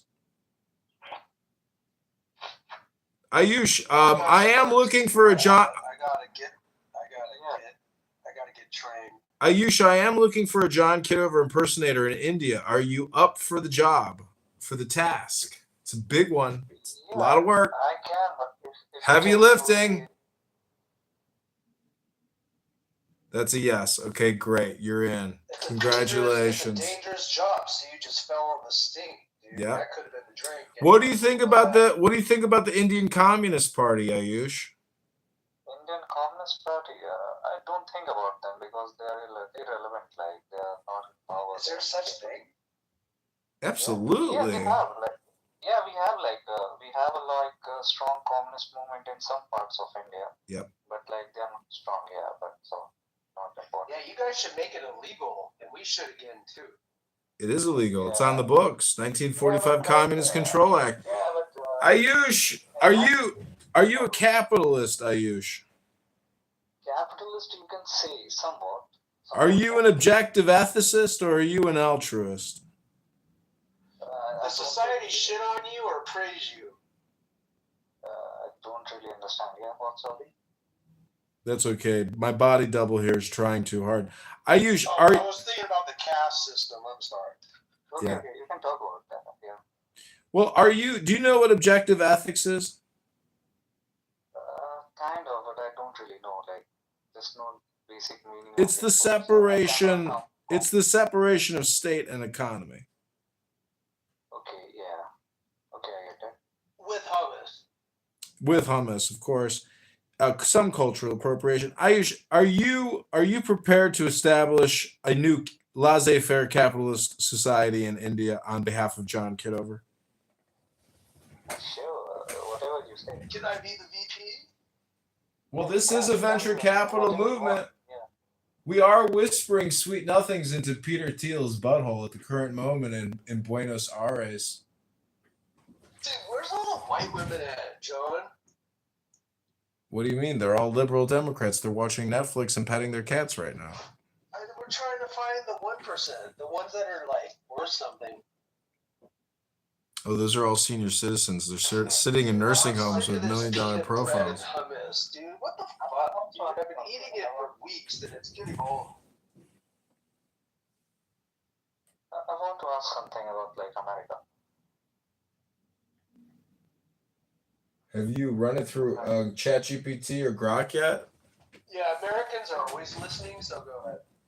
Yeah, nothing just I see this gender identity and stuff and all this all comes from America. Identity? No, he said gelato. Yeah, I see a lot of stuff people talking about Legos. I collect Legos. Yeah, that's cool. So get to your point. Hurry up. No, I see like a lot of stuff from like woke America, like talking about like 70 genders, 90 genders. So what is this like? What is this all about? Like, what do you think about it? Oh, Mark Zuckerberg. Facebook knows all the Yeah, answers. Mark Zuckerberg. He's a pronoun spammer. He's got 375 pronouns. And all he had to do was ask his wife, Priscilla, because they both took the COVID-19 zap. They got bad inflammation of the brain, and they came up with really far-out pronouns. Have you heard the list of the most controversial pronouns? Dude, they got me excited, but please, I'll get excited again. Please go. It's wild. These are words I never even knew existed.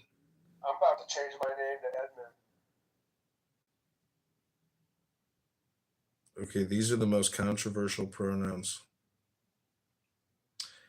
Z and Zer. What does it mean? Dude, it's so dumb. Z and Zem. That's good that that's the most controversial one. I would say that's the most It controversial or one. its. I go by its. And then we got we, of course. That's another good one. But I think it's. I think the its pronoun is my favorite. Which one? Mr. It's. It's? It's. ITS is a pronoun. Is that without an apostrophe? Without. Without. Is that even a word? It's a pronoun. It's. It or its. Yep. That is my gender. It's. Do you have ice cream in the middle? So Ayush, what we're trying to say is that there are these faggot retards out there that want to play word games with you and demand that you use the words that they ask you to use, like it's. Okay, Dr. It's. This Indian ain't taking it. You know what? I think he might be like upper status class. No, the fact that he even had to ask us the question means that he's very low totem on the fucking caste system. Well, he doesn't know that this is a non-political correct room, so he's just playing it safe. Okay. Like I don't have an idea like what's. Arush, are you politically correct? Sometimes, like, but yeah. Sometimes. Why? Why at all? So, like, no, I'm like politically correct like 90% of the time, but I also have a like instinct for like dark humor and sarcasm. Oh, you must have a career. Yeah, no, not any career. I'm just a student, right? So why even 90%? You should be 10% like me, with no career. 10% political correctness. I have a career. Yeah. Oh, so you're rich. See, so that's why you have to be. See, so are you kind of fake? No, I'm not fake, but I'm not fake at all. Like I lost my career because I'm not fake, and now I'm like regretting it. I wish I learned how to be fake as a kid, so I could be something I'm not, and I could maybe still make some good money and not pretend to be this guy Edmund. Yeah, it's difficult when you can't earn a living anymore, and your best bet is just to imitate John Kitover. Welcome back to the Pepe Show Part 2. We are talking to a Hindu Dindu Catholic, an unemployed John Kitover impersonator, and the one and only John Kitover. Welcome to ChicagoMayorVote.com as we attempt to unseat the liberal Democrat progressive parasite intellectuals from political power in the Democrat industrial complex. It's very exciting. Gavin Newsom says that Trump is attacking his wife personally. They have to lawyer up and respond to complaints. He probably grabbed her by the pussy. Right below the clitoris, 2 fingers in, 1 in the stink, 2 in the pink. Welcome back to the Pepe Show Part 2, because Dr. Allen was experiencing his senior citizen syndrome and needed to take a nap. So he had to boom the room. Ayush, let me. Alan did it? Yep. No. Ayush, let me ask you a question. Piece of shit. Yeah, sure. Do you have a hard time mating with the opposite sex? No, not really. So you're a. How many kids you got? I just don't try. Like I'm not. You just don't try.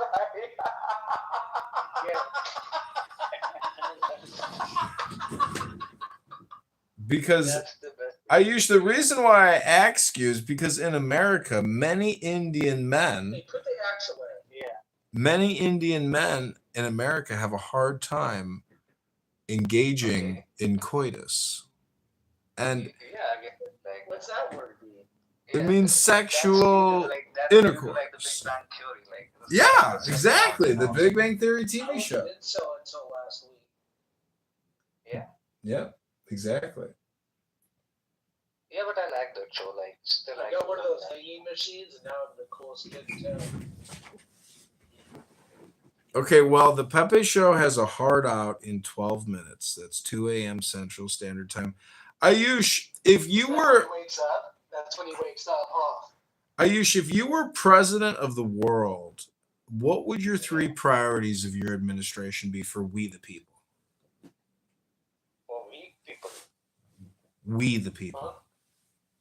We the people, like people of whole, like whole 200 countries. We the people of the whole world, you are the king of the world. What would your priorities be for we the peoples?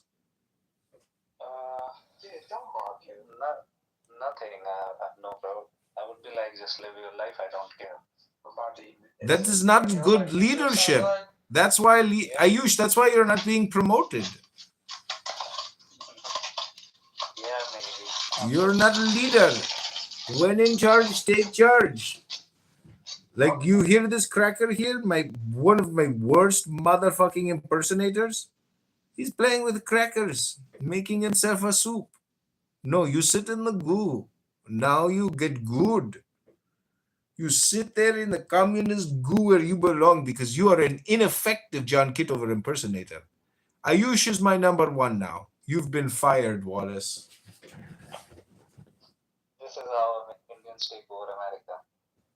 Congratulations, Ayush. We are prepared for the Indian takeover. Some people thought it would come from an alien force.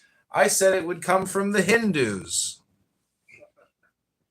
Yeah, the Hindus and like the Jews are working together.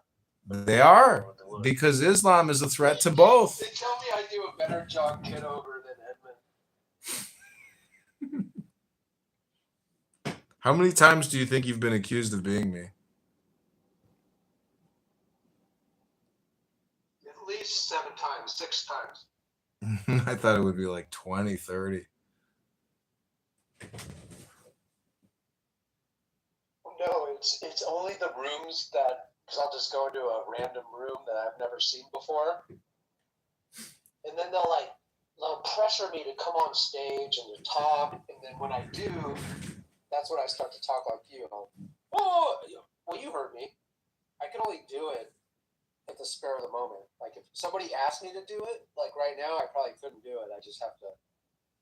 Dude, you're a huge influence in my life, and I just think you're like one of the most wonderful people ever. Yeah, I listen a lot, and because I can't read, you make fun of me. It just makes me listen more. So, yeah, because you make fun of me because I can't read, I just listen more. So, audiobooks. John plays audiobooks, and I just think he's the most wonderful person on Clubhouse. And yeah, that's wonderful.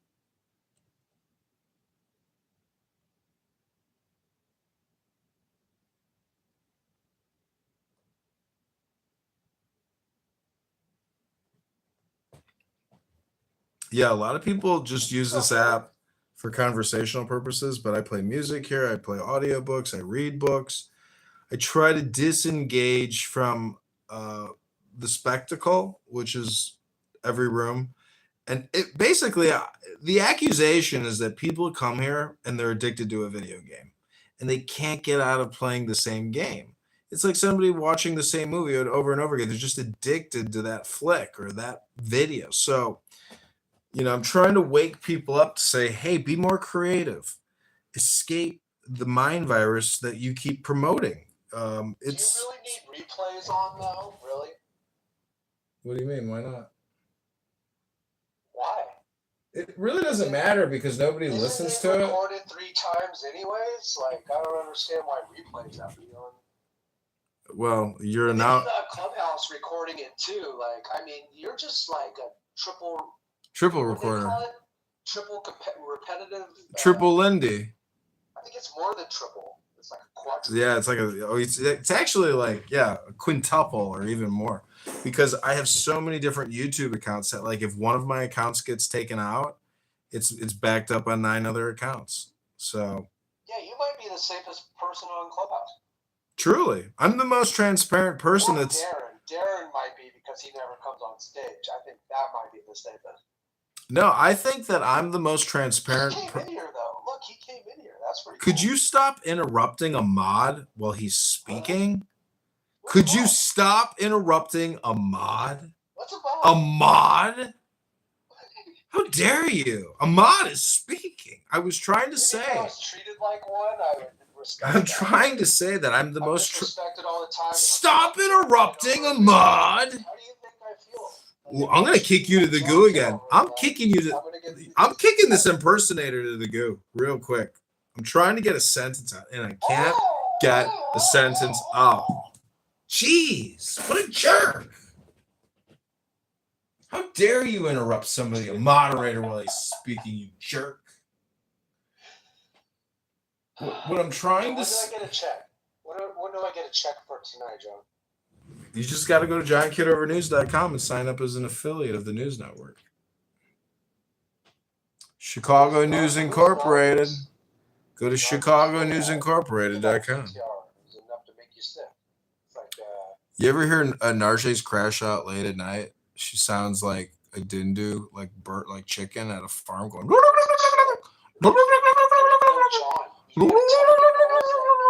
John, you gotta tell me the girls that do like you, and then I gotta go and see if I could like pass off as being you to them, and like maybe get some action on Clubhouse. Well, some audio action. They say Monica called me her pet one day. I was there. I was kind of jealous. Oh, you were in that room? So welcome to the. I was her pet until she canceled me. She totally. She don't dig me anymore. If you bring me up to her, she'll probably throw up. Okay, everybody, we've just updated the title because enough time has passed to allow us to reintroduce the Pepe Show Part 3, the final countdown. This is it. I believe that Clownhouse, this app, they're going to pull the plug on it tomorrow. That Reid Hoffman, that fat, disgusting liberal progressive from Salesforce, is no longer going to fund data collection of redundant, liberal, intellectual, progressive conversations. There's no reason to keep recording Trump derangement syndrome all day, every day. And how many times can you just keep reselling the data? You can't. And we've notified Stephen Miller. He's notified all the data collection and data buyers, and they've all confirmed that. Yeah, Stephen Miller's still writing speech. He wrote the speech for UFC. Oh, hey, Pockets. Pockets was on trial. She's a naughty little girl, putting out that bunk AI music, using her fake AI. She is so hot because she's so honest, and everybody tells the truth around her. Like, no, dude, she's money. For Clownhouse, she's a 10 out of 10. But in the real world, this chick's like a 4 out of 10. In the real world. Yeah, but you treat her like she's Millie Vanilli or something. I had a 2-hour conversation with this bitch once when I was in a hotel in St. Louis working. I thought she was in Nevada, like 60 miles away. She finally broke down and admitted me the truth about her game. She's fucking political. She admitted it. She's like, yeah, I'm fucking political. You really? Yeah, that's too cool for me. That's an AI photo. Yeah, bye. She can't stick around She's not when. even my friend anymore. Once she made an album, she totally ditched me. Well, that's because you're a very ineffective John Kitover impersonator. Damn. That's a you problem. You've got to start accepting responsibility. Did I chase her off, or I think it was you? Definitely me. She hates my guts. Me too. We could fight about it, but what a waste of time. Okay, I'm going to do some Mystery Science Theater 3000 here. This is Andrew's room, the retarded, brain rotted Christian. This is called "Where Is God?" The best room ever. Model of, and there's so many different models for addiction. You know, and it's an interesting conversation. I don't want to hijack it to that, but there is a sort of like the disease model. You know, where it says you're never cured. You know, all you do is have a mitigation strategy. And I like that. Well, Andrew likes to go cruising. Can you ever be cured of cruising? Because Andrew got punched out at a party. I don't really, like you were saying about, you know, the meta ethics stuff. It's like it doesn't really matter if they're right or wrong. What matters is, are you right or wrong? And I felt that way about AA too. It's like I wouldn't fault anyone. What the context is, even when people say it when they're. You never see nobody duck if they're Muslim. Hello? Okay, so even when somebody says it when they blow themselves up, it's because they think they're doing something for the good. Nah, it's because they're getting paid, Patty. You gotta pay a terrorist to blow themselves up, you dumb bitch, hanging out with those fucking anti-Semitic terrorists. Fucking Amir's room. They kicked me. That was a good roast, though, real quick. That was that John Kitover, that motherfucker. Why you got me up in your PTR? You mean Mel Gibson? What are you doing? What are you doing to me? You're being conditioned. Did you ever find out my full name and my address? No, never even thought about it. Why not? Oh my gosh, dude, I've been waiting 40 years for you to dox or like track me down and like stalk me, and you still haven't. Really? Wow. Well, dude, everyone's like worried about it, and I'm not. And I thought, dude, how cool it would be if somebody on Clubhouse would come down the red carpet, which used to be white, but it's all red now, and no one comes, and no one wants to visit me and play. Well, that would be a you problem where you'd have to accept personal responsibility for your lack of innovation. Yeah, maybe I should shampoo the rug and bring it back to white. To them that is Arabic or that doesn't necessarily mean that your other forms of identity, or maybe the one that's most important to you, the Palestinian identity, gets to be canceled or erased. Let me ask you something special here. So there's a thing that's very interesting in the U.S. So if you ask somebody on the East Coast, especially the Northeast, what are you? They'll say, "Oh, I'm Italian, I'm Irish, I'm French, I'm German, I'm a whatever, right? I'm Jewish, I'm whatever, right?" You ask somebody in the Midwest, "What are you?" They'll look at you like cross-eyed and be like, "I'm Caucasian, I'm white." Or they'll say, "I'm black," right? Like there's, so that identity is so fluid. But like among all those people, they're Americans. This is why Forrest said that this region is far more tribalistic in nature. You know, like I don't think like That's Austin Powers. what I did, like having a tribe, like is being a part of something. You know? Yeah, like a sports team. But Austin, this what Forrest is talking about is an actual social construct that's existing. Comrade, please let me speak. Communism is tribalism. It hasn't existed in a static state.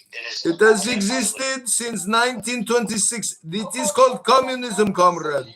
Ambrose is a communist, liberal, progressive. What the fuck was that? Communism from 1926 is all I got.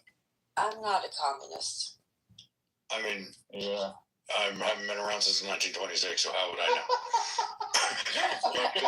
You're 104 years old? I don't even know what he said, but whatever.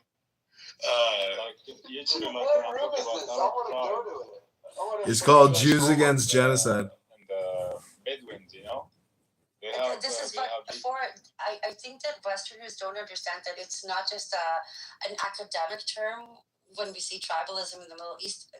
There were the social construct actually is rooted in.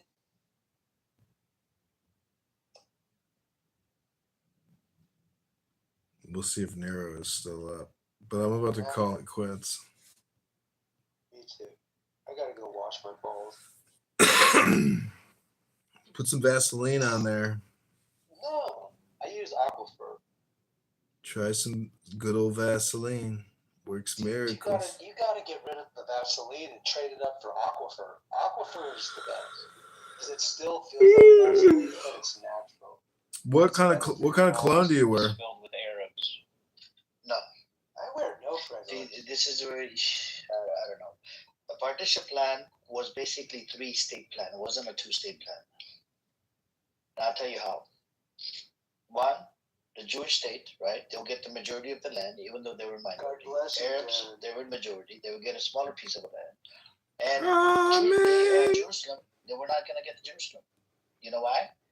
If you read the partition plan, 1947, Jerusalem was going to be under control by the UN body, where all religions would be allowed. Okay, Amir, even though he had reservations about it, he still accepted. No, it's Amir and Gay Hampton Spears. Hold on. He didn't accept, but then he came. Hold on.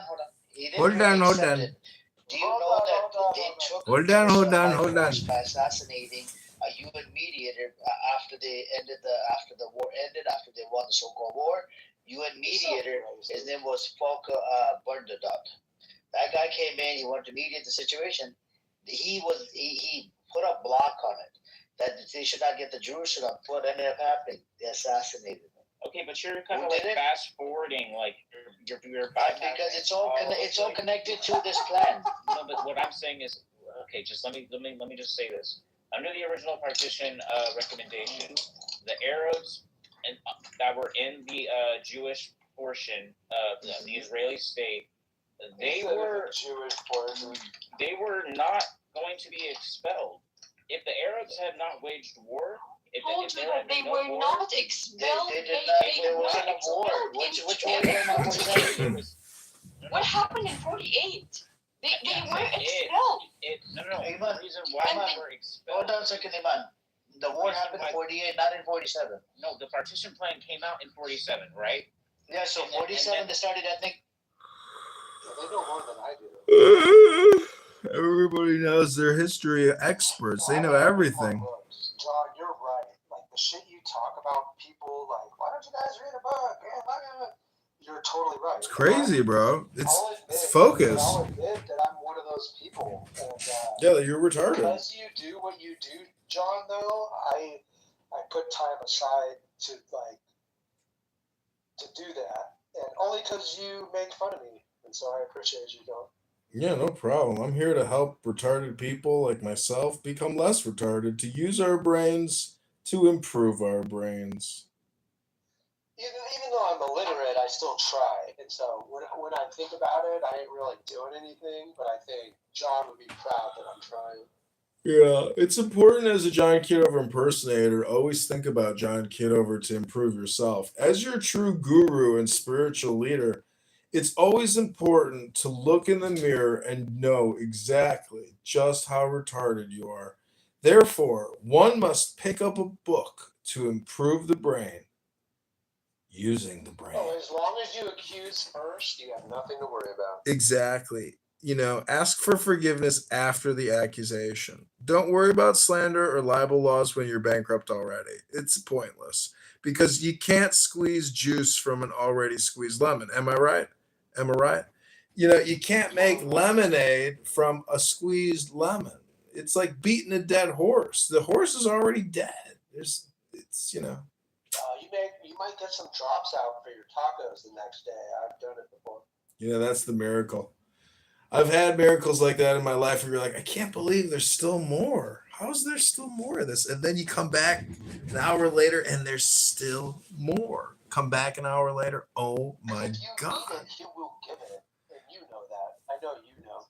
Do you know? Other people to recognize if you need. Please don't interrupt a moderator when a moderator is speaking.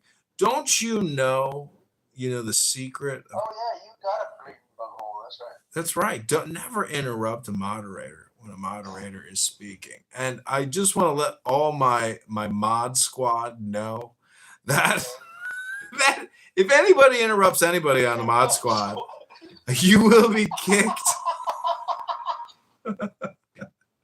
These people on this app are so fucking ridiculous. Hey, buddy. How you doing, buddy? All right, buddy. Come on, buddy. Take it down from a 10 to a 2. Because I go in the room, I enjoy it. It's so stupid. It's so stupid because people can't admit they're cosplaying, and it's like, they're atheists. What do you expect? It's like TV. It's like Seinfeld. well, atheism, their definition is I don't read books anymore and I know everything. That's actually their true definition of what atheism means to them. They've experienced everything, they know everything, they have an answer for everything. And but no, they're not reading anything new. I mean, because it's not like a book club where people are saying, "Oh man, let's all get this book and talk about it." It's the I know everything show, and then we will gong you after I get angry enough. That's what Steve is. I'm half part of that. I can admit I don't know anything, and I would never make fun of you for like I couldn't. It's almost hypocrisy, isn't that hypocrisy, John? No, knowing that you know nothing is the knowledge that I'm talking about. They don't know that they know nothing. They think they know everything. It's crazy. The older I get, the more piece of a shit I feel. Because I get older and I realize, fuck, there's so much to learn and I don't know anything. I know that's the scary part about knowledge, where you know there's not enough time and there's just too much information out there, and you're like, well, so you got to pick and choose. You know, that's what life is: picking and choosing. Yeah, but when your 15-year-old son tells you the same thing, you know something's wrong. Well, when your 15-year-old son comes dressed out as a woman and has breast implants and a bikini butt lift, like that's when you know, like, damn, I should have spent I should have spent more time with my son reading books. Shit. We just didn't get there. Damn. I was too busy just trying to survive, son, to pay the mortgage, to pay the property tax, to pay the homeowner's insurance, to pay the health insurance, to pay the sales tax, pay the gas tax, to pay this tax, to pay that tax, to pay the tow tax. I mean, son, I couldn't find the time to read a book with you, and I'm sorry you've decided that your new pronoun is it's. Who's this Anna, John? I don't know who that is. It's a chick with her legs open. You know what's really funny is, this is crazy. Sometimes I'll go into a room in my Anon status, and the people in the room will freak out, and they will guess who it is. But they can never guess that it's me. That's the craziest part. They do it in chillism all the time. It's so crazy. It's like they want to test their psychic. They want to test their psychic powers.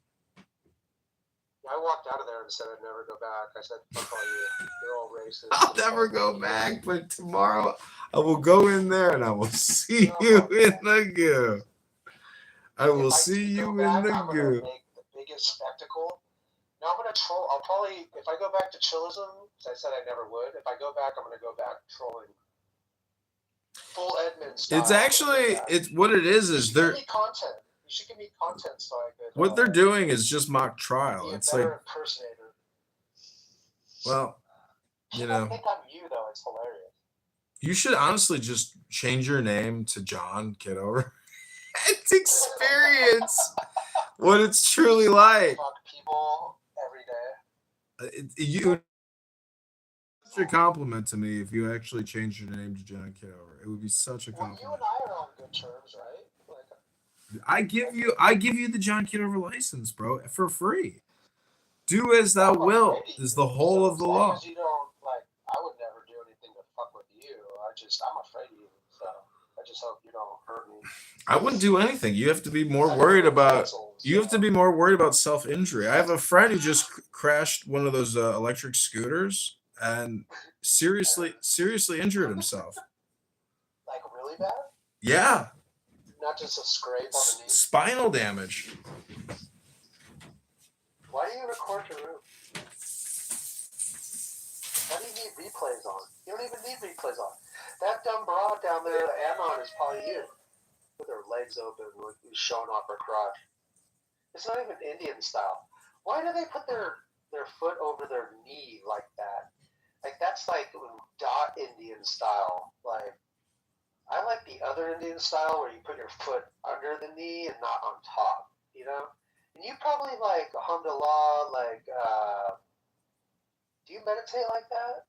Do you put your foot on top of your knee? Or do you put your foot under your knee? You're recording a bunch of racist shit. And I don't even think it's racist. But if you show the most woke person or let them hear this, they'd be like, oh my God, listen to him. He said, God, Foot over the knee. You're starting to scare me, Joey. I think it's funny that like you're worried about these replays. It is boring. Don't you think it's gonna be interesting when I look at your profile and I scroll down? Oh my god, look, you were in the Ask the Atheist room. I should have you sign a contract with me.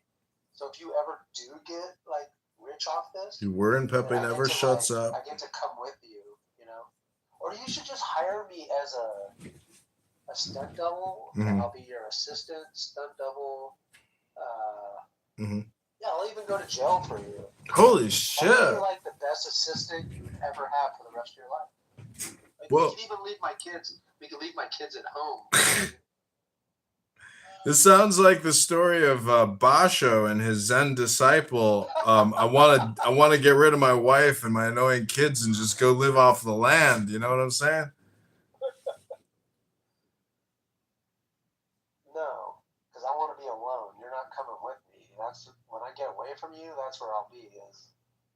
Yeah. See, you already want to be like me. See, man. Wait a minute. Am I impersonating you or are you impersonating me? You probably live on the 10th floor of some cardboard box. Do you live in one of those? I've been thinking about buying a trailer and just moving into a trailer and living in a trailer for the last like few hours of my life. What do you think about that? Yeah, but that's so far away. Tiny homes are cool. I have a few friends that they just drag them around and find places to put them. And I think it's the coolest thing because nowadays, like you go to Stockton, California, you can just park it on the side of the road. If it's not too long, like they don't even fuck with it. Same thing with like. You know, don't interrupt the moderator when he's speaking. Don't interrupt the moderator when he's speaking. I used to own an RV. Yeah, you're talking to the moderator, and I parked the RV by my apartment, and these neighbors, these very well-to-do neighbors were walking by, and they said, "Look at this motherfucker parking his fucking RV here, taking up all the fucking parking spots. Fuck this guy." And then I walked past them. I said, "Good afternoon." "Good afternoon. Have a great day." And then I walked into the RV and I unlocked the door and I looked at them and I was like, "Have a good day. Bye-bye." And they looked at me. They're like, "Oh my God, that's the motherfucker. That's him." Dude, you know the best places to park those things are like at the marinas. Dude, I know. That's where I bought the RV. That's where I bought it. I bought it from a guy. This thing was like a $15,000 RV. I bought it for $2,000. And the seller, before he gives me the keys and I have the money in my hand, he's like, "Dude, I can't sell it to you for this price. I'm crazy. What am I doing?" I was like, "Bro, we already negotiated the deal. I got the cash. Just give me the keys and walk away from it. It's a pain in your ass." He goes, "Fine, take it." Is it an old school one or? Dude, it was a mint condition, like 1989, hydraulic lifted 30-foot RV. It was incredible. Well, even the mechanics on it might be hydraulic and mechanical. It was hydraulic. It was fucking mint. And a state of California dump truck sideswiped it. So I talked to the comptroller or whatever, and he's like, "Yeah, we'll give you $2,000." I was like, "Sir, this thing is fucking mint." I was like, "You'll never be able to find this thing ever again." And so I take it to the shop and the guy gives me an estimate. He's like, "Have you ever done this before?" I said, "No." He goes, "Don't worry, bro. I'm going to hook you up real, real good." So the fucking state of California sends me a check for like 15. The state of California sends me a check for 15,000. I only spent $2,000 on the fucking thing. Yeah. I was so happy. It doesn't matter. That's why they try to get you to put the value down when you buy it. But that's why they stopped. I put $1.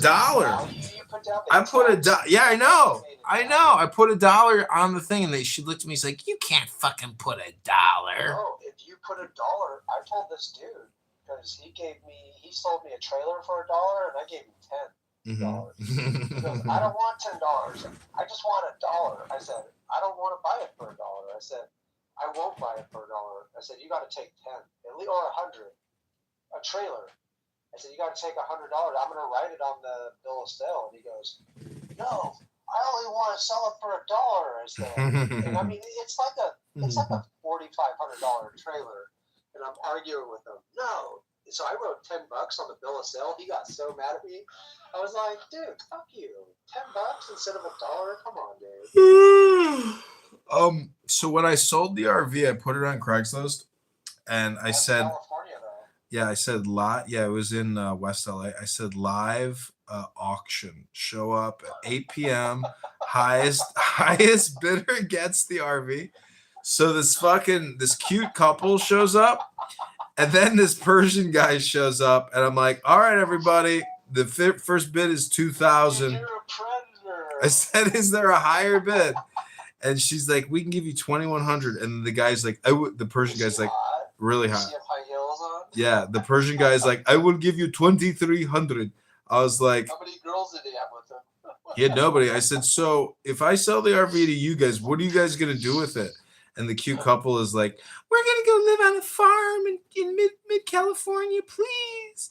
And I said, what are you gonna do with it? He says, it's none of your fucking business what I'm gonna fucking do with it. So I said, you know what?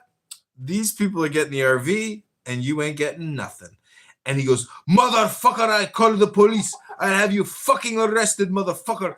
And I was like, here, give me the cash. I'm giving you the keys, kids. And they give me the cash. I give him the keys. And he's screaming and hollering at me. He's going to kill me and all this shit. I was like, have a good day, sir. Take care now. Bye-bye. Do you see those communities out in the desert? The RV communities, how big they're getting in Arizona and New Mexico. Yeah, poverty's real, bro. And California. Yeah, dude.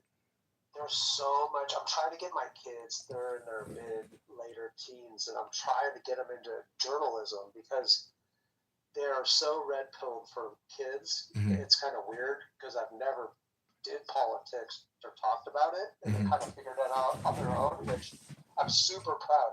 But I want them to do, because in my family, it's all newspaper and journalism in my family. So I never did it.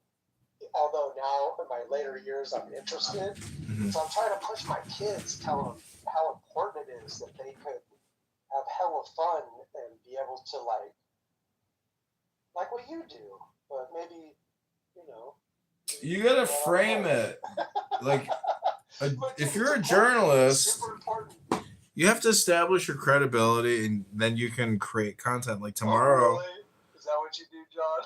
No, in the moment, the way you introduce yourself. And if you have a business card that says you're a journalist and you have your newspaper on the business card, like you're immediately accepted as being basically a photographer. I think of the girl in Stranger Things, the curly hair girl, because she's so into it, and she ain't it, but she's like, I'm gonna do it. And Yeah. She did it. Yeah. It's all just projection and framing, and perception is reality. It's like and inserting yourself where you don't belong. That's part of it too. No, what it really comes down to is if I Google search your name, what comes up? Because that's your real identity. It's your third party identity on the internet. I've worked so hard to you'll see a DUI, you'll see a fucking, oh my god, I'm so embarrassed. All the things I said I'd never do, dude, fucking. That's why, John, dude, it's important to stay square. Just gotta stay fucking true and square. And, like, when you know you're a bad liar, you just don't lie. You know, that type of shit. Well, I know you're an idiot and you're illiterate that doesn't read books, but the last chapter, the good book, says, in a word, be a saint, which is just saying to somebody, be good. So if you're always... I hope nobody online recognizes my voice. This will be bad. I don't think you have to worry about being identified since you're already non-existent.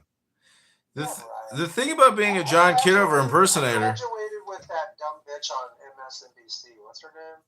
Lisa. Well, what you have to remember, truly, is that this is just for a moment. This is all. Let's go troll somebody. What are we doing? We ain't even creating anything for you, Darren. Look at Darren's probably snoring. I'm ready to go to bed, bro. Darren, why don't you put in any content? Darren is very he's very articulate and very creative. Mm-hmm. Like, I don't know why he doesn't put more forward. You slept with Rachel Maddow? Yeah, dude. I'm embarrassed. Was she good in bed? No, dude. She like stole my girlfriend. Holy shit. No, I'm kidding. No, she was like 4 classes ahead of me. I think, where did she graduate? She graduated in 95, probably. But that's, look, John, dude, I'm getting closer to you, John. See, now you know where I live. Actually, didn't I tell you? Didn't we talk about chicken farms? The moonshiners and bro, if you don't have my the crankheads, the cranksters in my town. If you don't have my telephone number, you know, we're just Clubhouse associates. How many canyons you got in your town, John? Can we do moonshine in your town, John? You got enough canyons? Oh, moonshine now. Wow. Isn't that hot? I'm saving copper tubing. You didn't even welcome Darren to the stage. Darren, welcome to the Pepe Show Part 3, the final countdown. Does Darren know how to still some alcohol? No, I don't. What's going on, Wallace, you crazy bastard? I know. Dude, you're awesome, Darren. You've been around as long as me, and we're goo partners. And isn't it amazing we make a debut on John's stage where everyone's scared? Everyone's scared of John. Yeah. John is scary. John Kitover is a nice man who's never harmed a fly. And I didn't donate to you, by the way. I totally lied. Oh, Jesus Christ, that's why you lost. Thanks, Wallace. Well, because it's like you totally do it anonymously, and so I made it sound like I kind of did. And John even like announced it. He's like, "Yeah, like Wallace, he's a donator," and I'm like, "Oh yeah." A donator. Dude, have you talked to anybody about that whole situation, John? With It's all people ever talk to me about is they sit there and say, "You committed fraud." That's what people love to bring up is my congressional run, which amazingly was a success. Yeah, it was a total success. It's amazing how you can almost flip the government with a fucking feather. Isn't that fucking crazy? Like the congressional candidate that I was running against was actually concerned that he could possibly be dethroned. You know? I mean, he took drastic actions. He sued me, I sued him. Double standards kicked in, and then, you know, he went unchallenged. But if an actual candidate actually challenged him, he could have gotten him removed from the ballot because he only had like 100 signatures more than the legal requirement. He could have been removed from the fucking ballot. He could have been taken out of Congress. It's unbelievable how close it is. That bad, they could have ruined your life and made an example of you. You can't ruin my life. I've already been through the thick of it. I'm a veteran. No, that's why you're so attractive. You don't even fucking care. And that's the whole reason I picked my character here on Clubhouse, because you can't care. Because even if you care, they're just going to kill you quicker. And, I'm not worried about that. That would be some mafia shit. But look, you know, I don't know if you know that's my point. Do you know the battle? Oh, we got Beaver here. The problem has arrived. Wallace, do you know the Battle of Bannockburn? No, sir. Well, William Wallace. Well, I probably do. If you describe it, I'll go, oh, yeah, I've heard about that. Well, there's a town outside of Chicago called Bannockburn, and it's in that movie Braveheart. It's the King of Scotland. It's like it's a famous battle in America. The movie King of Scotland or Braveheart? No, the guy who betrays William Wallace in Braveheart, the son of the guy with the leper. Yeah, I do. There's a GIF you could put up with him shaking hands with him when they're making that deal, and it's very synonymous. I put it up there when you see two people on Clubhouse like making a deal, and you know it's trash. I always put that up. Mm-hmm. You know, I have bagpipes. I've got mini bagpipes. And you know what's cool about playing the bagpipes is it's basically just a flute. It's really cool, and I've got a lot of flutes. Have you ever sucked a skin flute?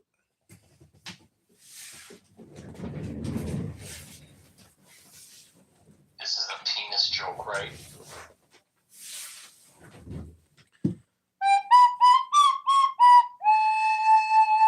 That's not a flute. That's they call that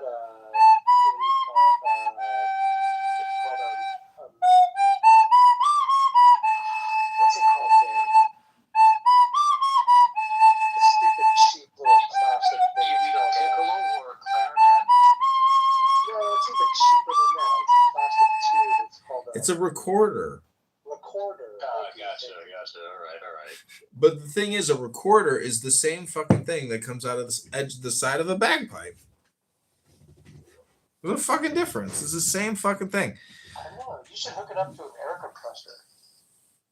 Well, I guess my question to you is, how much longer will it be before you really read a book? Really read it and focus on it for like an hour, because I'm almost old enough. you're almost old enough. Because, you know, do you know what the tragedy of Darth Plagueis the Wise, the most powerful Sith Lord to have ever lived? You know, he came on Clown House one day and he was observing the way that people spend their time, and the amount of focus and attention that people give this app starting at 6 a.m. all the way to fucking 2 in the morning. That focus, you can never get it back. It's lost. That opportunity, the way that you spend your time. But you act like you know what everyone's focusing on when they're focusing. Oh, he's got like 15 phones going on simultaneously. He knows everything that's going on. What the hell? But Darren, you and I sit in the goo for so long. He doesn't know when we zone out. I mean, right. I mean, for the most part, if you're in the chat, yeah. I mean, for him, it's pretty much pitching it all on audio and stuff like that, which is kind of funny. But John, I will back up your point about what you were saying earlier about just like so I've been in the chat.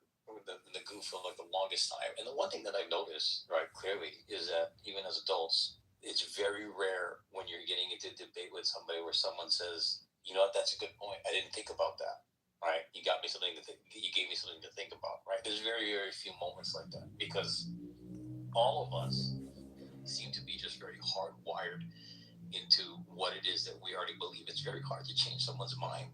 You know, I mean, you really, really have to.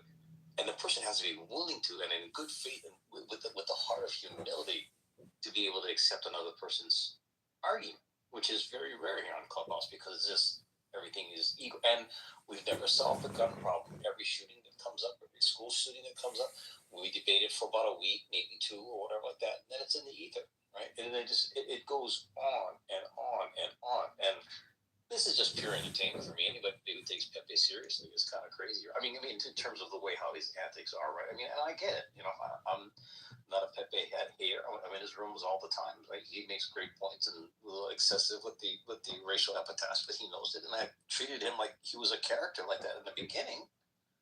I don't know how much of that is really him or whatever. That's fine. But I mean, there's just. It's entertainment. That's. I don't take this too seriously. Just find it as entertainment. Well, and the people most excited to talk and will kill you to speak over you, like, you almost just have to let them go. So that's why I spend the most time in the goo and listen, because sure, I have a lot of stuff to say, and I have personal experience, a lot of personal experience to add into conversation, but there's just so many people who feel that they should talk more, and no one else should talk unless they let them. And so it's just a competition that I don't think we choose, like Darren. I think you're the same. Yeah, it's a competition you don't even want to participate in, because all it is a competition, not a conversation. Because it's pretty funny when I love the people who go, oh no, wait, no, it's not my. I know it's not my turn to talk, but I just gotta say, I just gotta jump in. It just happens all the time. Do you know how much that happens to me every day because of my ADHD? And even if I'm on stage, I don't fucking say anything, because the conversation will quickly move away, and you won't get a chance to say it, and then eventually it doesn't matter. Yeah, and even as I'm navigating through the rooms and I'm listening and whatnot, like I'm just listening just for the background, right? Because like I don't listen to music, like even in my car or whatever. I kind of listen to podcasts or talk shows or whatever, but then I cycle through them, right? And I just kind of, and right now I'm in the midst of there's certain podcasts that don't interest me whatsoever. Like I mean, it just it's just getting kind of long in the tooth or whatever. I know what their opinions are. I've heard it 1,000 times. And where I work in my office, I just use Clubhouse as a distraction. Like if I edit or whatever, I need something going on in the background, right? TV show or whatever or something like that. But I'm not fully paying attention to it. That's how I treat Clubhouse. Now those are going to be a number of times when somebody says something offhanded, and I'll laugh and spit up my coffee. John's done that a number of times for me. He's made good points and made me laugh. So it's all entertainment. But you see me, I just crack wise in the chat. I don't debate or get into stuff. See, the thing about entertainment is the problem with new media, which comes out every second, is that it can frame you instantaneously. And so that's why I have built such a huge library of John Kitover, because if anybody tries to defame me with like a 10-second clip of me or less or some type of attack, well, the audience is going to Google me and say, who is John Kitover? What are his positions? Because I'm on X, this is just one app that I use. And a lot of people take me for granted, but they're not looking at my other platforms that I'm operating on, which are much bigger than this little insignificant fart app. So, if I'm being attacked on a major platform, like I asked Grok, I said, who is John Kitover and what are his positions? And it gives me my positions. And it just refutes what the accusations How are. accurate? It was very accurate because it's just using my history. Yeah. Well, you put up like about 15 years worth of material. Yeah, you're super accurate, dude. Come on. Well, that's great because really, I after having run for Congress, there is no reason to ever really talk to media, because it really is true that the media is the enemy of the people or the enemy of your campaign. They only exist to basically invert what you have to say. And if you look at my NPR interview, it's so fucking good. Like, it's like when I look back at my college papers, I'm like, I could never write that today. Like, I can't believe I even wrote that. But when I look at my interviews for my congressional campaign, the NPR interview specifically, or even this other one with this big fat pig named George Dinehard, I'm like, wow, like I'm totally accurate. I know the numbers on the books and it's a crisis, but we are being spammed to death. AOC and Mamdani jumping around with their little cutesy faces. That's the new communism, which is basically a cutesy scam. It's a crisis. We're living in a high crime, high murder, high violence, low security apparatus, and we have domestic terrorists. The same stuff that's happening in Europe with the rape gangs and all the Islamic terrorism, we have the same problem here with the 50x black on white crime epidemic. It's dangerous out there. People are shocked when they witness violent crime. They're like, I can't believe this is happening every weekend. 50 people shot every weekend in Chicago. 20 murders every weekend. I've been really excited about being accused of being John Kitover until like the last week or so. I've been kind of worried, and so yeah, it's been great being accused of John Kitover. That's like the high point of my Clubhouse career. But then like, I'm really scared because you do some serious stuff, and I didn't plan on getting that serious. No, people on this app is, in terms of like my behavior on here and people's interactions with me, you don't have to worry about this app, in my opinion. It's. Oh no, I already planned to like team up with you. So no, if you rejected me, I'd probably stalk you, and then you'd have to be scared of me. Oh shit, we got a real Ted Bundy candidate here. Kitty, do you want to come up to is Kitty on the stage already? Yeah, I haven't talked to her in a couple of months, and if she comes up here, I might leave. Yeah, that would be great. Because I like to launch rockets And she really upset me, and she really disappeared on me and ghosted me, and I worried about her for about 2 months, and wow. she didn't even care that I worried about her. She treated it like I deserved it or something. Oh my gosh.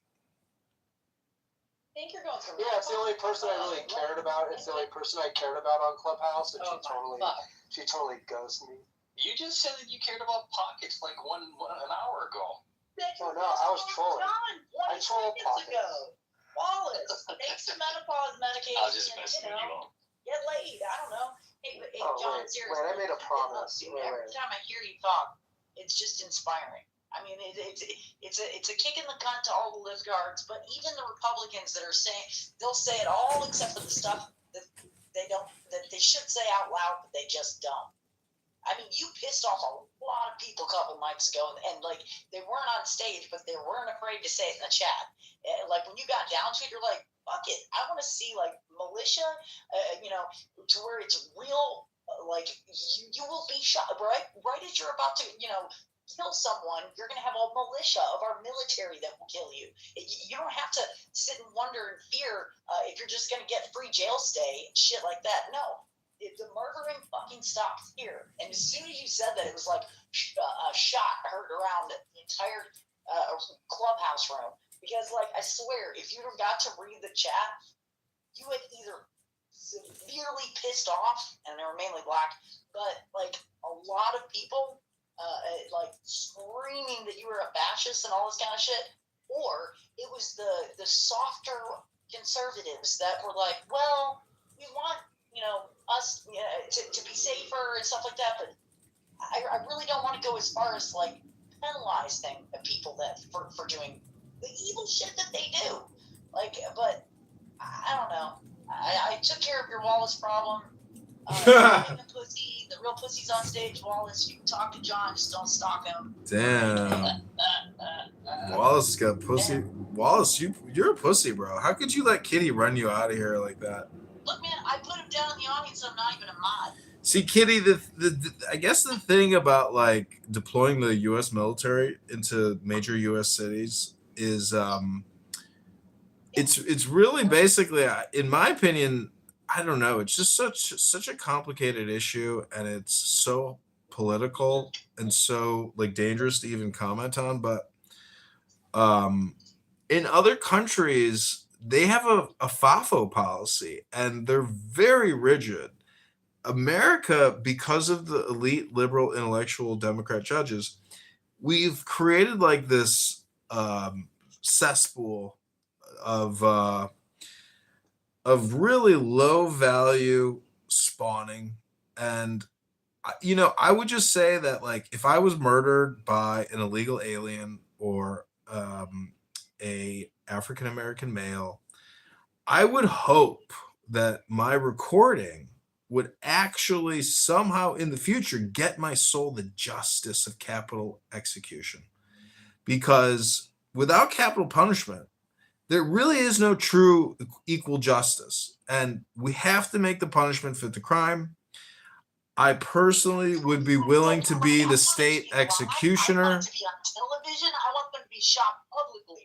And I was like, oh, shit, he just went there. I mean, they do it in other countries, and some of our crimes are so heinous and so disgusting and despicable and awful that there really can be no housing program for people at $100,000 a year. I mean, I suggest we build a hard labor prison camp in the middle of nowhere in Alaska and send some of our worst criminals into the wild tundra of Alaska to essentially, make wicker baskets, or really dig holes, I guess. It doesn't really matter. They'll just be like worked like dogs. And that'll be it. They might not, and I expect the death rate to be severe. Mosquitoes. We'll have Bill Gates out there doing vaccine injection experiments.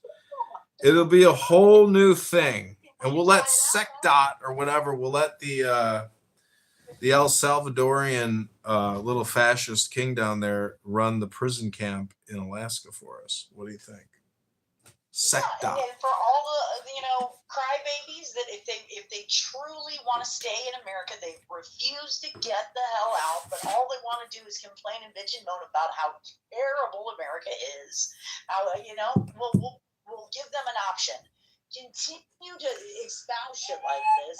Have these groups that's like Antifa hiding underneath comments like this where they're a part of the community and I know Madani does have to be like a New York City embarrassment. just a punishment slap on the wrist. No, But Brandon Johnson is a Chicago embarrassment. And have it in certain kind of camps. Like just have the kind of camp where it's all run by Muslims, like super extremist groups. And so if you're like an ultra like stage 4 feminazi, sweet.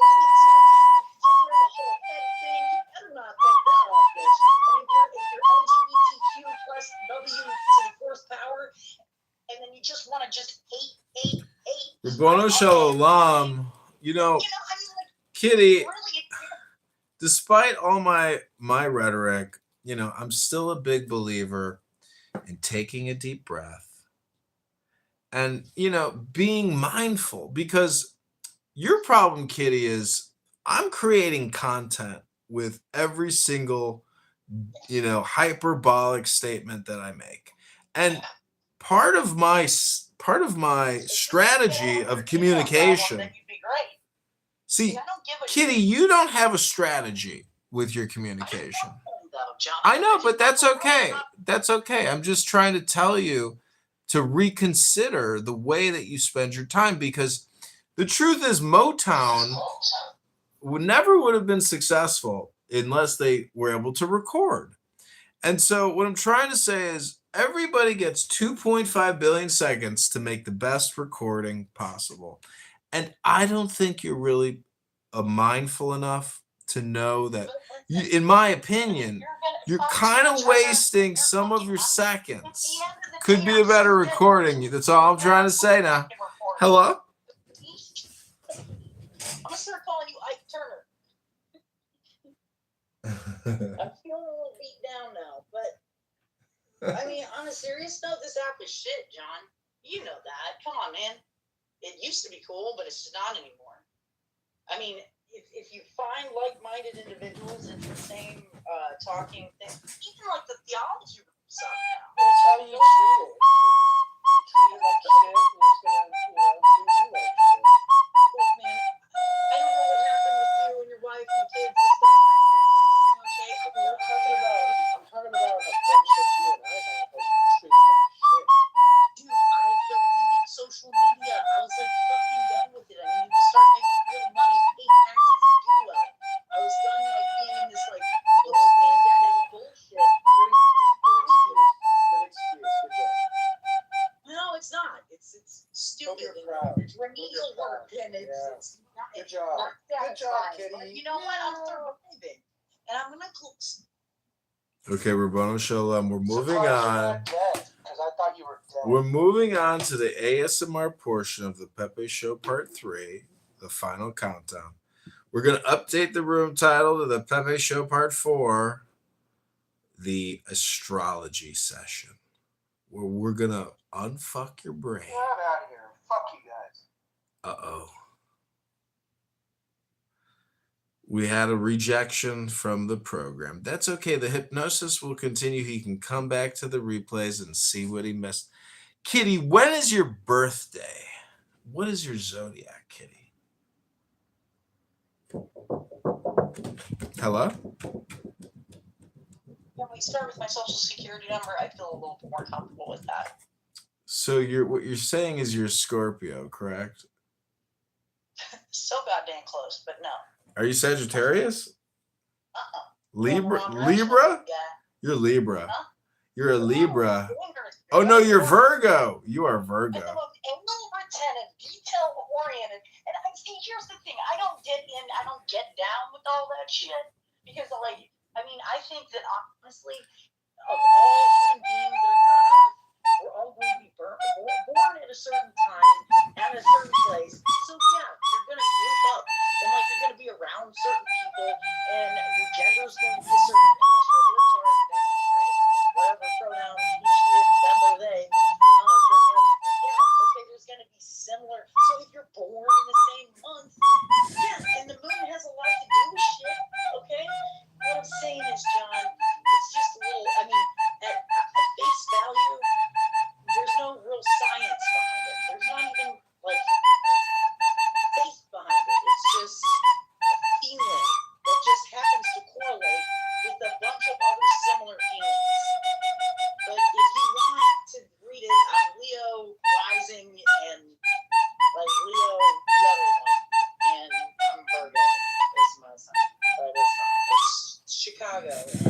September 5th, 6:04 a.m. Little Hospital of Mary. Oh my God! Delete this. I hate you, John. Delete this and I hate you. You know, it's not the first time I've ever heard a beautiful woman say, delete this and I hate you, John. You know, it's just not the first time. So, Rabboni Shalom, welcome to the Pepe Show Part 4 Astrology. This is your ASMR hypnosis before we go to bed. I hope you're enjoying the live stream here on YouTube.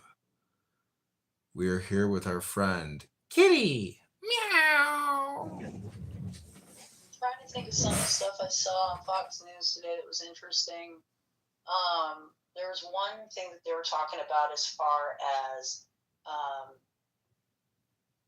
what was it that that kid, that 19-year-old kid, how crazy is that? You 19, you get like measly couple grand, more than I got, but he gets like $2-3 grand to graduate high school. And what does he do? And this is not like a small scale. This is full brain rot. And thank God that the mom turned him in and said, look, my son's a psychopath. And I just thought about it. I don't have children. I'm like, I don't even know if I can. I'm pretty sure I can. I've got a lot of ideas and stuff. You know what I mean? But if I did, and I just went to walk in his room, it wasn't just something gross, John. It was like, oh, shit. He's going to be one of the nut jobs that, like, kills a Charlie Kirk. Puts a, you know, what the president said. So I think I'd better turn this in. Would I have a lady that wants to turn my own son? Yeah, I think I would. Oh my God, you hear about that? Alright, didn't interest John as much as it did me. The targeting thing and the whole, like, I got a couple friends that are Republican. They're like, yeah, but I'm not about defunding the police. I'm not an idiot or anything. But I still think that this is like an extension of, like the government having way too many liberties after the, what was it called? The Patriot Act? Yeah. And I'm like, well, I don't know. They're saying they're just using it to keep an eye on and spy on illegals and coming and goings of people that are trying to hurt our country and bad people. I think. Okay, you got 30 more seconds, my friend, before I have to mute you. I'm gonna go, John, unless you're gonna talk about something interesting. I mean, like you're saying all this. No, it's getting very late here. It's almost 3 in the morning. It's almost 3 in the morning. I was gonna shut this down 50 minutes ago. I'm exhausted. Like I don't even know how I'm still keeping my eyes open at this point. I literally just clicked in on the app and I went, "This is shit. This is shit. I think I'm gonna delete the app." Oh, there's John. William Wallace is in there. He's probably going crazy. But I love you, John. Please take care of Chicago. Let me ask you this, Kitty. If you were the president of the world, what would your 3 priorities be for we the people? President of the world? You mean president of the King or queen of the world? There you go. You were in charge. The number one. What would the first thing you would do, Kitty? What would it be? Force everyone to be a Christian. You would force every single person to be a Christian? Yeah. You think that's going to work? How do you force people to be a Christian? I'll say, hey, Jews, listen, if you can like stand in court and give me 5 reasons why you absolutely still want to crucify the man, I'm going to put you back in camp. I'm going to put you back in that camp, and John's going to run it. And guess what? He's probably going to like it because he's sick, all right?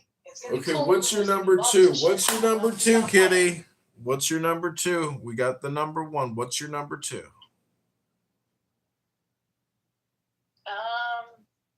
Number 2, I think that I would set aside a priority for a whole rework of where we stand with the whole spending and hiding money and allowing for lobbyists to distort and lie about shit. Like the whole like I was so fucking turned on like it was one of the first things that Trump was going to do. He's like, guess what?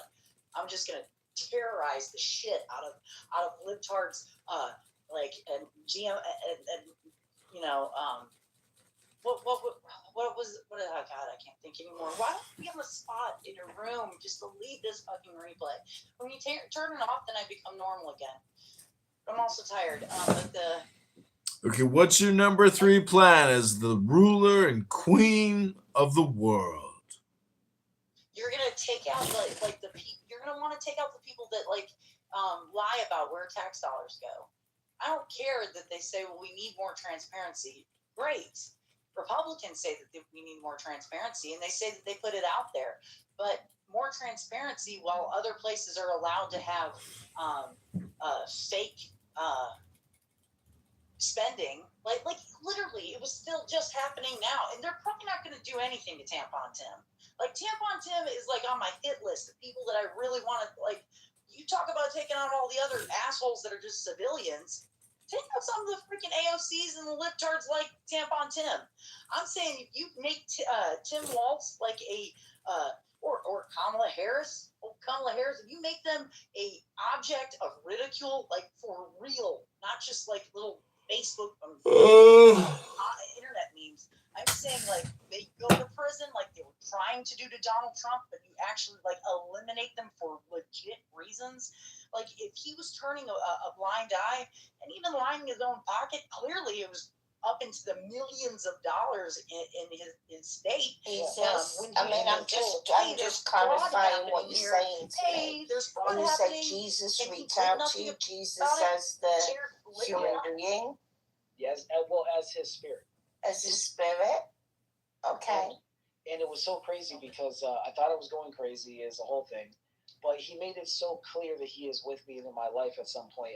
I had an aneurysm. I lost everything. I was borderline homeless. I had to sell off all my assets. And I only survived through all of it. He took me to such a level I could see nothing but him. Mm-hmm. And back in the old days, I would have called it manifestation or, perfect timing or alignment. But this time it was like, no, he was letting me know, no, it's not that. That's real. That is real. You can still do all that. There is me. I am here, and like I'm walking you through it. It was crazy. So now I still believe like the universe is alive. But I think God. Okay, Kitty.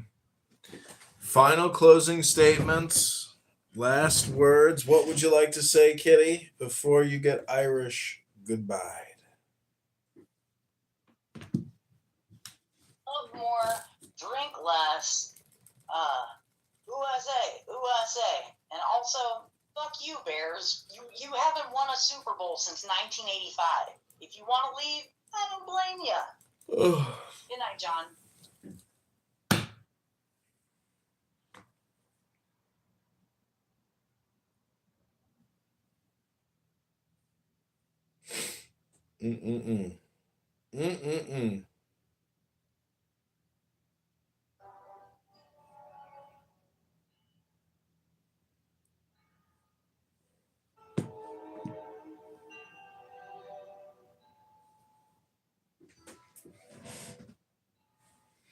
Hit that like button and subscribe.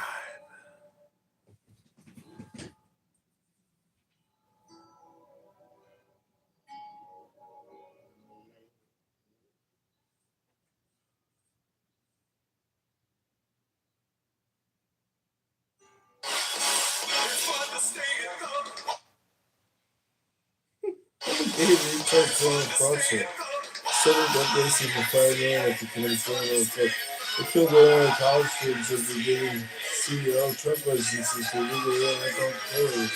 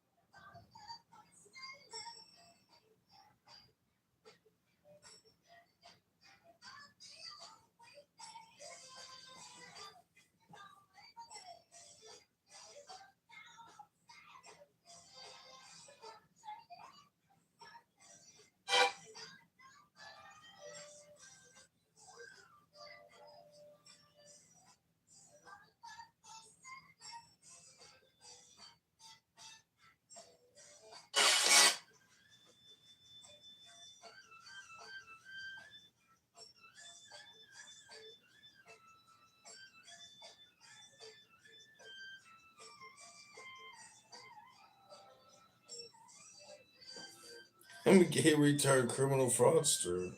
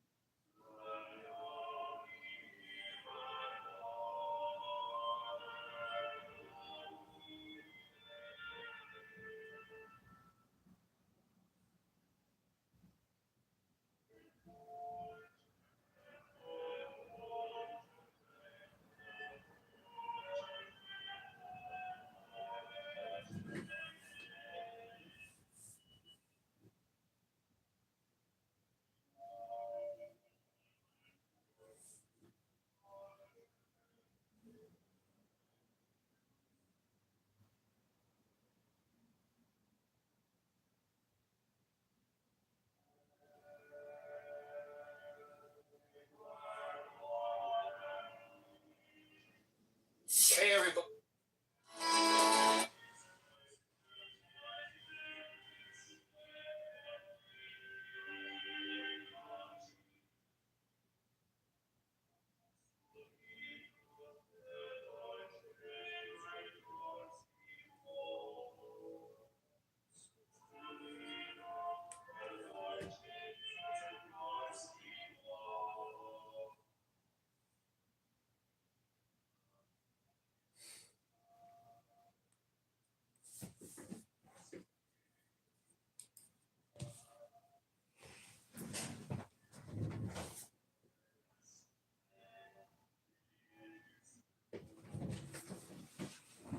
Okay, good night, everybody. Go to ChicagoMayorVote.com. Hope you enjoyed. This has been a 10-hour show.